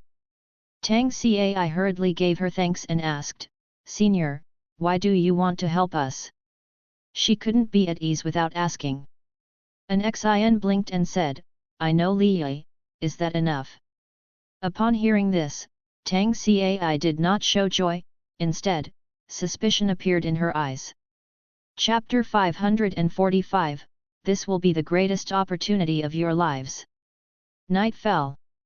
An Xin was temporarily staying in a monastery with Li Xuanyu and Tang Cai, where a fire blazed in the courtyard, its flickering light casting shadows on the walls. Tang Cai watched an Xin intently, her eyes filled with hostility, while an Xin admired the fate pen. Having used the fate pen more than once or twice, an Xin greatly enjoyed the vast power it contained. Unfortunately, after each use, her master would take it back, so she treasured the time she had with it and wanted to investigate why the pen was so formidable. As for Tang Cai's gaze, an Xin had noticed it long ago and could guess Tang Cai's thoughts, but she intentionally offered no explanation. Because it was fun. Tang Cai treasured Elder Li like a treasure, but an Xin felt that Elder Li was just so-so, and nowhere near as formidable as her own master. Every time her master mentioned Elder Li, he would describe how Elder Li got beaten up, using him as a negative example, so how could she possibly like Elder Li? Thinking of this, the corners of an Xin's mouth couldn't help but lift. Seeing an Xin smile, Tang Cai grew even angrier, but she couldn't lash out, after all, an Xin had saved their lives. While meditating and healing, Li Xuanyu kept thinking about the name an Xin. Finally, she remembered and opening her eyes, she looked towards an Xin and asked, "Are you Guan's disciple?" Mentioning Guan, the blurry face in her memory gradually became clear. It had been over 9,000 years since she left the Taixuan continent and she had never returned. Her meeting with Liya was purely coincidental on an island, and Liya did not reveal that Guan was the supporting Dao sword venerable. Li Xuanyu could not associate Guan with the supporting Dao sword venerable either, since when she knew Guan, he was just a medicine boy, and she had even helped him manage an introduction to take care of a cave mansion. Back then, Guan had run around for a few spirit stones. Later, however, she had realized that Guan was not simple and hid secrets, but she never thought of him in terms of the supporting Dao sword venerable. An Xin turned her head towards her and smiled brightly. Yes, Elder Li, my master has mentioned you too. He said that when he was young, you helped him a lot. Hearing this, Li Xuanyu was sure she hadn't misheard and a smile appeared on her face as she said reflectively, I didn't really help him much, just lending a hand. How has he been doing lately? An Xin replied, he's doing well, don't worry. Could it be that he is also on this continent? No, that's not the case, no one knows where he has gone. An Xin shook her head, this wasn't her being secretive, but rather Guan genuinely wanting to hide his whereabouts, not wanting to attract trouble, and she definitely couldn't cause trouble for Guan. She was curious about the image of Guan in Li Xuanyu's mind, so she started to share the stories Guan had told her, and Li Xuanyu also fell into reminiscence. Tang Cai was also captivated by the stories an Xin told and gradually forgot her jealousy. Hearing that Guan was Li Ye's junior brother, Tang Cai grew even more interested, as she was very curious about everything related to Li Ye, but unfortunately, before she could learn more about Li Ye, she had parted ways with him. The stories an Xin told were those Guan had shared with her. They might have seemed mundane, but on such a night, they brought Li Xuanyu and Tang Cai a sense of warmth and a touch of happiness. In Li Xuanyu's mind, Guan also gradually became clearer, and the old memories surfaced. Remembering how reserved Guan had been in front of her, a smile also appeared on her face. Over 9,000 years had passed, and many old acquaintances were buried in the earth, but Guan was still alive, and she was genuinely happy, and surprised that Guan could teach such a disciple. A millennium passes just like a flicker in the human world, 9,000 years brought about such great changes. When an Xin finished speaking, Tang Cai curiously asked, what is Guan's cultivation level now? An Xin glanced at her, smiling radiantly, how would I know? See this pen? This is his magical treasure. While speaking, an Xin raised the fate pen in her hand. Li Xuanyu and Tang Cai both looked towards the fate pen in an Xin's hand, unable to forget the sight of an Xin wielding the pen to eradicate a group of demons. Those black crows were no ordinary creatures, even a loose immortal hit by them would be drained of all their blood essence. Just as an Xin was showing off the fate pen, Guan, who was far away in the daist field of the beginningless, lay reading a book while listening to their conversation. Senior Sister Li, it really has been many years. Guan lay on a chair, a book in his hands, the corners of his mouth slightly upturned. That Li Xuanyu and Tang Cai were able to come to the Nine-Spirit Continent was due to his guidance, using celestial signs to bring them to the Nine-Spirit Continent coincidentally, and along the way, their survival from numerous brushes with death also had Guan's secret assistance. Back then, Li Xuanyu indeed had helped Guan, so if he could lend a hand with just a simple effort, he naturally would not be stingy. Helping Li Xuanyu was also for Li Ye's sake. With Li Ye's own sister and future wife in danger, how could he not rescue them? The reason he led the two women to the Nine-Spirit Continent was because a great catastrophe was about to come outside, and only on the Nine-Spirit Continent would they be completely safe. Guan closed his book and shut his eyes, lazily saying, after you finish your act, I take the stage, and the heroes of the world take turns, but who can really see through how deep the waters of this world are? Celestial Spirit God, I look forward to clashing with you. His voice echoed only within the room, he was speaking to himself. Amidst the mountains, Li Xuanyu and Tang Cai stood on a slope, looking at the magnificent scene ahead. Both women remained silent. Following their gaze, in front of the mountains appeared a gigantic chasm, stretching to the ends of heaven and earth. The mountains on either side, too, had been pierced, as if a dragon comparable in size to the mountains had rolled over them, leaving behind this broken landscape. An Xin descended from the sky, casually playing with the fate pen. She chuckled, celestial and earthly immortals are just this, hey. Li Xuanyu and Tang Cai had been on the Nine-Spirit Continent for several months, and today, the mastermind who had been pursuing them had finally come to kill them, after a round of negotiations, an Xin, unable to stand the other side's ranting, chose to eradicate them. Tang Cai opened her mouth, but found herself unable to speak. The supreme great power that was the cause of her despair, just like that, was dead? Li Xuanyu looked at the fate pen with a complex expression in her eyes. Is Gu An's cultivation level now at least higher than the heaven and earth flying immortal realm? She couldn't understand. She felt that her own adventures were numerous, and in her view, only Li Ya's growth rate was faster than hers. In fact, she always believed she was second to none. But what she witnessed today overturned her understanding. She felt that her peers couldn't possibly possess such power, let alone slaughtering celestial and earthly immortals. Even killing wandering immortals seemed unbelievable. An Xin looked at them and smiled. Settle down in the nine-spirit continent, it will change your lives. I won't accompany you further. With that, she turned and walked away, but after a few steps, she stopped again. Let me remind you once more, stay here. This will be the greatest opportunity of your lives. If you insist on leaving, you will regret it for the rest of your lives. An Xin leaped up, transforming into a streak of light and disappearing into the horizon. Tang Cai couldn't help but look at Li Xuanyu and asked, what should we do? Listen to her. Li Xuanyu looked in the direction an Xin had left and asked, do you want to have cultivation like hers, to stand shoulder to shoulder with Li Ya in the future, rather than always chasing behind him? These words stunned Tang Cai. Chapter 546, The Descent of the Supreme Demon Realm. In the depths of the cosmos, countless meteorites, ablaze with fiery flames, tore through the great Tao's mists, rushing unstoppably in the same direction, creating a sight of unparalleled grandeur. The appearance of this group of meteorites alarmed the mighty beings within the universe, as countless divine senses reached out toward them. Upon an unmoving meteorite, Baizia from Human World Peak was meditating in this area. He suddenly opened his eyes and was immediately startled by the swarm of meteorites approaching from the depths of the universe.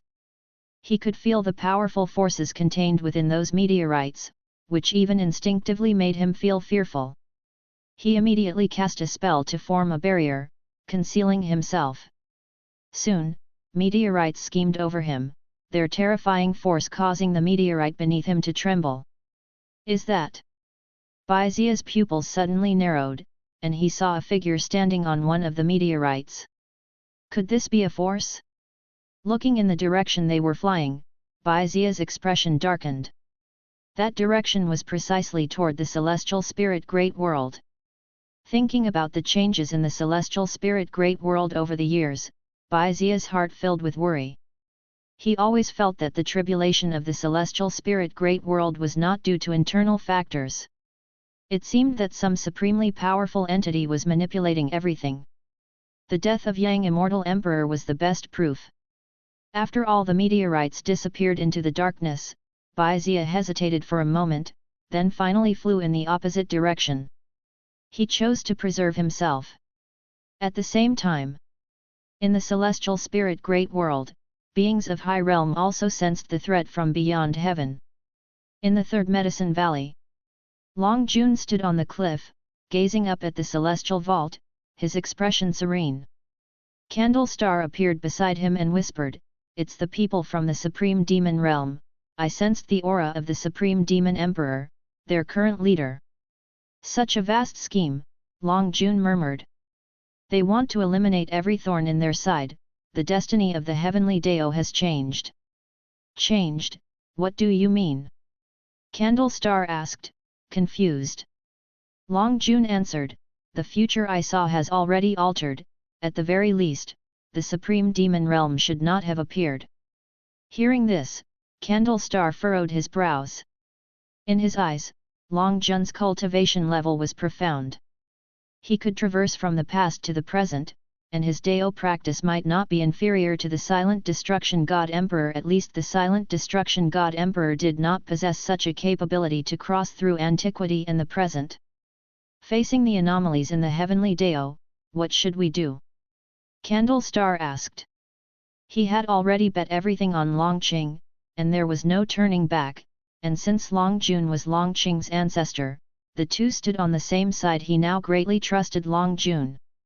Continue to lie low, and wait for that young one to master the celestial dragon Dharma aspect, answered Longjun, his voice calm. Candlestar then inquired, should we start preparing a concubine for him? It can begin now, after all, I cannot see the upcoming situation clearly either, it's better to be prepared earlier. Good, I will start the selection process. At the boundless mountain range, Li and Sword Annihilation Ancestor reached the edge of the forest, looking out over the magnificent mountains ahead. Li turned and looked at Sword Annihilation Ancestor, asking, Master, did you feel it? Sword Annihilation Ancestor furrowed his brows tightly and replied, it's the aura of the Supreme Demon Realm. Their goal is to devour great heaven and earth, and now they dare set their sights on the celestial spirit great world. There must be something fishy behind this. The Supreme Demon Realm? Are they formidable? Leah asked curiously. Sword Annihilation Ancestor began to describe the Supreme Demon Realm. The Supreme Demon Realm was born before the shattering of the celestial spirit great world. They once were an overlord-level power in a great world. After the shattering of the great world, they founded the Supreme Demon Realm, building various demon cities to invade the great heaven and earth, refining magical treasures with the power of the great world, and transforming the blood sacrifices of all living beings into their own Dao practice. Even the heavenly demon within the silent extinction domain seems negligible compared to the Supreme Demon Realm. Listening to the power and style of the Supreme Demon Realm, Leah also felt worried. Such demon race forces descending upon the celestial spirit great world were definitely not benevolent. Sword Annihilation Ancestor looked at Leah and said, I will pass on to you one last divine skill. After this, I truly have to leave. The two had parted several times, and each time Leah faced peril, Sword Annihilation Ancestor always couldn't help but intervene. This time, Sword Annihilation Ancestor spoke earnestly, making Leah feel his determination. Leah couldn't help but ask, Master, where are you going? To the place from whence I came, Sword Annihilation Ancestor answered calmly. What about the cause and effect you spoke of earlier, how should I handle it? Hearing Leah mention the conditions of their discipleship, Sword Annihilation Ancestor deeply gazed at him and said, do not deliberately think about it. As you grow stronger, the cause and effect of your master will naturally involve you.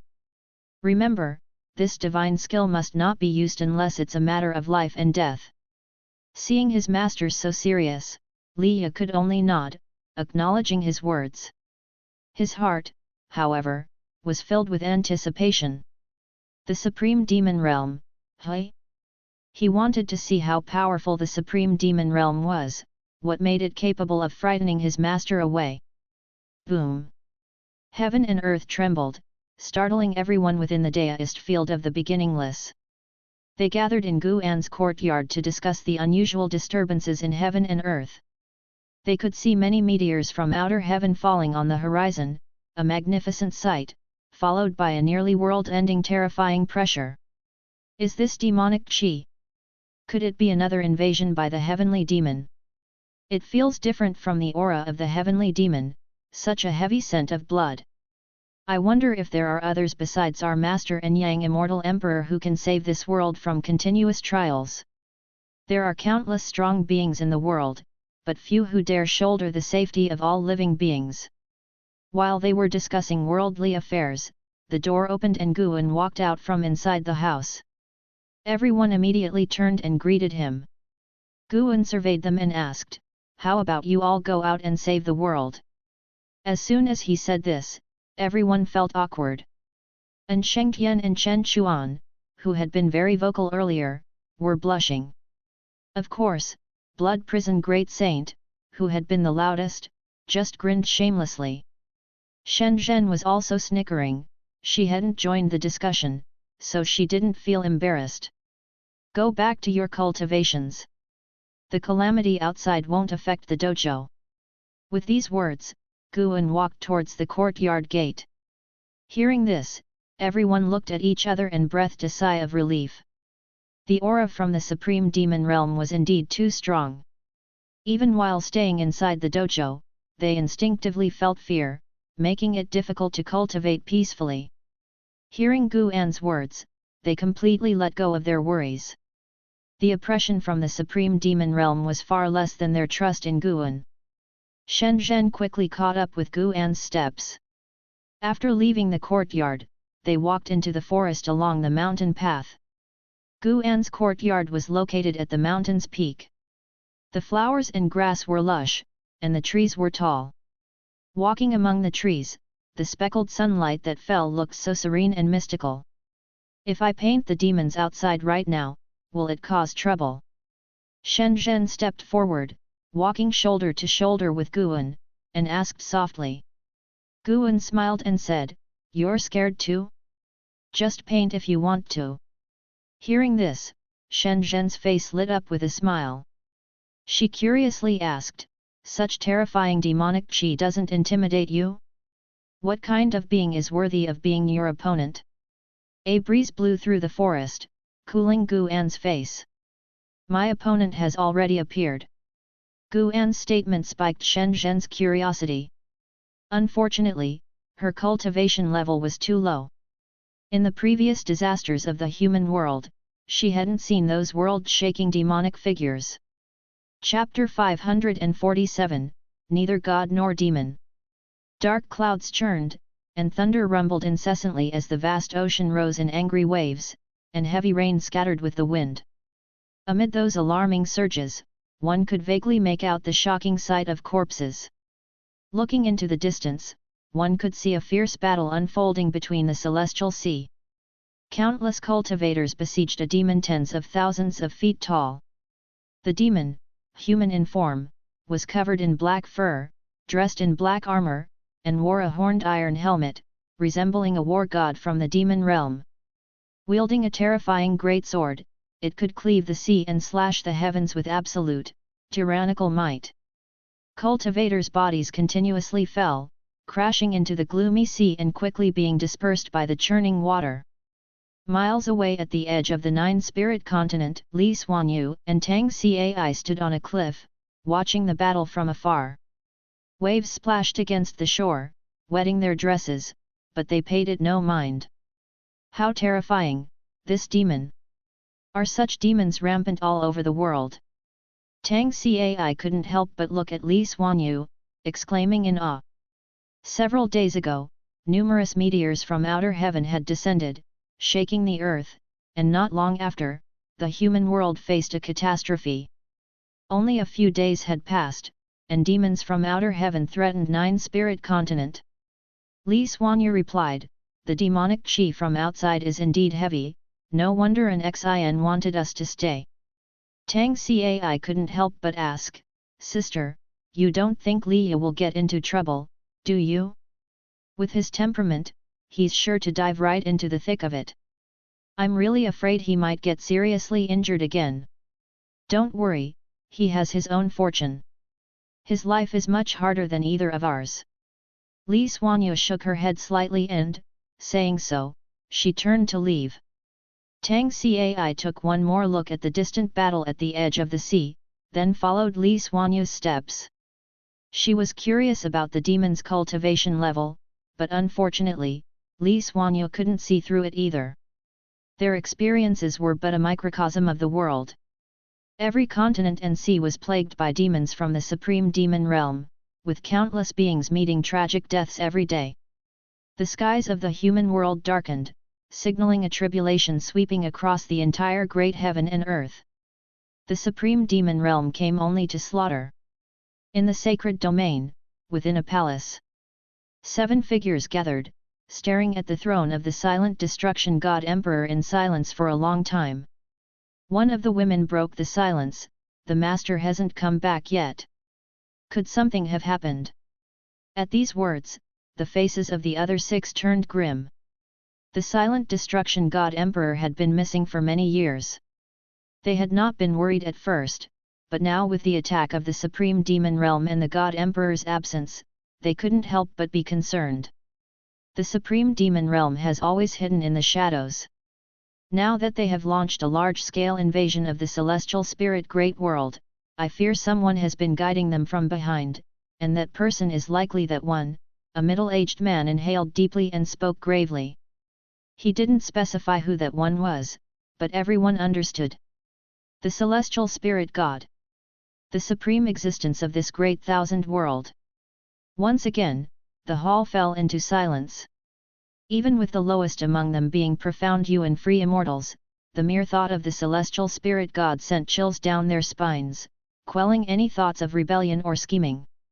Just then, the palace began to tremble, and the candles flickered violently, threatening to go out at any moment. All seven turned to look towards the doorway. Without the holy court, the celestial court appears stronger, yet it seems to have lost its former keen edge. A cold voice came from outside the hall, like a muffled thunder that echoed throughout the sacred domain, audible to all beings within the holy court. The seven in the hall looked at one another again, none volunteering to speak first. More than the safety of the holy court, they wanted to know where the silent destruction god emperor had gone. They didn't even consider the possibility of the emperor being dead. In their minds, the silent destruction god emperor was an immortal being. If a power such as the holy court could come under attack from the supreme demon realm, what about other sects? The major sects of the Taixuan continent also faced tribulations. The Supreme Sect, having lost the protection of the supporting Dao sword venerable for over 9,000 years, was once again drawn into the defense battle. Spring gave way to autumn, and 300 years passed in the blink of an eye. The human world entered a bizarre state where demons roamed freely, and it was difficult to distinguish between human and ghost. All living beings were living in constant fear. On the Taixuan continent, within the North Sea mountain ridge, profound mystery sat in front of the pill furnace in the courtyard, looking up at the overcast clouds, his face full of worry. He turned his head to look at the mountain god on the eaves and asked, "Mountain god, is there no one in this world who can drive out the supreme demon realm?" 300 years had passed, and the name of the supreme demon realm had spread far and wide. Everyone knew that the evil demons ravaging the human world came from the supreme demon realm. The immortal dynasty had fallen, the holy court had been slaughtered by the supreme demon realm, and the entire world was shrouded in their darkness, with clouds so dense that hope was obscured. Although profound mystery lived in seclusion in the North Sea mountain ridge, occasionally cultivators and demons would pass by, which allowed him to stay informed of major events in the world. Now, even the Taixuan continent was plagued by minions of the supreme demon realm. The powerful demons of the supreme demon realm, once they descended into the human world, recruited many minions. They were also able to nurture more demons, swiftly expanding the influence of the supreme demon realm to cover the entire world. "Of course there is," Guan casually replied while sitting on the eaves, whittling a bamboo stick. "Otherwise, there would be no living creatures left in the human world by now."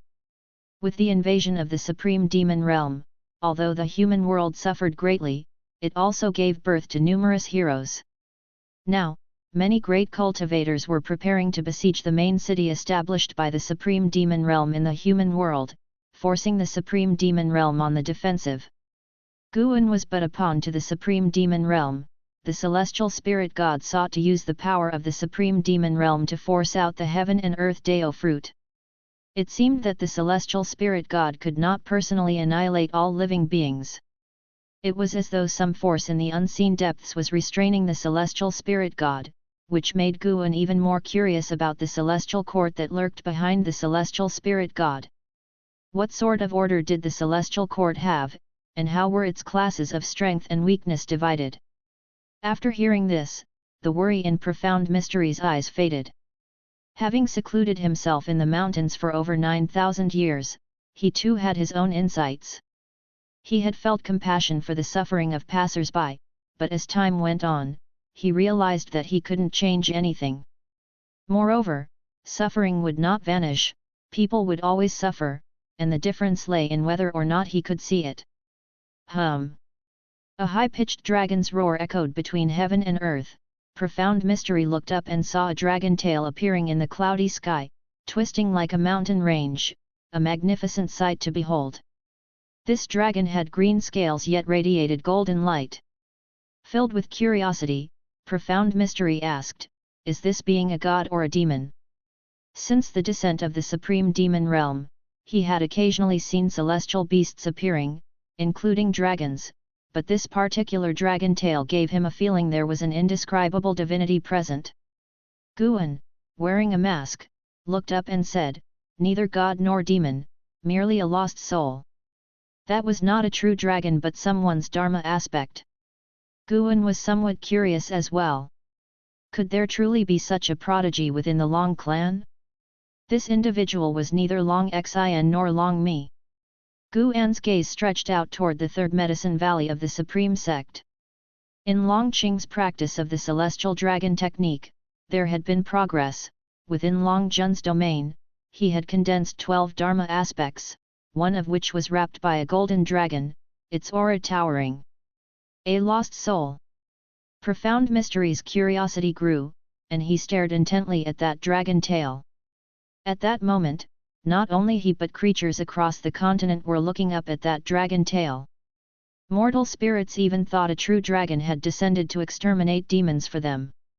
More and more mortal spirits knelt down, kowtowing towards the dragon tail, crying out and praying. Inside Long Jun's domain, it appeared no different from the surrounding cliffs of the Third Medicine Valley, but in reality, they were in an entirely separate space. Long Qing opened his eyes and turned his head to look, and he was suddenly taken aback. Chapter 548, Heavenly Dao Peak, Celestial Emperor. Who is he? As he gazed at the Dharma aspect that was enveloping the golden dragon, Long Qing asked Long Jun. Long Jun looked at the golden dragon Dharma aspect, his expression quite complex, and said, "He is the previous you, your ancestor. Like you, he's a remnant of the Long clan. I crossed through the years to assist him. He failed, but not before leaving a lineage for the Long clan, offering a glimmer of hope." Long Qing hadn't expected that Long Jun had sought out other ancestors before. He realized he was not the most unique. "Can you tell me his story?" Long Qing asked, curious to learn about the life of each Dharma aspect he managed to manifest. Long Jun, although he lived in the distant past, had the ability to see the lives of all his descendants. This time, he didn't hold back and began to recount the life story of this member of the Long clan. Long Meng, born without parents or even the protection of servants left by his family, was abandoned in the Great Thousand World and was taken in by a cultivator from a sect. The first half of his life was relatively stable until he awakened the bloodline of the Long clan, which drew the attention of the battle court. His master was turned to ash, his wife and children were slaughtered, and his fellow sect members were almost entirely massacred. Had Long Jun not intervened in time, the lineage of the Long clan would have ended with Long Meng. After rescuing Long Meng, Long Jun began to teach him the secret techniques of the Long clan. During his cultivation, Long Meng developed his own understanding of the celestial dragon Dharma aspect. The golden dragon showcased by the Long Meng Dharma aspect was a manifestation of will, allowing him to be more focused and powerful in battle. Once, Long Meng had brought boundless hope to Long Jun. Unfortunately, Long Meng still met his end at the hands of the silent destruction god Emperor, and his grandson even fell victim to the Emperor's possession. The silent destruction god Emperor, always him. What exactly is his relation to the battle court? Why does he continuously possess us? Long Qing asked indignantly, his eyes brimming with murderous intent. Long Jun replied, "He has no direct connection to the battle court, but he covets the bloodline talent of the Long clan. Perhaps he has reached his own limits and can ascend no further." Long Qing took in a deep breath, his fists clenched tightly, and said, "I hope I get the chance to kill him with my own hands in this life." Long Jun remained silent, offering no further conversation. Then, Long Qing closed his eyes and continued to cultivate the celestial dragon Dharma aspect. Since the advent of the supreme demon realm, he had felt a sense of crisis. Setting aside the vast power of the Supreme Sect, he began to dedicate himself entirely to mastering the celestial dragon Dharma aspect. Hearing of Long Mang's deeds, Long Qing's resolve grew even stronger. He had to master the celestial dragon Dharma aspect, he had to eradicate the battle court, he had to slay the silent destruction god emperor, and he had to resolve the fate of the Long clan. Far away at the mountain god temple, Guan stood up after listening to Long Mang's story. He bid farewell to profound mysterious Genren and then vanished from the eaves. Afterward, Guan spent half a day at Immortal Seeking Island before leisurely returning to the Daoist field of the beginningless. The mischief of demons had made the atmosphere on Immortal Seeking Island even tenser. The number of guards doubled, ready to fend off any attacks by evil demons at a moment's notice. As Guan walked through the forest, he appeared to be leisurely strolling, but in reality, he was calculating the destiny of heaven and earth. The final battle between him and the celestial spirit god was drawing closer.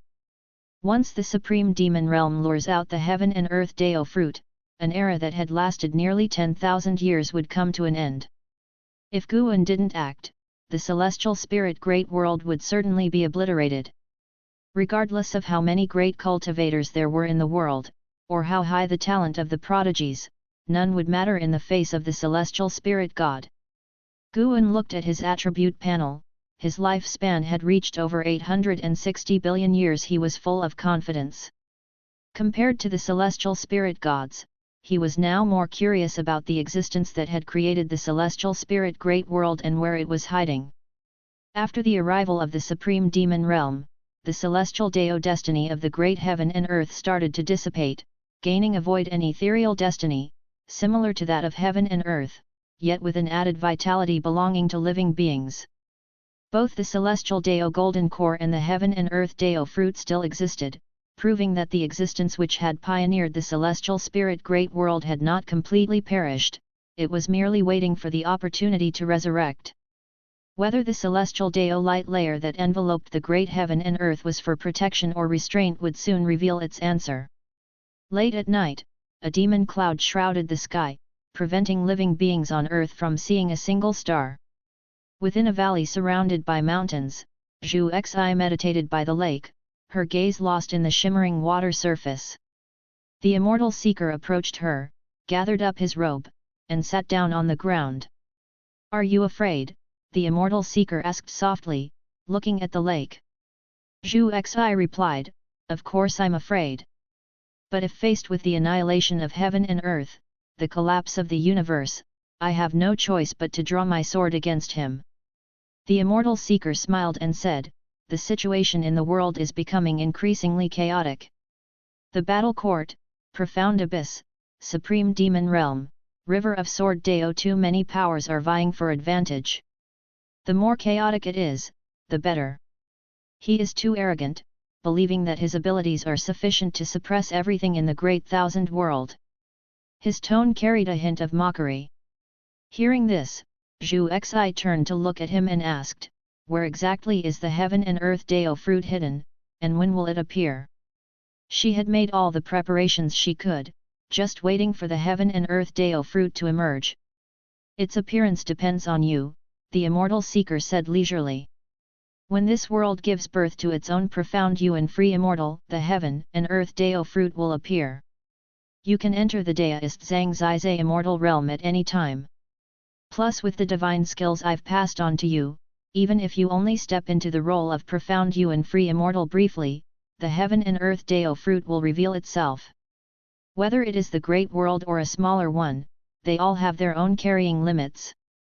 This shattered world can only sustain one profound you and free immortal." After hearing this, Zhu Xi furrowed her brows, falling into hesitation.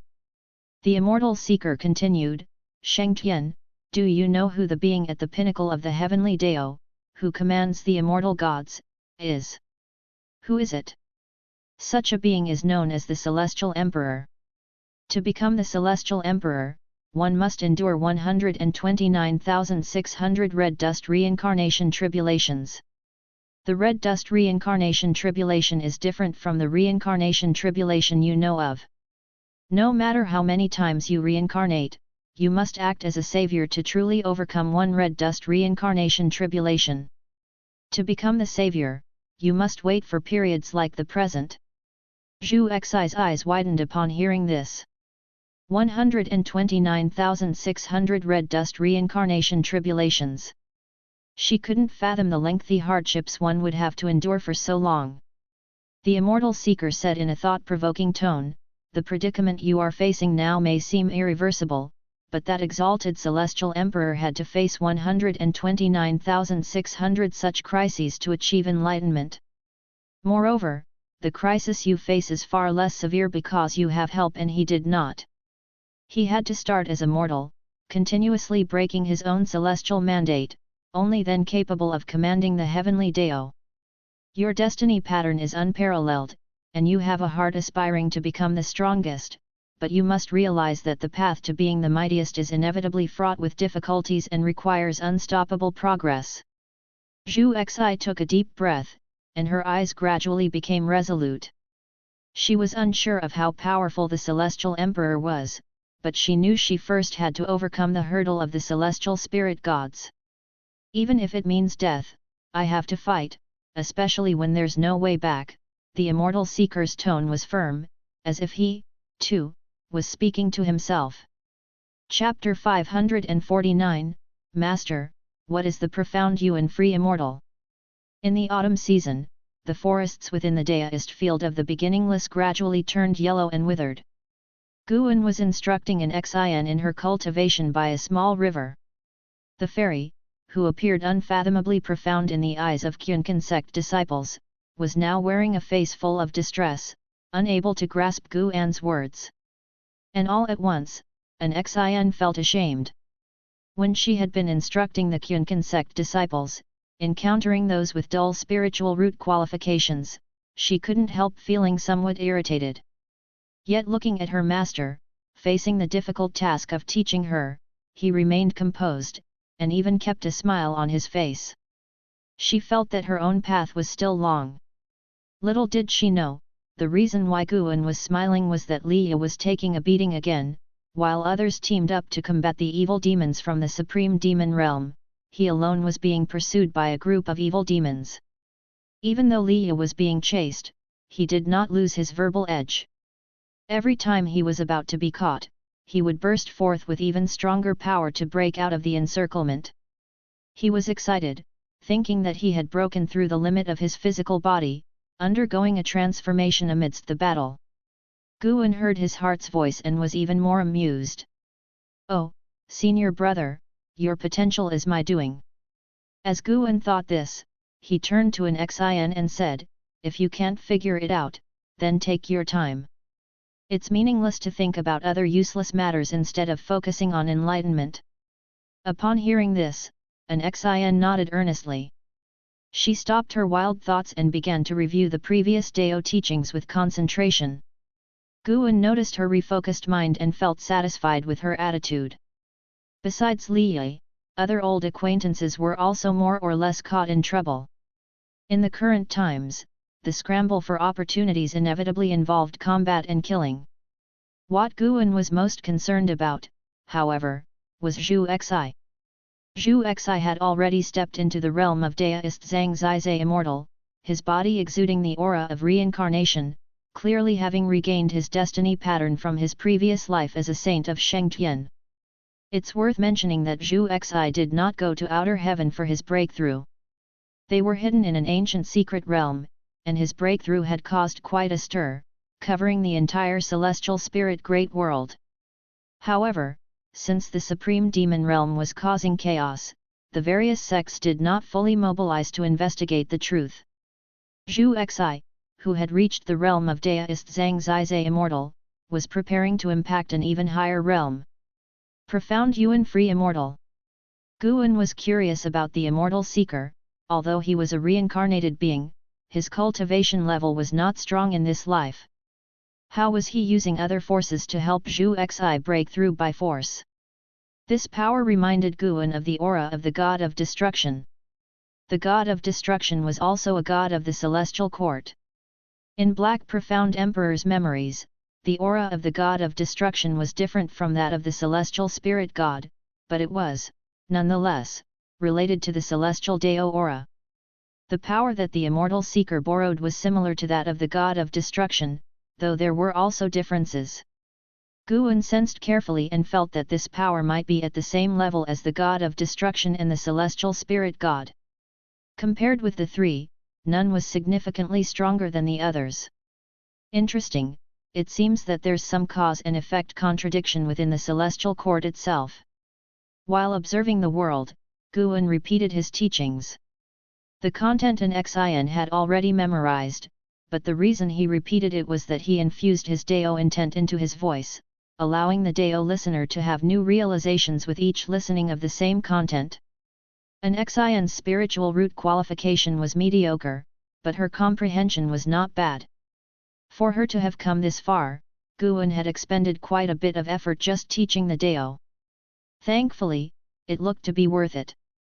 Let's see what kind of existence it is that has allowed the celestial spirit god to hold on until now. Guan looked at an Xin, thinking thus in his heart. In the following autumn, the nine-spirit continent remained relatively calm, but the Taixuan continent and other places around the world suffered even more intense shocks.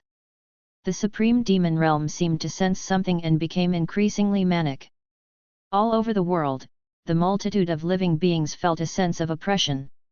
The world isn't really about to end, is it? At dusk, Lv stood beside Guan, looking into the distance with him. Lv face was full of worry, because he felt an oppressive aura emanating from outside the dojo, causing all things between heaven and earth to tremble. Even the spiritual energy seemed restless and uneasy. The reason he could sense the situation outside the dojo was because Guan specifically allowed him to feel it. To be precise, he allowed everyone inside the dojo to feel it. At such a time, it is necessary to make the people in the dojo aware, so they would cherish what they have. Perhaps it truly might be the end of the world. Guan said softly, alarming Lv who looked at him in fear. Lv asked, if that is so, what about us? With Guan's abilities, he could surely escape to outer heaven, so why choose to seclude in the celestial spirit great world? This catastrophe will lead to the annihilation of all beings, followed by the shattering of heaven and earth, and even the universe will collapse. Guan began to describe the future, his voice painting one solemn scene after another in Lv mind, causing his pupils to constrict. After he finished speaking, Lv dully asked, why would this happen? Who caused all this? The nature of heaven and earth itself? Or the heavenly Deo? Thousands of years ago, the concept of the heavenly Deo spread throughout the land, making all living beings aware of its existence. In the obscurity, it is the heavenly Deo that controls everything. Destiny, reincarnation all lie within the heavenly Deo. Study the great Deo, follow the heavenly Deo. Perhaps it is the immortal gods that people admire who are dissatisfied with our world, and soon you will see the truth for yourself, Guan said with profound meaning. Lv subconsciously asked, how soon is soon? As soon as the words fell, the ground trembled, and a vast oppressive force descended, enveloping all things between heaven and earth. Lv was immediately intimidated by this force, his eyes widened, showing an expression of utter disbelief. At this moment, a series of figures appeared out of nowhere behind them. It was an Xin, Shenzhen, and others. They looked toward Guan nervously. The sudden oppressive force was truly frightening, prompting them to instinctively seek out Guan. Guan did not turn around, he looked into the distance and said, take a good look, recognize the true nature of this world. One day, you will have to face such despair on your own. Hearing this, an Xin was about to speak when a thunderous boom shook heaven and earth. Guan waved his sleeve, and a light screen appeared in front of them, reflecting a vast continent. At this moment, the continent was splitting apart, dust rising, with grand momentum. If one looked closely, amidst the spectacular surging tide, tendrils appeared as if something, a giant demon, was about to break through the soil. What is that? Shenzhen couldn't help but ask. No one answered her, and Guan did not explain, but let them continue to watch. As more and more dust arose on the continent, the view on the light screen zoomed out, showing more of the sea areas, while the continent was submerged by the surging waves. Soon, the expressions of an Xin and others began to change, some even with their mouths wide open in shock as if a mortal had seen a ghost. They saw a huge round fruit rising within the mighty surging tide, its surface covered in golden Dao patterns. It was larger than the continent, rising continuously, growing larger and larger. Chen Chuan turned his head to another direction, his eyes wide as he pointed and said in astonishment, "Look over there, quickly." Everyone turned to look, and saw a gigantic object appearing on the horizon, the same mysterious giant fruit from the light screen. That is the heaven and earth Dao fruit, the essence of heaven and earth itself. Without it, there would be no heaven and earth, nor would there be all things within heaven and earth, Guan introduced. Without waiting for anyone to ask, he continued, "Someone has reached the level of profound Yuan free immortal, prompting the heaven and earth Dao fruit to appear." Profound Yuan free immortal? Blood Prison Great Saint asked impatiently, "Master, what is a profound Yuan free immortal?" Chapter 550, The Sky is Falling. After Nirvana, the stages are, loose immortal, wandering immortal, celestial and earthly immortals, carefree primordial immortal, divine immortal of wondrous dharma, Dao void profound immortal, divine thought true immortal, and free immortal. Guan's voice floated towards everyone, their eyes widened in awe. Guan, fearing they hadn't understood clearly enough, added, "Although Deist Zhang Zizai immortal and profound Yuan free immortal are still considered free immortals, the gap between each level far surpasses the 9 heavens of the immortal path. Once one reaches Deist Zhang Zizai immortal, they will cultivate a Dao fruit, the so-called Dao fruit." At this point, he stopped and turned his head to look towards the mysterious giant fruit on the horizon. Dao fruit. Chen Chuan couldn't help but ask, "Master, could this heaven and earth Dao fruit possibly be a cultivator's Dao fruit?" The others all looked at Guan, extremely tense, awaiting his answer. Guan replied, "Yes, the heaven and earth Dao fruit is indeed a cultivator's Dao fruit, and the catastrophe of heaven and earth is brought by the enemies who slew him."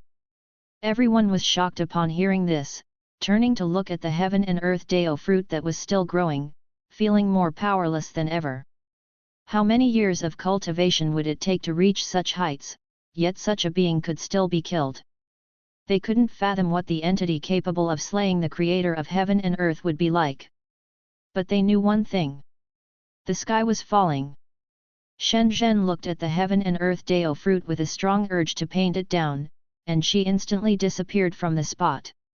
An Xin looked at Guan with a hesitant face and asked, "Master, the pressure before the appearance of the heaven and earth Dao fruit, why do I feel like I've encountered it before?" Upon her words, the others looked at an Xin in surprise. Had she also met a profound Yuan free immortal?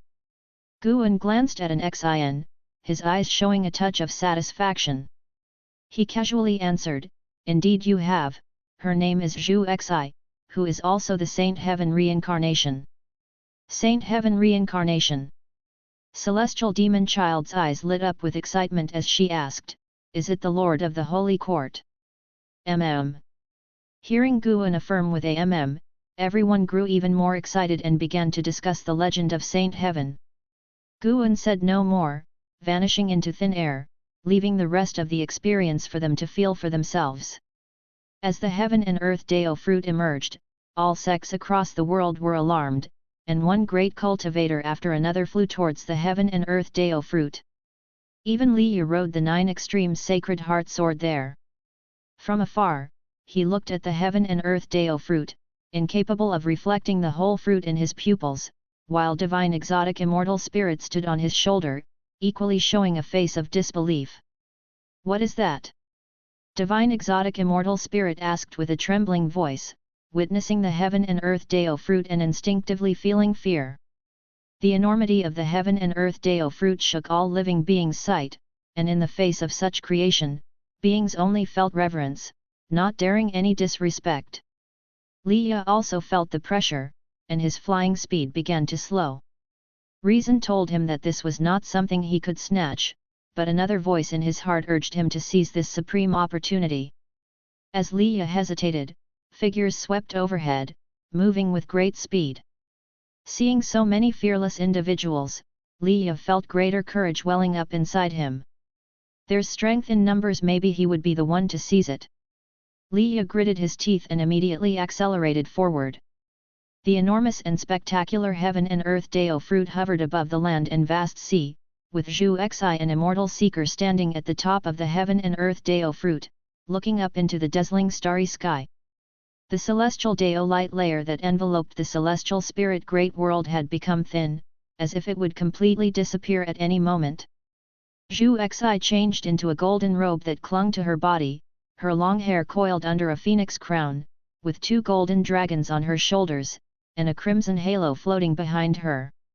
At this moment, she exuded an air of supreme dominance, her brows revealing a chilling disdain for all living beings.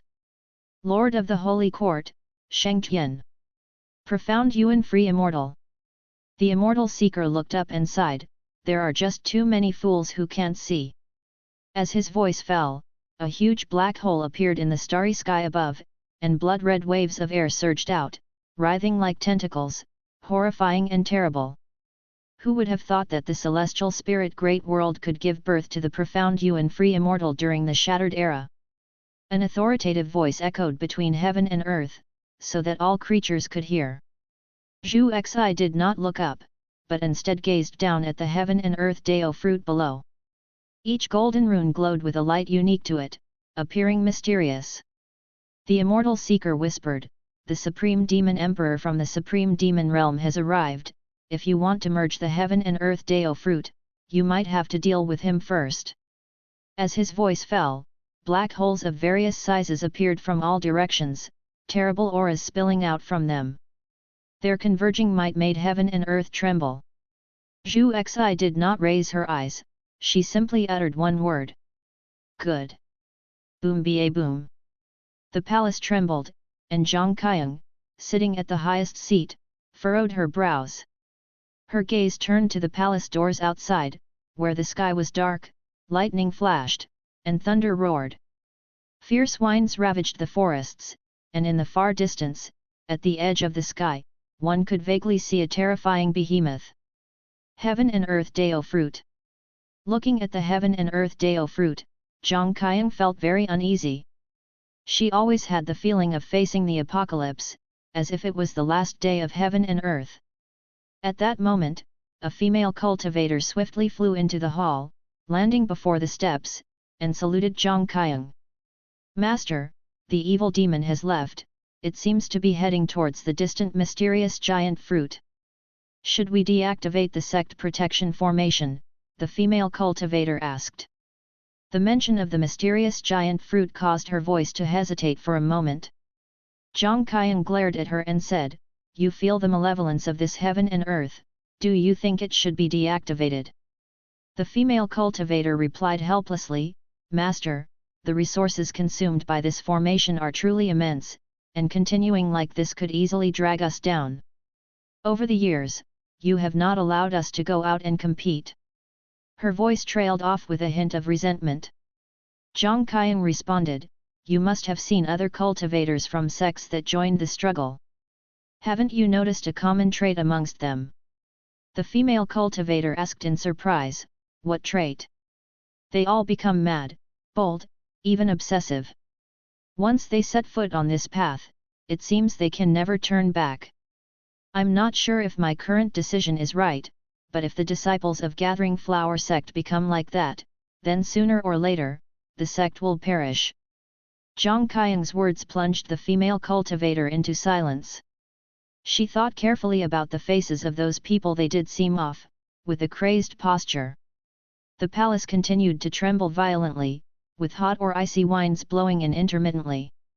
Just as the female cultivator was about to leave, a voice full of oppression rang out. Sheng Tian. I did indeed underestimate you, but the path you've chosen will surely lead to your doom. The voice of the Supreme Demon Emperor, tinged with fear. Zhang Qiang didn't know who the voice belonged to, but she knew of Shengdian's legend. Demons rampage, and immortal gods fight amongst themselves. Even in the Nirvana realm, facing such a cataclysm, are we any different from mortals? Zhang Qiang's voice was intricate with emotion as she looked at her disciple and said somberly, in such turbulent times, the best we mortals can do is to hide, not like moths to a flame trying to fight for something. We can't compete for such an opportunity. Thank you for watching. Continue exploring the fascinating world of Chinese novels with us. Hit that subscribe button on Chinese Novel Audiobook to stay updated with our latest stories. And never miss out on a great listen.